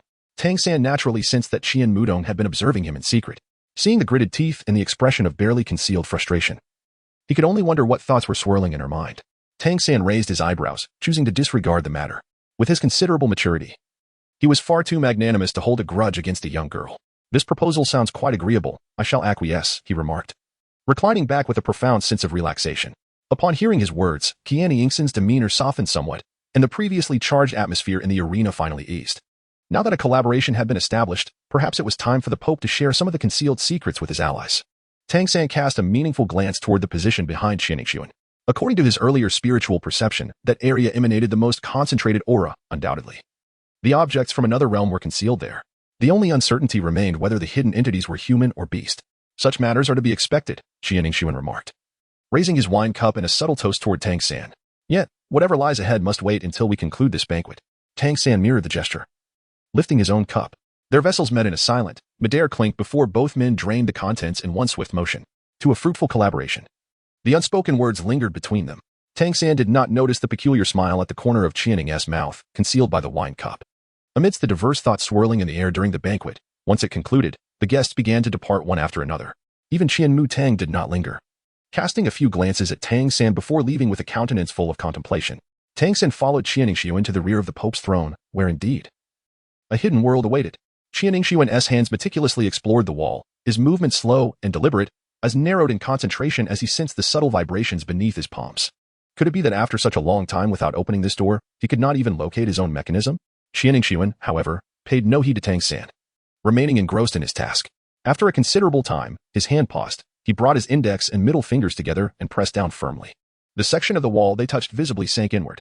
Following this, a series of mechanical sounds echoed, and the ground began to tremble. The wall before them gradually shifted aside, revealing a hidden passageway. A mechanism? Tang San raised an eyebrow, observing the somewhat familiar objects, lost in thought. In the Douluo continent, mechanisms and hidden chambers had not existed prior. It was Tang San who first introduced them, as both the Tang sect and Shrek Academy had constructed chambers controlled by mechanisms. Qianningsun strode confidently into the passage, with Tang San closely trailing behind. It seems I am unwittingly showing off in front of a master. This invention was also inspired by the formidable Shrek Academy, reputedly your handiwork. Qianningsun chuckled lightly, leading Tang San further within. The passageway was not dark. Torches were affixed at intervals, casting a flickering glow. The spirit, perched on Tang San's shoulder, became increasingly agitated, its claws tapping in annoyance. The scent here was becoming overwhelmingly pungent. The spirit's foxtail swayed a few times before it transformed into a wisp of light and darted into Tang San's sea of consciousness. Are you all right? Tang San inquired. What could possibly be wrong? It simply reeks. The spirit replied. There is likely a colossal creature hidden within. Its stench is simply unbearable. Stench? I can't detect any odor, Tang San responded, as they communicated through their spiritual connection, reassuring himself that the spirit was unharmed. He wrinkled his nose and still failed to catch the scent described by the spirit. Ahead, Qianningsun halted and gestured toward a point not far off. Immediately, his voice reached Tang San's ears. The creature inside might serve as a testament to our alliance. What is it? Though unaware of Qianningsun's intentions, Tang San instinctively chose to respond through their shared consciousness. Perhaps it is what you refer to as a deity from another realm. At this revelation, Tang San's spirit surged with intensity. He cast a hesitant glance toward the direction indicated, where a stone door loomed, obscuring his view. Do you think I'm a match for them now? Do not underestimate yourself. That being is not in a much better situation, Qianningsun asserted. Disregarding Tang San's reaction as he approached and, employing a similar method as before, opened the stone door. The occupant within, sensing the disturbance, immediately turned alert. Their gaze sweeping from Qianningsun to the shadow of the figure that stood behind him. The position occupied by Tang San was remarkably strategic. Those within could only perceive a shadow, unable to discern the features of the figure. However, Tang San was able to see the person's visage with perfect clarity. A notification sounded, triggering an instant quest: annihilate the fallen deity. The rewards for this task included an enhancement of soul power, an increase of 3 skill points, and 500 points. Regarding the impending confrontation with the fallen deity, Tang San remained largely indifferent. To safeguard the Douluo continent, he would inevitably engage with these adversaries. This was merely a matter of hastening the timeline slightly. The moment he discerned the individual's appearance, a tinge of crimson flickered in his eyes. Yet his expression remained chillingly composed. It is often said that enemies are fated to meet, and indeed, this individual was an old acquaintance of Tang San, one who had previously been a figure of note within the Douluo divine realm. It seemed their past resistance had not been in vain, as the enemy had also sustained injuries. Yet, the manner in which this person infiltrated the Douluo continent and established contact with the spirit hall remained a mystery. What do you mean by this? This does not align with our agreement. The individual furrowed his brow, clearly displeased with Qian Yingshuan's unilateral decision to bring someone along. Qian Yingshuan narrowed his eyes and let out a couple of hearty laughs. Isn't this the person you've been searching for all along? The moment I captured him, I brought him right to you. As he spoke, Qian Yingshuan subtly gestured behind him to Tang San, signaling him to cooperate and seize the opportunity for an ambush. Gradually, Qian Yingshuan and Tang San approached, but the individual, ever vigilant, raised his voice to issue a warning from a distance. Do not come any closer. Stay right there. Tang San naturally did not heed his words. Instead, he took a decisive step forward to confront him. His reactions were swift, and in an instant, he activated his martial spirit. The golden light, accompanied by its controlling effect, successfully distracted the man momentarily. Seizing this opportunity, Tang San thrust the sea god trident forward, piercing directly into the man's chest. With a crisp crack, something shattered within. A rich surge of life energy flowed through the sea god trident and into Tang San's body. Where that energy brushed against him, an unparalleled comfort enveloped him, prompting Tang San to involuntarily squint his eyes in pleasure. The energy circulated within him for a brief moment before swiftly dissipating. Chapter 77, The Awakening of the Abandoned. Tang San felt a twinge of confusion as his consciousness involuntarily sought out the source of that enigmatic energy. The primal divine power? A long-forgotten voice echoed within the depths of his heart. The awareness that had lain dormant in the recesses of his soul since their contract had awakened. To his astonishment, your growth has been remarkably swift, allowing you to hunt divine beings. It seems that fortune has favored him. This young man, already wounded, had forcibly breached the spatial barrier, barely clinging to life, thus becoming an easy target for him. Listening to the banter between the two in his mind, Tang San felt an unusual sense of relaxation. Over time, he had grown accustomed to the erratic temperament of his soul, paying it little heed. In contrast, the inquiries of his discarded self piqued his interest even further. The discarded entity, sensing Tang San's curiosity, chuckled lightly. With this primal divine power, he could sustain himself for a few more days. Enough of this. Such a minuscule amount of divine power is hardly sufficient. You have already expended most of your primal essence if you wish to avoid early annihilation. It would be wise to return to a deep slumber. Furthermore, what can you observe? If this young man is truly so inept, it would be better to liberate ourselves swiftly and seek the next target. Even without visual confirmation, Tang San could vividly imagine the expression of his soul at that moment. This fellow had always been cantankerous. Even when voicing concerns, it felt as though he were merely mocking. By the way, your immediate task has just been marked as complete. I shan't trouble you with further notifications. The rewards have been credited directly and can be accessed at any time through the task panel. Is that also something that can be omitted? Although Tang San had yet to engage with the system, he possessed ample knowledge from the records, which even mentioned the existence of similar systems in other planes. Yet, without a doubt, he had never heard of a system as perplexing as this one. Tang San responded softly, reminiscing about the sweet, childish tone of the soul's voice. What is it? The exchange of thoughts was lost on Qian Yingshuan, who perceived only that Tang San stood in a daze after thrusting the sea god's trident into the man's body. After observing for a while and confirming the man was indeed lifeless, Qian Yingshuan approached. Upon hearing Qian Yingshuan's voice, Tang San snapped back to reality and swiftly retracted the sea god's trident. It's nothing. The moment the trident departed from the corpse, it seemed to lose all support, crumbling into a pile of ashes. What is happening here? Qian Yingshuan took a couple of steps back, his gaze shifting inquisitively between Tang San and the ashes. This exaggerated performance seemed to be an attempt to conceal the pretense. Tang San twitched his lips, and the sea god's trident transformed into a flicker of light, vanishing into his body. I must say, Your Holiness, if you wish to act, at least put in some effort. Do not treat me as a fool to be deceived. Nevertheless, pressing matters to precedence. With his subtle thoughts laid bare, Qian Yingshuan, unfazed, walked over to where the man had lain and picked up a ring-like object from the ground, examining it with interest. The craftsmanship of their storage devices was indeed exquisite. If only they could be mass-produced, it would be simply perfect.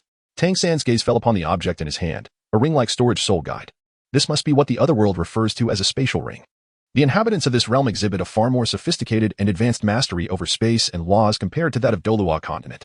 The two exchanged no further words and proceeded deeper into the underground passage. Tang San had initially believed that the tunnel would lead him deeper into the earth. But to his surprise, it began to ascend midway. The other entrance was precisely where the spirit hall housed its collection of tomes. Upon catching sight of the moon suspended in the air, Tang San felt a momentary sense of bewilderment. The ease of this journey left him with an impression of unreality. Qianing took out a token from the soul guide and handed it to Tang San. This was a personal decree. With this token, anyone affiliated with the spirit hall would not impede his passage. Additionally, it served as a pass to the library. Tang San extended his hand to receive the token, which, though modest in size, was crafted with exquisite precision. The image of the six-winged angel was intricately carved, with delicate strokes of pale gold outlining its form. The light and shadow danced upon the tips of its wings, creating the illusion that it might take flight from the token at any moment.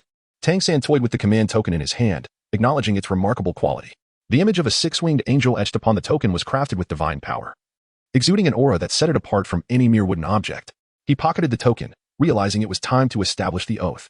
The conditions for forming a martial spirit contract were not arduous. The two individuals simply needed to cut their palms and allow their blood to merge. Instead of dripping downwards, their mingled blood defied gravity, rising towards the heavens. As their blood intertwined, it coalesced into something resembling a parchment. The soul power within them surged, seemingly pulled by an unseen force, eager to break free from their bodies. Their martial spirits manifested uncontrollably, and they nearly synchronously completed the embodiment of their spirits. The colossal forms of the six-winged angel and the sea god loomed in the air, confronting one another. As Tang San's gaze shifted to the shadow behind Qianing, his pupils widened in astonishment. A six-winged fallen angel? The three pairs of wings behind Qianing were pure black, shrouded in an ominous mist. Yet, according to the records of Shrek Academy and the legends of the continent, Qianing, the Pope of the Spirit Hall, was said to possess the martial spirit of the six-winged angel, inherited from the Spirit Hall lineage. Before Tang San could ponder further, Qianing's voice resonated. I, Qianing, hereby ally with Tang San to confront the enemies from another realm. Until the threat of the foreign race is resolved, I shall not take any action against Tang San. Should I violate this oath, I will suffer the torment of my martial spirit being torn asunder. As Qianing's declaration echoed, Tang San felt his soul power drawn forth, flowing rapidly outward. He cast a glance at Qianing, who furrowed his brow, indicating that his own soul power was depleting just as rapidly. Characters began to materialize on the parchment, forged from the blood of both oath-takers, their soul power inscribing the covenant with the laws of heaven and earth as witnesses. After Qianing swore his oath, Tang San followed suit. As his voice fell, both felt a binding force settle upon them. The sensation was fleeting yet unmistakably signified that the contract was sealed. Finally, it was done. No wonder they all despised signing such cursed contracts. What should have been a trivial matter had turned into a torment. Qianing exhaled deeply, relieved that matters were settled, and he intended to say no more. After advising Tang San to gather at the main hall the following morning, he departed, watching Qianing's swift retreat. Tang San clutched the angelic token and entered the library behind him. Chapter 78. Correspondence. Qianing had not elaborated on the situation, and Tang San had no desire to delve deeper into it. After all, clarity would come by morning. With the angelic token in hand, Tang San encountered no hindrances in his endeavors. The library was divided into 3 levels, with the topmost section designated for all materials related to other realms, the very destination Tang San sought. Most of the information acquired from the system was merely conceptual. Retime clues were in short supply. Tang San, since you have once again confronted the deities of another realm, I shall no longer conceal the truth from you. Just as Tang San lifted a document, preparing to read, the voice of the abandoned echoed within his mind once more. Tang San curled his lips slightly, his fingers moving with a casual grace as he leisurely turned the page in his hand. Have I thus passed your trial? He inquired. What trial? We merely strive for a shared objective, came the reply, accompanied by a faint chuckle. The tone was languid and ethereal, as if it might vanish into the breeze at any moment.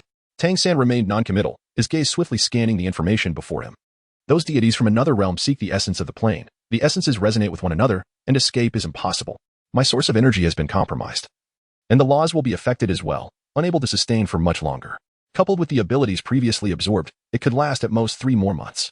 The other party showed no concern for Tang San's reaction. His moments of clarity were fleeting, and he needed to seize the opportunity to convey everything that needed to be said.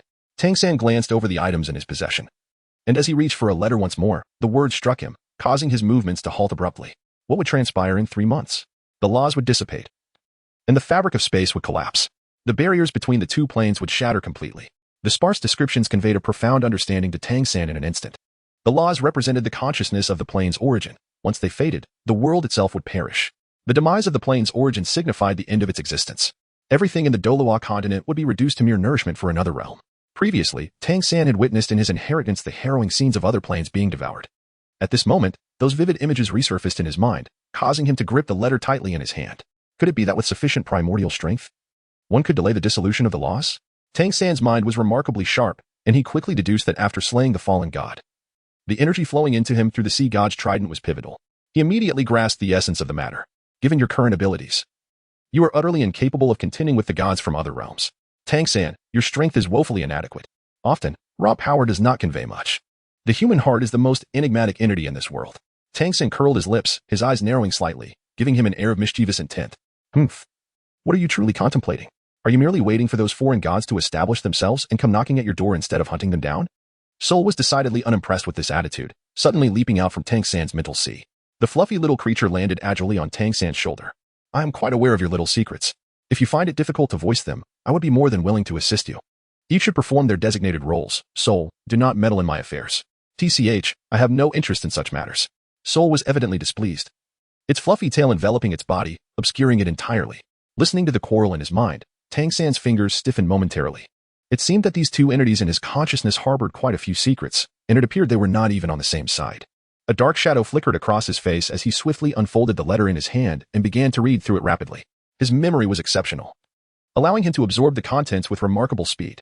Most of these letters were correspondences between Tang San and another mysterious individual, discussing the dealings between the Spirit Hall and a fragment of Rinda to jointly open a spatial passage. After their investigation, they had chosen the location of the spatial passage in the Sunset Mountain Range.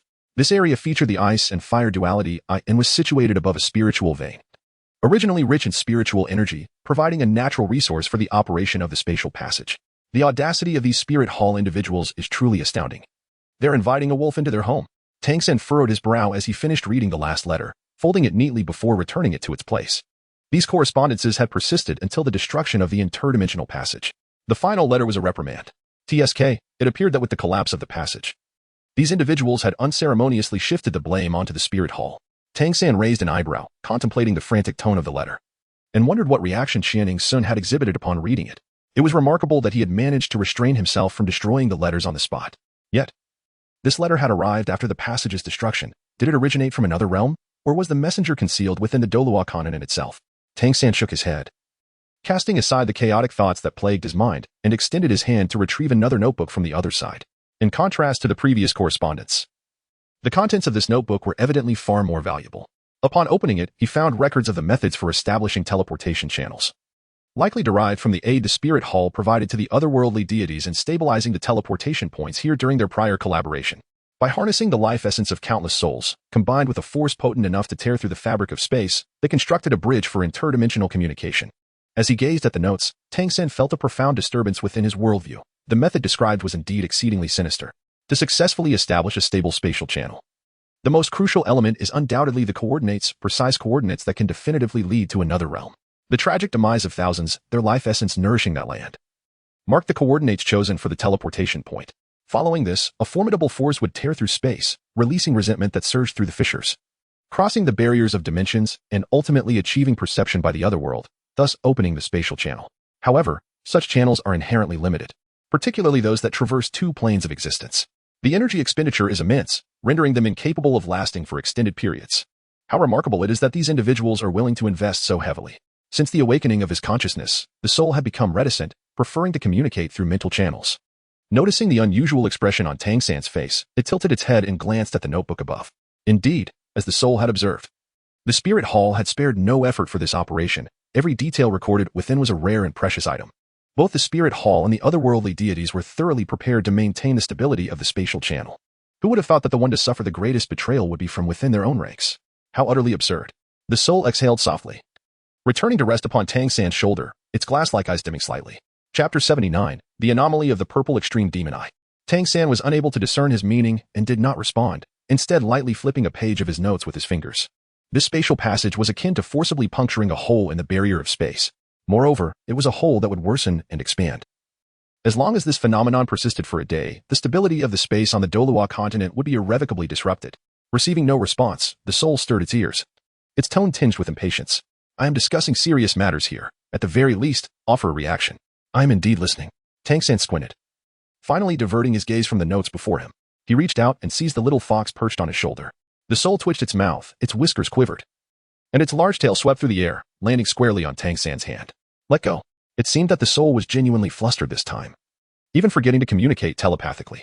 Realizing this, the soul's expression turned somewhat grim as it struggled with its limbs, discovering that sheer strength was insufficient to escape Tang San's grasp. Are you not afraid of being secretly monitored by the spirit hall?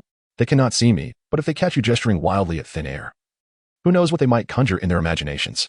Then what of it? It would only serve to augment the air of mystery surrounding me in their minds. Unable to counter Tang San's reasoning, the soul transformed into a beam of golden light, retreating into the sea of consciousness.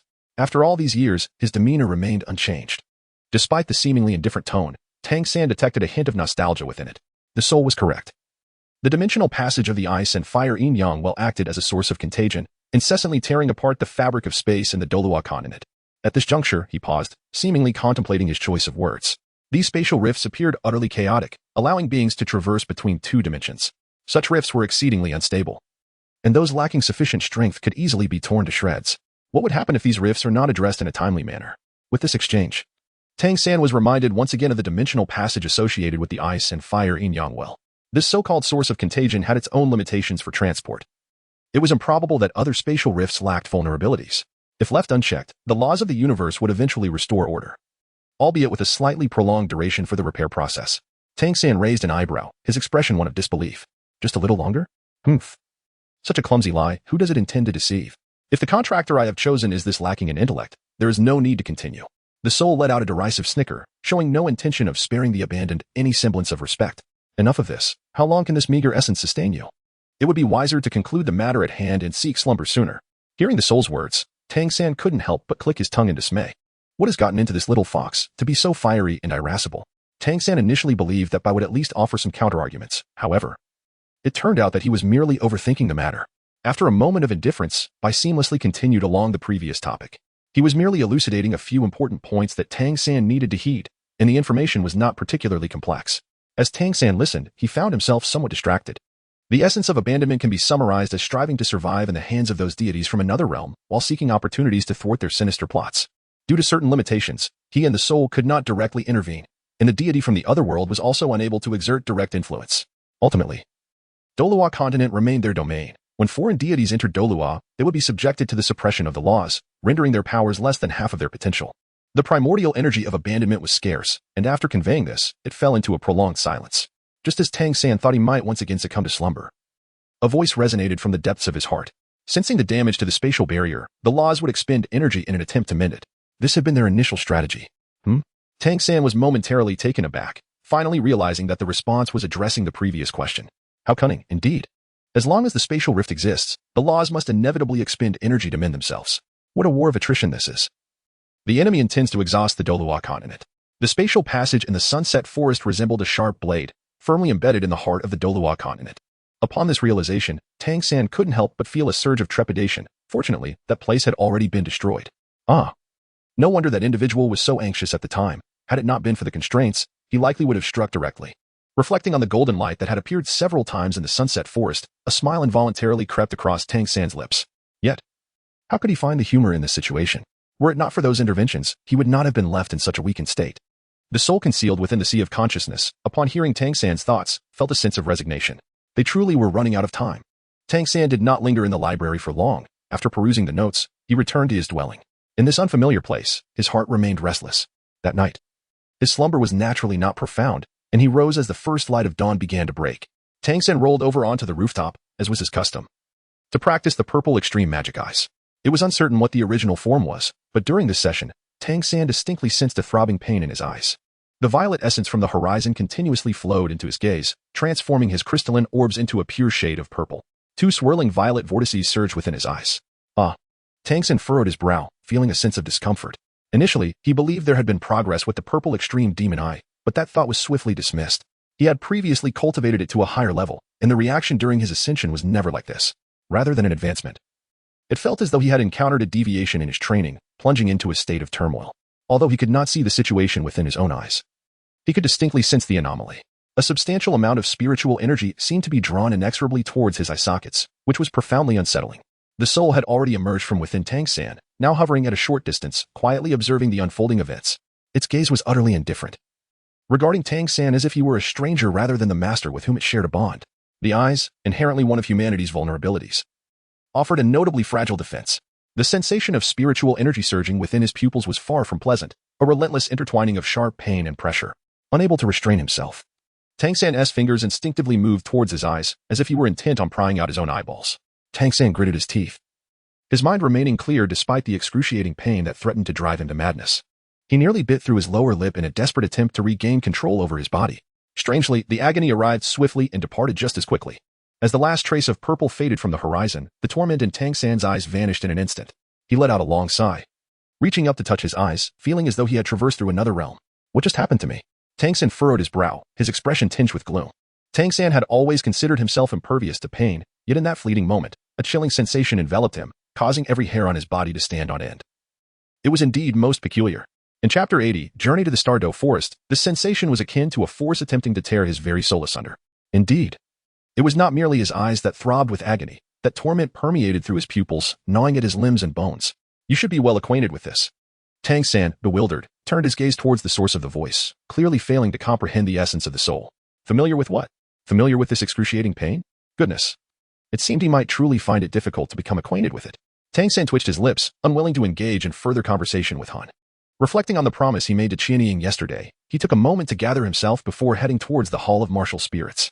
Arriving at the hall rather early, he found it sparsely populated. He casually selected a furnace and squatted down, beginning to reminisce about the events of the morning. The purple extreme magic eyes were something he was intimately familiar with. There was no doubt regarding the technique. Yet, where had he faltered? Ah, Tang San, we meet again. A shadow descended from above, abruptly pulling Tang San back to the present.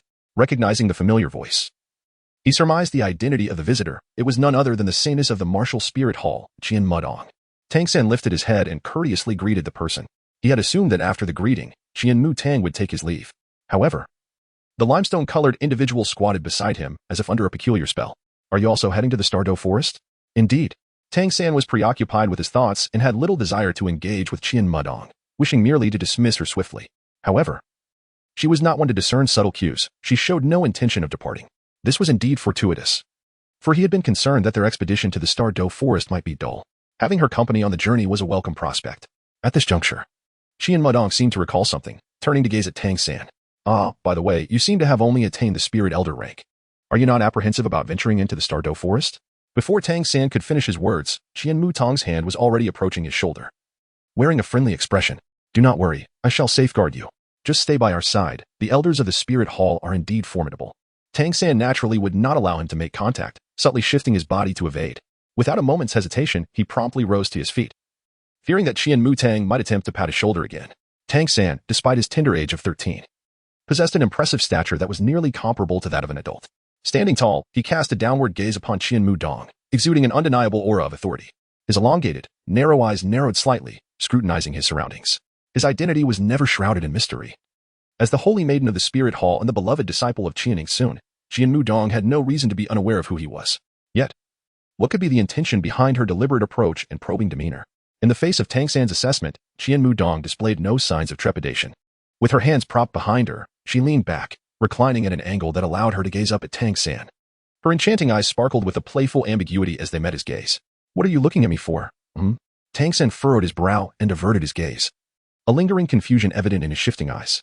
For a fleeting moment, he perceived a strikingly familiar shadow in the woman before him. Haha, what are you doing? Are you shy? Qian Mudong, oblivious to the convoluted thoughts swirling within Tang San, misinterpreted his averted gaze as a sign of triumph, feeling a surge of self-satisfaction. Zuer, what are you laughing at, so gleefully? I could hear your voice even before entering the door. Qian Ingshuan's presence was announced before she had even crossed the threshold. Qian Mudong hastily sprang to her feet, brushing off her attire. Master, my dear disciple, Qian Ingshuan caught the rushing Qian Mudong and affectionately tousled her little head. Then turned her attention to Tang San. I have no other arrangements and cannot accompany you to the Stardow Forest, so please take good care of my little disciple. No sooner had Qian Ingshuan's words escaped her lips than Qian Mudong could no longer contain herself. Master, I'm far more capable than he is. I don't need his assistance. Zhuer, cease your antics. Qian Ingshuan gently patted Qian Mudang's head in a soothing manner. Tang San observed the interaction between the master and disciple before him, wearing a contemplative expression. It is rumored that Qianying Sun possesses a rather tempestuous temperament.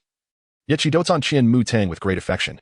My apologies, but I only have this one disciple, and I must admit that I have indulged him somewhat, she remarked. Listening to Qianying Sun's words, Tang San nodded in acknowledgement, choosing not to elaborate further. The selection of individuals to journey to the Stardow Forest had already been finalized. The expedition would be led by 2 Peak Douluo at level 98. Accompanied by 4 titled Douluo at level 95, this assembly could undoubtedly be described as magnificent. Tang San initially believed this to be the entirety of their company. But upon witnessing the presence of a dozen or so juniors, he lost all desire for further commentary. Qian and Xiwen pondered their purpose. Were they embarking on an outing? There was no need for concern. The elders would ensure their safety. Should circumstances require it, you may act independently. Sensing Tang San's reluctance, Qian and Xiwen offered an explanation, which was a rare occurrence. Tang San raised an eyebrow, contemplating whether this implied he could disregard any issues and simply flee. Casting a glance at Qian Ying-soon, a subtle smile crept upon Tang San's lips. The two cunning old foxes exchanged knowing smiles, their unspoken understanding evident. It remained uncertain whether the elders and younger disciples discerned the hidden meanings in the Pope's words. In any case, the group set off in an enigmatic fashion. Such a large entourage would inevitably attract attention wherever they ventured. The Spirit Hall had never sought to conceal its presence, aside from Tang San. Everyone else donned the standard Spirit Hall robes, eager to ensure their identities were unmistakable. With so many outsiders present, Tang San refrained from summoning the ethereal moon and instead adhered to the journey. The 3 individuals who had previously besieged him had each been mounted on A. So it was puzzling why this outing appeared so meager. Hey, what are you thinking? Tang San was lost in thought while hurrying along when suddenly a figure approached him from the side. Startled, he nearly reacted instinctively by delivering a swift kick. Tang San cast a glance at her, turning his head away, unwilling to respond. I'm speaking to you. Qian Madong, evidently not one to be easily dismissed, persistently inquired once more. The saintess is addressing you. No sooner had Qian Mudong's words faded than someone beside her leaned in, seemingly intent on pushing Tang San. As the sole disciple of the Pope and the saintess of the Spirit Hall, Qian Madong, despite her tender age, possessed remarkable cultivation and striking beauty, naturally attracting numerous admirers.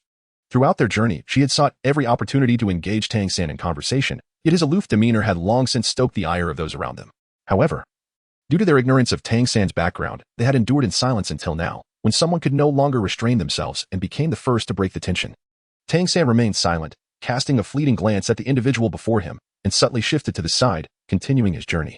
The person could not help but take a couple of steps back. Tang San's gaze was undeniably frigid. In that moment of their eyes meeting, the individual almost felt as if he were destined to freeze.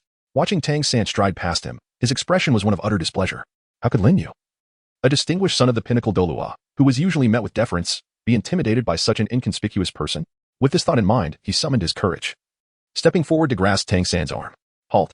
Evidently, Tang San had no intention of heeding him.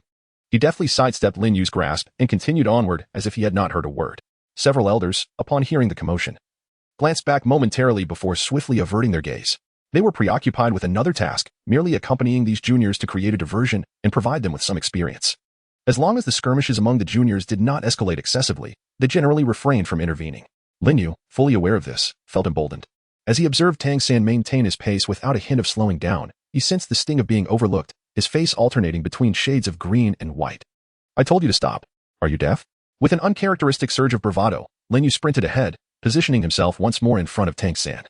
Determined to block his path, Tang San halted his steps and lifted his gaze to the individual obstructing his path. His elongated eyes narrowed slightly, exuding an air of coldness. Step aside. His voice rang clear, still tinged with the ambiguity of youth, yet this did not diminish the malice that underpinned his words. Tang San bore the weight of countless lives taken, a burden he carried with an unsettling ease, when he unleashed his true nature without restraint. The malevolence that surged forth was far beyond what an ordinary soul could withstand. Lin Yu had never encountered such a formidable presence. He instantly felt his legs weaken beneath him. A frantic voice within urged him to flee, to distance himself from this demon, yet his body remained paralyzed, rigid in place, awaiting judgment. All of Tang San's malice was directed solely toward Lin Yu. To the others, it appeared as though Lin Yu, after provoking Tang San, suddenly turned pale and apprehensive, as if confronted by an unspeakable terror. Qian Madong sensed that something was amiss. He understood Lin Yu's character well. As one of the local tyrants of Soul Master City, she was not one to display such cowardice, indicating that Tang San must have done something. TSK, truly useless. Qian Madong silently lamented, her brow furrowed in perplexity as she approached. What is the matter with you two? Her gaze shifted back and forth between Tang San and Lin Yu, and after a considerable pause, she finally spoke, a thoughtful expression crossing her face as she glanced at Tang San. Lin Yu has always been so impulsive. Why must you stoop to his level? Besides, I have no particular ties with him. As she spoke, she shyly cast a furtive glance at Tang San. Tang San appeared bewildered, struggling to follow Qian Mu Tang's train of thought. Just then, he sensed the presence of the title Douluo, prompting him to retract his malevolent aura. It seemed that their situation had attracted attention. Turning his head away from Qian Mu Tang's grateful gaze, Tang San's thoughts drifted. What was this person's true intention? Surely, he cannot have taken a liking to you. Enough of this nonsense. As the holy maiden of the Spirit Hall, he must be aware of my identity. His feigned ignorance and deliberate proximity are clearly suspicious. How tiresome. The soul beast quietly materialized on Tang San's shoulder, compared to the emptiness of his consciousness. He preferred to remain in the external world. After Tang San had suppressed his malevolent aura, Lin Yu regained control of his body. However, his legs felt weak, unable to support his weight, causing him to collapse onto the ground. Lin Yu curled up, a lingering sense of fear causing him to tremble uncontrollably. Are you all right? Qian Mu Tang asked, waving a hand in front of Lin Yu's face, her tone tinged with uncertainty. After all, he hardly appeared to be unscathed. Huh? I'm fine. Lin Yu responded, his expression vacant for a few moments. Upon regaining his senses, he found himself face to face with his goddess, and his face flushed instantly, his voice dropping several octaves. I truly am all right. Tang Tang, there's no need for concern. In an apparent attempt to substantiate his words, Lin Yu pushed himself off the ground. This time, he had evidently learned his lesson, successfully avoiding Tang San's gaze. Do not call me that, Qian Mu Tang retorted, frowning, her slightly narrowed eyes betraying a fleeting look of disdain. Lin Yu had repeatedly lingered around her, intruding upon her affairs. Many who sought to approach her had faced his reprimands. Such reprehensible behavior was indeed insufferable. Yet, being a disciple of the Pope of the Spirit Hall, and Lin Yu being the sole heir of the seventh elder, their encounters were unavoidable. My apologies, I momentarily forgot. Lin Yu's expression grew flustered, unsure where to place his hands and feet, enveloped by a profound sense of disappointment. Holy maiden, please do not be angry. What is the situation on your side? Tang San turned his gaze towards the source of the voice, and there stood one of the two peaked Douluo leading the team. With his hands clasped behind his back and furrowed brows, he glared at them.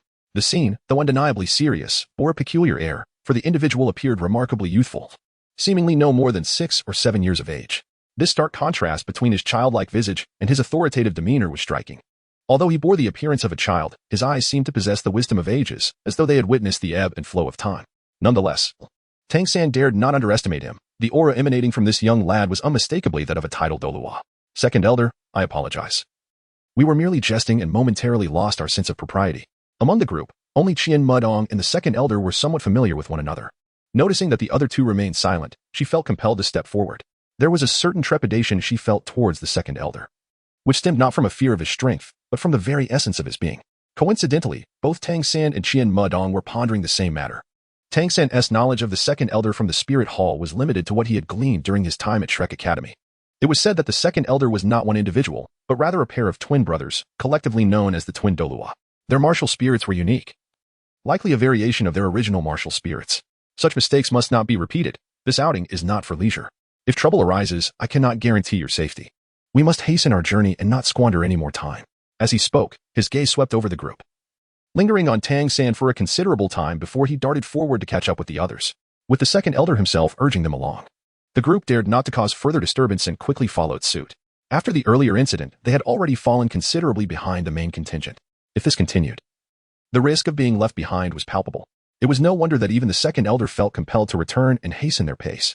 Chapter 82. Advancement. Qian Mudong fell behind Tang San, her eyes unreservedly fixated on his figure, her emotions a tangled web. Saintus, that lad is utterly oblivious, Lin Yu remarked, watching as Qian Mudong's thoughts were wholly consumed by Tang San. He felt a pang of discomfort and endeavored to strike up a conversation as he trailed closely beside her. Qian Mudong was not naturally a patient individual, and with turmoil brewing within her, her emotions became even more volatile. Yet, someone remained oblivious, incessantly buzzing in her ear, testing her limits. Silence. Qian Mudong clenched her fist, struggling to suppress the urge to retaliate. Lin Yu, fearing her wrath, immediately quieted and obediently continued on his way. TSK, I told you that girl has eyes for you. Yet you refuse to believe it. Look at you, all flustered, he observed, relishing the unfolding drama, as his spirit playfully scratched its chin, fully enjoying the spectacle.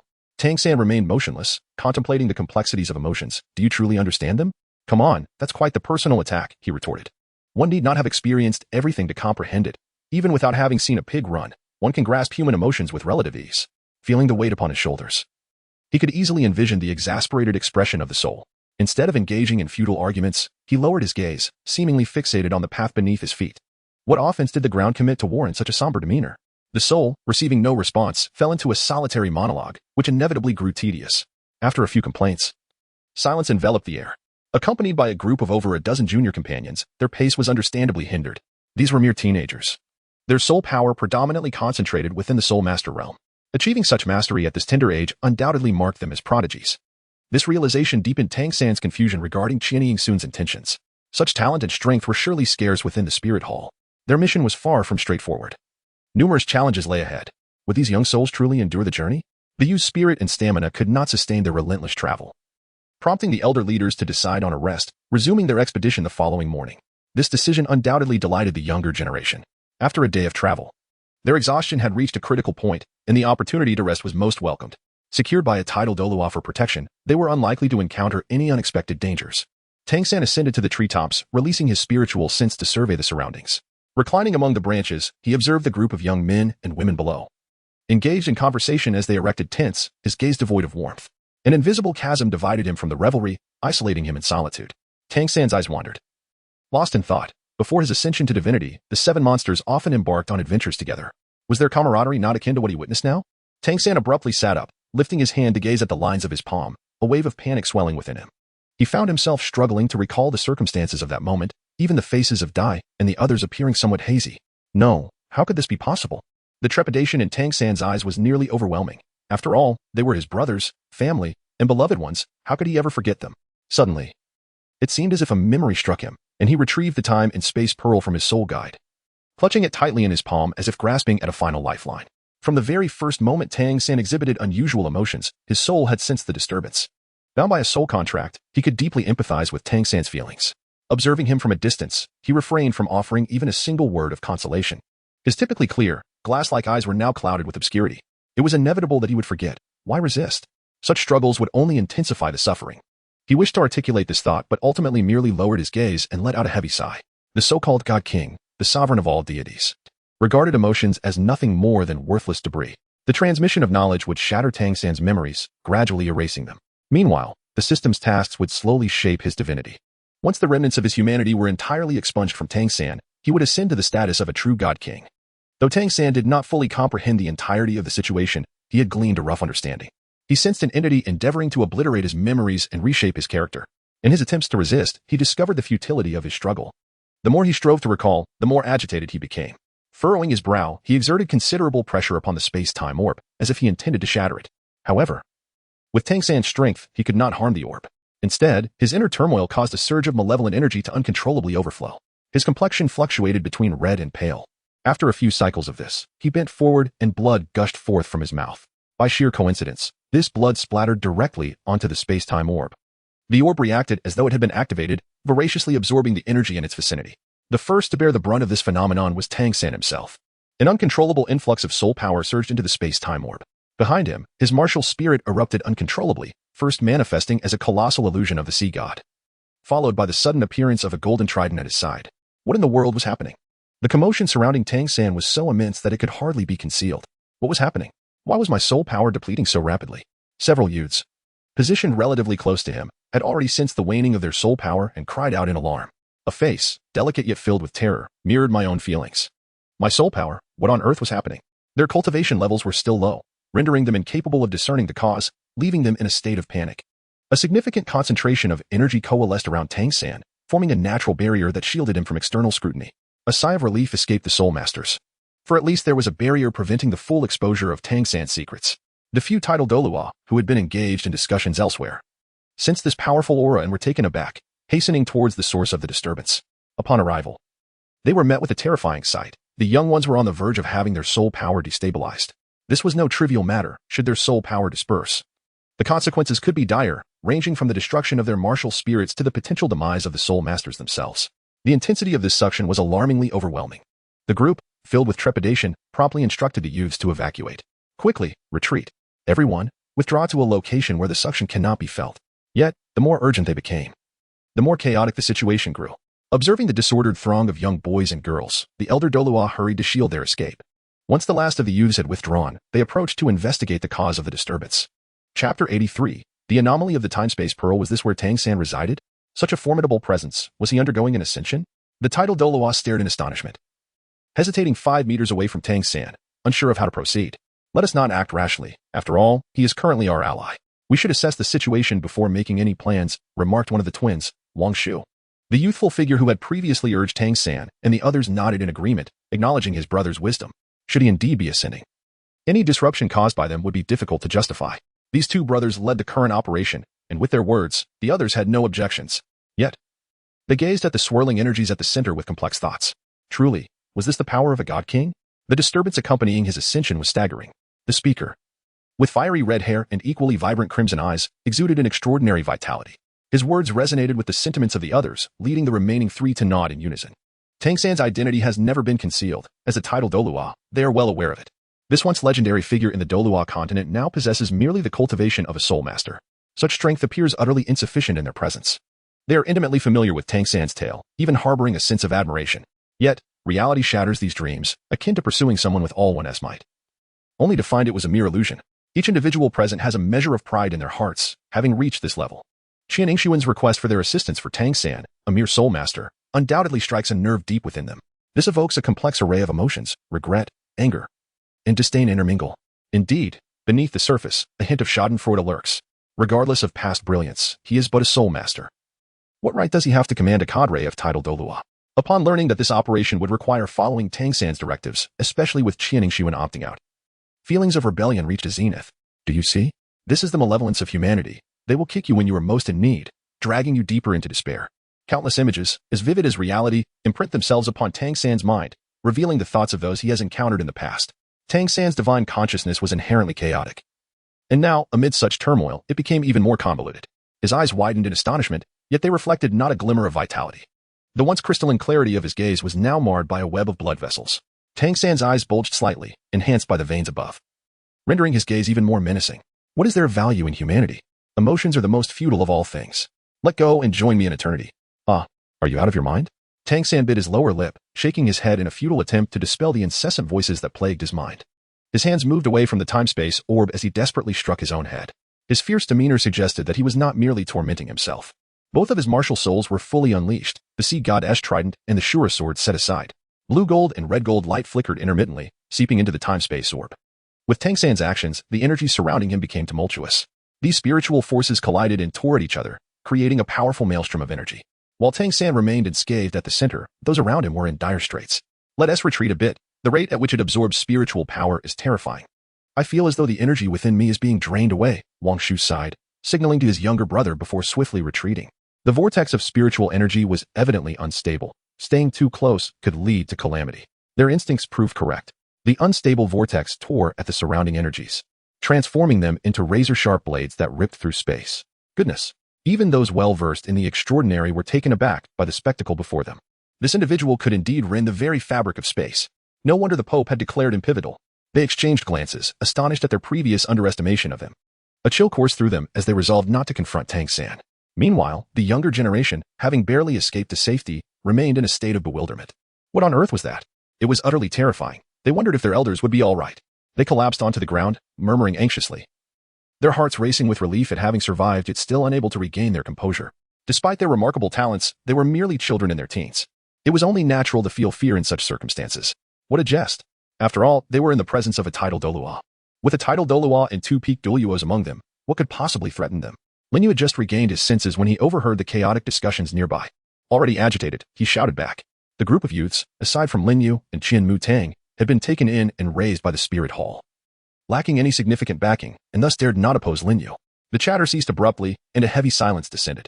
In such a still atmosphere, time seemed to drag on. Having taken shortcuts to reach the Stardow forest, they found themselves amidst a soul beast forest.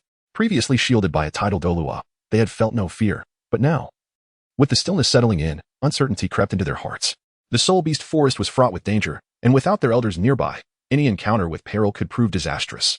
Faint roars echoed from the shadows, prompting the youths to huddle together, alertly scanning their surroundings, hoping for a peaceful wait until their elders arrived. Meanwhile, their concerned elders were hidden behind a large tree, observing Tang San's advancement. What was transpiring with Tang San was extraordinarily compelling, igniting a desire for exploration. The chaotic energy storm had stabilized, seemingly devoid of threat. Yet, the onlookers remained apprehensive, unwilling to approach. Within the vortex of energy, the time-space orb floated above Tang San's head, having absorbed ample spiritual and malevolent energy, emanating a soft white halo. As the halo illuminated him, Tang San felt a wave of tranquility wash over his soul. The voices that had tormented him finally vanished, allowing him to exhale in relief. The gentle energy soothed Tang San's spirit. He opened his eyes as the time-space orb gradually descended, landing perfectly in his palm. He stood in astonishment for a while before raising his hand to touch the orb to his forehead. The orb's surface was not cool but rather imbued with a warm sensation, pleasantly adhering to his skin. Tang San's hand trembled slightly, his eyes closed, and an involuntary smile graced his lips. His joy stemmed not merely from a single orb, but from the memories encapsulated within it. A wave of warmth washed over his mind as the faces of Xiaowu, Daimubai, and others re-emerged in his thoughts. Cradling the time-space law orb, he held it as if it were his last flicker of hope. Indeed, while he could not resist the loss of memories, he could preserve these vivid images. The term time-space in the orb's name was far from superficial, utilizing the divine powers from the sea god Esh Trident and the Shura sword. He traced back through Tang San's life and encapsulated it within. Observing the entranced Tang San, the soul pondered over this transformation, uncertain whether it was for better or worse. He had initially believed that this system upheaval would obliterate Tang San's prior memories. Unexpectedly, fate had activated the time-space law orb instead. The scenes within the orb gradually faded. And as Tang San opened his eyes, a torrent of thoughts surged within him. He attempted to swipe the orb into his soul guide, yet to his dismay, he found himself unsuccessful. Huh? Tang San, filled with bewilderment, attempted once more, yet the outcome remained unchanged. Had this object malfunctioned? Before he could react further, a brilliant white light flashed from the time-space pearl, and the ring on Tang San's finger disintegrated into a cloud of powder, scattering with the breeze. What on earth?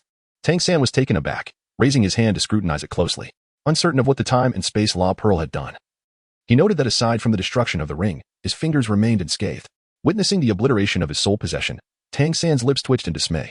When he fled to the Douluo continent, everything he owned, apart from the time and space law pearl, had been ruined, including his soul guide, which was no exception. This particular item was fortuitously acquired in the Sunset Mountain range. The identity of the ring's former owner remained a mystery, apart from the soul guide itself. It contained nothing within, which indeed benefited Tang San at that time. Reflecting upon it now, the circumstances were exceedingly peculiar.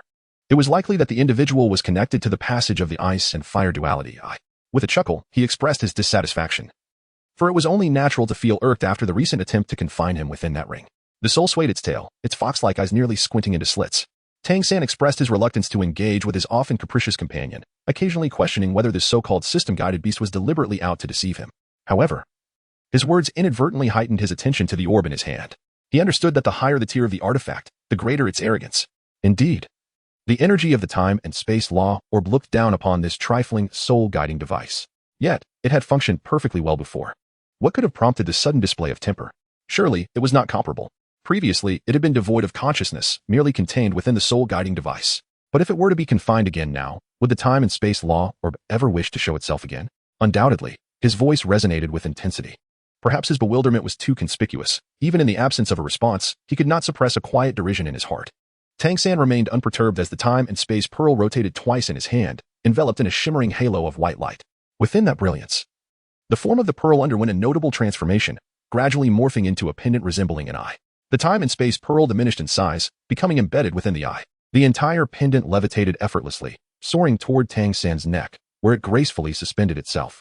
The design of the necklace bore no hint of femininity. The central pearl regained its transparent hue, exuding an aura of ethereal vitality. Tang San could not help but reach out to touch himself. Before he could observe further, he discovered the changes within his body. The spiritual energy was abundant, flowing smoothly and steadily, with a faint hint of impending breakthrough. He was on the verge of advancement. Even prior to completing his last task, Tang San's soul power had already reached a bottleneck, with the possibility of a breakthrough lingering at any moment. The recent surge of spiritual energy had directly allowed him to brush against the barrier of advancement. Tang San, without a moment's hesitation, seated himself cross-legged and began to channel the spiritual energy within his body along the meridians. His circumstances were unique, having previously undergone the divine sealing. He was no longer of ordinary constitution and thus did not require the hunting of soul beasts to acquire soul rings. Provided that he possessed sufficient energy, he could entirely condense a soul ring on his own. The spiritual energy recently drawn by the temporal law pearl precisely fulfilled this condition. In an instant, his martial soul manifested, revealing the ethereal image of the sea god behind him, which quickly dissipated, replaced by the sea goddess trident. Surrounding the trident, 3 dark soul rings pulsated rhythmically, intertwining with the golden glimmer of the sea goddess trident, creating a striking aesthetic. Spiritual power surged continuously around Tang San, permeating into his body. Under his intentional guidance, this spiritual power began to converge towards the sea goddess trident. A faint circular halo materialized beside the trident, gradually solidifying into the distinct form of a soul ring. Go. Tang San concentrated his mind, directing his spiritual consciousness with a forceful flick towards the sea god's trident. The soul ring obediently floated beside the trident as if drawn by an unseen force. From the 3 existing soul rings, a dark mist emerged, enveloping the newly manifested soul ring. Within the golden radiance of the sea god's trident, this darkness proved remarkably tenacious, tainting the newly appeared moth soul ring with shades of black. Energy coursed through the trident and the 4 soul rings, establishing a peculiar equilibrium. Uncontrolled by Tang San, The spiritual energy surged forth as if it had found an opening, rushing towards the sea god's trident. At that moment, Tang San felt a throbbing sensation in his head. For the grand scale of spiritual energy absorption invoked an unusual feeling within him as well. Tang San's soul rings are inherently formed from his own essence. As spiritual energy surges forth, the longevity of the soul rings increases, and the power they embody becomes even more formidable. Tang San's cultivation was presently limited, and naturally, his capacity to bear soul rings was not without bounds. Even with the division of 4 soul rings, he swiftly approached his limit. However, the surge of spiritual energy did not cease. It flowed into him with the ferocity of a magnet attracting iron filings. The sensation of spiritual energy coursing through his meridians was undoubtedly uncomfortable, yet fortunately, Tang San's meridians were supple enough to withstand the onslaught without being torn apart. The influx of spiritual energy was relentless, and he felt akin to an inflated balloon, on the verge of bursting at any moment. His second martial soul, the Shura sword, could no longer be contained and emerged alongside the sea god trident, both serving as vessels for the spiritual energy. A black soul ring materialized upon the sword's blade, contrasting with the trident on the opposite side. Chapter 85. Soul Sect. It seemed as though an invisible force bound the two, drawing them closer together. With a resounding clash, the sea god trident collided with the Shura sword. A series of crackling sounds echoed as fissures appeared upon both weapons. At that moment, Tang San felt a sharp jolt in his mind, akin to a shower of golden stars. What was happening? Had the sea god trident and the Shura sword been destroyed? Tang San was taken aback, nearly unable to suppress a cry. Beneath his tightly shut eyelids, his eyes darted restlessly as if yearning to open. The sea god's trident and the Azura sword were not mere illusions conjured by soul power. They were manifestations of his martial soul. Should they be destroyed? What means would he have left for vengeance? However, after the initial panic subsided, Tang San quickly discerned an anomaly. For a soul master, the martial soul is the essence of their being. If it were to be obliterated, it would be inconceivable for him to remain unscathed. With this realization, the anxiety that had gripped him began to ease. Upon the clash of the sea god's trident and the Azura sword, they instantaneously dispersed into golden and crimson specks of light. These luminous particles intertwined and ultimately merged into Tang San's soul body. Tang San felt a stirring in his consciousness, sensing that his soul body had solidified somewhat, allowing him to vaguely discern a human form. Upon the shallow golden hue of his soul body, a singular black dot at the center of his brow stood out conspicuously. Tang San remained oblivious to the significant transformations occurring within his body as his soul underwent its metamorphosis. The trident mark between his brows had entirely vanished, replaced by a singular golden vertical line.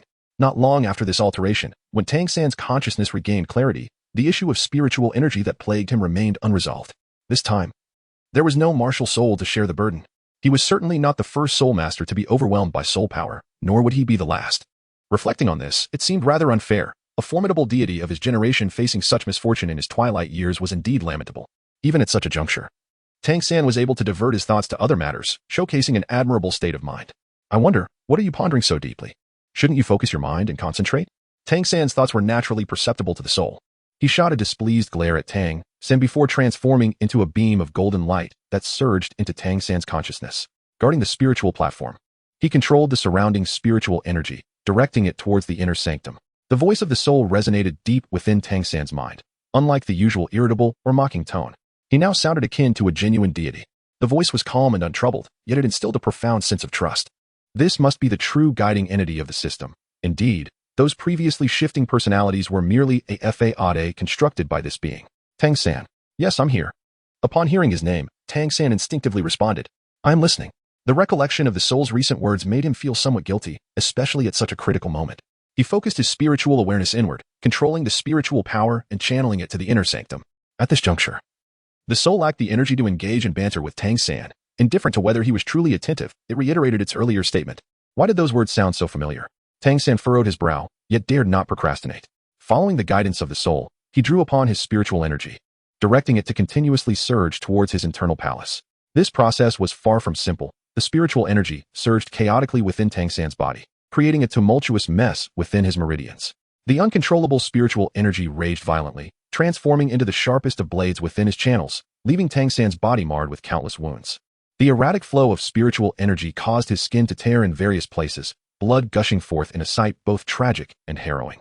Remarkably, Tang San seemed impervious to pain as he steadily guided the spiritual energy towards his internal palace. It was indeed strange, although the spiritual energy rampaged within him. It seemed to avoid the very place it should have concentrated upon. When the energy began to circulate in that direction, Tang San suddenly sensed something amiss.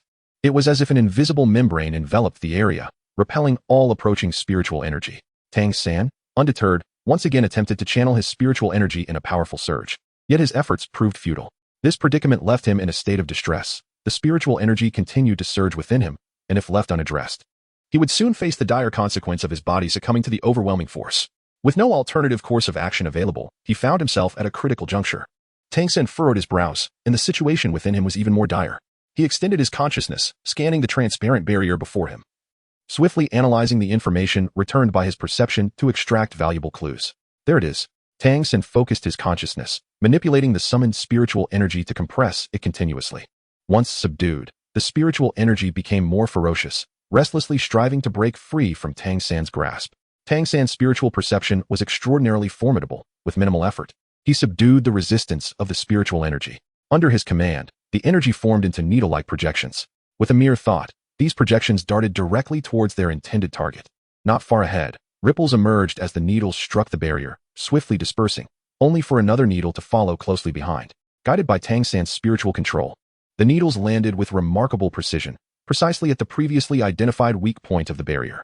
A series of crisp sounds reverberated from an unknown source, and Tang San felt a lightness in his heart, as if a barrier had been shattered.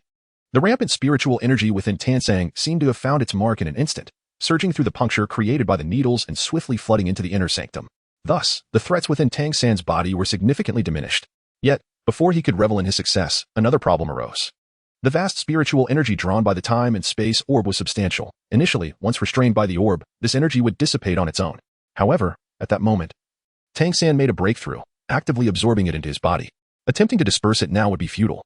Just as the influx of spiritual energy surged into his inner sanctum, external spiritual energy began to pour in, filling the void. Stay calm, just as you did earlier. Compress the spiritual energy. The voice of his soul echoed, instilling a sense of confidence in Tang San. Much of the spiritual energy had already been consumed. Without the influence of the time and space orb, the remaining energy could not be excessive, thus there was no need for him to panic. The spiritual energy continued to flow into the inner sanctum, compressing together to form a small white orb of light. As Tang San absorbed it, the surrounding spiritual energy gradually diminished.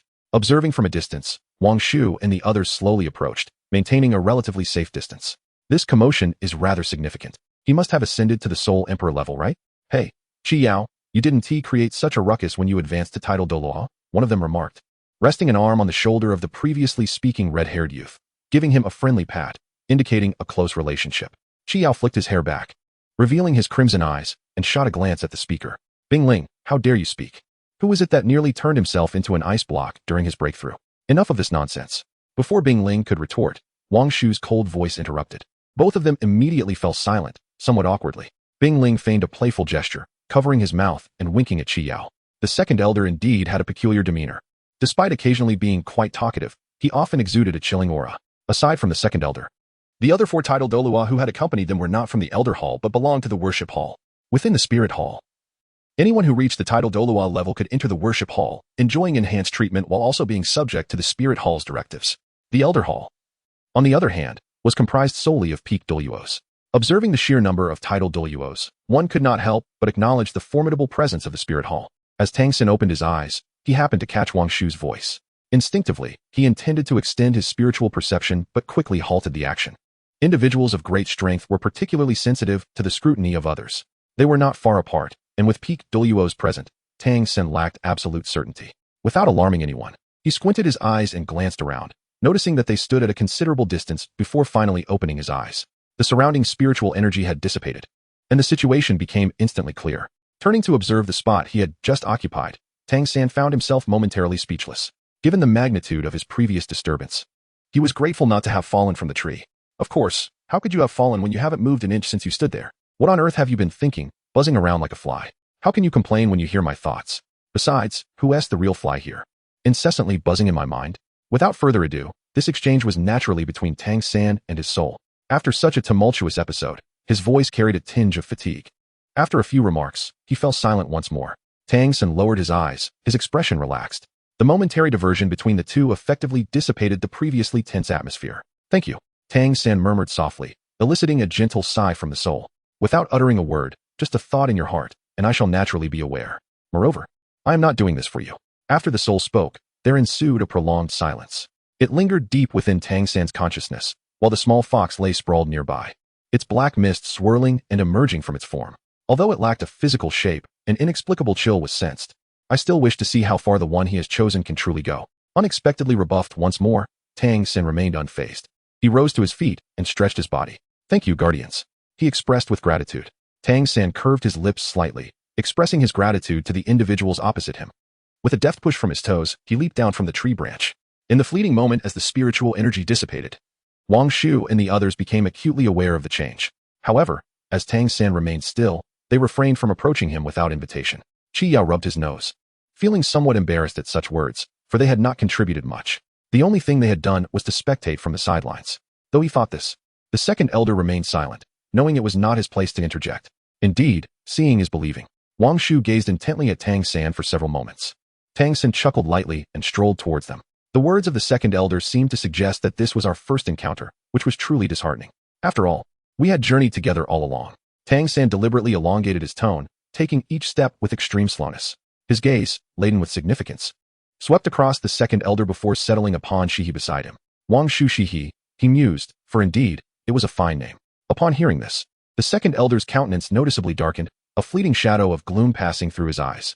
Even the youthful Shihi, standing nearby, cast a look of bewilderment. Tang San advanced step by step, as if treading upon the hearts of those present. The four individuals behind him observed the atmosphere between Tang San and the second elder. Feeling somewhat perplexed, what exactly do you intend to do? Wang Shu stepped forward, obstructing Tang San's path toward Shihi. Tang San, unfazed, cast a couple of glances at him, gently patted his shoulder, and then turned to stand aside. A familiar voice echoed in Wang Shu's ear, remarking on the contradiction of wanting to conceal oneself while still retaining the original name. Tang San curved his lips, calmly enduring the fierce gaze from Wang Shu. What do you know? Take a guess. Wang Shu's expression shifted repeatedly as he fixed his darkened eyes upon Tang San.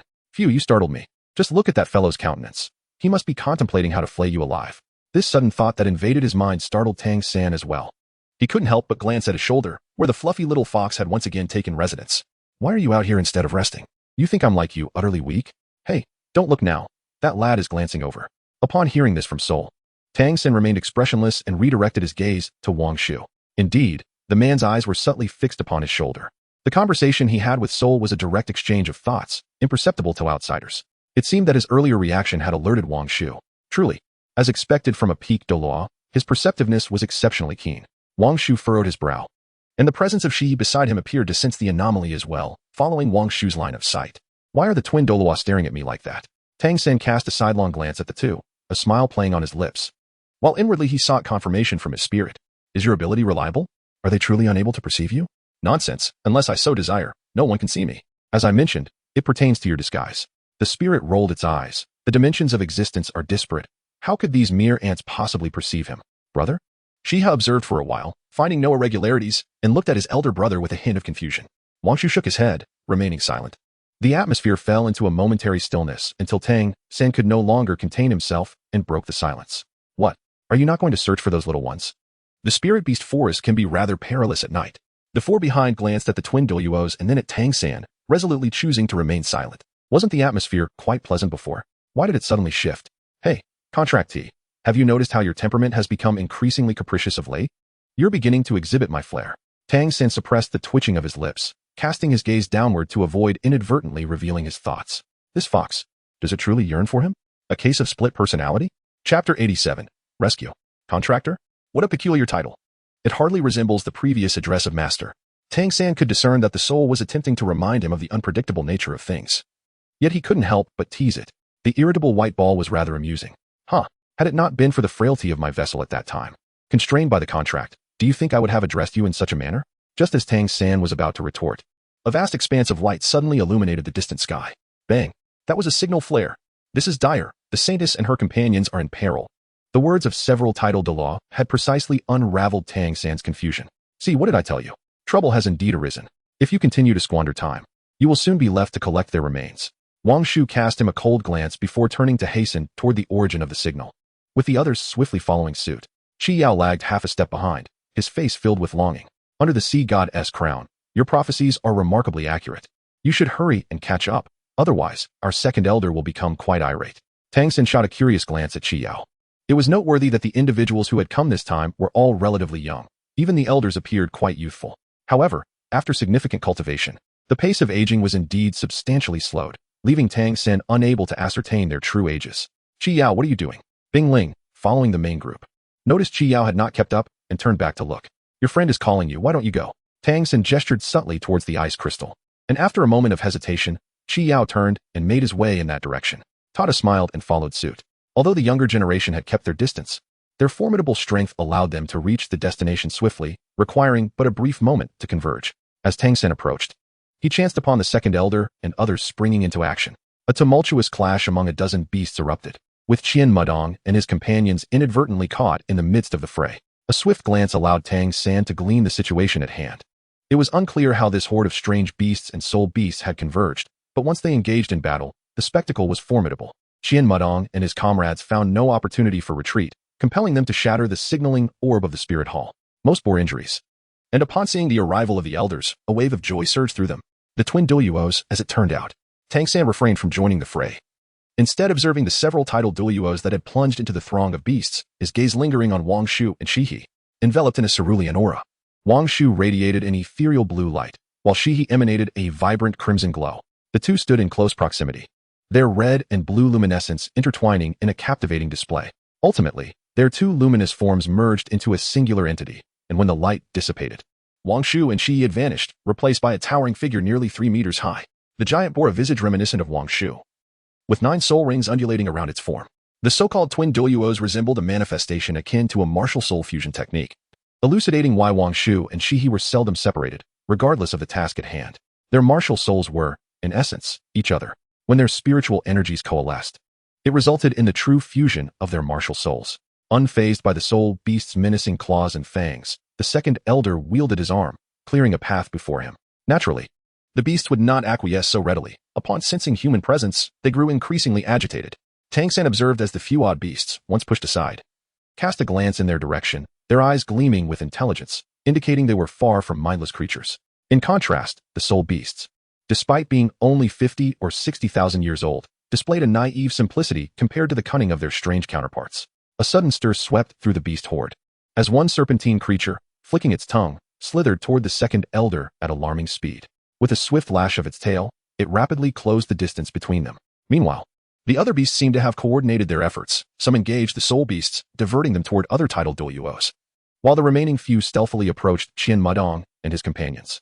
After clearing a path, the second elder pressed on without pause, shoving aside the obstructing beasts as he advanced toward Qian Mudong and his group. A serpent obstructed his way, igniting his impatience. With a flicker of his first soul ring, he conjured 2 crescent-shaped waves of spiritual energy, one red and one blue, launching them at the serpentine beast. Could it truly be a doubled assault? It seemed unlikely to be so straightforward. Indeed, as Tang San had surmised, the 2 beams of light rapidly expanded, manipulating the ambient spiritual energy to form ethereal, 2-toned feathers that cascaded toward the serpent. The beast, however, was no mere apparition. With a hiss, it conjured a verdant barrier before it. The light feathers struck the barrier, producing a crisp chime. All attacks were thwarted, and the serpentine beast lifted its head, its green eyes glistening with provocation. With a powerful swing of its tail, it aimed directly for the second elder. Despite the elder's augmented stature, he remained dwarfed by the beast's size. Should the tail connect, the impact would surely be devastating. Sensing the impending strike, the second elder deftly evaded to the side, narrowly escaping the blow. The tail crashed against the ground with a thunderous thud, sending a cloud of dust billowing into the air. Although he evaded the massive tail, the dust enveloped him, staining his white garb and rendering him somewhat disheveled. The serpent flicked its tongue before opening its maw wide, releasing a plume of green mist that rapidly spread. A sense of urgency surged. Poison. Quickly, evade. Tang San could no longer remain aloof. If all these individuals were subdued, he would indeed find it exceedingly challenging to cope alone. Tang San's timely reminder alerted the perceptive individual, who swiftly retreated. The range of the serpent's venom is inherently limited. If the space is too vast, the toxin will naturally be diluted. The serpentine beast was cognizant of this fact and, employing some unknown means, prevented the mist from dispersing. The poisonous fog enveloped his body, effectively obstructing the second elder's route to rescue. The only solace lay in the fact that these creatures seemed momentarily disinclined to slay Qian Mudong and the others. What will it take for you to let us go? With his vulnerabilities grasped by the enemy, even the formidable second elder found himself constrained, reluctant to act recklessly. From the recent skirmish, he recognized that the beast before him possessed a notable intelligence, prompting him to adopt a desperate gambit and attempt negotiations. To his astonishment, the serpentine tail stirred twice and genuinely responded. Hiss. Chapter 88. Negotiations break down these simple 2 syllables in the second elder's mind. Were automatically translated into a language he could comprehend. While he understood each word individually, he struggled to grasp their collective meaning. What do you mean by that? Hiss. Caution is commendable, I understand. However, I am not like those simple-minded creatures behind me. The serpentine beast raised its neck, its small eyes glinting with an unmasked mockery. In the eyes of the otherworldly beasts and monsters, the soul beasts of Douluo continent were hardly worth consideration. The difficulty of attaining sentience was one thing. The fact that it took 100,000 years of cultivation to achieve human form, only to end up a failed half-finished product, was quite another. In contrast, the demonic aura emanating from the individual before it was far more appealing. We are of the same kin. Why indulge in these pretenses? The second elder's pupils constricted. Of the same kin? Hiss, indeed, you carry the sin of my kind. You and your companions, Adio and the others, are headed towards the Stardow forest. Are you not? Tang San furrowed his brow, fixating on the interaction between the human and the beast before him.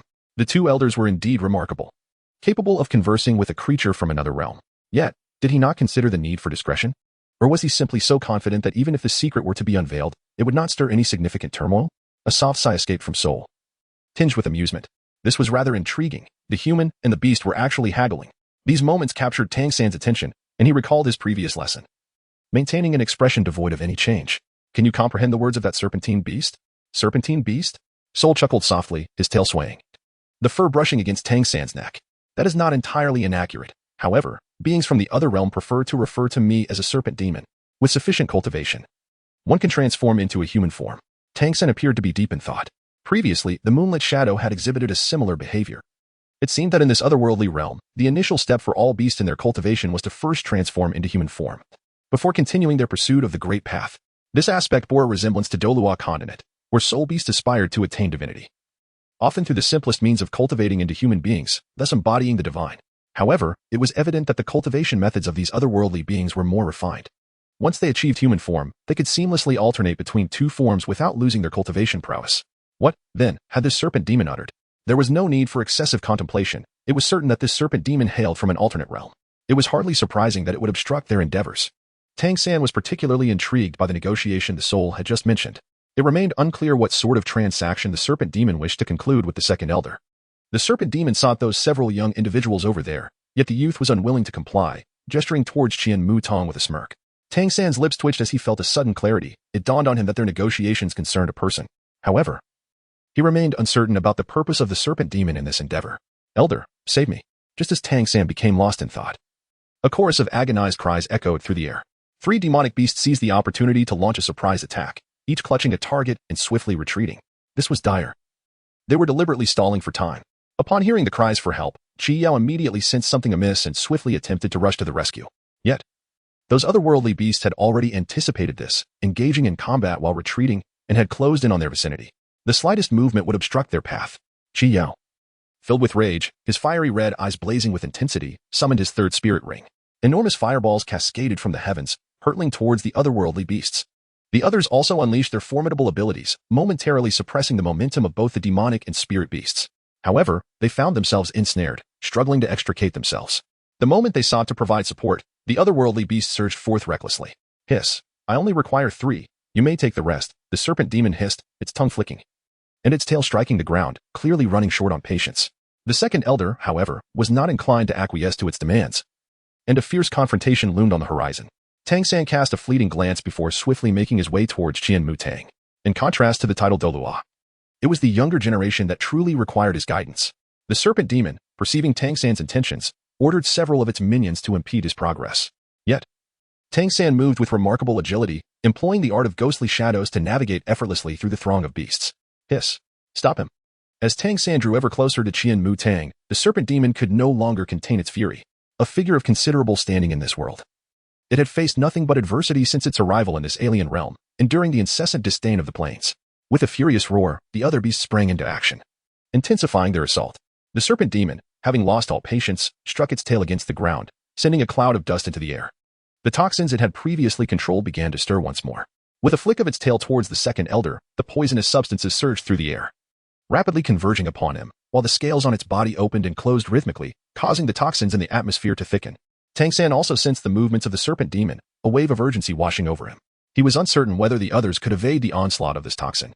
Just as despair began to grip him, a thought flickered into his mind. If this poison propagated through the mist, then severing the bridge of its spread was imperative. He pondered the state of his martial spirit, recalling its previous manifestation, which left him somewhat apprehensive. He attempted to summon his martial spirit. The familiar sensation surged back.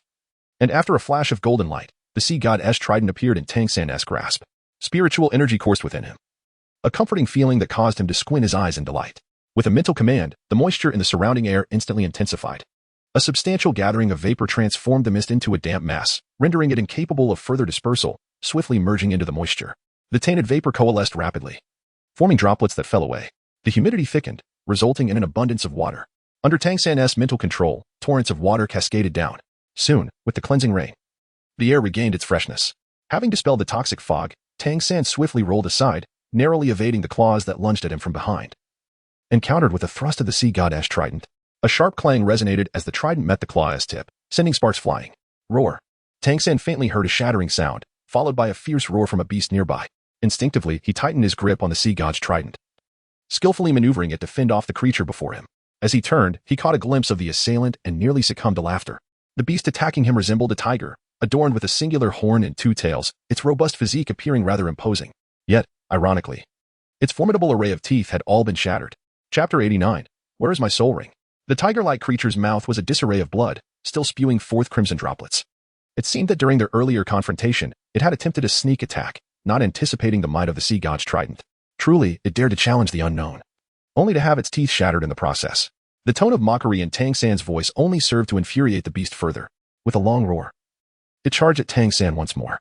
A spark ignited within Tang San, and he swept the sea god's trident toward the oncoming tiger-like beast, simultaneously unleashing his third soul skill.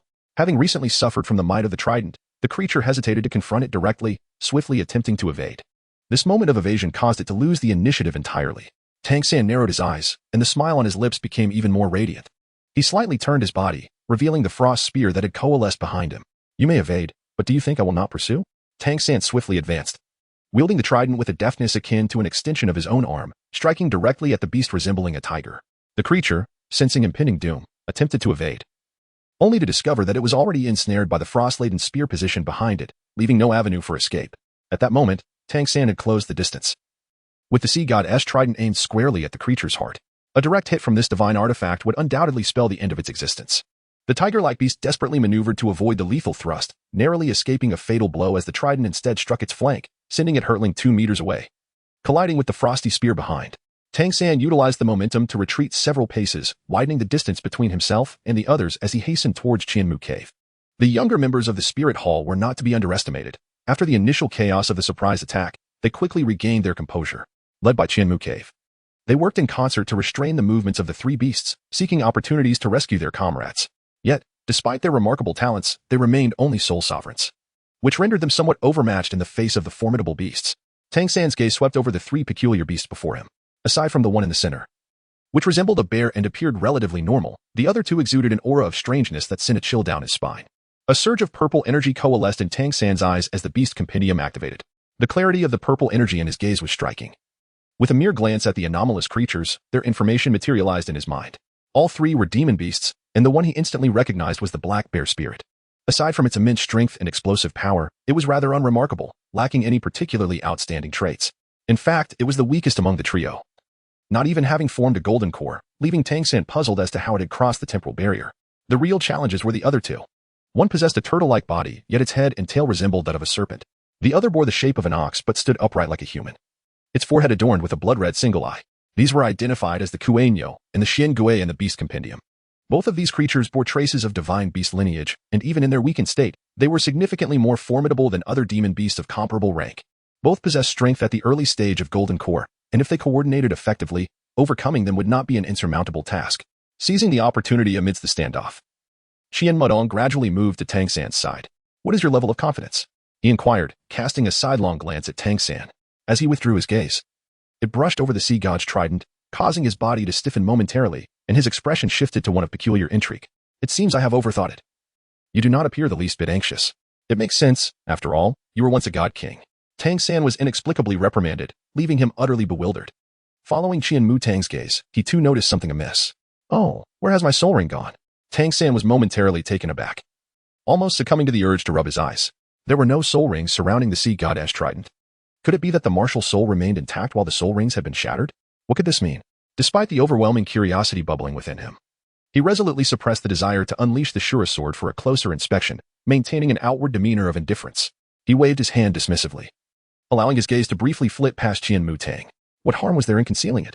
At the very least, it would provide an element of surprise. Tang San wore a serene expression, which made Qianmu Tang appear somewhat overly dramatic. Still chatting? Your little friends cannot wait for such a prolonged period. Friends? Qianmu Tang cast a meaningful glance at Tang San before turning his gaze towards the beast across from them. The creature seemed to have received some command. Despite their previous entanglement, it had not exerted its full strength against them, allowing them to endure until help arrived. It appeared that neither side wished to continue the fight, each clutching their respective targets, eager to return to their pack. Clearly, Tang San and his companions had no intention of letting them go so easily. In an instant, the atmosphere grew tense once more. Seizing the initiative, Tang San set his sights on the weakest among them, the black bear spirit. The black bear spirit seemed well prepared. Upon noticing Tang San's approach, it displayed no signs of fear. It swung its paw directly toward him. The strike landed squarely on the sea god trident, sending Tang San stumbling backwards several meters. He deftly plunged the trident into the ground, finally halting his backward momentum. The bear spirit indeed possessed considerable strength and explosive power. Tang San harbored considerable doubt regarding the black bear spirit's prolonged cultivation, primarily focused on physical enhancement. It is well known that even a stable spatial passage exerts formidable pressure, which should not be underestimated. A moment's carelessness could result in being torn to shreds.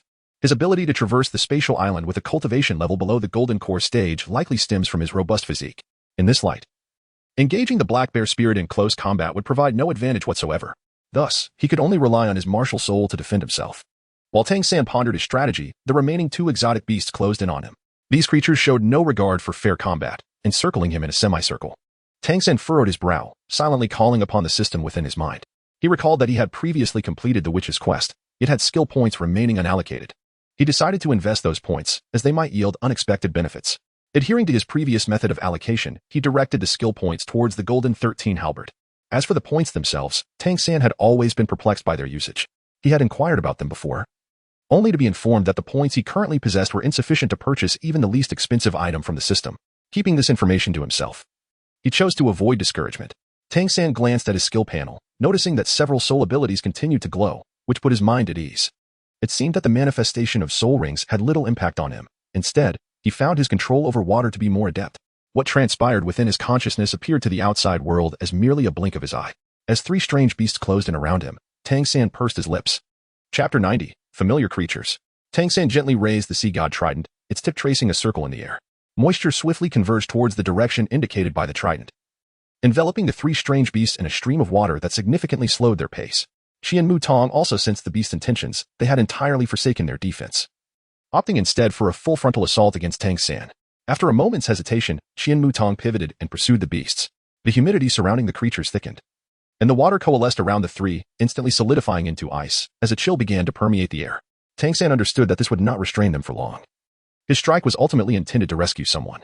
In a surprising turn, he advanced rather than retreating, his form transforming into a fleeting shadow as he darted towards the black bear spirit. Upon reaching the formidable creature, he thrust the sea god trident upwards, severing the claws of the black bear. The youth trapped within the bear's grasp was instantly liberated, enveloped in a mist of water and gently placed behind the crowd. Tang San gathered a golden radiance in his hands, channeling his soul power through the sea god's trident into the body of the black bear spirit. Following the earlier mutation, the soul power within him underwent a significant transformation. According to the soul's account, this mutated golden soul power harbored the essence of divine energy. These invaders, inherently incompatible with the laws of nature, would suffer greatly against native divine power. Even if their physical bodies were exceedingly robust, their inner essence remained considerably frail, incapable of withstanding the onslaught of divine energy. Upon infiltrating the black bear spirit's form, the divine energy reacted violently. The black bear spirit's body swelled rapidly, soon bursting apart.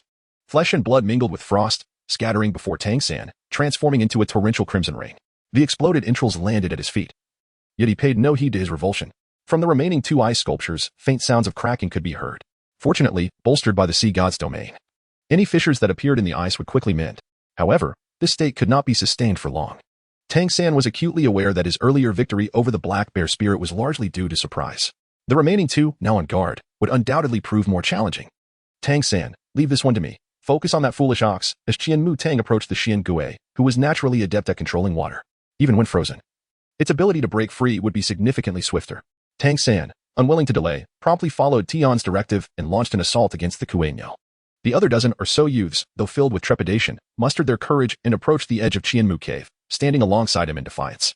Meanwhile, the second elder and the serpent demon, who had initially been evenly matched, began to show signs of a shift in the battle's tide. Despite the second elder's formidable prowess, he found himself unable to inflict even a scratch upon the serpent demon, after the extensive use of toxins proved ineffective. The serpent demon abandoned the poisonous tactics and engaged the second elder in close combat, humorously setting aside conventional methods of fighting. The clash was vigorous, with fists connecting with flesh in a most spirited manner. Suddenly, a resounding crack echoed as the Kuei-Nyo let out a thunderous roar, forcefully stomping its hooves upon the ground and striking down with its arms, shattering the ice that bound it. At that moment, Tang San arrived wielding the sea god-ash trident. Upon witnessing the Kuei-Nyo's escape from confinement, he immediately thrust his weapon forward. However, the Kuei-Nyo had anticipated this move, crossing its arms in front of itself to form a protective barrier that successfully deflected Tang San's assault. Tang San's strength was formidable, causing the Kuei-Nyo to stagger back several steps. At that moment, Tang San felt a sense of relief and unleashed his power. As he turned back, he cast a glance at the remaining 4 title Douluos, who were engaged in a fierce battle with the strange beasts. They were astute enough to realize that a direct confrontation would yield no advantages, and thus, they opted for a more evasive strategy. The spirit beasts, lacking the intelligence of the strange beasts and already fixated on their foes, relentlessly pursued the latter, even disregarding the humans nearby.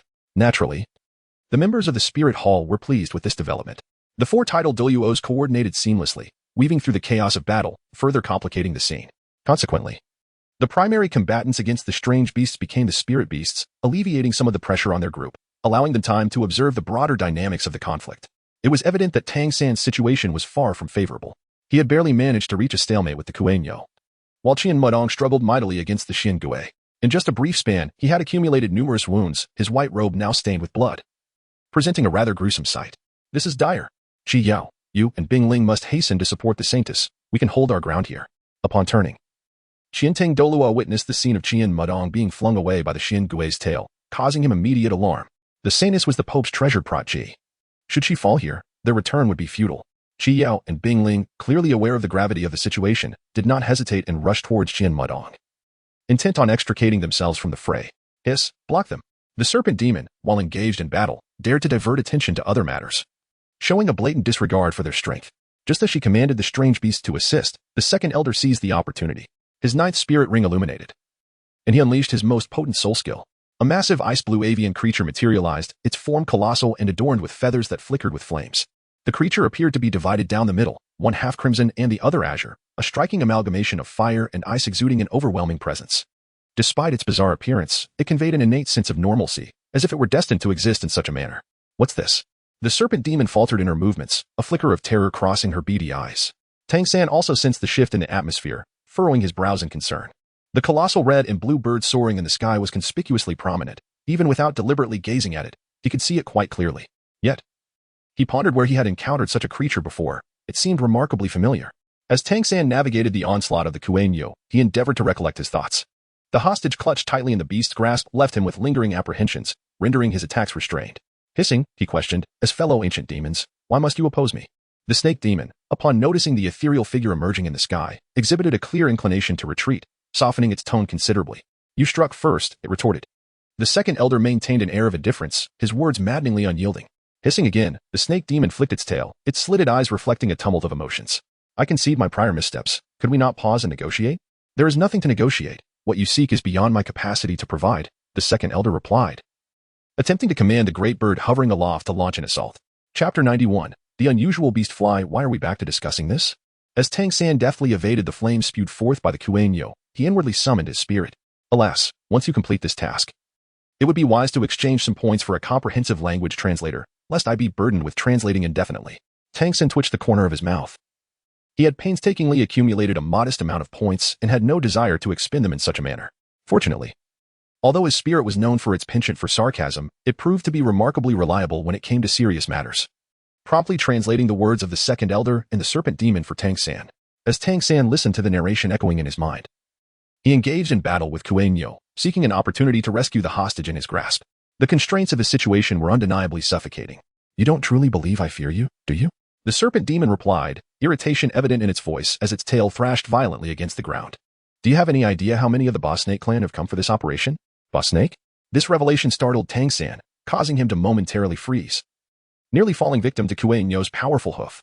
Fortunately, his reflexes kicked in, He swiftly sidestepped and bent backward, narrowly avoiding the blow. In that instant, he propelled his sea god trident upward, aiming straight for Kuei Nyo's thigh. Having just executed a full-force attack, Kuei Nyo was momentarily vulnerable, caught off guard by Tang San's strike. As anticipated, the sea god trident pierced its target, and upon feeling the weapon embed itself into flesh, Tang San's heart surged with elation. With a firm grip, he jerked the trident upward, widening the wound further. Mo! Kuei Nyo bellowed in pain, retreating in anger. Yet it lashed out once more with a hoof directed at Tang San. The creature's eyes, now bloodshot and filled with fury, indicated that it had been thoroughly provoked. Observing this, Tang San felt a sense of delight rather than anger. A frenzied beast was far easier to contend with than one possessing human-like cunning. Tang San moved with agility, his figure flickering slightly as he evaded the incoming attack. With a deft flick of his wrist, the sea god's trident transformed into a streak of light, hurled toward the Kuei Nyo. It was the debut of Tang Min's exclusive concealed weapon, the whip arrow. Despite the lengthy hiatus, Tang San's skills had not diminished. One cannot help but acknowledge his extraordinary talent. The Kuei Nyo appeared utterly disoriented, seemingly unaware of the need to evade, and was directly impaled by the trident, divine energy surging through the wound and penetrating its body. At that moment, a sudden clarity washed over Tang San. He finally comprehended why the phantom of the colossal bird in the sky seemed so familiar, along with the likes of the horsefly, the python, and even the Kuei Nyo. These were all species he had encountered in an ancient tome. This was during a time before he was reborn in the Douluo continent, when Tang Min disciples were not devoid of desires for beauty, and they still experienced the lamentations of mortal existence. In those somewhat monotonous hours of cultivation, reading tales had become a significant source of leisure. Tang San perused the ancient tomes with great interest, particularly one that elaborated on rare and exotic creatures. He had once spent an entire night engrossed in its pages. Previously, he had encountered the creature known as Kuei Nyo, yet its appearance diverged significantly from the descriptions recorded in the texts, which led to his failure to recognize it. When it comes to the creature known as the midge, many may not be familiar with the term, but its alternative name is widely recognized. This is, of course, linked to its original context. The midge, also referred to as man, is more commonly known as the being bird. This ferocious beast possesses but a single eye and a single wing, and it requires both to survive and soar. The red and blue birds, with their flared nostrils, herald the onset of calamity, invariably bringing forth floods wherever they appear. At that moment, Tang San merely regarded it as a source of amusement. Yet, even matters such as borrowing a corpse to achieve divinity had come to pass, a concept not difficult to comprehend. The plea for peace from Bashi appeared to be in vain. After hearing his words, the second elder uttered not a single word, instead controlling the ethereal figure of the sky insect to pounce upon Bashi. Despite Bashi's considerable size, he seemed like a mere serpent under the immense shadow. Feeling the overwhelming pressure surrounding him, Bashi realized that every movement of his was under the second elder's scrutiny, leaving him with no option but to fight. In Bashi's tiny, murky snake eyes, there was an air of gloom. He had sustained injuries while traversing the spatial tunnel, and although not visible from the outside, his insides were already torn apart by spatial fissures, barely held together by elixirs and spiritual herbs. Coincidentally, while foraging in this forest, he encountered a group of young heavenly roots, along with 3 innate spiritual bodies. This assembly was akin to a bountiful feast. Consuming these young beings would not only heal his wounds but also potentially elevate him to a higher realm. Bashi initially believed himself to be extraordinarily fortunate, only to discover that these creatures were, in fact, domesticated. Yet, relinquishing them so easily was not something he could accept. Thus, he resolved to engage in battle. Without these supplements, his current form would struggle to endure under the pressure of the loss. Bashi's thoughts shifted rapidly, all transpiring in an instant. As the dual-colored ethereal figure of the sky launched its attack, every gaze present involuntarily shifted towards it. The hissing of Bashi was rhythmic, seemingly imbued with a certain cadence. The emerald mist enveloping him thickened, coalescing and condensing above his form, gradually forming an ethereal green silhouette of Bashi. The serpent's head, adorned with scales and golden vertical pupils, exuded an aura that suggested it was no ordinary creature. Those piercing eyes swept over Tang San and the others, ultimately fixating upon the avian figure before him. His tail arched high, perfectly countering the shadow cast by the insect, intertwining serpent and bird in a fierce embrace. Sensing the invasive gaze akin to a parasite, Tang San narrowed his eyes, his expression tinged with displeasure. What was this long serpent contemplating? Did it perceive them as prey? How utterly laughable. Tang San gazed intently, deftly evading the charging Kuei Nyo. With a flick of his wrist, he gestured towards the beast, summoning a flurry of eye spikes that abruptly shot forth, piercing towards the Kuei Nyo. This creature possessed an extraordinary resilience, far surpassing that of the black bear spirit. Even after infusing himself with divine power, the Kuei Nyo remained maddened for an extended period, yet ultimately succumbed to its fate as Tang San's patience waned, leaving it to lie lifeless. Tang San glanced around, observing that Qiantang Douluo and Qi Xing Douluo were leading a chaotic battle against the exotic soul beasts. Whenever a creature attempted to escape their grasp, the two would deftly return it to the fray. At this moment, Qiao Douluo and Bingling Douluo had arrived at the edge of Qianmu Cave. where the two titled Douluos were engaged in a lively skirmish with a group of younger companions against the Xiangui. Seeing the situation stabilize, Tang San had no intention of intervening. Instead, he chose to observe the clash between the second elder and Bashi. His understanding of the combat techniques employed by these beings from another realm was, regrettably, rather limited. In the duel between Bashi and the insect-like creature, the latter clearly held the upper hand. The two heads of the creature moved with remarkable agility, dancing through the air in perfect harmony. Chapter 92. Underestimation. Bashi and the insect's figures were shrouded in a dense mist, a manifestation of the trio's spiritual energy, which was so concentrated that it obscured clear vision. Tang San narrowed his eyes, his fingers hesitatingly brushing against his eyelids. The peculiar sensations experienced during his cultivation of the purple extreme magic lingered in his mind, causing an involuntary shiver at the mere thought. However, this hesitation was fleeting. Soon, Tang San's expression firmed once more. With a swift motion, he opened his eyes and gazed directly into the sky above. In Tang San's eyes shimmered a purplish hue, clearly indicative of the activation of the purple extreme demon eye. Upon closer observation, one could discern the intricate golden patterns concealed within, arranged in an orderly fashion to form a mystical totem that seemed to draw one in, as if to ensnare the very soul. With the enhancement of the purple extreme demon eye, Tang San finally perceived the situation shrouded in mist. Amidst the profound silence, the gentle sound of wings flapping resonated distinctly. The agile figure of the fly deftly evaded the sweeping tail of the python, seizing opportunities to inflict sharp cuts upon the serpent's body with its beak. In contrast to the fly, the python appeared somewhat unstable in its demeanor. Rather than launching an offensive, it seemed to lean towards a defensive posture. This strategy was evidently amiss, for serpents are typically more inclined towards aggression than defense. What then could compel it to forego its offensive capabilities in favor of a defensive stance? The python bore wounds, and not merely superficial ones. This was likely the reason it refrained from confronting the second elder directly. Recognizing this, a faint smile grazed Tang San's lips, alleviating the tension that had previously lingered in his heart. It appeared that the situation had largely solidified. As if sensing Tang San's scrutiny, the python cast a glance in his direction. Its blood-red tongue flicked at the corner of its mouth, eyes glinting with avarice as it regarded Tang San. What a delectable energy! How delightful it would be to sample such a feast. Alas, given its grievous injuries, escaping unscathed would be a significant achievement. This human strength was not to be underestimated. He would likely prove to be a formidable adversary. The python's scales flared wide, clearly releasing a toxic mist, while the fly remained undaunted. In the standoff with the python, a brilliant blue aura enveloped the fly, growing ever more radiant. The python's shadow loomed high, its tongue flickering languidly, and within its golden vertical pupils, an eerie light flashed momentarily. In an instant, the toxins in the air intensified. This was perilous. It intended to launch a sneak attack. Tang San could not help but voice a reminder, instinctively wishing to provide support. In that moment, he immediately sensed something amiss. His body had inexplicably slipped beyond his control, rendered as immovable as stone. The second elder also recognized the anomaly. His situation mirrored that of Tang San, completely unable to command his own body. Should an attack occur now, he would likely possess no capacity for retaliation. The ethereal forms of the flying insects intertwined with that of the anaconda, locked in a fierce struggle, yet completely ungoverned by their master. The stagnant and heavy spiritual energy within him shattered his last vestige of hope to control the insect's phantom, perhaps due to the influence of the purple extreme demon eye. Tang San's vision remained unaffected. He could clearly see the anaconda gliding among the younger generation, with a fluctuation of soul power surrounding him. Numerous small serpents materialized from thin air. What is happening? Why can't I move? Good heavens, what are you doing? Snakes, so many snakes. Everyone was enveloped in a shroud of darkness, instinctively gripped by an innate fear of the unknown. Everyone, do not panic, stay calm. Those who can move, gather back to back, and try to approach those unable to move, came the voice of Qian Mudong, instilling a glimmer of hope among the crowd.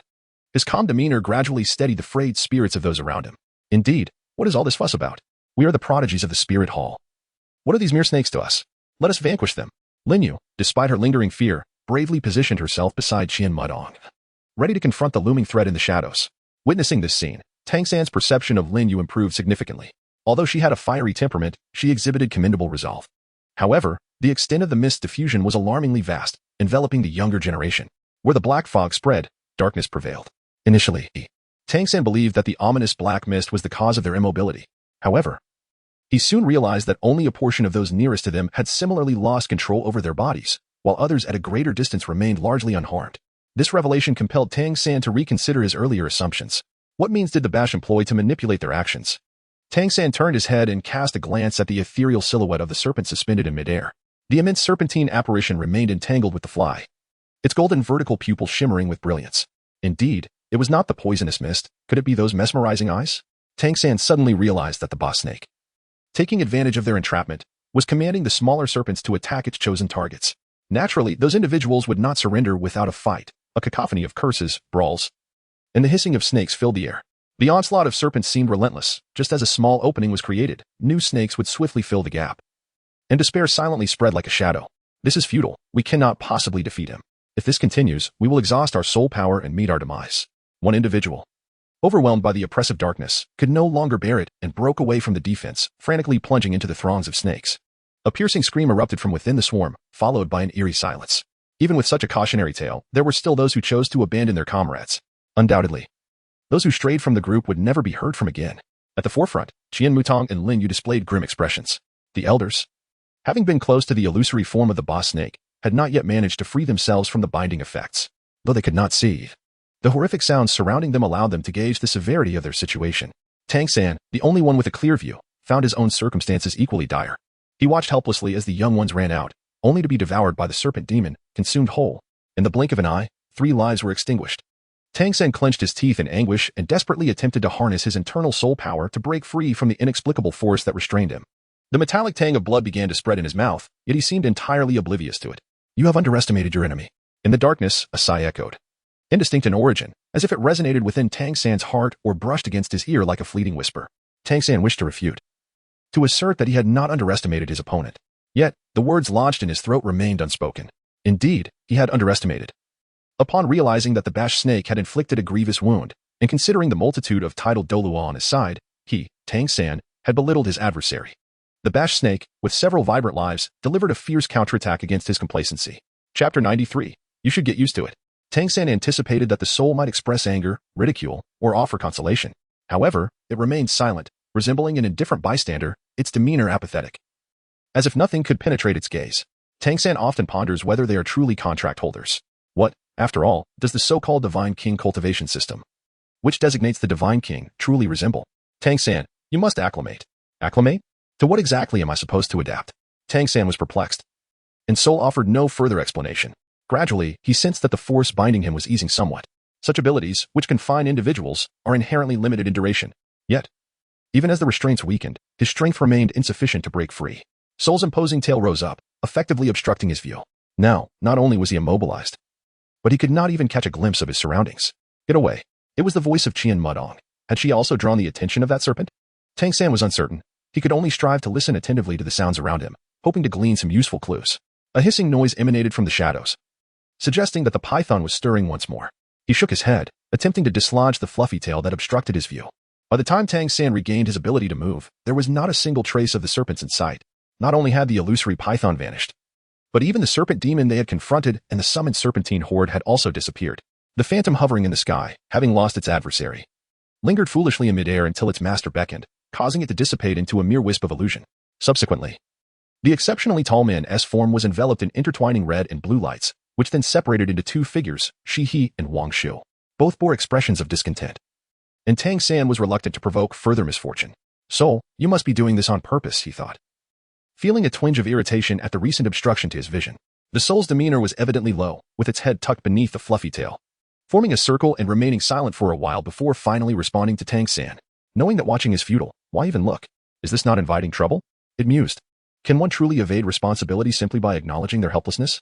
Continuing down this path yields no benefits, it merely amplifies one's sense of powerlessness. Tang San's composure was evident as he and the second elder were among the first to regain their mobility. They surveyed their surroundings but found no trace of the Bashi, realizing he must have already fled. Once assured that there were no concealed dangers, the two proceeded to investigate the extent of their losses. Tang San let out a sigh as he approached the nearby exotic beast. Fortunately, the skills of the boss snake did not distinguish between friend and foe. All creatures within its coverage, save for the wielder, were ensnared. Otherwise, it would have been difficult to predict their situation. Had these creatures regained their composure in front of them, they surely would not have let the matter rest so easily. Lost in thought, he wielded the sea god trident, piercing through each beast and delivering a decisive blow to their vital points, simultaneously bestowing a trace of divine power upon them. After completing this task, Tang San stood before the Kuelong he had previously slain. The trident manifested once more in his grasp, plunging directly into the center of the corpse's forehead. With a deft flick of the trident's tip, he unearthed a small golden orb. Strangely enough, this orb emerged untainted from the blood and brain matter, exuding a delightful fragrance. The aroma was intoxicating, as if it could awaken a deep-seated greed within one's heart, compelling them to consume it whole. What could this be? Hearing a voice, Tang San turned to see Qi Yao, the individual with whom he had exchanged a few words earlier, along with several titled Douluo. They had observed Tang San's actions with growing curiosity ever since being immobilized. Now, having regained their freedom, they eagerly gathered around. An inner core, perhaps? Tang San, indifferent to the matter, extended his hand to gather the golden pill into his palm. His thoughts lingered on the earlier confrontation with the boss snake. Had he been more discerning at that moment, the creature would not have had the chance to flee. Tang San, you were ensnared. The voice of the soul was chilling, penetrating to the depths of his heart, yet it also served to bring Tang San to a state of complete composure. He understood that this was not the time to dwell on past mistakes. He could not afford to stagnate here. Even if he were to be battered and bruised, he must continue to press forward. It seemed these fellows also harbored a keen interest in the inner elixir. Should we not seize it first? Rest assured, with my intervention, it will go unnoticed. Sensing a shift in Tang San's mood, the soul exhaled in relief and began to steer the conversation elsewhere. Come now, we cannot be too ruthless. It is only fair to leave them a semblance of hope. Tang San gently twirled the inner elixir between his fingers, a subtle smile gracing his lips, suggesting a moment of contentment. The soul beard stirred slightly, revealing a palpable dissatisfaction with Tang San's words. As long as you are aware within yourself, it is not solely the soul. Such inner elixirs can also serve as nourishment for the primordial divine power. Tang San had yet to express his stance when he was abruptly drawn into a trance by the peculiar behavior of chanting Douluo. The expressions of the several titled Douluo present grew increasingly strange, their gazes incessantly hovering over the golden orb of light. This instantly captured Tang San's attention. This inner core was personally extracted by him, and logically, no one should be able to tamper with it. Could it be that there was an issue with the core even while it resided within the belly of the Kueño? Fortunately, the individuals did not keep Tang San waiting for long and directly broached the topic that piqued his interest. After a moment of silent exchange, it was Chia who stepped forward. He smiled at Tang San and said, Your Majesty, we have encountered quite a few inner cores of exotic beasts before. But in comparison to the one in your hand, the disparity is exceedingly vast. The ones we previously extracted were filled with chaotic and violent auras. Yours, however, it is truly remarkable. An inner core purified by divine power? Can it be compared to those mundane plants? Listening to the divine being's inner musings, Tang San cast a slightly sympathetic glance at the four before him. Observing their earnest expressions, he felt somewhat reluctant to deceive them. He cleared his throat, grateful that they could not hear his soul's true thoughts. Perhaps it was due to their differing origins. Regarding the information about other realms, we still know far too little. Tang San remarked thus, and regardless of whether those individuals believed or not, the conversation had to come to a halt. They did not remain idle. After a brief discussion, they proceeded to excavate the inner cores of other exotic beasts. Tang San cradled the inner core in the palm of his hand, allowing its delicate fragrance to waft tantalizingly near his nostrils, his partially closed eyes reflecting the joy of its master. The question of how to utilize the soul emerged in his mind. Even during his initial contemplation of the inner core, he had speculated on its potential applications. Chapter 94. All is destined. Since the soul indicated that this object could replenish the consumption of primordial divine power, it would seem that absorption was necessary. Yet, the method of absorption posed a challenge. Could it be akin to the soul rings, requiring soul power to guide it? With only a single inner core in his possession, Tang San was wary of reckless experimentation. Fortunately, with the ever-knowledgeable soul by his side, much of the complexity was alleviated. Purify the primordial divine power within you, allowing the purest essence to circulate around your heart nucleus, and attempt to draw the spiritual energy from the inner core into your meridians. The Soul S instructions were rather unfamiliar. Neither ancient texts nor the System S teachings had ever referenced such a technique. The heart nucleus presumably referred to the heart itself, which is undeniably vital for human life. If the spiritual energy merely flowed around the heart nucleus, what of the other parts of the body? Were they to be neglected? Tang San was momentarily bewildered, yet despite his confusion, he instinctively chose to trust the words of his spirit. He was poised to redirect his spiritual energy to experiment with it. However, fate had other plans. Just as he had finally managed to harness a strand of primordial divine power, a sudden surge of spiritual energy erupted behind him. This unexpected disturbance disrupted his concentration, causing the carefully cultivated primordial spiritual energy to dissipate in an instant, rapidly merging with his soul power. It seemed that patience was required. This matter could not be rushed and needed to be approached with tranquility. In the blink of an eye, Tang San tucked away his inner core and dashed toward the source of the spiritual energy explosion. What are you rushing over there for? Delivering food. The voice of his spirit echoed in his mind, filled with urgency. That fellow is about to self-destruct. Get away. The spirit raised its gaze and saw Tang San charging headlong towards the source of the impending explosion, unable to restrain itself from exclaiming aloud. Fortunately, its words were only audible to Tang San, sparing them from causing any chaos. However, this only deepened the smile on Tang San's face. Why was it always a mental exchange? This voice possessed a certain vibrancy. While indulging in this playful thought, Tang San's hands moved with unwavering speed. The sea goddess trident hovered in midair, drawing in a multitude of water elements around it as its focal point. Following the direction of the trident, he unleashed a torrent toward the source of the spiritual energy upheaval. Hurry! The sea goddess domain can delay the explosion, but it cannot hold it back for long.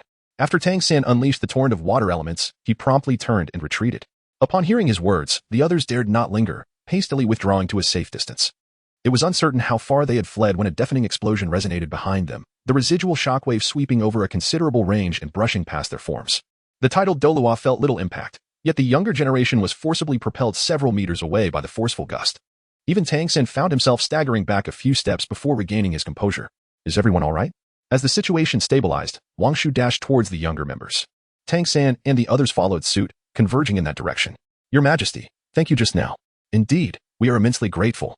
Qianing Douluo clasped his hands in gratitude towards Tang San, while Qiao hurried over from the opposite side. Even the typically reticent Qixing Douluo solemnly bowed in respect to Tang San. They all understood well the sheer terror of the force unleashed by the self-detonation moments ago.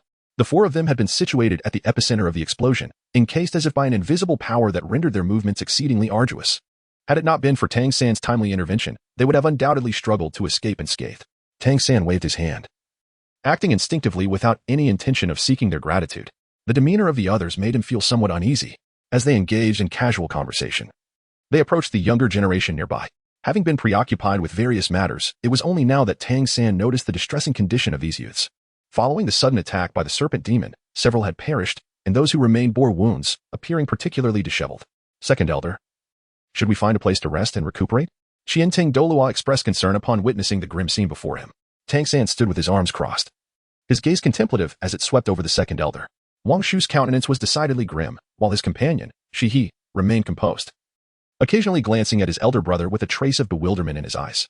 This pair of brothers was indeed intriguing, though not of the Douluo continent. Their bodies and souls exhibited no sign of rejection. The secret technique they previously employed bore a resemblance to the local martial soul fusion skills. The legacy spoke of the significance of names to beasts, who typically refrained from revealing their true names. It is likely that the names they introduced were mere aliases. Wang Shu and Shi, these names were often used in ancient times to symbolize the sun and moon, and coupled with the rumors surrounding the horsefly, they formed a rather tragic appellation. The horsefly must fly side by side, yet the sun and moon cannot coexist. What could be the reason for these two to adopt such names? As thoughts swirled in his mind, Tang San maintained a smile at the corner of his lips.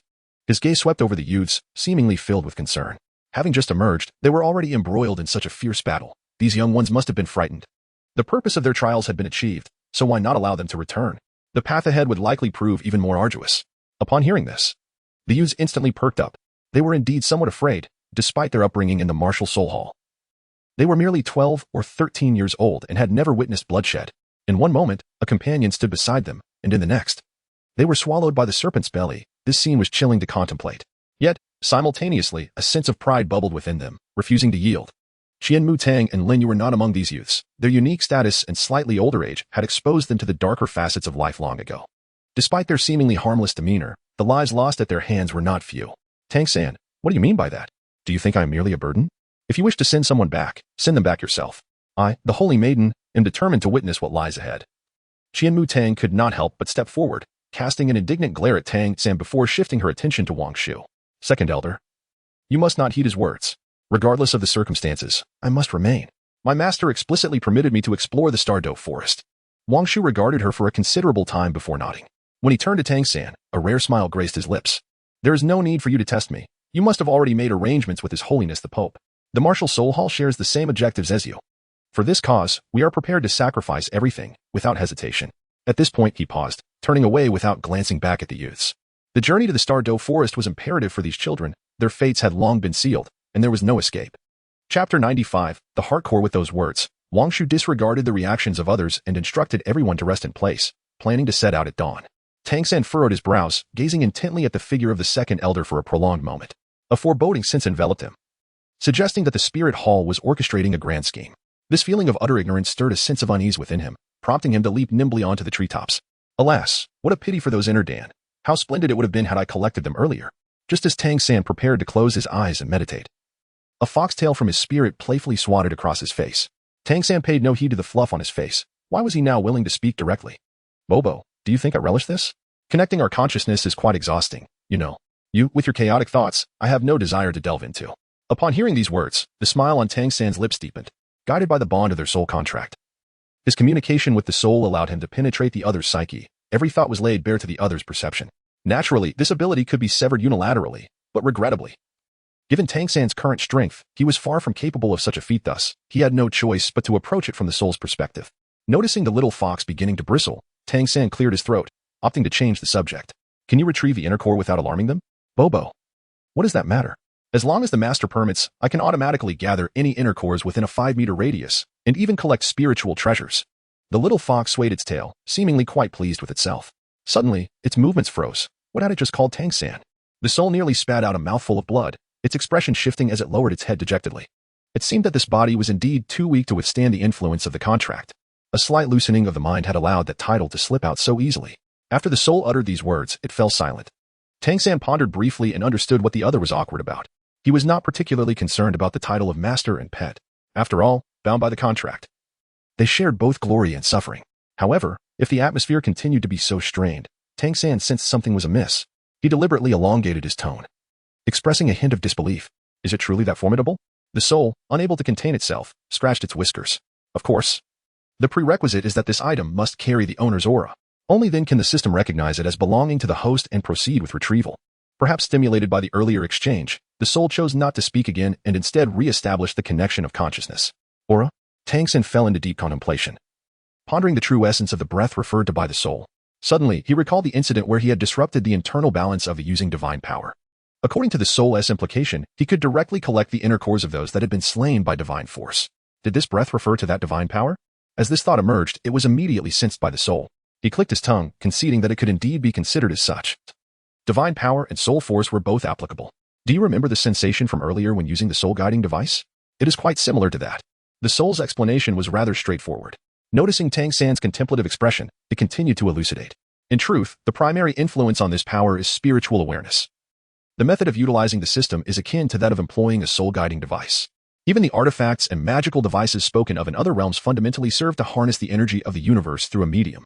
Tang San, having gained some insight, did not continue speaking. Instead, he urged Tang San to produce the inner pill he had previously acquired.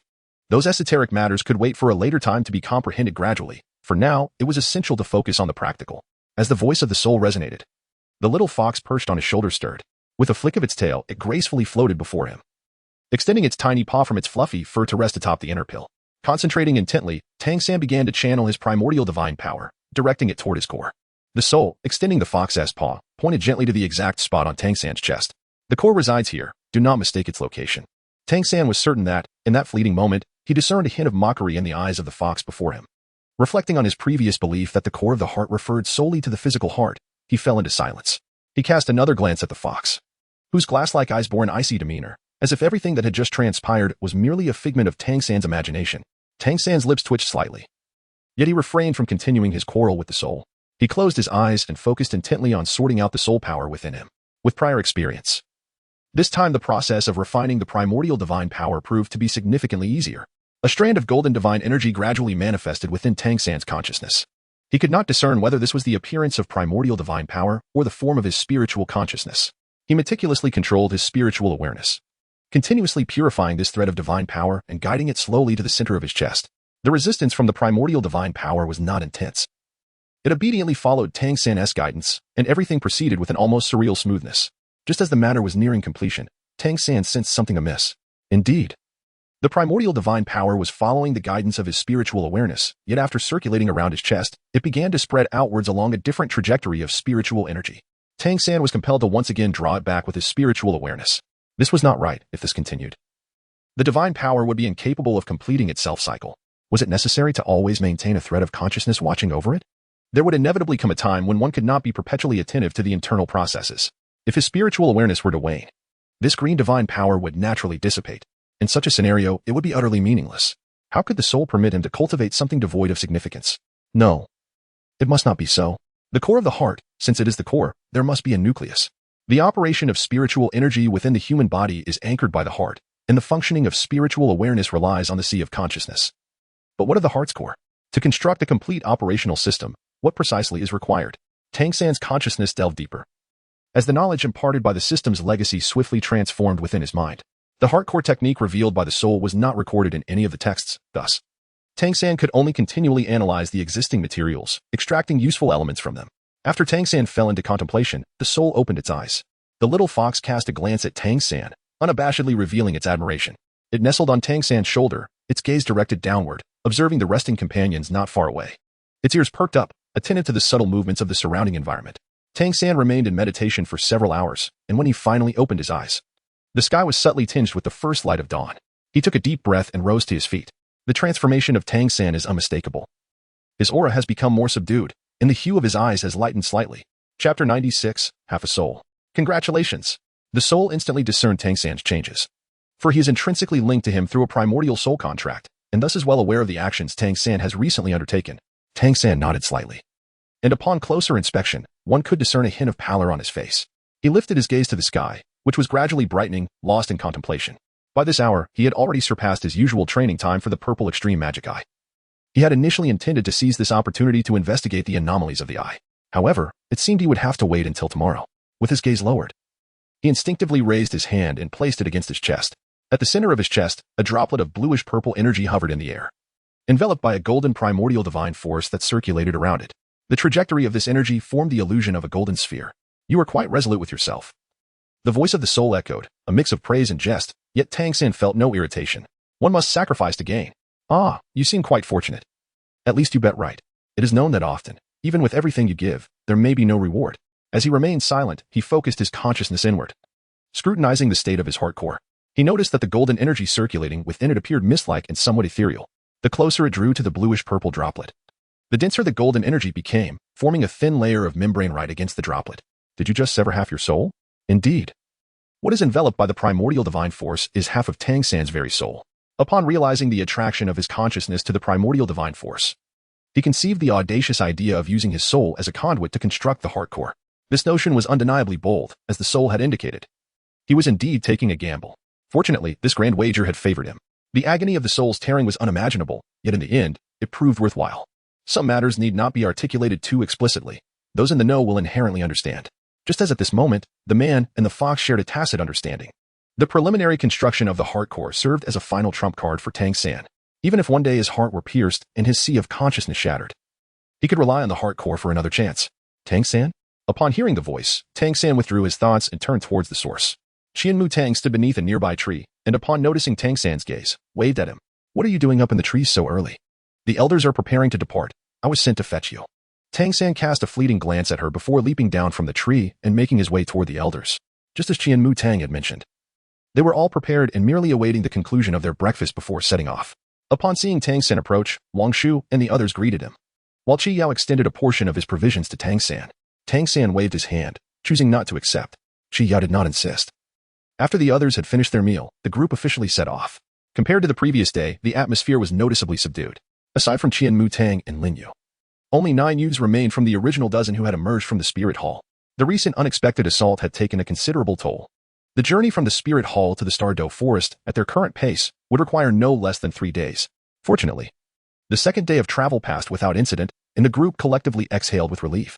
That evening, they once again camped under the stars in the Soul Beast Forest, sitting closely together while nibbling on their rations, the mood hanging heavy with silence. To avoid detection by lurking beasts and soul creatures, they refrained from lighting a fire. However, luck was on their side as they found a suitable spot for the night. Beneath their feet and surrounding them were peculiar plants known as beast velvet grass, not uncommon in the Douluo continent, rivaling the prevalence of blue silver grass. These plants, clustered together in a fluffy manner, emitted a soft, greenish glow, creating a breathtaking spectacle. Beast velvet grass typically grows in large patches and releases a unique fragrance during its growth.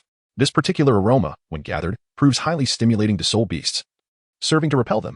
Simultaneously, it effectively masks the sin of soul masters, who often seek out areas where these plants thrive to set up camp within the Soul Beast Forest. Tang San cast a glance, noticing that the tidal Douluo did not cluster together but rather dispersed in various directions, seemingly surveying the safety of the surroundings. Meanwhile, the remaining youths gathered in a group, idly fiddling with the nearby grass, each lost in their own thoughts. Tang San paid no mind, as was his custom, leaping to the treetop, an ingrained habit from his initial return to the Douluo continent amidst the Sunset Mountains. At that time, even in slumber, he found no peace. Danger lurked everywhere, from soul beasts to the unseen foes hiding in the shadows. All of this compelled him to remain ever vigilant, perched atop the trees, even in rest. A thread of alertness remained taut within him, ready for immediate action should circumstances demand it. After the harrowing experiences of the previous night, sleep eluded everyone. They sat together, exchanging wide-eyed glances, each lost in their own heavy thoughts, rendering the atmosphere silent. The night was illuminated by the soft glow of beast fur grass, complemented by the occasional bioluminescence of small insects in the air, creating a scene that was far from dim. If one overlooked their somber expressions, it was indeed a picturesque sight. Qian Maduang, holding her rations, hesitated for a moment before standing up. Her movement caught attention, prompting Lin Yu, who had been seated beside her, to instinctively reach out and grasp her garment. "Where are you going, Dong Dong?" he asked, but as soon as the words left his lips, he sensed a shift in the atmosphere. He quickly released his grip and scrambled to his feet, flustered. "The Saintess, I was just daydreaming," and became a bit confused. Before Qian Meduang could respond, Lin Yu grew anxious, scratching his head, his usually smooth hair now tousled. "Please don't be upset. I will remember next time." "Nothing of the sort," Qian Meduang reassured, smoothing the fabric of her garment that had been tugged, and proceeded toward Tang San with her provisions. Lin Yu seemed poised to call after her, his mouth moving without sound, ultimately refraining from voicing a word. He merely watched her retreating figure, his gaze darkening. Qian Meduang's actions drew the attention of others, their eyes following her with curiosity regarding her intentions. No one paid heed to Tang San's uniqueness throughout their journey. He had displayed many traits that set him apart from the ordinary, coupled with the candid exchanges among the titled Douluos. Tang San's identity was no secret among the younger generation. Chapter 97. Beast eyes regarding this legendary figure, they felt awe, admiration, or even fear. Regardless, they dared not approach him. Even in casual encounters, they would deliberately steer clear. Thus, Qian Meduang's approach toward Tang San appeared remarkably exceptional. As she drew near, Tang San sensed an unfamiliar aura. He opened his eyes, catching sight of the young girl standing beneath the tree. The sky had darkened, yet for soul masters, visibility remained possible. Clad in a flowing white robe, her head tilted slightly upward, her long hair cascading gracefully, accentuating the delicate features of her already petite face. The white robe could not conceal her elegance, and paired with the surrounding flickering fireflies, she exuded an otherworldly charm. Tang San gazed down silently, his demeanor contemplative. Qian Meduang appeared somewhat awkward, reaching up to smooth her hair by her ear. "Is this how you intend to converse with me?"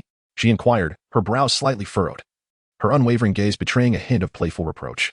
Tang San was not particularly inclined to engage with the saintess of the spirit hall. If it were up to him, apart from the essential interactions, he would prefer to remain in solitude, avoiding communication with others.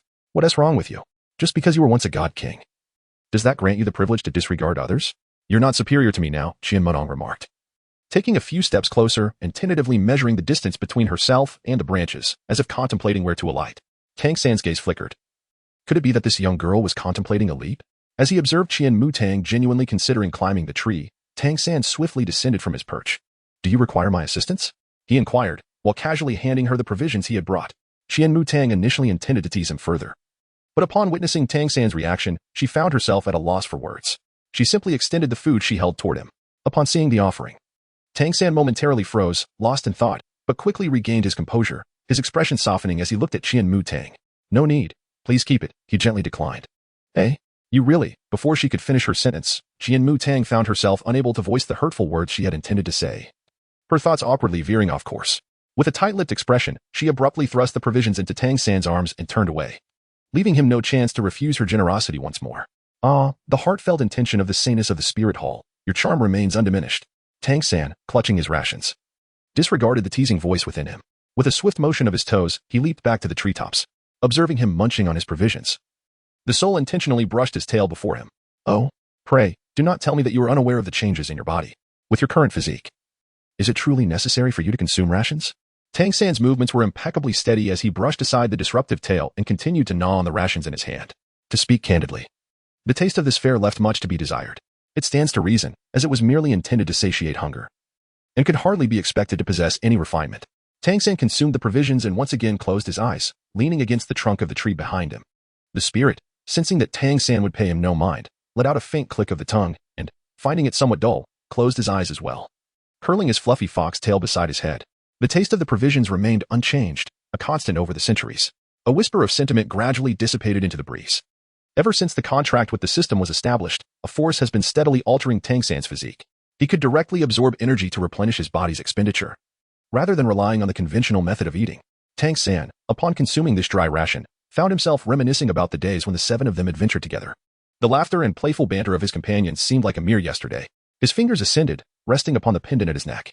With Tang San's touch, the glass bead embedded within the eye-shaped pendant transitioned from transparency to a resplendent gold. Tang San pressed his palms together, shielding himself from the radiance emitted by the time-space jade. Under the guidance of his consciousness, the images stored within the jade resurfaced in his mind, vividly reconstructing the figures that had begun to fade from memory. Meanwhile, Qian Meduang, who had returned to her original position, found herself in a state of inner turmoil. She couldn't help but steal glances at Tang San, and when she saw him consuming his provisions, her eyes involuntarily curved into a smile. However, The recollection of her recent foolishness before him stirred feelings of irritation within her. What had she intended to say? That he was no longer the creature he once was? That neglecting sustenance would take a toll on his body? If such words were to escape her lips, given Tang San's temperament, it would surely lead to a rift between them. Qian Mu Tang's fluctuating expressions only served to incite further ire within Lin Yu. Her downcast eyes were filled with a somber gloom. What right did a pitiful creature, stripped of everything and fleeing from foreign pursuers, have to earn Qian Mu Tang's regard? Even more infuriating was the fact that the worthless individual he yearned for showed him nothing but disdain. Lin Yu found himself unable to articulate whether his feelings for Qian Mu Tang were rooted in jealousy or affection, yet his desire to possess her was undoubtedly firm. Over the years, Qian Mu Tang had not exhibited any particular fondness for anyone, with Lin Yu being the one closest to her. Even her arrogance and indifference he could perceive as a form of charm. As he recalled his father's admonitions before setting out, a sinister smile crept upon Lin Yu's lips. The starry forest was fraught with peril. No matter how divine one had once been, it would not spare them from falling here. Tang San, you cannot blame me for this. Who told you to provoke someone you shouldn't have? Naturally, Tang San was unaware of their thoughts. By the time he awakened from the memories constructed by the time and space orb, the night had already passed its midpoint. Tang San retracted his fingers and closed his eyes to rest, the time and space pearl around his neck also returning to a state of transparency. As dawn broke, Tang San opened his eyes.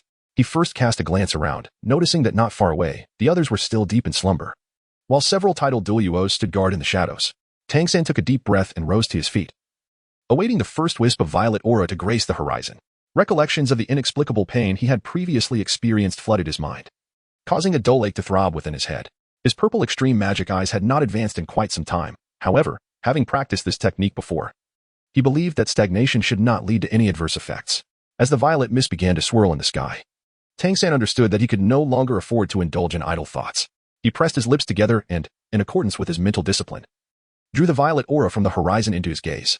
The violet essence flowed within his eyes, and after an initial wave of comfort, a sharp pain surged from the depths of his pupils.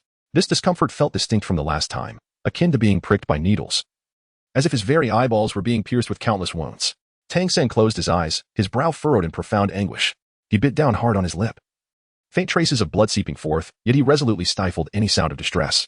Chapter 98. Apology. Tang San understood that if he were to create too much of a commotion, it would inevitably attract the attention of the titled Douluos. His collaboration with the Spirit Hall was steeped in ulterior motives. Beyond their shared overarching goal, trust was a scarce commodity. The information he possessed, along with the profound legacy of once being a god king, formed the foundation of his alliance with the Spirit Hall. Should they sense a diminishment of his leverage, trouble would surely ensue. The sharp pain in his eyes persisted, yet Tang San's sensations began to undergo a gradual transformation. A rising wave of pressure surged from his pupils, as if an invisible force were tugging them outward. Tang San's heart sank in alarm. Surely, his eyes were on the verge of ruin. Fortunately, the throbbing pain did not persist for long. Once the discomfort stabilized, he raised his finger and traced a circle in the air. A small wisp of vapor gathered in accordance with his motion, subsequently coalescing into a reflective surface of ice. The mirror vividly captured Tang San's visage at that moment, and he momentarily froze, a myriad of complex emotions flitting across his face. He then reached out to grasp the mirror.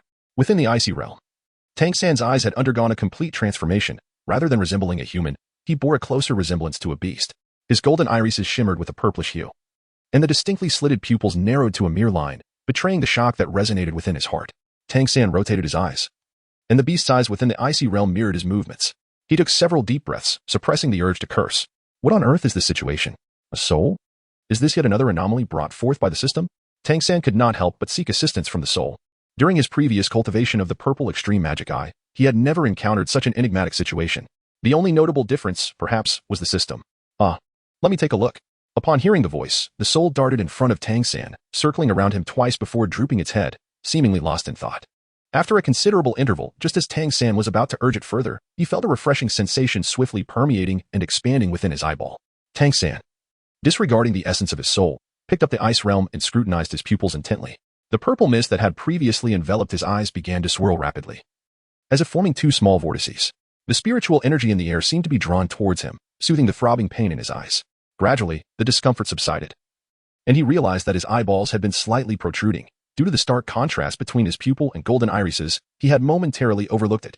The purple hue in his gaze slowly faded, until it was completely absorbed, and with it, the pain in his eyes vanished in unison. He finally exhaled deeply. Have you figured it out yet? My acting has returned to normal. He could not resist delivering a playful slap to the head of the fluffy creature with its head bowed nearby. Are you gazing into a mirror? Before his soul could respond, a familiar voice echoed from beneath the tree. Tang San discreetly withdrew his hand from the fox's head, outsiders could not perceive the soul, and his recent demeanor might arouse suspicion in discerning minds. He raised the ice realm in his hand and waved it in affirmation of Qian Mutong's assumptions. Who would have thought? You actually care about your image.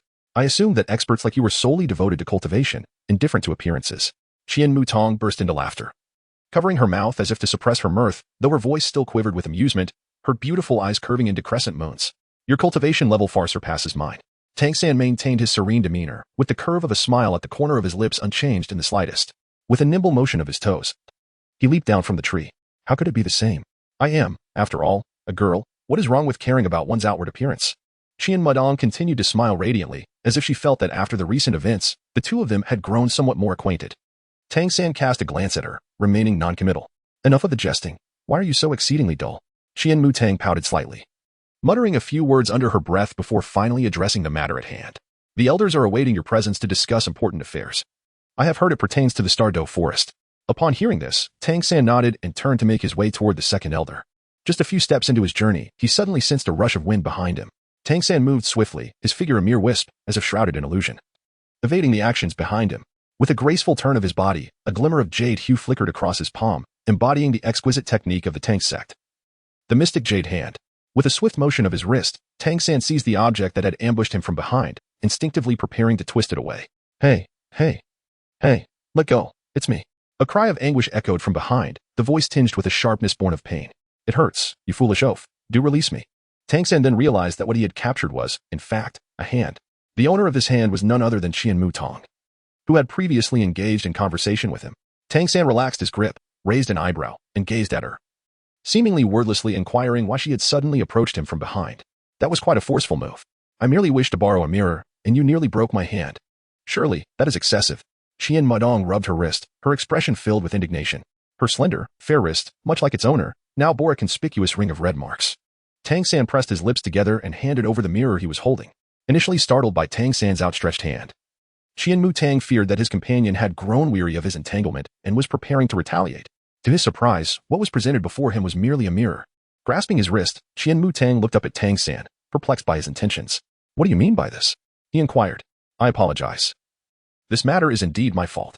The body's natural response is exceedingly difficult to control. Please accept this mirror as a token of my apology. As Tang San spoke, a chilling aura emanated from his hand, and a strand of golden light overflowed from his palm, penetrating into the mirror. The golden thread spread across the icy surface, delineating an intricate and enigmatic design. Coupled with the crystalline mirror, it presented a unique aesthetic. Tang San, you have lost your mind, exclaimed the spirit, who had been quietly resting. It never anticipated witnessing such a spectacle and immediately became infuriated, leaping up in agitation.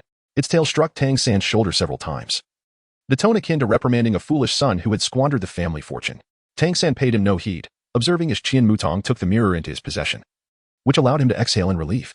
He then turned to seek out the second elder. Your apology lacks sincerity, indeed. This delicate mirror, fashioned from ice crystals, will soon melt away. Qian Mutong cradled the mirror in his palm, its diminutive size, no larger than a child's hand, rendering it all the more exquisite against his fair and tender skin. Chapter 99, The Plan. It shall not melt. Tang San glanced back at Qian Mutong, his gaze seemingly laden with both explanation and promise. Alas, it appeared he was still unappreciated. One must ponder. Why choose to give such divine power? Would it not be wiser to reserve such strength for refining one's own fundamental essence? The crux of the matter lies in the fact that even after such a generous offering, the recipient remained unsatisfied. The soul within Tang San's heart continued to murmur incessantly, clearly harboring deep-seated grievances. Tang San disregarded the soul's grumbling, and after uttering those words, he turned to approach the second elder, paying no heed to the reaction of Qian Mudong behind him. How callous he was, observing the reaction of the saintess. It was evident she had taken a liking to him. Yet, this fellow showed no mercy, truly hurting her tender heart. Listening to the incessant murmurs in his heart, Tang San couldn't help but feel a pang of discomfort. What nonsense had Soul learned this time? Hey? I do not appreciate that remark. To label it as nonsense. I am merely assimilating information from other dimensions to prepare us for the future. Given the current state of Douluo continent, it is perceived as a piece of unclaimed meat by other realms, and one can never tell when they might come to take a bite. As Soul began to elaborate on dimensional information, Tang San chose not to interrupt this time. He had previously acquired considerable knowledge about other realms through the system's inheritance. Clearly, there existed discrepancies between the information he and Soul possessed. Some higher-level concepts were still beyond his reach, but Tang San was not overly concerned. He would learn what he needed to know in due time. After a while of solitary musings, Soul seemed to find it somewhat tedious. With a flick of his tail, he playfully smacked Tang San on the back. Honestly, this girl possesses a commendable physique, and as the saintess of the Spirit Hall, training her could undoubtedly yield significant benefits. Have you considered taking her under your wing? With narrowed eyes, Sol's fox-like gaze appeared somewhat cunning, his whiskers twitching slightly at the corners of his mouth. Tang San took a breath, momentarily pausing as he cast a glance at his shoulder. This fellow truly lacked decorum. My heart belongs solely to Xiaowu. One day, I shall bring her home. Tang San's voice, somewhat ethereal, resonated directly within the mind of Han. Han wagged his tail, deliberately squinting his eyes before they returned to their round form, his glass-like pupils reflecting a myriad of thoughts. This fleeting expression passed swiftly. He pouted and let his head droop, acknowledging with a hint of resignation that having a beloved was indeed impressive. Tang San curled the corners of his mouth, the image and voice of Xiaowu flitting through his mind. His fingers gently grazed the temporal pearl resting at his neck, his expression softening. Such words should not be uttered again. If Xiaowu were to hear them, she would surely be displeased. Was she unhappy? I am equally discontented. The soul, though, found himself at a loss for words. He could not comprehend Tang San's feelings for Xiaowu and the Shrek Seven Devils. He was not human, inherently devoid of emotions. To him, the utmost importance lay in leveraging all available resources and individuals to construct a favorable situation for himself. Qian Mutang indeed harbored a fondness for Tang San, albeit one born of mere curiosity. Yet, the soul believed that with proper guidance, she could undoubtedly be swayed to serve Tang San's interests. Fortunately, the soul made every effort to shield Tang San from his thoughts. Were such notions to come to light, a conflict between them would be inevitable. The soul offered no response, and Tang San paid it no heed, continuing onward in the direction previously indicated by Qian Mutang. He could faintly perceive shadows moving amidst the trees, likely the whereabouts of Wang Shu and the others. Observing Tang San's unwavering departure, Qian Mutang pursed her lips, a hint of frustration crossing her features. Throughout her life, adorned with the title of the Holy Maiden of the Spirit Hall and basking in her master's favor, she had encountered individuals who catered to her every whim, either through flattery or servitude. Now, however, this Tang San seemed to regard her with utter disregard. This stark contrast ignited a sense of defiance within her. Her fingers tightened around the small mirror she held. Tang San's mastery over soul power was exceptional, and the ice realm he conjured was exquisite. Qian Mutang's reflection shimmered in the mirror's surface, her visage appearing haughty against the cool tones of the ice crystals. With her discerning eye, she could easily recognize the mirror's extraordinary nature. The moment her fingertips brushed its surface, a formidable force coursed through her, entering her being. This energy was not destructive. Rather, it was gentle, soothing her meridians and bones. As this power surged within her, Qian Mutang felt her fatigue dissipate, and even the flow of her soul power became significantly more fluid. After walking for a while, Tang San finally spotted the gathering place of the titled Douluos in the distance. Perhaps for the sake of confidentiality in their discussions, they had chosen a location that was not close to where they had rested the previous night. At this moment, Wang Shu also sensed Tang San's presence, turned her head, and waved at him. You have arrived. We were just discussing the preliminary plans for entering the Stardow Forest. Perfect timing. Let us deliberate together and see if there are any aspects that require refinement. Tang San nodded and took a seat beside Wang Shu.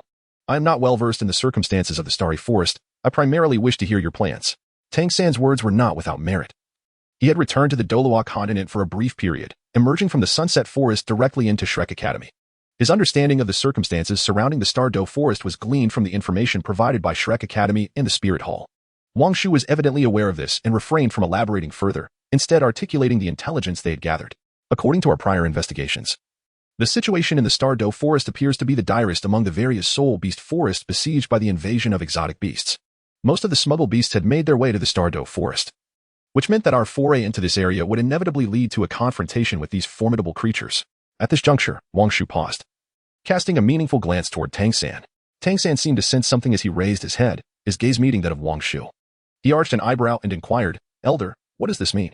News had arrived from the Pope's side that the members of Shrek Academy had already entered the Stardow Forest, their intention shrouded in mystery.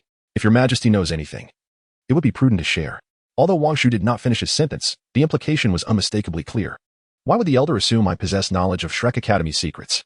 Tang San tilted his head, an expression of mild astonishment adorning his features, perfectly timed. Your majesty, you jest. On the Douluo continent, it is common knowledge that sea god Tang San shares a profound connection with Shrek Academy. Wang Shu remained unfazed, his eyes fixed intently on Tang San, as if attempting to peer into his very soul. Tang San remained unmoved. Such gazes had been directed at him too many times, revealing much about his identity. They harbored suspicions regarding his origins and speculated about his intentions. In Chapter 100, The Phantom Cloak, he stood as an anomaly in Douluo continent, a presence that should not have existed for the sake of the sacrificed souls. Tang San lowered his gaze, concealing the tumultuous thoughts within. As you have stated, it is the sea god, Tang San, who shares an intricate bond with Shrek Academy. However, I have long since shed the title of sea god. I am merely a beleaguered fugitive. What relevance do the past events hold for me now? Yet, as we know. You made your way to Shrek Academy immediately after emerging from the Sunset Mountains, Elder Second, before Wang Shu could finish her words. She was sharply interrupted by Tang San's cold voice. Although a smile lingered at the corners of his mouth, his expression turned frigid. It is vital to possess self-awareness. There are matters that are not for you to inquire about. As he spoke, Tang San's tone was icily detached, causing Wang Shu to involuntarily darken in countenance. She parted her lips, yet ultimately refrained from pressing further. Observing this, Tang San withdrew his gaze, his eyes slightly narrowed. You must remember our pact with your Pope. Rather than expend energy on these trivial affairs, it would be wiser to contemplate our future plans. Wang Shu took a moment to collect her thoughts. Her gaze lingering on Tang San for quite some time. The youth, with his lowered brows, appeared exceptionally harmless, utterly disconnected from the chilling atmosphere that had just enveloped them. Tang San was indeed unaware of Su Huanshan and his companion's intentions. Moreover, even if he were aware, he could not divulge such information to the Spirit Hall. Maintaining the status quo was, for him, the most advantageous position. Ultimately, his relationship with Shrek Academy was not fundamentally different from that with the Spirit Hall. Wang Shu was no fool. Tang San's resolute refusal led him to wisely abandon the topic, lest it become irksome. The destination of their mission was a lake situated at the heart of the Douluo forest. This lake shared similarities with the ice and fire Yangtze of the Sunset Mountain Range, possessing an even more potent aura of spiritual energy. They suspected that the enemy intended to seize the lake and transform it into a more perfected dimensional passage. At this revelation, a fleeting shadow crossed Tang San's eyes. The lake in the Douluo forest was not unfamiliar to him, as it had once been the abode of Xiaowu and Deming. The lake, located at the forest's center, was enveloped by a customary rule. The closer one approached the lake, the more formidable the spirit beasts became. The rich spiritual energy near the lake allowed for cultivation speeds several times faster than in other areas, a testament to the lake's extraordinary nature. Should the enemy's nefarious plans succeed, the consequences would be dire. When matters turned serious, Wang Shu's expression grew more solemn. He turned to Tang San, his demeanor composed, as if he had entirely forgotten their earlier dispute. Such psychological resilience was undeniably formidable. One could never predict when he might turn and strike unexpectedly. My intent is to proceed with utmost secrecy, avoiding any alarm to the enemy, and to stealthily infiltrate the Douluo forest. Our immediate priority is to reach the Heavenly Lake and assess the situation, allowing us to respond appropriately. Wang Shu articulated his strategy before pausing, seemingly awaiting Tang San's insights. This plan could be regarded as the best course of action conceivable at the moment, and Tang San naturally had no objections. Once the plan was established, they did not linger further. While they conversed, the younger members had already made their preparations. The group hastened towards the Douluo forest with unwavering determination. As they approached the outskirts of the Douluo forest, the largest spirit beast forest on the Douluo continent, its vastness was immediately apparent. Standing at the forest's edge, they gazed at the seemingly endless expanse of trees, feeling their own insignificance. Don this attire, then channel your spirit power and retract it within. As long as you do not initiate an attack, the spirit beast generally will not take notice, the second elder instructed, simultaneously retrieving a stack of robes from the soul guide device and distributing them among the group. Qi Yao received the garments and handed one to Lin Yu, allowing them to allocate the rest among themselves. He then approached Tang San, presenting him with the robe in his hand. Tang San lifted his gaze and, after offering a soft word of thanks, accepted the item. No need for gratitude. I am merely following the orders of the second elder, Qi Yao replied, scratching his head, seemingly a bit embarrassed. A few strands of his fiery red hair, having been slightly damaged, danced in the wind, flickering like embers. Tang San unfurled his robe, which was entirely white and remarkably smooth, gently shaking it to reveal not a single crease. The design of this robe bore a striking resemblance to that worn by the individuals from the Spirit Hall, albeit the fabric was evidently of a different quality.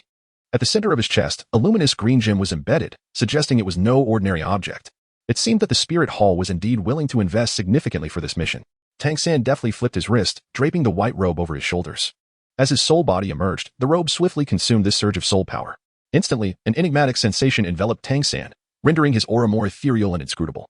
He recalled Wang Shu's earlier admonition and gradually began to retract his soul power. As he did so, his silhouette cloaked in the white robe grew increasingly insubstantial. Gazing at his semi-transparent form, Tang San was filled with astonishment. Look at your Na'vi expression. How embarrassing. The soul flicked its tail, its soft fur brushing against Tang San's chin, seemingly attempting to erase the astonishment etched on his face. These are mere trifles of little significance. Are you familiar with this object? Tang San was unconcerned as he brushed aside the tail resting on his chin. He tilted his head, glancing around. The others had also donned cloaks, their semi-transparent figures appearing somewhat eerie. Crafted from the skin of the phantom lizard, an entity adept at concealment, even in death. Its lizard-like hide could be fashioned into a treasure for hiding one's form. Coupled with its inner core, it could effectively render its possessor invisible. The phantom lizard?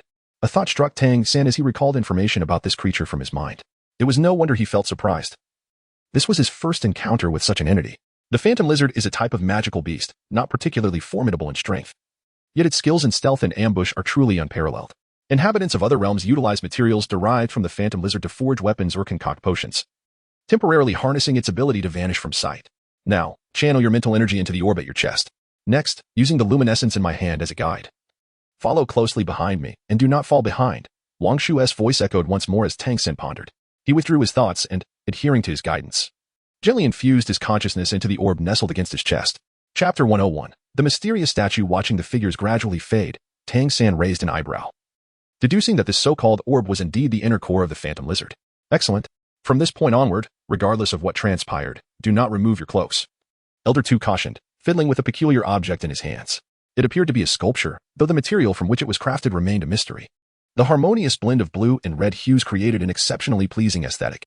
Tang San furrowed his brows, straining to recall, as a sense of familiarity washed over him. It resembled 2 birds, perhaps? Yes, it was a horsefly. Tang San suddenly realized the source of that familiar sensation.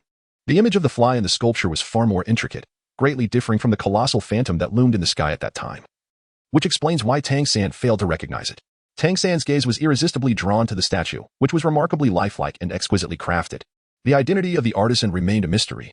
With his exceptional eyesight, he could discern every intricate detail of its surface. Ultimately, his focus settled upon the statue's eyes, 2 birds, one blue and one red, both with golden irises. The craftsmanship was so extraordinary that the figures seemed almost animated. An obsessive fascination began to manifest within Tang San. He felt an insatiable desire to delve deeper into its essence. His consciousness instinctively began to expand, yearning to approach the statue. Tang San, focus. A stern voice resonated within him, jolting him back to reality and retracting his awareness. A wave of trepidation washed over him as he sensed his consciousness drifting. He averted his gaze, refraining from looking at the statue again. What was happening? The voice of his soul was unusually solemn, devoid of its usual playful banter. Meanwhile, Tang San kept his head lowered, his eyes wandering, yet his heart felt alarmingly empty, leaving his soul unable to perceive any meaningful emotions. Do say something, the voice urged. If I hadn't reacted in time just now, you would have lost your soul entirely. Tang San regained his senses, yet his pupils remained somewhat vacant. He was uncertain. After merely gazing for a moment at the statue in Wang Shu's hand, his consciousness felt as though it had become ensnared, persistently yearning to draw closer to it. Tang San closed his eyes, reminiscing about the circumstances of that moment. The statue posed a significant concern. One must not approach it, or, especially, probe it with one's spiritual consciousness. The soul, acutely aware of the gravity of the situation, repeatedly cautioned him. And only when Tang San assured him did it finally feel a sense of relief. I shall enter a period of slumber to seek out relevant information. During this interval, the system will operate autonomously, so do not fret. What troubles you? The soul's unusual behavior immediately raised Tang San's vigilance. They had encountered numerous challenges together since the inception of their bond, and the soul had always remained by his side, never retreating into slumber for the sake of research. Had the situation escalated to such a dire extent? It is nothing. Just be wary of that statue. As the words lingered in the air, the small fox perched on Tang San's shoulder transformed into a flicker of light, darting into a sea of consciousness. Tang San was about to inquire further when he was interrupted by the voice of Wang Shu, compelling him to momentarily suspend his conversation with the soul. What is the matter? You appear to be unwell. At that moment, Wang Shu was not clad in his robe, allowing Tang San to clearly discern his expression. He squinted slightly, unable to fathom the man's intentions. This individual was never known for his warm-heartedness, and his sudden approach aroused suspicion regarding his motives. According to the second elder, I am currently as insubstantial as air, invisible even to myself. Yet you still notice that something is amiss with my demeanor? As a creator, he had his privileges. Wang Shu's gaze swept over Tang San, seemingly validating his assertion. Feeling the weight of that scrutinizing gaze, Tang San furrowed his brow in concern. The inhabitants of the spirit hall were all rather peculiar in their own right. Do not be overly anxious. I harbor no ill intentions towards you. As you mentioned, we share a common goal. I despise those individuals as much as you do. After stating this, Wang Shu turned to check on the progress of the younger generation. Tang San regarded his retreating figure pensively, his gaze drifting over the statue he held, though he dared not scrutinize it further. The technique for using the invisibility cloak may sound simple, but executing it posed a certain degree of difficulty. Fortunately, all present were astute individuals, quickly grasping the method under the second elder's guidance. As everyone followed suit, one by one, their figures gradually faded from view, filling the air with a sudden cacophony. What is happening? I can't see my own body. Where is everyone? Clearly, not everyone maintained Tang San's composure. They murmured anxiously, feeling a twinge of panic. In the blink of an eye, their companions had vanished, and even their own reflections eluded them. Although they understood it was the influence of the soul guide, uncertainty gnawed at their hearts. Amidst the turmoil, they dared not defy the elder's command by removing their cloaks. Silence. Obey my orders. The path ahead will undoubtedly be perilous. A moment's carelessness could cost you your life. It is imperative that you remain vigilant, Wang Shu commanded, donning his cloak with urgency. The other titled Douluo followed suit. And soon, not a single figure remained visible. Follow the light in my hand, and do not lag behind. Wang Shu showed no intent to reassure the younger ones. Leading the way into the Stardow forest, the golden glow in his hand flickered intermittently, neither blinding nor overwhelming, yet perfectly illuminating their path. The group fell into a profound silence, their earlier chatter extinguished. As they had surmised, the Stardow forest was far from tranquil. The metallic scent of blood permeated the air, heightening the atmosphere's tension. The younger ones, newly entering the forest, were terrified. They dared not speak or fall behind. Clinging tightly to the guiding light as though it were their last lifeline, they had anticipated encountering soul beasts or witnessing a battle between them. Yet the reality was starkly different. The forest lay in eerie silence, devoid of life. Within the Stardow forest, the vegetation flourished, and sunlight struggled to penetrate the dense canopy, rendering the climate oppressively humid. With each passing moment, the group became increasingly aware of their clothes clinging uncomfortably to their bodies. Under normal circumstances, their soul power would stave off such humidity, evaporating it before it could settle, but now they found themselves burdened by discomfort. They endured in silence, though their discomfort grew palpable. This atmosphere persisted for half an hour without a single beast in sight, as if the forest were devoid of any living creature other than themselves. This is not right. Something is amiss. The guiding golden light dipped downward, signaling a halt. Tang San came to a halt, his gaze sweeping the surroundings. It was evident that the second elder and the others had also sensed something amiss. The Stardow forest was eerily silent, renowned as the largest soul beast forest. The Stardow forest earned its reputation not merely due to its vast expanse but also because of the multitude of soul beasts dwelling within it. Among countless 10,000-year soul beasts, there were also a few that were 100,000 or even several 100,000 years old. Currently, the sovereign of the soul beast forest was a 76,000-year-old purple jade frenzy flood dragon, residing in the heavenly lake. It was said to possess a trace of dragon god bloodline, making it exceedingly formidable in combat. The Stardow forest was teeming with hidden talents, and no one had ever traversed its entirety. Legends spoke of the purple jade frenzy flood dragon not being the strongest, with even million-year soul beasts rumored to exist within its depths. However, no one could confirm such tales, rendering them mere whispers of the wind. Regardless, the silence enveloping the Stardow forest was unsettling. Even if a monstrous beast had indeed launched an attack, there should have been traces of struggle and remnants of battle. The atmosphere was overwhelmingly quiet, just as it had been previously. No one uttered a word, and after scanning the area, Tang San's gaze ultimately settled on Wang Shu. The guiding light inadvertently revealed his position. The waiting seemed interminable, and just as time stretched on, Wang Shu finally made his move. The pathway's illumination flared to life, no longer innocuous but blinding as if it sought to pierce through the very fabric of space. With this sudden turn of events, the illusionary cloak draped over Wang Shu began to falter, exposing his figure. It was then that Tang San discerned that the source of the radiant light guiding their way was none other than the statue of the fly. As Wang Shu materialized, he appeared as a conspicuous target. Instantly, the hidden traps were triggered, the sky darkening as a wave of black mist rapidly enveloped the area, obscuring everyone's vision. Faint sounds of air being sliced through filled the air, and Tang San's gaze sharpened as he scanned the surroundings. The traps had evidently been activated only after Wang Shu revealed himself, indicating that someone was orchestrating events from the shadows, and that individual was likely not far away. Dodge! Wang Shu bellowed, sidestepping the incoming assault. Simultaneously, his soul power surged, unleashing the formidable presence of a tidal Douluo. Hearing the warning, the others quickly took evasive action. Tang San's reflexes were swift as he leaped aside, avoiding the surrounding gusts. A purple halo shimmered in his eyes, enhanced by the purple extreme demon eye. The scattering mist posed no threat to him. He could clearly see the dense blades of light within the black fog, positioned at the forefront. Wang Shu conjured a cerulean barrier, shielding them from harm. The blades of light collided with the barrier, producing a series of crisp sounds. The sheer volume and unpredictability of the blade attacks made it challenging to defend against them entirely. Wang Shu alone could not protect everyone. The invisibility cloak could obscure their forms but was ineffective against tribal assaults. A metallic scent of blood began to waft through the air, accompanied by a muffled groan from an unknown direction, heightening the tension once more. Brother! As a gap appeared in Wang Shu's defenses, he watched as a blade of light lunged toward his chest, prompting Shihi to intervene. His crimson soul power surged like flames, crashing into the blade aimed at Wang Shu and incinerating it entirely. Are you all right? With the attack thwarted just in time, Shihi exhaled in relief. He quickly moved to stand back-to-back with his brother, bracing for the incoming blades of light from unseen directions. Suddenly, Tang San's body stiffened. He sensed something was amiss. He pressed his lips together, mentally summoning the task panel to scrutinize the information displayed. Indeed, the side quest for entering the Stardow forest still indicated it was incomplete. This signified that they had not truly entered the Stardow forest, and everything before them was an illusion. A chill spread through his heart. The more they panicked, the more prone they would be to making mistakes.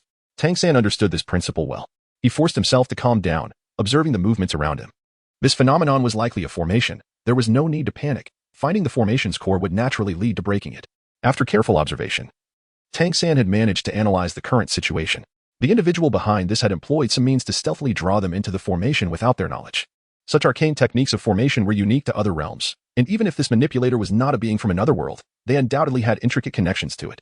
The people of Douluo continent were generally unaware of formations, making it improbable for them to detect the ruse. Even Tang San, who had some understanding, had not made the connections. Had it not been for the imperfection of the formation, they might have truly been trapped within. Contemplating this, Tang San's expression darkened further. He resolved to seize an opportunity to delve into the knowledge stored within his mind. Even if he could not fully comprehend it, he needed to gain some understanding. Indeed, it was a formation. The insight was remarkable. Wang Shu nodded in affirmation of Tang San's conjecture. This was likely an illusionary or bewildering formation, interwoven with lethal traps. Such composite formations typically conceal their cores in profound secrecy, making them difficult to locate for those unfamiliar with them. As he spoke, Wang Shu deftly deflected a nearby blade of light. The two brothers coordinated seamlessly, their red and blue energies intertwining effortlessly. We will do our utmost to break the formation. You must find a gap and flee. Remember, do not remove your cloaks or use your soul power. It is a one-time use. And removing it or employing soul power will render it ineffective. As his words fell, a blue glow emanated from Wang Shu, while a red aura enveloped Shihi. The two distinct lights intertwined before merging into one. The colossal figure that had appeared earlier manifested once more. And the ninth soul ring shimmered as the enormous silhouette of the fly materialized in the sky. The apparition let out a resounding cry, as if it were alive. With a mighty flap of its wings, the phantom soared into the sky. Wherever it passed, the black mist was cleaved apart. Within the dense darkness, only the halo surrounding the phantom remained visible. The red and blue giant bird ascended together, crashing against a transparent barrier just a few meters above Tang San and the others. With a resounding impact, the fly's phantom collided with the barrier. The force of the impact causing cracks to spiderweb across its surface. Following the collision, the phantom erupted in a brilliant explosion, rapidly expanding. Chapter 103, Entering the Forest. The fly's phantom, composed of purest energy, unleashed a formidable explosion, creating a breach in the barrier.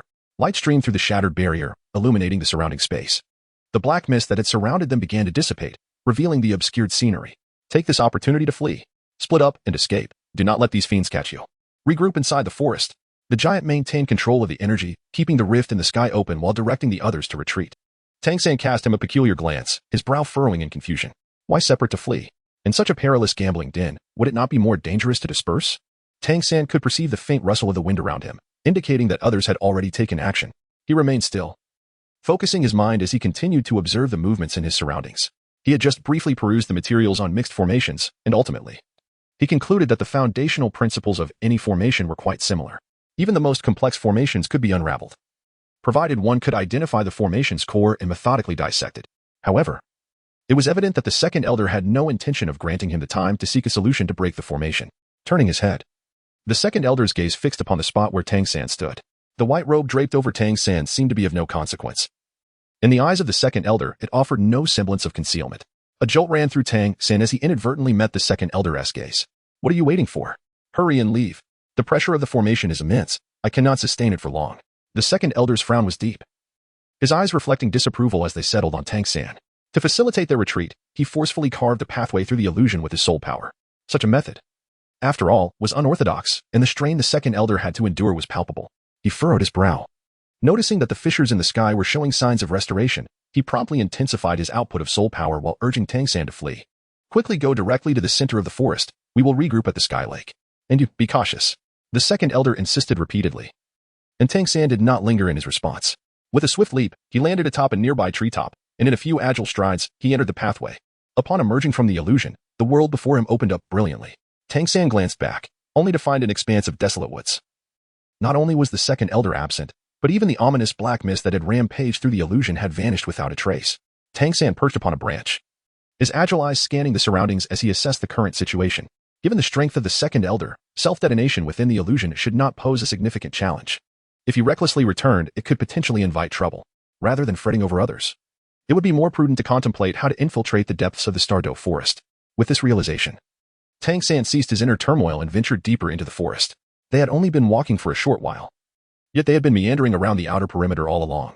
Tang San raised his gaze towards the sun, discerning the direction before proceeding along the path etched in his memory towards the true Stardow forest. Approaching the outermost perimeter, a mere dozen meters.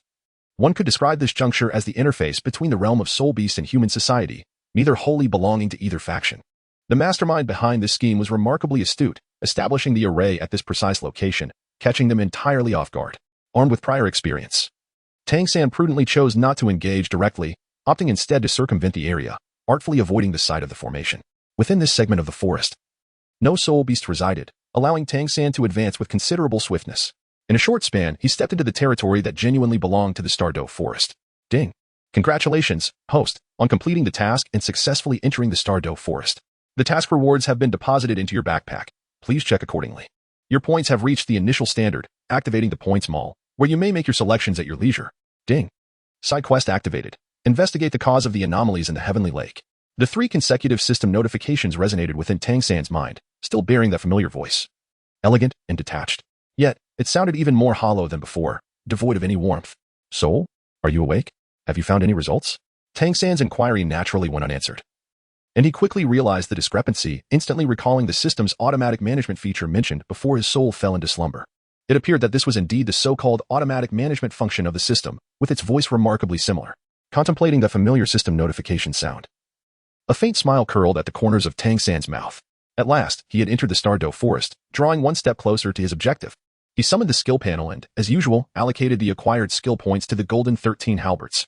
In comparison to soul skills, these divine abilities evidently held greater significance. After completing this task, Tang San navigated to the system mall page. The variety of items available was astonishing, featuring an array of rare treasures, miraculous elixirs, and even formidable artifacts. There was nothing unimaginable that the system could not exchange. Indeed, this contraption was truly an eye-opener. Tang San couldn't help but click his tongue in astonishment. The more he perused the descriptions within the marketplace, the deeper his understanding of the system's capabilities grew. He couldn't help but wonder about the origins of the system, which seemed to encompass such an abundance of extraordinary items.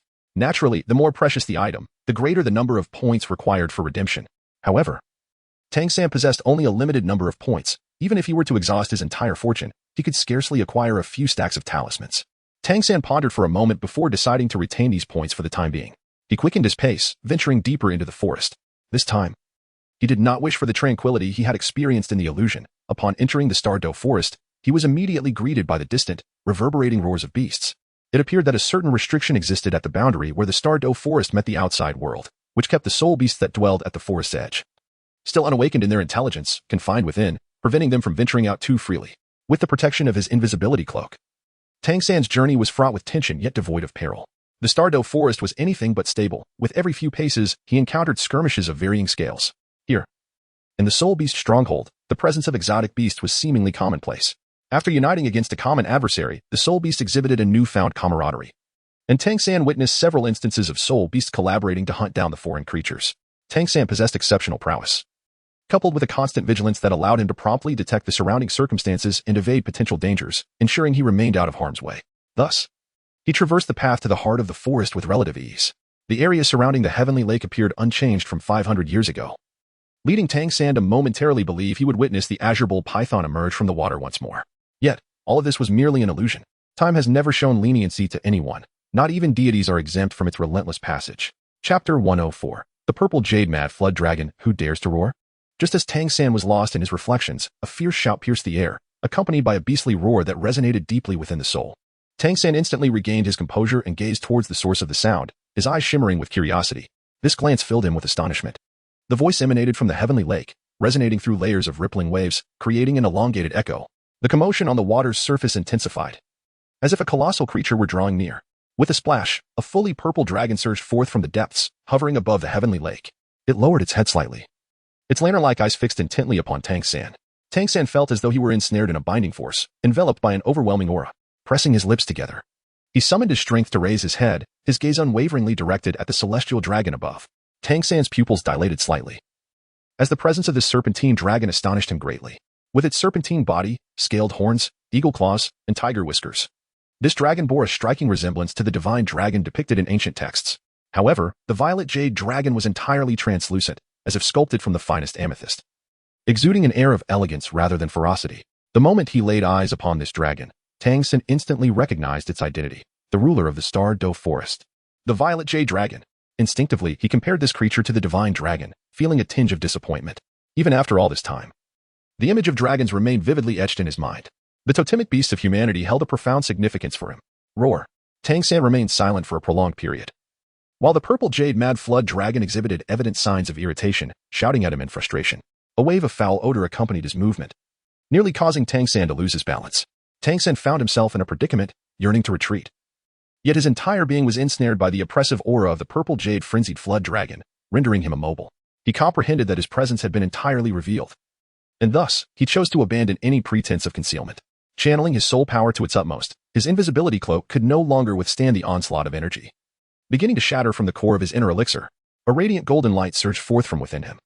And a colossal phantasm of the sea god flickered momentarily behind Tang San, the silhouette of the sea god's trident becoming increasingly substantial, as his martial soul manifested.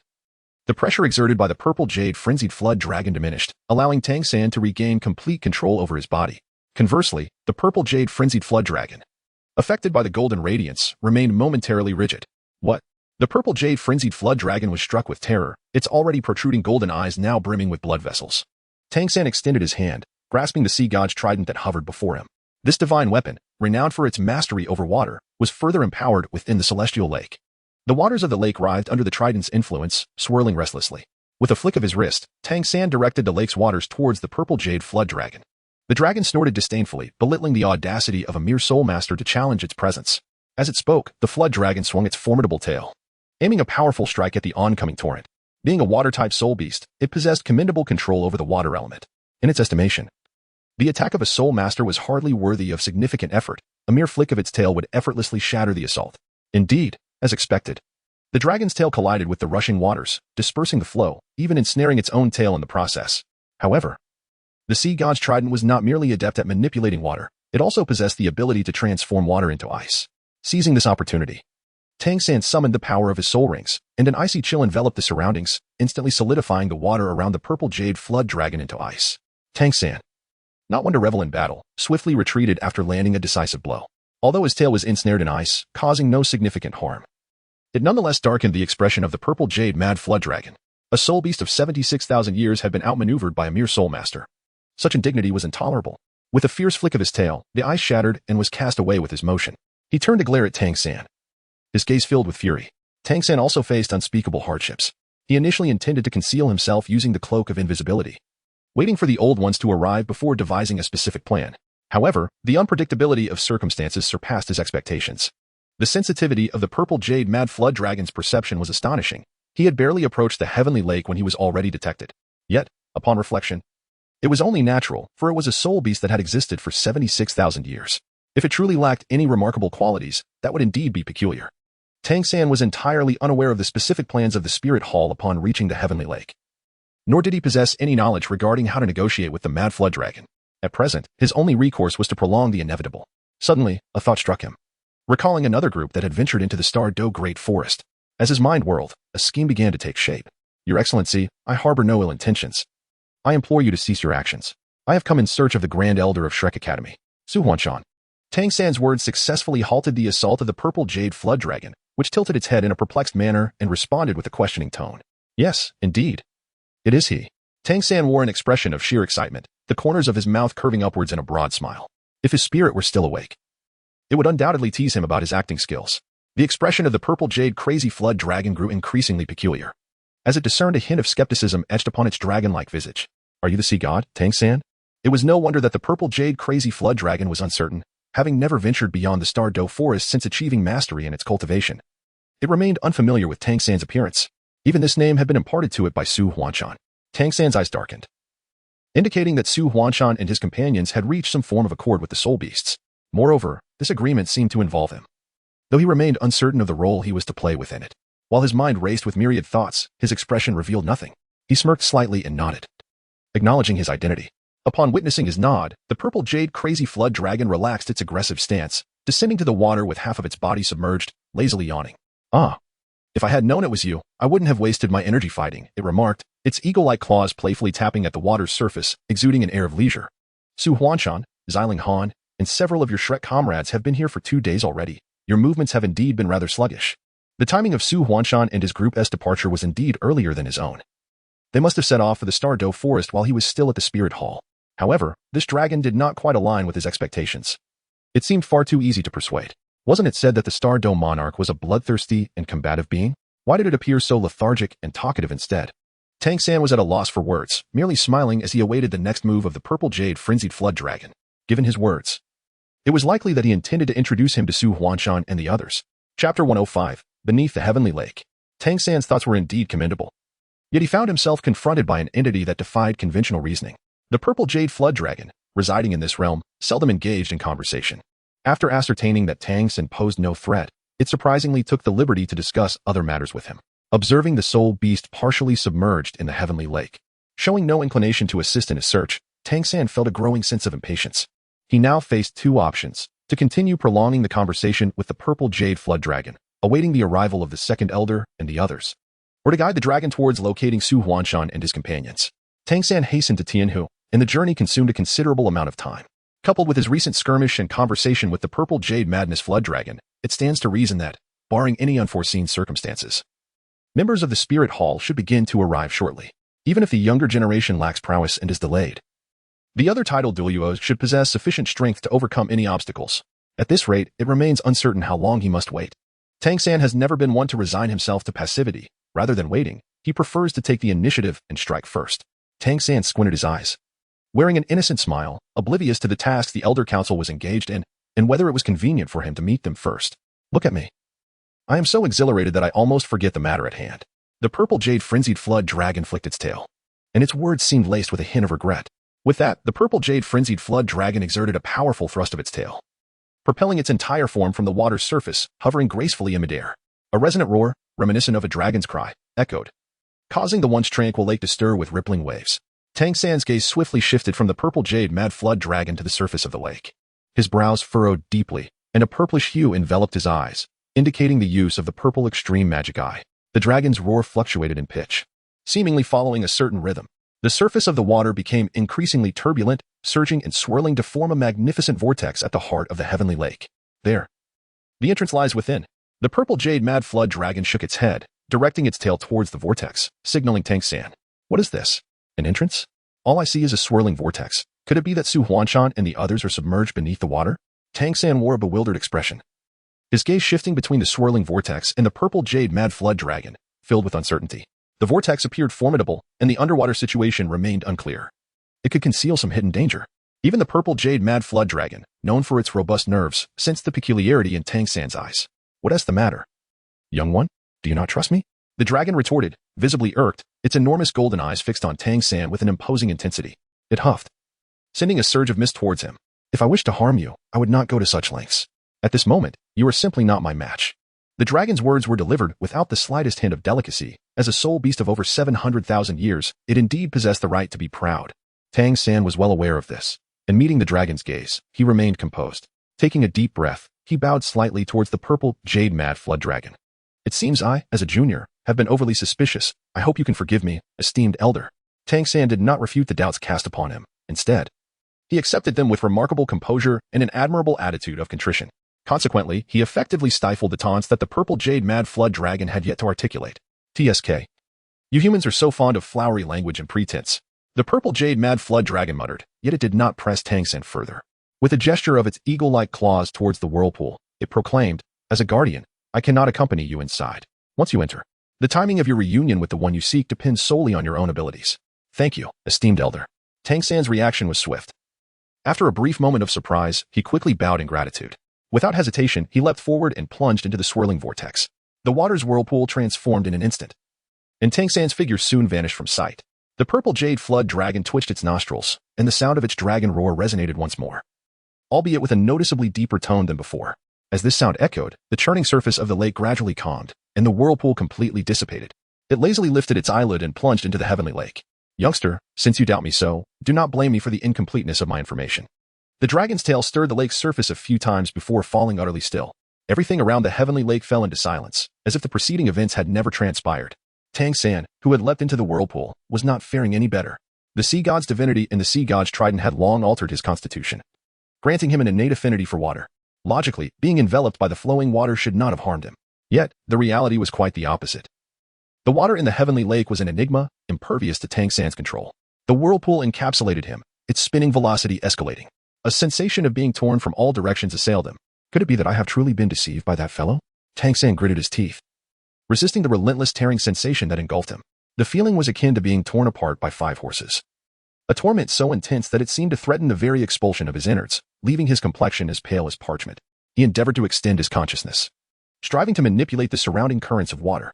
However, peculiarly, as soon as his awareness ventured beyond his corporeal form, he was met with a chilling presence, swiftly followed by an excruciating pain. Ugh! Tang San furrowed his brows, and despite his utmost effort to endure, a sound escaped his lips. He raised a hand to massage his forehead, his expression somewhat grim.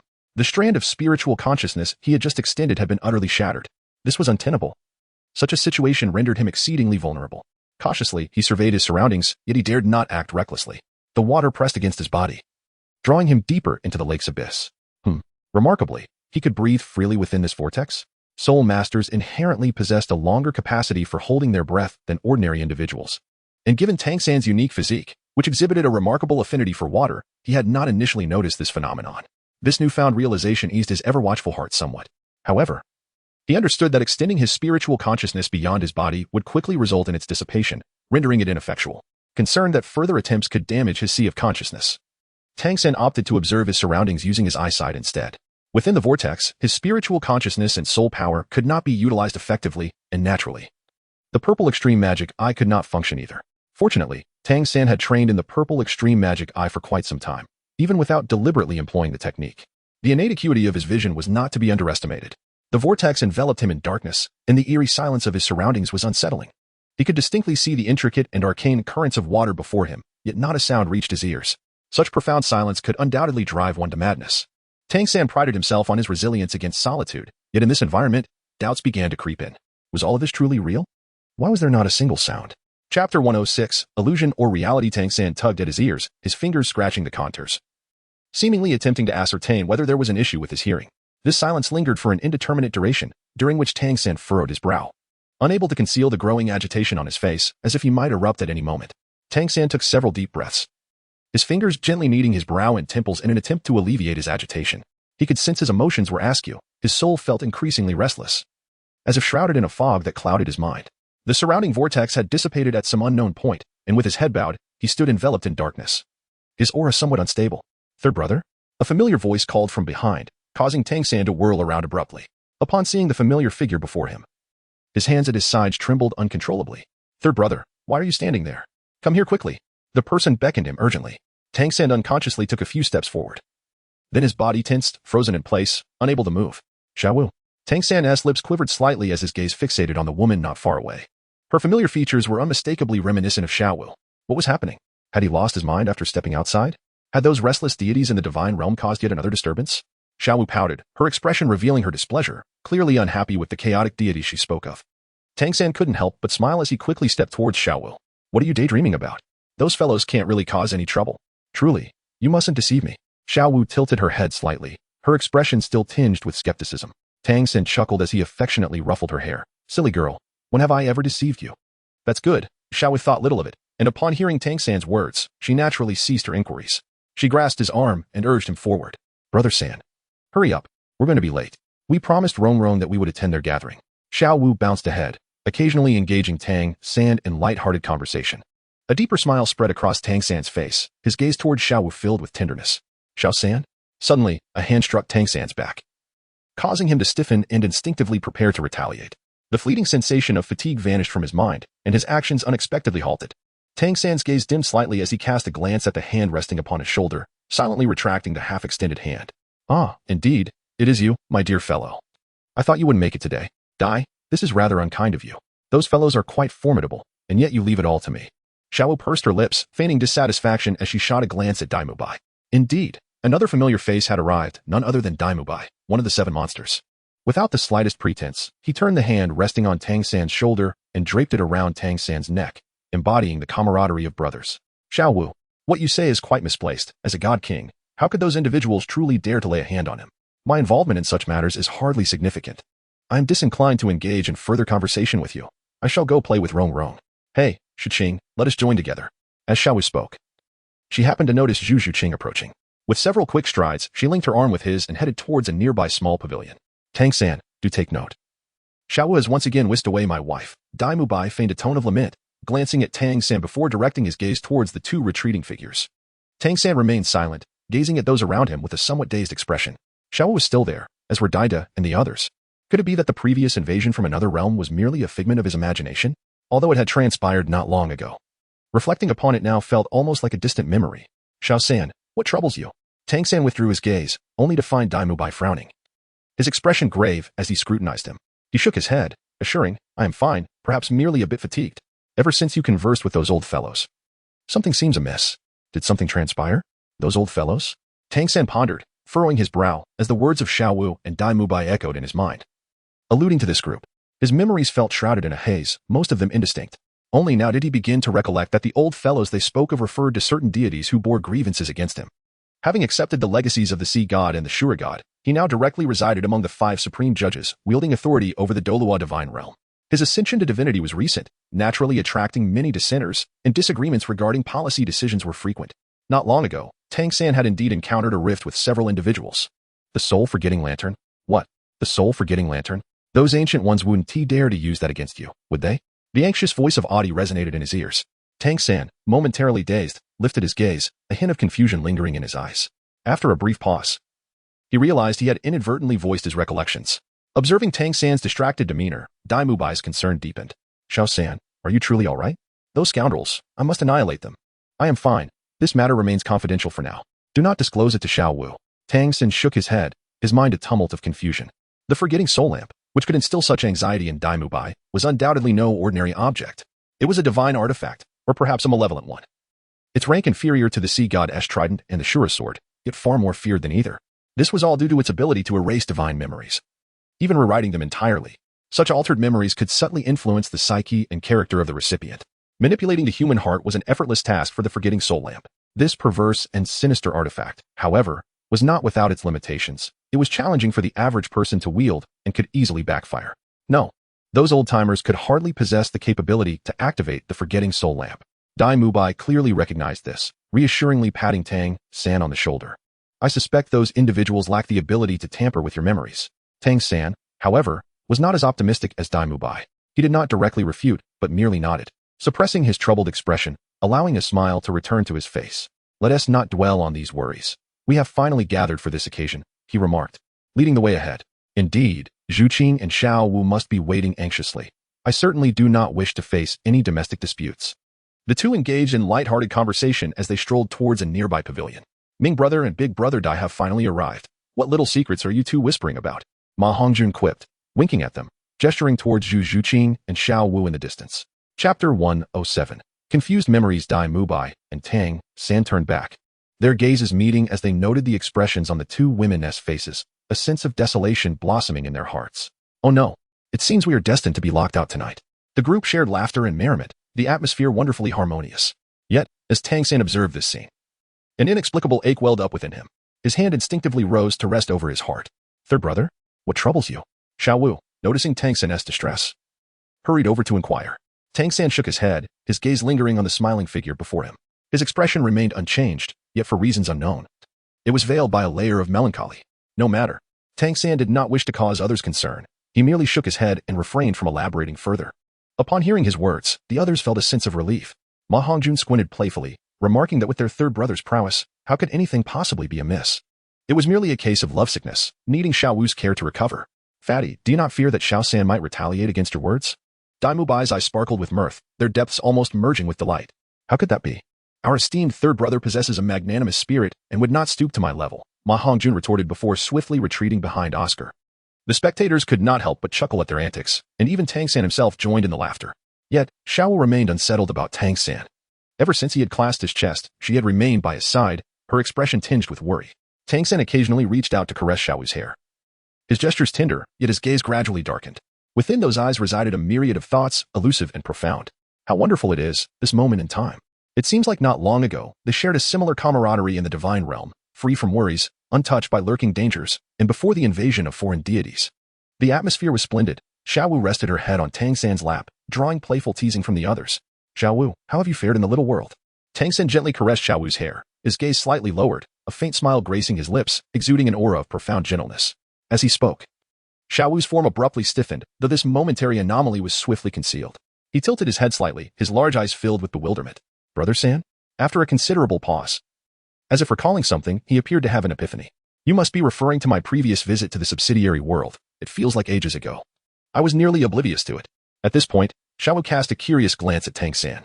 What prompted the sudden inquiry? You are not her, so naturally, you would remain unaware. As Tang San's words resonated, a sharp crossbow bolt pierced through Xiao Wu's heart. The icy blue arrow shimmered with clarity, unmistakably forged from the power of the sea god. In an instant, blood gushed forth. Brother San, why? Xiao Wu furrowed her brow, instinctively reaching for her heart, seemingly attempting to staunch the wound. This unforeseen turn of events naturally drew the attention of others nearby. Their expressions turned to shock upon witnessing the scene. Tang San, are you mad? That is Xiao Wu. How could you harm her? Dai Mubai shouted, disbelief evident in his voice. Indeed, Brother San, what has come over you? At that moment, Ma Hongjuan's demeanor turned serious, the fiery phoenix martial spirit merging within him, his sharp gaze locked onto Tang San. It appears my assumptions were mistaken. Tang San lowered his gaze, expressing a hint of regret as he spoke.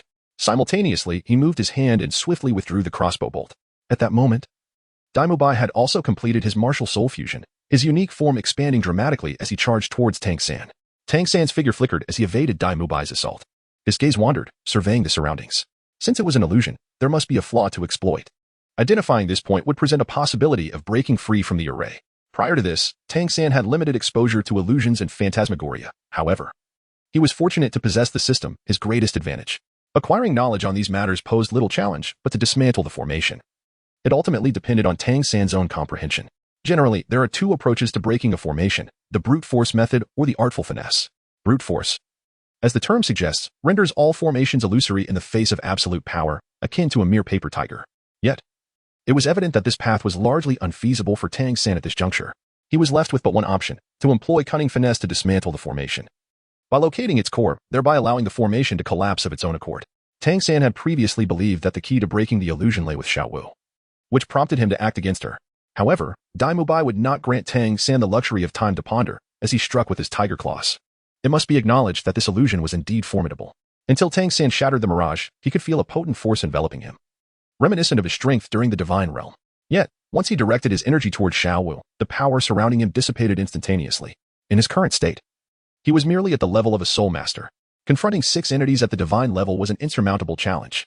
Recognizing this, Tang San was reluctant to engage Dai Mubai directly and opted to evade him. San Gu, I cannot believe you would harm me. Speak to me. What is happening? Xiao Wu pressed her hand against her wound, her eyes brimming with tears, as if they might spill at any moment. She gazed at Tang San with determination, seemingly in search of an explanation. If you just clarify, I will believe you. Oscar interjected, Xiao Wu, how could San Gu possibly strike you? He cherishes you above all else. There must be some misunderstanding. I believe he is simply ensnared by some form of enchantment. Seizing the opportunity amidst the skirmish, Oscar hurriedly approached Xiao Wu, offering comfort while presenting a freshly conjured sausage. Here, quickly consume this. First, heal your injuries, lest San Gu awakens and feels overwhelming guilt upon seeing you in this state. Oscar's persuasion evidently bore fruit, as Xiao Wu accepted the sausage and began to mend her wounds. Oscar's words seemed to have also provided a cue for Dai Mubai, whose assault did not relent, his gaze fixed intently on Tang San, his brows furrowing deeply. Tang San, awaken. Think of Xiao Wu, can you truly bear to see her in sorrow? Do not let the forgetting soul lamp cloud your judgment. Tang San raised his gaze, his eyes sweeping over the crowd with a hint of uncertainty. Something was amiss. You are all mere illusions. You should not be here. This is all a mirage. A flash of golden light illuminated Tang San's hand as the sea god's trident materialized within his grasp. The long spear danced with extraordinary agility, tracing another arc as it pointed menacingly at Dai Mubai. What exactly are you? Tang San's countenance appeared somewhat grim, his gaze icy, his memory had faltered. Chapter 108, Illusion. Do you not recognize me? It matters not. What of Xiao Wu? Have you forgotten her as well? Dai Mubai, while launching his assault, endeavored to persuade Tang San. Tang San, you are a deity among men. You should possess greater resilience. How could you so easily fall under the sway of this so-called evil artifact? As Tang San's evasive movements faltered, Dai Mubai's insistence sowed seeds of doubt within him. His gaze swept over Xiao Wu, then slowly scrutinized the individuals before him. A sudden uncertainty gripped him. Was his memory indeed accurate? Could it be that, as they claimed, he had been assailed by a malevolent artifact, thereby muddling his recollections and fabricating a spurious memory? Dai, your persuasion is utterly futile. We should first restrain Brother San before devising a plan, Ma Hongjin asserted, as a line of phoenix fire shot forth, landing before Tang San. Fatty, be careful not to harm Brother San. Xiao Wu, having consumed Oscar's sausage, visibly improved in her condition, couldn't help but express her concern upon witnessing Ma Hongjuan's aggression towards Tang San. Xiao Wu, you overestimate my capabilities. Even with a few more of me, I would still fall short against Brother San. Ma Hongjun, undeterred, unleashed several more lines of phoenix fire around Tang San. In his eyes, even with both himself and Dai Mubai attacking together, it would be a formidable challenge, thus he remained vigilant. As he spoke, more lines of phoenix fire encircled Tang San, meticulously delineating a specific area of engagement. Tang San's consciousness was in disarray, momentarily oblivious to Ma Hongjuan's subtle intentions. However, Daimubai instantly grasped the situation. The two exchanged glances, purposefully driving Tang San into a corner. Daimubai swiftly closed the distance, his claws shimmering with a chilling light, making it evident that a mere brush would result in the loss of flesh. Naturally, Tang San was unwilling to confront him directly and quickly retreated to evade Daimubai's assault. Remarkable! As Tang San found himself ensnared, Ma Hongjun could not help but let out a soft sigh. Subsequently, another surge of phoenix flames descended, sealing off the path before Tang San. Several strands of phoenix fire formed a closed loop, trapping Tang San within, the flames surging with intensity. Tang San found himself encircled by flames, his surroundings awash in a vivid crimson hue. Through the flickering inferno, he cast a glance at the crowd not far away, the brilliance in his eyes fluctuating with intensity. Tang San found himself enveloped in an unprecedented sense of confusion, while his body instinctively remained acutely aware. The flames surrounding him scorched fiercely, igniting a sense of agitation within his heart. As Tang San appeared ensnared, Ma Hongjuan's demeanor showed no sign of relaxation. His expression remained one of vigilance. The soul rings beside him glimmered once more, as streams of phoenix flames, under his command, spread along the ground, weaving a fiery cage of confinement. Now, even the space above Tang San was obstructed by the flames, leaving him feeling as though he were trapped within a gilded cage. Tang San lifted his gaze, casting a fleeting glance at the crimson expanse that dominated the sky above. He then averted his eyes, observing the figures not far away through the flames, those beings hauntingly reminiscent of his former companions. He raised his hand, his wrist deftly rotating, and his fingers traced an ethereal circle in the air. With this motion, the water element rapidly coalesced, gathering around Tang San. The torrents cascaded over the fiery phoenix flames. Though unable to extinguish them entirely, they significantly subdued their intensity. As the flames were quelled by the flowing water, Tang San effortlessly emerged from the encirclement. Little San, what is wrong with you? Have you truly forgotten the promise we made as the seven monsters? As Tang San approached step by step, Daimubai did not dare to relax his vigilance, his claws slightly curled, ever ready for an assault. The memory of Tang San's sudden strike not long ago lingered in his mind, leaving him unable to feel at ease. Upon hearing those words, Tang San halted his steps. The radiance in his hand flickered, revealing the sea god's trident once more. With his gaze lowered, he contemplated the trident in his grasp, his expression reflecting deep thought. Just moments ago, while wielding his spiritual power, he had sensed a familiar aura. That feeling was ephemeral, and Tang San had yet to fully grasp it. Skeptical of fate, he endeavored to recapture that sensation. Little San, regain your composure. Look at Xiaowu. You once cherished her dearly. How can you bear to see her in sorrow? Oscar and Ning Rongrong flanked Xiaowu, and upon noticing Tang San's hesitation, they believed that Daimubai's persuasion had finally taken effect, prompting them to join and urging him. Tang San's gaze was clearly filled with confusion. Could it be that he had truly misinterpreted everything? Was the previous turmoil merely the result of the Soul Forget Lamp's influence? And now he was confronted with reality? His friend had not perished, the Douluo divine realm had not been destroyed, and those invaders were merely figments of his own imagination? If this were indeed the case, Tang San would naturally feel elated, yet deep within him, there resided a profound sense of dissonance. No, it could not be so. Two conflicting consciousnesses collided incessantly within his mind, and Tang San pressed his hands to his head, his expression contorted in anguish. His fingers, gripping the sea god Ash trident, unconsciously tightened, the knuckles turning a stark white. Ah! Tang San let out a pained roar, his sea god trident spiraling out of control, drawing forth a torrent of water that converged towards the group. Tang San, have you lost your mind? Do you truly wish to take our lives? Daimubai exclaimed, his eyes widening in alarm as he beheld the ever-increasing volume of water, his expression shifting to one of dread. Given Tang San's mastery over water elements, allowing this force to accumulate unchecked would spell disaster. With this thought in mind, Daimubai's soul ring activated, unleashing the white tiger's radiance, which surged toward Tang San. Ma Hongjun, understanding the urgency of the situation, tirelessly employed flames to counterbalance the water elements. The clash of fire and water resulted in a dense mist, rising into the air and obscuring their vision. At that moment, Xiaowu had risen to her feet, steadied by Ning Rongrong. Her gaze towards Tang San filled with profound sorrow. Ning Rongrong, her head slightly bowed, offered soothing words. Tang San's attention wavered due to the tumultuous thought swirling within his mind, causing his evasive movements to slow. As Daimubai's tiger claw descended upon him, he remained unresponsive, as if he had lost all awareness of the external world. Xiaowu. Tang San clutched his head, his form trembling uncontrollably. The more he sought clarity, the more his consciousness became tumultuous. The pain of his soul being torn asunder left his complexion somewhat pale. Before Daimubai's assault could strike Tang San, he forcefully altered his offensive stance. He refrained from further aggression, maintaining the appearance of their martial soul fusion, standing opposite Tang San. His sinister gaze narrowed slightly, watching Tang San with a hint of vigilance, ever prepared for his next move. Tang San did not act impulsively. He cradled his head with his arms and crouched down, striving to calm the tumultuous sea of his consciousness. Gradually, the force that had been tearing at his spirit began to subside. Chapter 109. The Nexus. Is this? Has the situation stabilized? Observing that Tang San ceased his onslaught, the others breathed a sigh of relief. To guard against unforeseen circumstances, they refrained from approaching him immediately. The phoenix flames, inherently extraordinary, held a slight advantage against the flowing waters. Tang San lowered his head, and as his consciousness gradually regained clarity, he swiftly re-established control over the sea god's trident. With a flash of golden light, the trident seamlessly merged into his being. In the absence of the trident's allure, the remaining streams of water proved utterly insufficient, swiftly evaporated by the flames of the phoenix. Phew, for now, stability has been achieved. One cannot help but wonder what has transpired with third brother. The retraction of the sea god's trident evidently eased the tension among the other six. Due to the recent upheaval, the room had already sustained significant damage, with the ceiling in tatters, allowing glimpses of the clouds above.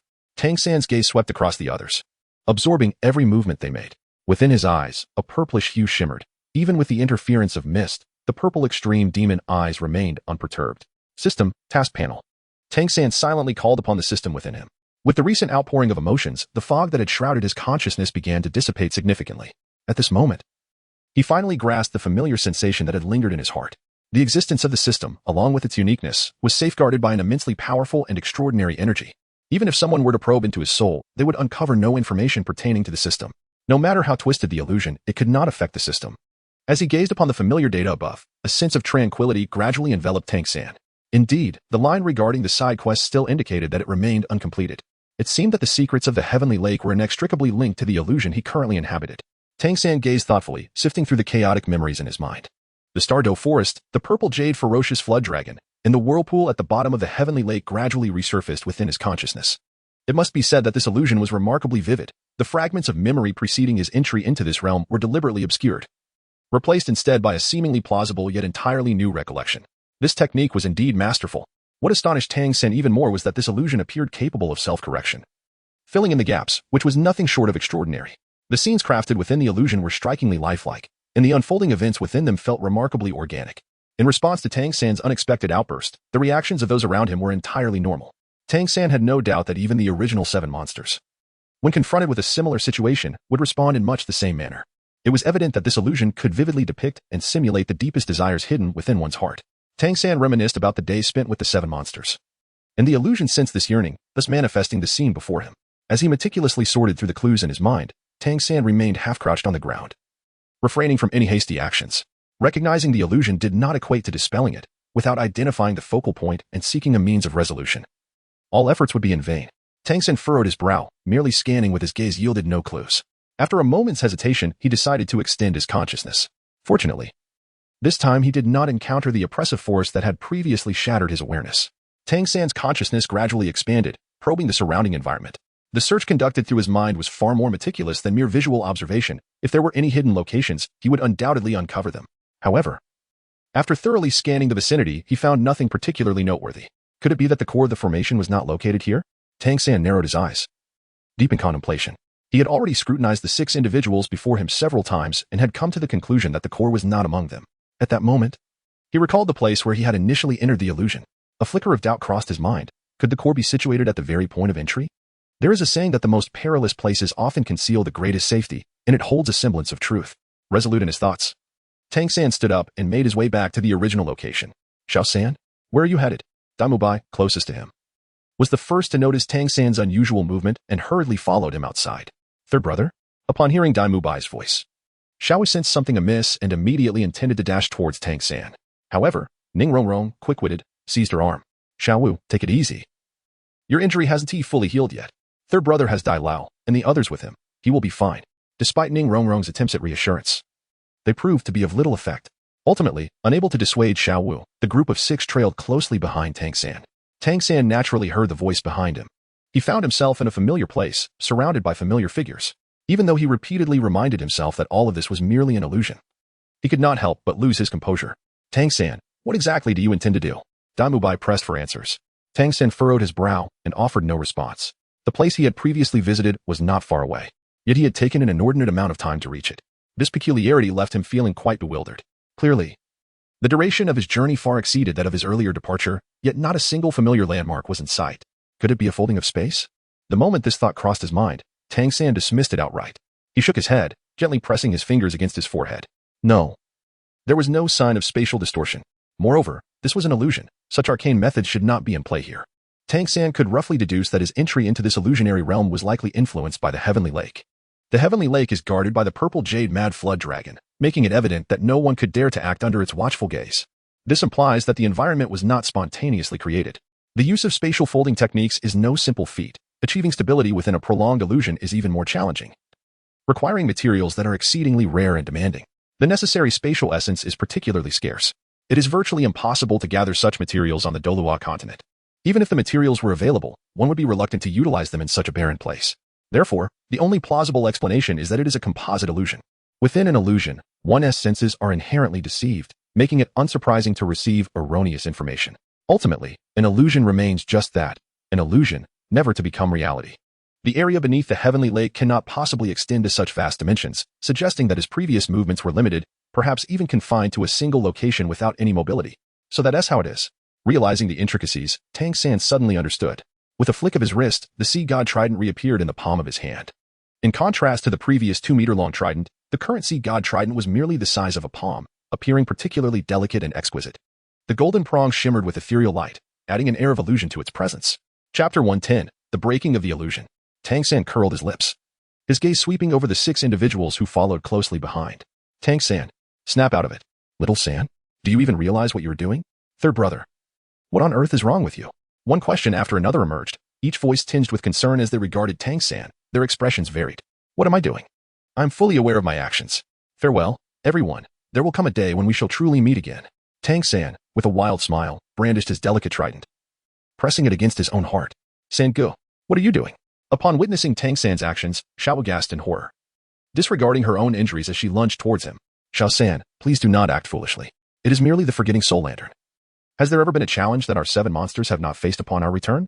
Voices of reassurance echoed around him as the 6 approached Tang San. Indeed. Even when aware of the illusion, one could not help but feel a deep reluctance. Tang San sighed deeply, pressing his lips together, and with a sudden force, plunged the sea god's trident into his own chest. Third brother, how could you abandon me? Did you not promise to always stay by my side? Xiao finally reached Tang San, her heart sinking as she beheld the blood gushing from his chest, completely at a loss. Quick, Xiao, administer this to San. It may yet save his life.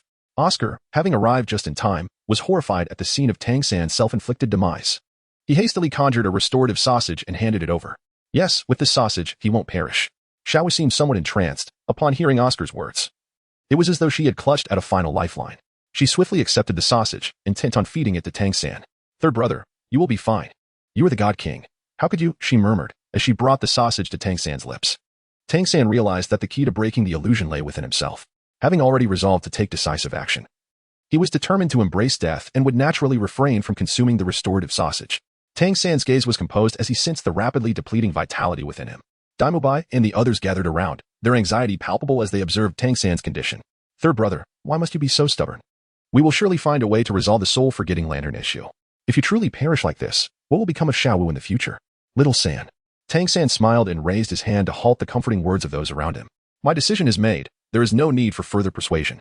Upon hearing this, Xiao's tears flowed even more profusely, struggling to steady the small sausage she had brought to Tang San's lips.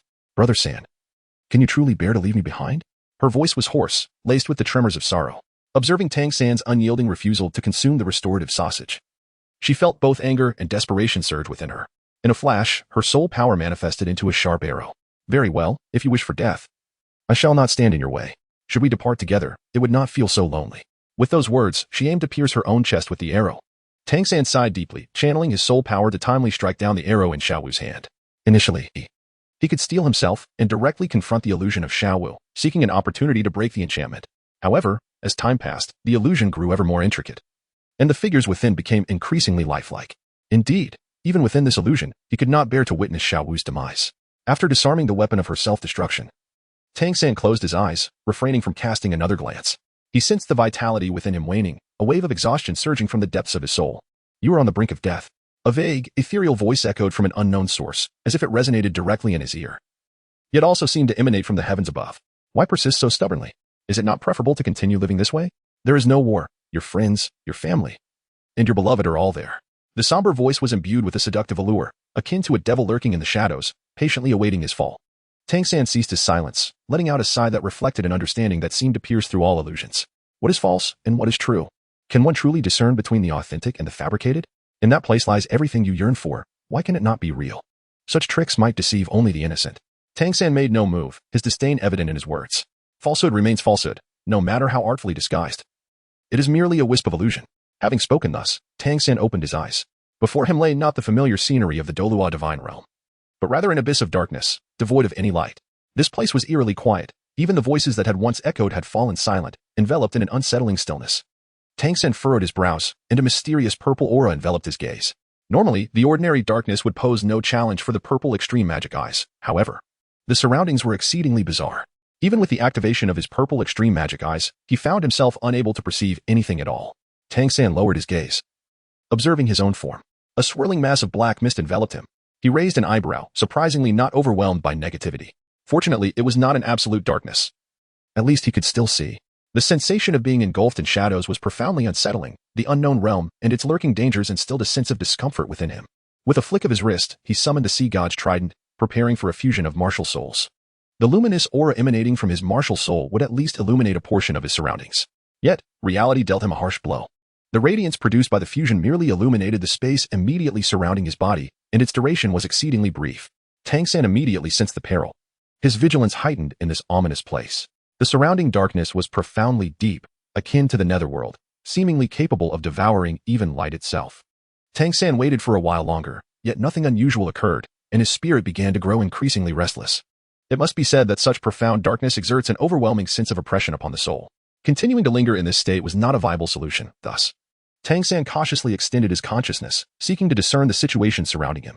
As soon as his mind detached, he was struck by a familiar and excruciating pain, reminiscent of the deep torment he had experienced within the vortex. Could it be that he remained within the heavenly lake, merely shrouded by some obscurity that clouded his senses? Just as Tang San pondered this enigma, a familiar voice resonated within his mind. What on earth, contractee? Where have you run off to this time? Soul? You are awake, aren't you? Isn't that a superfluous question? Even without visual confirmation, Tang San could vividly imagine the lively expression upon that fox-like visage. It must be acknowledged that, in such an unfamiliar and unsettling environment, the sudden presence of a companion alleviated some of the oppression weighing upon his heart. Chapter 111, The Genesis of All Things. Have there been any leads regarding that statue? Tang San was unconcerned and directly shifted the topic to the enigmatic statue. The soul had previously lain dormant in order to investigate clues regarding the statue, and now it seemed that results had been attained. Naturally, one need only consider my identity. However, mid-sentence, he sensed something amiss. Wait, weren't we just discussing this? What brings you to this place? A flash of golden light illuminated the surroundings, revealing the outline of a small fox before Tang San. It hovered in midair, enveloped in a delicate golden aura, which stood out strikingly against the endless darkness. Do you recognize this place? Watching the little fox darting about, Tang San felt a flicker of surprise. Aside from the initial confusion upon awakening, the soul quickly regained composure and showed more interest in how the fox had arrived rather than the location itself. That is to be expected. Speaking of which, the entity residing within you is undoubtedly more familiar with this place. The other presence referred to by the soul was unmistakably the abandoned one. Could it be that this place holds some connection to both of them? Tang San's curiosity deepened. Ahem, you still haven't answered my question. I was the one who inquired first. I am not entirely sure myself. After being enveloped by the vortex within Tianhu, I found myself trapped in an illusion. Upon escaping from that illusion, I arrived here. What exactly is this place? Tang San felt a sense of bewilderment within himself, unable to articulate his thoughts clearly. Thus, he recounted the events that had transpired earlier. After listening, Han pondered for a moment and gazed intently at Tang San for quite some time. Under the weight of that gaze, Tang San felt a twinge of discomfort, his brow arching slightly. What is it? He inquired. Nothing, replied Han, who, with a knowing glance at Tang San, turned his eyes away. Indeed, the essence of fate is difficult to fathom. The latter part of his statement was uttered so softly that, had Tang San not been entirely focused on Han, he might have entirely missed it. He wished to inquire further, yet Han showed no inclination to elucidate, instead gliding forward with a graceful motion. Keep up. In the boundless darkness, Han's figure resembled a small sun, illuminating the path ahead. Tang San naturally would not fall behind, obediently trailing in his wake. You still haven't told me where exactly this place is, he pressed. Tang San followed slowly, realizing that the soul seemed particularly familiar with this place. Chaos. The primordial realm of all beginnings. The soul's figure did not pause for a moment. Instead of prolonging the suspense, it revealed a shocking piece of information. Chaos? This term was not unfamiliar to Tang San, as it had been mentioned in the previous system inheritance, albeit in a rather vague manner, without any detailed exposition. It had merely been glossed over with the phrase, the primordial realm of all beginnings. Seeing that the soul appeared to have some understanding, Tang San seized the opportunity to inquire further. What does this mean? As the name suggests, it is merely its literal interpretation. The soul clearly did not intend to elaborate. Continuing to lead the way ahead, Tang San's thoughts began to spiral into confusion. What could the initial point truly signify? Darkness, an unending abyss of shadows. A lone figure and a beast traversed through the obscurity, unaware of how long they had wandered. At last, other shapes emerged before them. A lush, verdant tree. It stood illuminated by a veil of light and shadow, strikingly prominent amidst the gloom. The distance was too great for Tang San to discern more than the silhouette of the tree. Just as he contemplated a closer inspection, the surrounding light and shadow shifted. Despite Tang San's lack of movement, he found himself suddenly beneath the tree's shade. He raised his gaze skyward, his eyes betraying an unmistakable astonishment. What could this mean? Tang San squinted, feeling a surge of caution. He was certain he had not made any deliberate move, yet he had inexplicably materialized from hundreds of meters away. This phenomenon was utterly perplexing. In stark contrast to Tang San's vigilance, the soul seemed remarkably at ease. It circled the tree a couple of times before ascending into the heights. What are you doing? Tang San regained his senses and followed the direction of the soul's presence. The tree's height was indeterminate, as its pinnacle was obscured from view. Naturally, he sought the path back. The soul glanced back at him with a fleeting look. Its fluffy tail swaying gently. Enough of your dawdling, it urged. Come, let us search for any familiar essence nearby. Tang San remained utterly perplexed. Yet his feet instinctively followed the movements of his soul. Unconsciously extending his consciousness, he was met once again with a dull ache. Tang San furrowed his brow, finally regaining his composure. As he lifted his gaze, he inadvertently met the astonished eyes of the spirit, as if regarding a fool. This place was inherently shrouded in barriers, rendering both soul power and spiritual awareness ineffective. Did you not notice? Tang San awkwardly touched the tip of his nose, remaining silent. He was naturally aware of the situation, having previously suffered a considerable loss due to this very trait. However, he had momentarily distracted himself with other thoughts, which led to his lapse in focus. Fortunately, the soul did not seem inclined to dwell on the matter. It spiraled up the trunk and began to sniff around the branches. Guided by instinct, it sought out that familiar and inviting scent. How am I supposed to ascend? Climb the tree? Tang San tentatively reached out to touch the tree trunk, which was remarkably smooth and devoid of any footholds. Furthermore, the trunk was exceedingly robust, making it impossible to embrace. How troublesome. With a soft sigh, he gradually descended. The aura enveloping him suddenly expanded, its brilliance intensifying before swiftly dissipating, returning to a gentle glow. The little fox's form enlarged by several times. In stark contrast to its previously round and adorable appearance, it now exuded a distinctly sharper presence. Its once round, sparkling eyes elongated, now narrowing as they fixed their gaze upon Tang San. Are you planning to carry me up? Tang San raised an eyebrow, a fleeting look of surprise flashing in his eyes as he gazed teasingly at the beast before him. The creature snorted, grasped Tang San's collar in its mouth, and with a swift movement of its limbs, leaped onto a nearby branch. In your current state, you expect me to carry you? What a dream.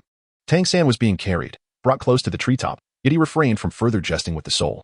He was uncertain of what the soul meant by perceiving through instinct, but he understood that there was no familiar aura emanating from the branch before him. There was no presence of intimacy. Tang San shook his head, his gaze gliding over the leaves upon the branches. This enigmatic tree, along with its limbs and foliage, was shrouded in an aura of profound mystery. Ethereal and elusive, it caused Tang San to question the very reality of his surroundings. Could it be yet another illusion? According to the dimensional hierarchy of Douluo, the branch he occupied could hardly be situated at a high level. Chapter 112. The Journey Home. The voice of the soul resonated within his heart, interrupting Tang San's reverie. Tang San felt his body lighten as he was once again lifted to another branch. A hint of a smile graced his lips as he cast aside the chaotic thoughts swirling in his mind. I say, soul, is there a different way to do this? You carrying me like this, you wouldn't be drooling, would you? Enough of the nonsense.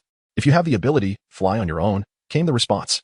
Be attentive and truly perceive, I cannot maintain this form for much longer.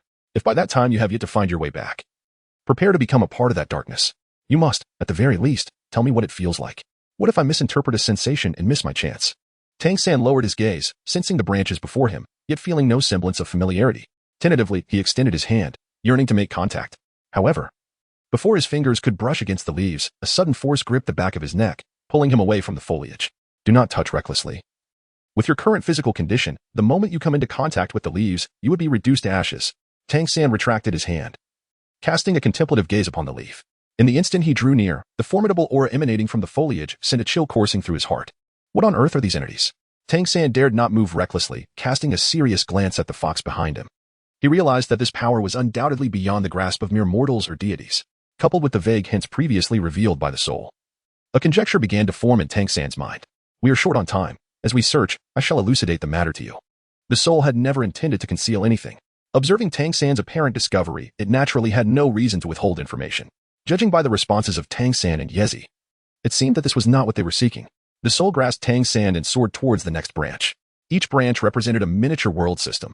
Since you have once presided over the Douluo divine realm, you must be aware of many such matters. A primary plane typically extends into several subordinate planes, which are interdependent and intricately woven together through the shared connection of the divine realm. Tang San nodded slightly, grasping this concept to a certain extent. The Douluo divine realm encompasses not merely the Douluo continent as a singular plane, but also harbors several smaller worlds. It stands to reason that other realms are similarly constituted. Contemplating this, Tang San cast a glance at the branch before him, his gaze tracing along the trunk to the countless leaves above. Could it be that these leaves symbolize those smaller worlds? Indeed, just as you have surmised. I previously mentioned that this place is the origin of all things. And this tree represents the essence of existence. As the soul spoke, he held on to Tang San, guiding him towards the next destination. Tang San was profoundly shaken by this revelation. If it is indeed the origin of all things, then it must be exceedingly elusive. Why have I found myself here? His skepticism towards the soul's words was not in question, yet the information was undeniably perplexing. The soul, unfazed, twitched its ears and gestured for Tang San to approach the branch, signaling him not to neglect his awareness of the surrounding aura in their discourse. You were destined to arrive here sooner or later. This was predetermined from the moment of our pact. Is everything truly fated? Tang San raised an eyebrow, non-committal in his response. He extended his hand, pointing toward a nearby branch. There, it feels as though that branch is somewhat distinct. The branch was not far off, and Tang San could sense the aura emanating from it. Unlike the oppressive energy of the other leaves, this one exuded a remarkable tranquility. This? No. The energy contained within the Douluo realm could not possibly reach this level. Nonetheless, the soul acquiesced to Tang San's intent and guided him closer. It did not approach too near, maintaining a relatively safe distance. He needed to sense carefully. The opportunity was singular, and caution was paramount. He must discover that which compelled him to draw near irresistibly. Tang San could perceive the nurturing aura emanating from a nearby leaf. It was devoid of any aggressive intent. Yet it lacked the sense of familiarity described by the soul. This left him somewhat perplexed. The leaf was indeed extraordinary, yet it was not the one he sought. After a brief moment of hesitation, with the soul's assistance, they directed their efforts towards another target. Tang San's recent actions have indeed inspired a new line of thought for the two. The tree is overwhelmingly lush, with branches intertwining in a complex network, its leaves abundant, making it quite challenging to locate the correct target within a limited time frame. Thus, it would be prudent to have Tang San sense the area near the trunk, where he might detect a unique aura before approaching further. While Tang San was attuned to his surroundings, Han remained notably silent. His gaze drifting over to the leaf that Tang San had previously examined, his expression somewhat intricate.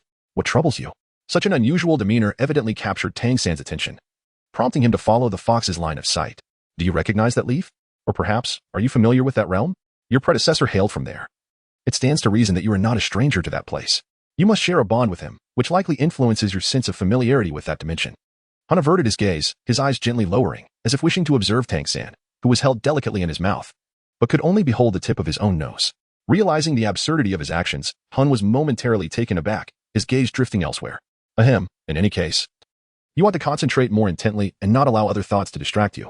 Your previous predecessor, the former system contractor? Tang San remained oblivious to Han's peculiarity, diligently attuning himself to the auras emanating from each branch. Indeed, one could say that. However, he is nothing short of a complete traitor. A traitor? Tang San was taken aback, yet it was evident that Han had no intention of pursuing this topic further. The atmosphere momentarily fell into silence, punctuated only by the occasional murmurs of conversation. How was the situation? In that stillness, time seemed to stretch infinitely, as he felt the energy within him waning. Han's mood inevitably grew restless. The branches they had explored represented merely a minuscule fraction, even in the context of lower realms. The realm to which Douluo belonged remained an enigma. Tang San remained silent, his eyes closed, directing his thoughts into the vast emptiness. At this juncture, it was impossible for him not to feel anxious. However, he understood that the more urgent his feelings became, the more likely he was to lose his composure. Only by calming himself could he seek a glimmer of hope.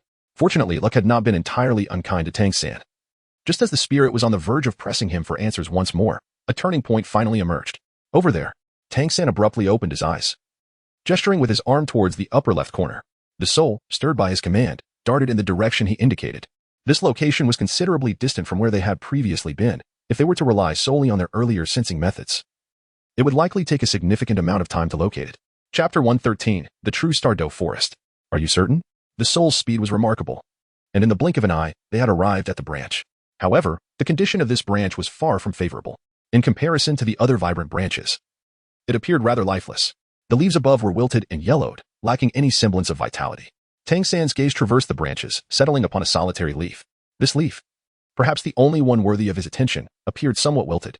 A wave of sorrow surged from the depths of his heart, causing his body to move almost involuntarily as he reached out towards it. The moment his fingers brushed against the leaf, an exhilarating sensation welled up within him.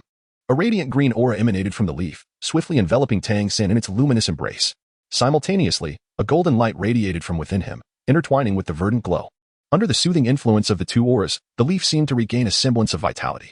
A formidable power enveloped Tang San, rendering his form somewhat ethereal. Tang San remained silent, yet his actions conveyed everything. Soul's gaze traversed the branch, settling in the distance. Alas, the situation appeared rather dire. After uttering this thought, Soul's eyes shifted slightly, ultimately casting a final glance at the vast, encroaching darkness, before transforming into a beam of light and returning to Tang San's being. Fortunately, all was not yet set in stone. May you be the turning point we have awaited. Tang San felt enveloped in a gentle warmth, as if he were still nestled in his mother's womb. When he awoke once more, he beheld a stretch of pristine white sand. Hiss, where could this be? Tang San rubbed his head and stood up. This was truly the Starry Forest. By the way, your side quest has been completed, and the rewards have been distributed. Please check your account. Tang San paused momentarily, rubbing his head, as a wave of nostalgia washed over him for the timely reminders of the proxy system. This notification is rather perfunctory, isn't it? He remarked. In what way is it perfunctory? As his words fell, the spectral figure reappeared on Tang San's shoulder. TSK. I am offering you a kind reminder, and yet you fail to appreciate it. Weary of engaging in fruitless debates, discreetly rolled his eyes and summoned the task panel. Allocating all acquired skill points to the Golden 13 Halberts. You previously mentioned that this place is the true Stardow Forest. Could you elaborate? Those at Su Huan Mountain, situated at the heart of the Stardow Forest, remained oblivious to the fact that Tang San had already entered the Heavenly Lake. They had arrived a day prior and had been exchanging information with the Soul Beasts, strategizing for their impending confrontations. The intelligence possessed by the Soul Beasts far outweighed that which Shrek Academy had at its disposal. The atmosphere among the Soul Beasts and Soul Masters present was undeniably grave. Suddenly, the somber mood was shattered as the leader rose abruptly, glancing towards the periphery with an expression of intrigue. Today, the Stardow Forest was indeed bustling, as another individual had arrived. This person was none other than Yin Jun, the organizer of the negotiations. The others, upon hearing this, were taken aback. What? Another arrival? Su Huan Mountain and Zi Lingon exchanged solemn looks, their eyes betraying their seriousness. Could it be someone from the Spirit Hall? Perhaps not, given their curiosity. Why not all go and investigate? With Yin Jun's remark, the others readily agreed, their own curiosity piqued by the newcomer. A grand procession made its way toward the edge of the forest. Meanwhile, Tang San remained unaware that his presence had captivated the interest of so many. As he listened to the soul's explanation, he felt a profound amazement for the Stardow Forest. The forest's mystique stemmed from the Heavenly Lake at its core. As previously stated by the soul, beneath the Heavenly Lake lay the true Stardow Forest. Legends of the Douluo continent suggest that soul beasts, upon reaching the age of 100,000 years, face two choices, either transform into human form and seek opportunities for ascension, or await their demise and the end of their lifespan. The Stardow Forest beneath the Heavenly Lake serves as a sanctuary for these soul beasts. Most soul beasts of 100,000 years choose to conceal themselves within, continuing their cultivation. This explains the rarity of such ancient soul beasts across the continent. How truly marvelous. Within this realm, Tang San could better perceive the wonders of this space. The concentration of spiritual energy here was incomparably denser than that of the outside world. Cultivating in this locale would undoubtedly yield exponential benefits. Every microcosm possesses its own hidden strengths, and the space beneath the Heavenly Lake surely represents the ultimate foundation of the Douluo realm. The soul, with half-closed eyes and a leisurely swish of its tail, appeared quite at ease, although it did not need to wield spiritual power. Being enveloped in such energy was inherently comforting. Tang San did not linger in his thoughts for long and set off towards the depths of the forest. After all the twists and turns, his efforts had not been in vain, for he had finally arrived at the Stardow Forest. Yet, that purple jade mad flood dragon was truly remiss, offering not a single hint. Tang San muttered to himself, having listened to the words of the soul. He dared not let his guard down, consciously suppressing his soul power to an inconspicuous level. In this forest, there were soul beasts that had existed for hundreds of thousands of years. It was wise to remain vigilant for the sake of his own life. The soul glanced around but refrained from informing Tang San that someone was approaching. The illusion you encountered earlier was not merely a result of that lake. That lake indeed serves as a teleportation array, transporting you from its surface to this location. Oh, if that is the case, does it imply that my arrival in that chaotic realm was due to other reasons? Tang San raised an eyebrow in surprise. He had thought that the place where countless soul beasts had congregated over the millennia was truly formidable. The gatekeeping formation was indeed difficult to contend with. The soul nodded affirmatively, confirming his conjecture. It was likely that the abandoned sensed something, and through a fortuitous twist of fate, transported you to that location. Was it also because of this that you encountered the illusionary formation? After Tang San posed his question, he gazed thoughtfully at the silently nodding soul, becoming lost in contemplation.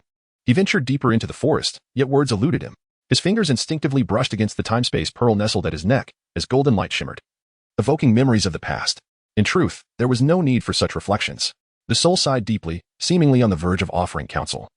But upon meeting Tang San's subtly restrained gaze, he abruptly fell silent. No need for what? No need for sorrow? No need for reminiscence? Ultimately, one will forget. He wished to articulate these sentiments, yet the words remained unspoken. I understand. This is my own choice, and I have never regretted it. Tang San curled the corners of his lips, seemingly oblivious to the hesitation of the soul. He raised his arm and, for the first time, gently ruffled the fox's head.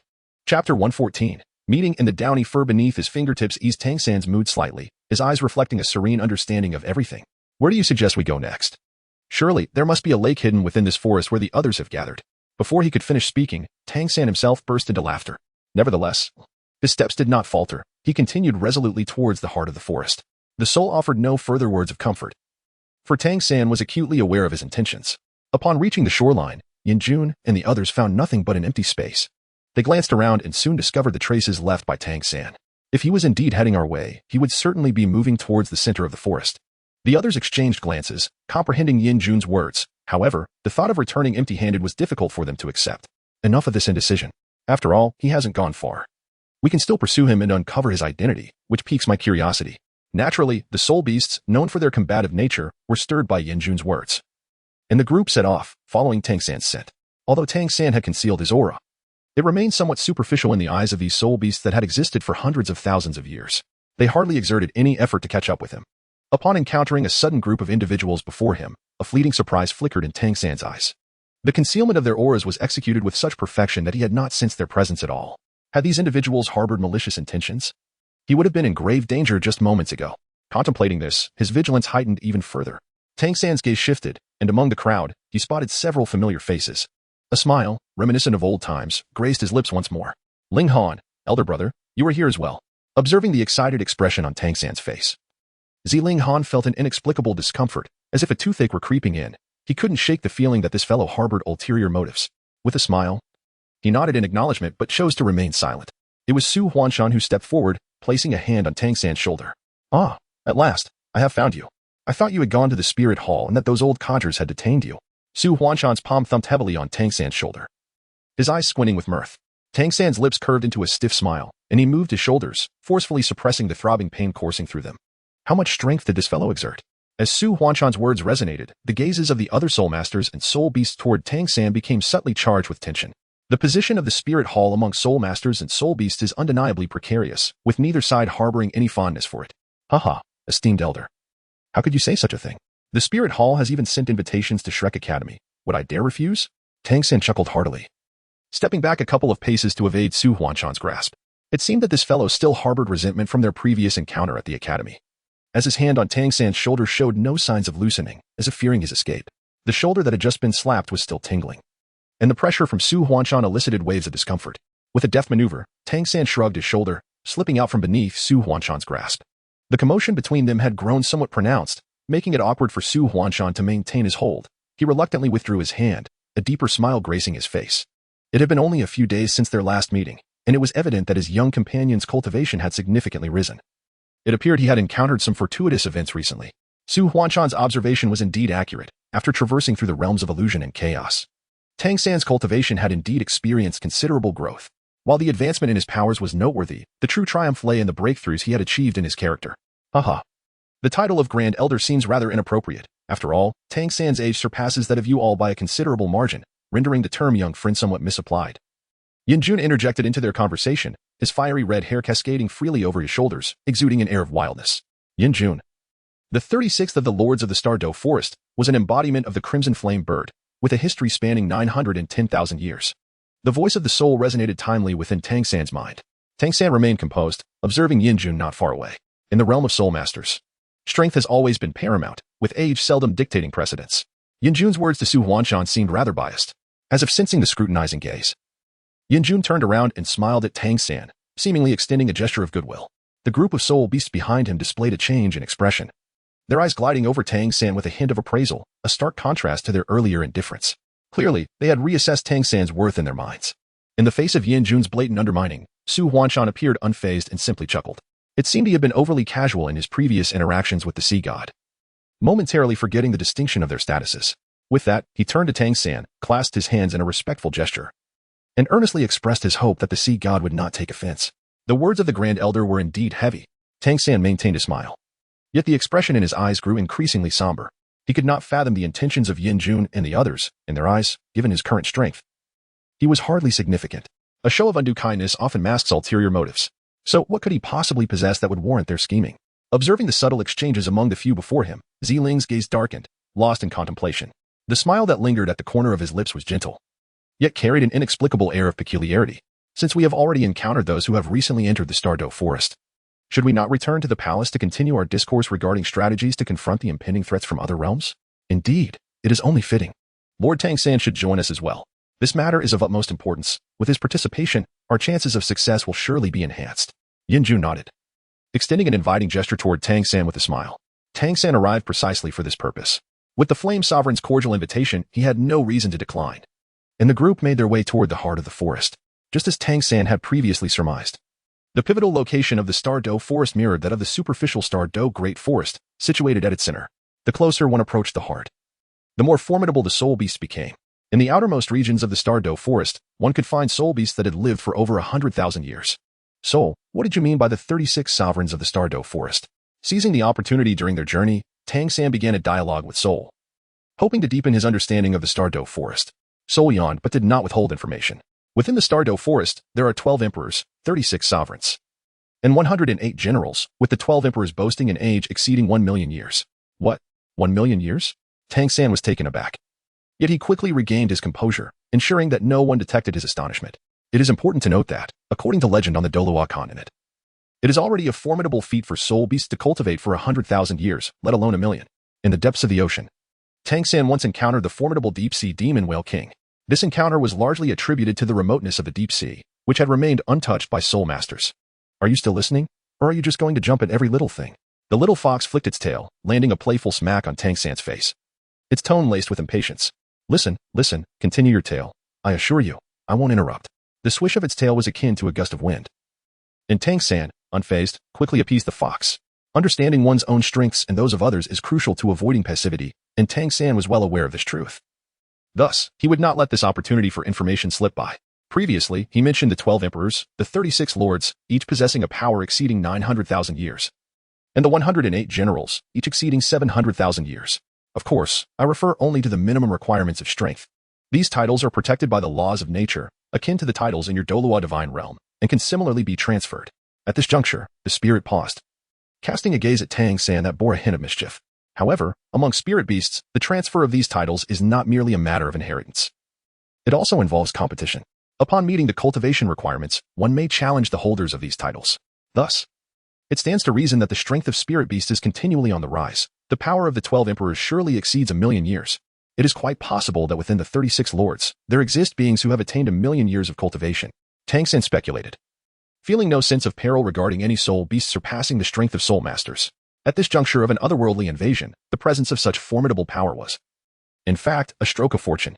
Logically, at this stage, conflicts among soul beasts typically did not result in lethal encounters. The little fox's ears twitched, its seemingly perplexed demeanor piquing Tang San's curiosity. Could it be otherwise? Perhaps some unforeseen events had transpired among the soul beasts. Otherwise, a creature like the 910,000-year-old scarlet flame bird would not be ranked among the 36 sovereigns. The mention of soul led Tang San into deep contemplation. The Douluo divine realm had suffered a significant blow, and it was likely that the Douluo forest was in a similarly dire state. Naturally, such matters were not ones he could inquire about directly, so he buried his doubts deep within. Soul then proceeded to share pertinent information regarding the Douluo forest. Their pace was swift, and before long, they arrived at the heart of the Douluo forest. This location was certainly not as Tang San had previously imagined. Devoid of any celestial lake, a magnificent palace stood tall, expansive in its domain, adorned with exquisite embellishments. Yanjun's gaze swept over Tang San, uncertain if he had noticed the astonishment etched on his face, and eagerly led the group into the palace. Ah, this hall indeed harbored hidden talents. Hearing Soul's exclamation, Tang San did not express much surprise this time. He had previously discussed the current circumstances with Soul and had a general understanding of the palace's condition. Even if he were informed now that a supreme million-year soul beast lurked in the shadows, he would remain composed. Hadn't he already discerned this? TSK, you wouldn't understand. The little fox sighed softly, noting that the concealed auras within the hall were few, only 5 in total, each around 95,000 years of age. Likely among the 36 sovereigns. As they spoke, they were led into the hall by Yanjun. Truth be told, the grandeur of this great hall was remarkable. While the reception hall of the spirit hall could be deemed luxurious, it paled in comparison to this place. The soul beasts maintained a humanoid form, orderly taking their seats. Tang San, remaining inconspicuous, waited until they were mostly seated before gradually moving to a more distant position at the rear. Lord Tang San, please take a seat here. Yanjun called out, halting Tang San's movement. He indicated the very first seat to his right. Tang San raised his eyebrows, showing no reluctance as he swiftly took a few steps forward and seated himself. With a slight lift of his gaze, he encountered the penetrating stare of Xiling Han, who was currently squinting, his expression evidently lost in thought, pondering something unknown. Ahem, with the inclusion of the esteemed Tang San, it seems our plan can be further refined. Yin Junqing cleared his throat, drawing the attention of the gathered assembly. Tang San remained silent, his fingers gently curling as the tip of his right hand lightly tapped against the palm of his other hand. He chose not to speak, patiently awaiting Yin Jun to continue. Indeed, Yin Jun, after observing the reactions of those present, reiterated the nearly completed plan. So, what you require of me is to serve as bait. Tang San pressed his lips together, a hint of confusion evident in his expression.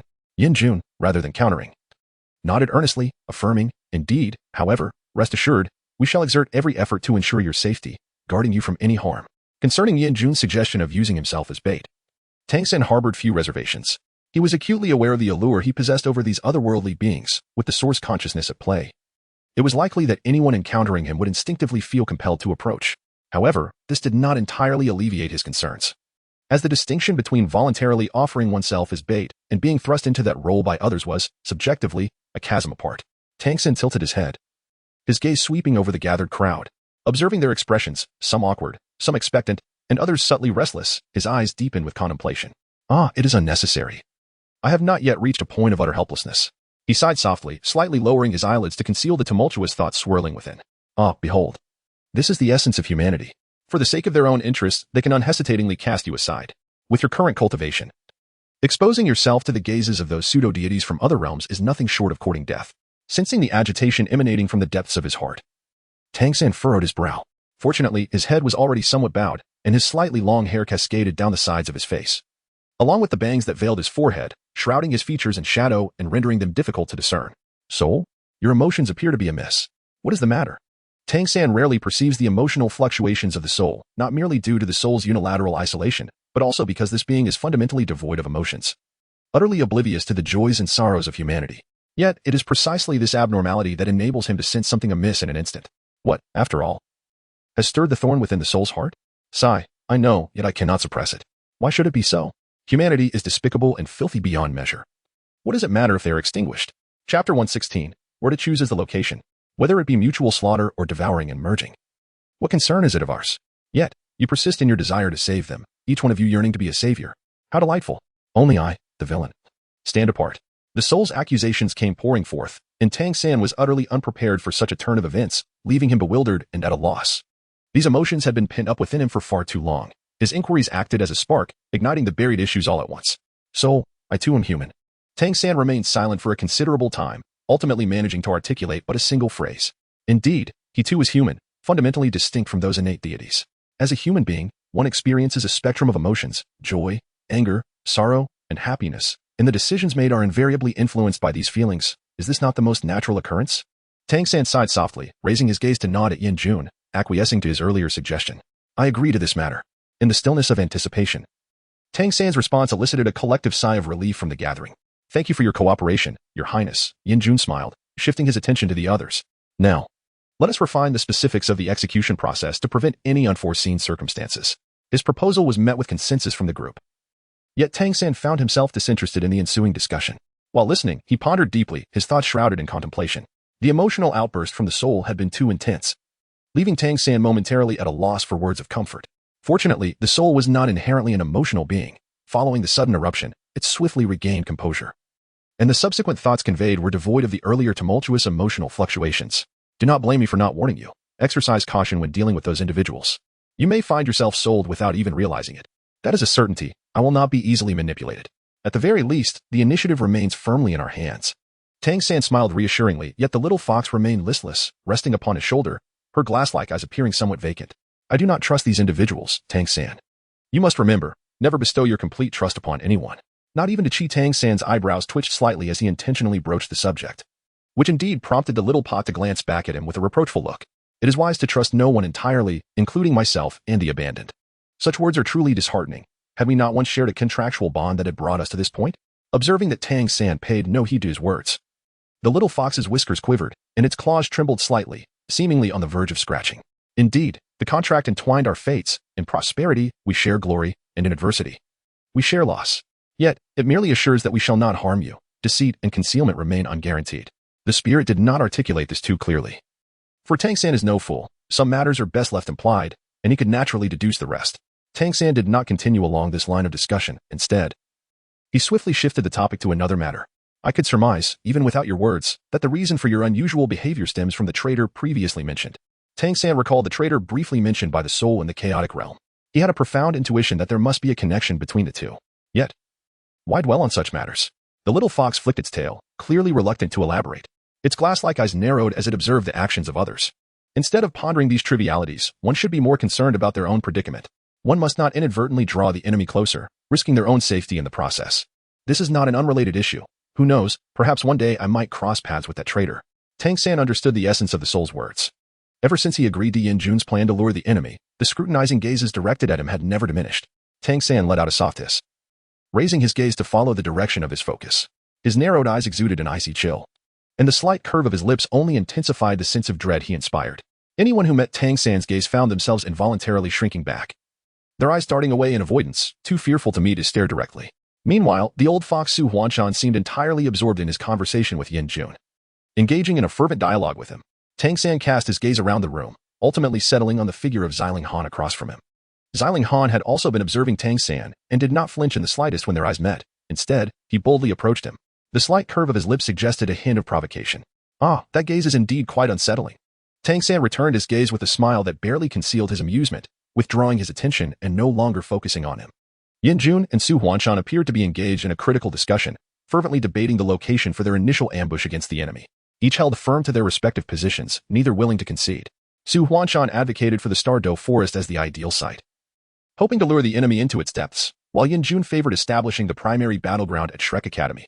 Tang San adjusted his cuffs and leaned back against the chair, observing the ongoing debate between the two, realizing that no resolution would be reached anytime soon.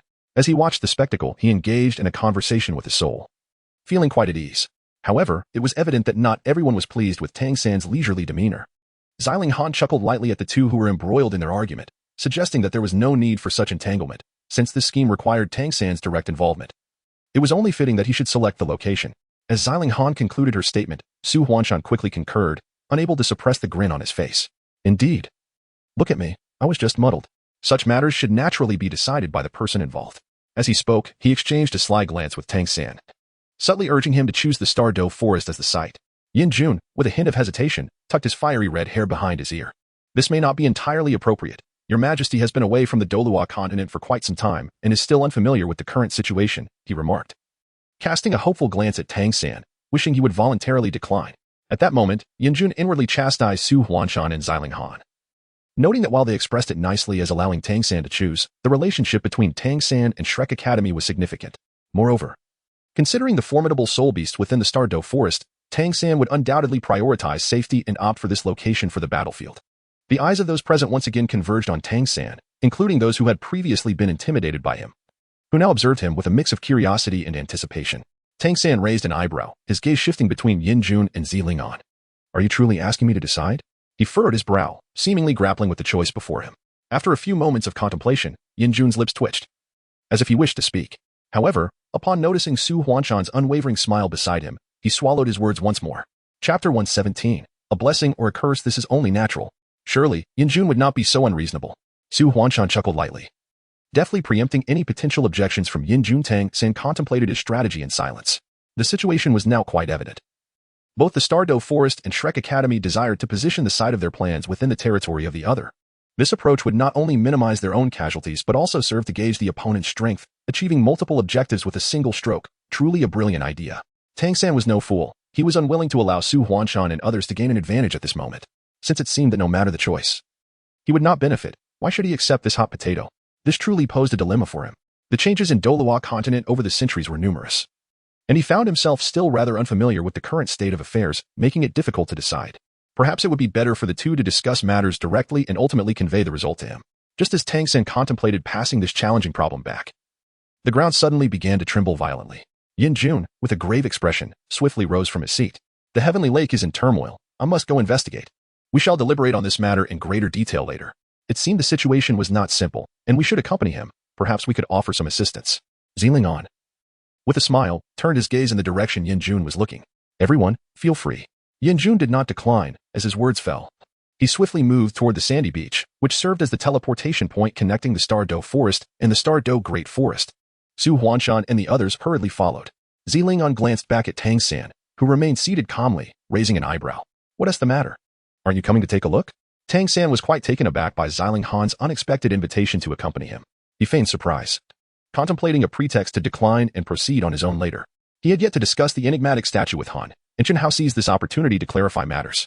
It seemed Zilingan sensed his intentions, a knowing smile playing at the corners of his lips. Witnessing the usually composed Emperor Yin in such a state of agitation promised the potential for intriguing developments, as the others busily followed suit. Soon only Tang San and Zilingan remained in the Grand Hall. Observing Zilingan's unwavering stance before him, Tang San understood that Zilingan was unlikely to leave alone. Thus, he resolved to accompany Brother Lingan. He was genuinely curious about what event could provoke such a profound reaction from the Emperor of Flames.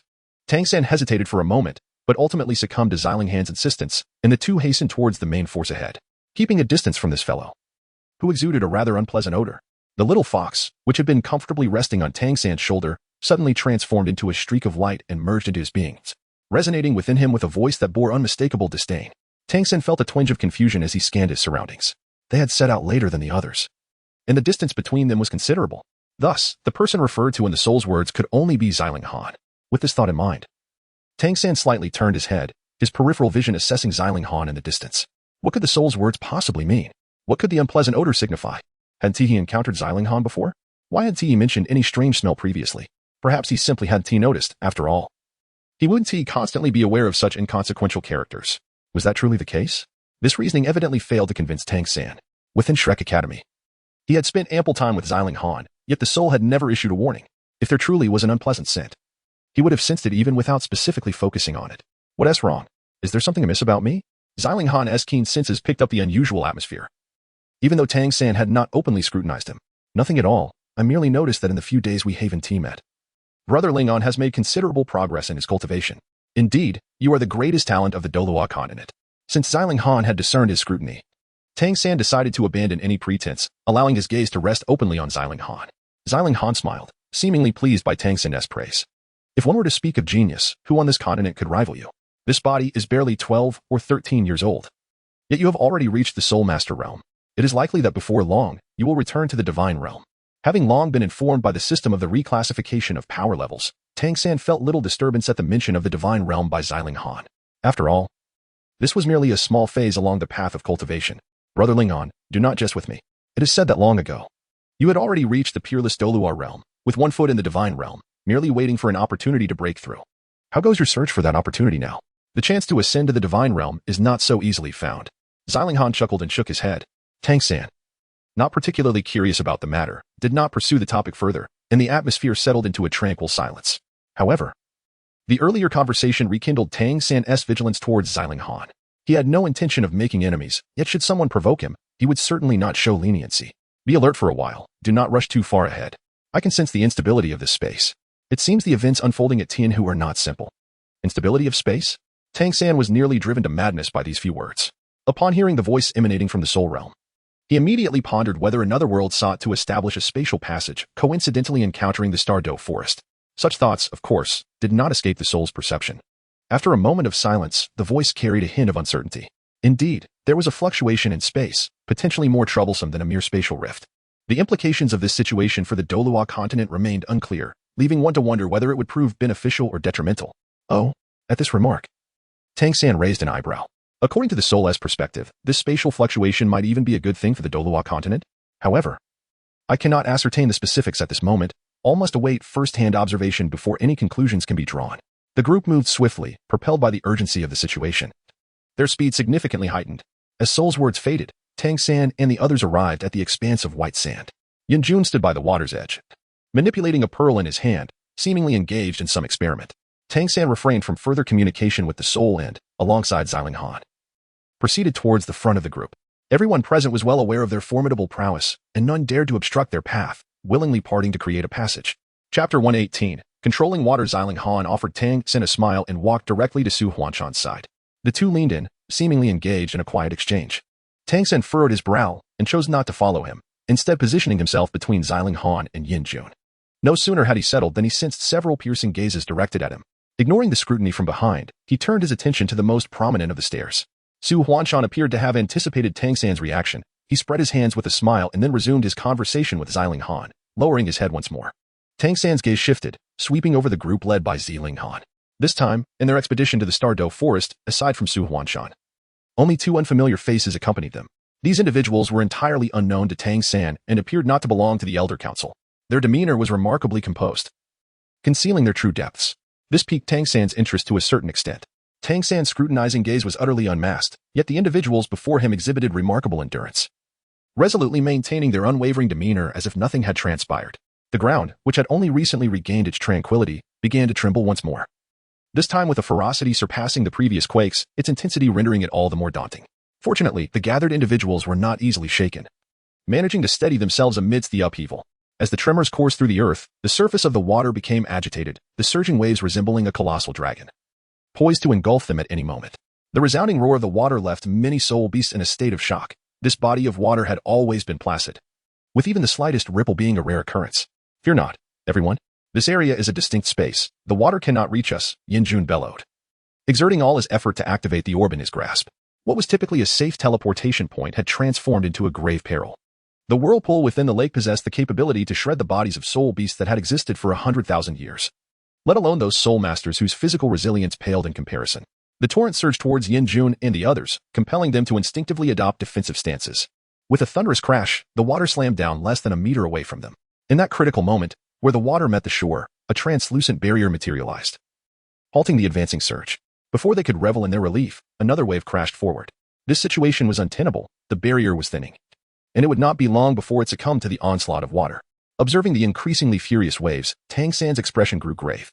He endeavored to manipulate the water elements but was met with overwhelming chaos, rendering him unable to exert control. Such a phenomenon had never occurred before, as the sea god.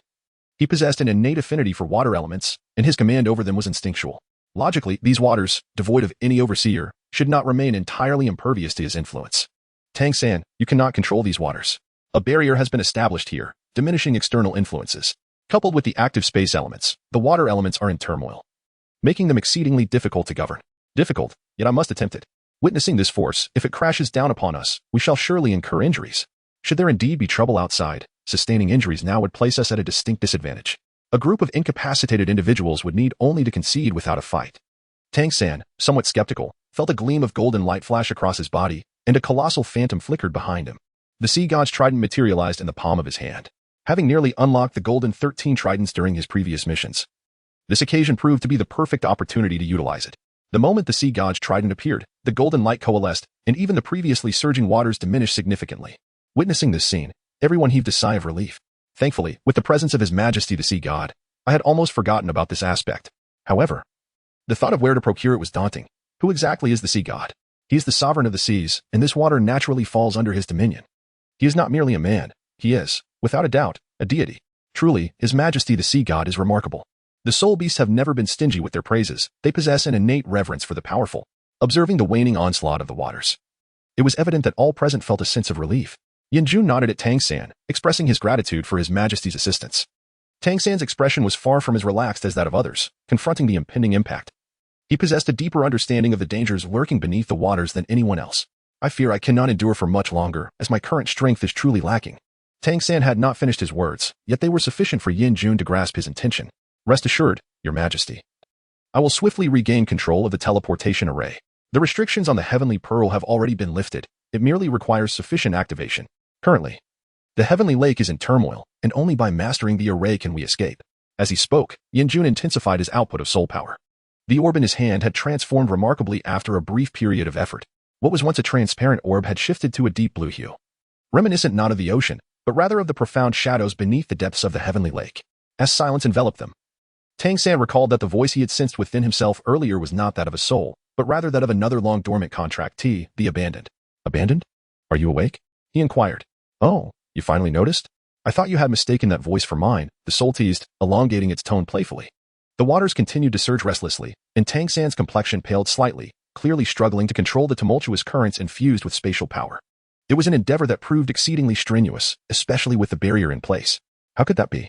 Your personalities differ so greatly. I am not a fool. This much I can discern.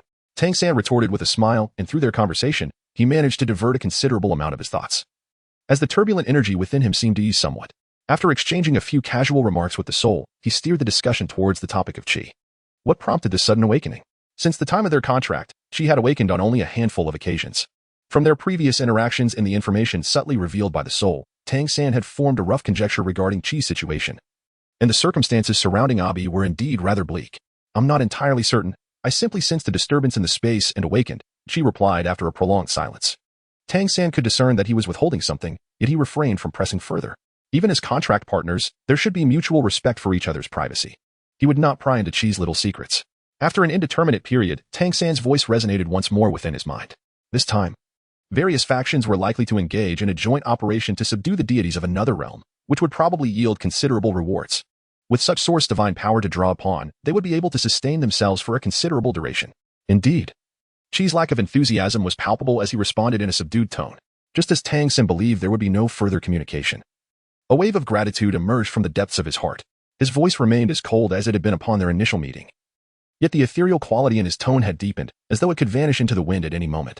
Tang San appeared momentarily stunned, taking a while to regain his composure. It's fine. This is ultimately for my own benefit. Once these words left his lips, an oppressive silence enveloped the surroundings. A silence that Tang San found increasingly unbearable, as he restrained the flow of water. He was simultaneously compelled to endure the relentless surge of spiritual energy coursing through his bones and meridians. The stillness rendered the passage of time exceedingly protracted. All right, everyone. Please prepare your defenses.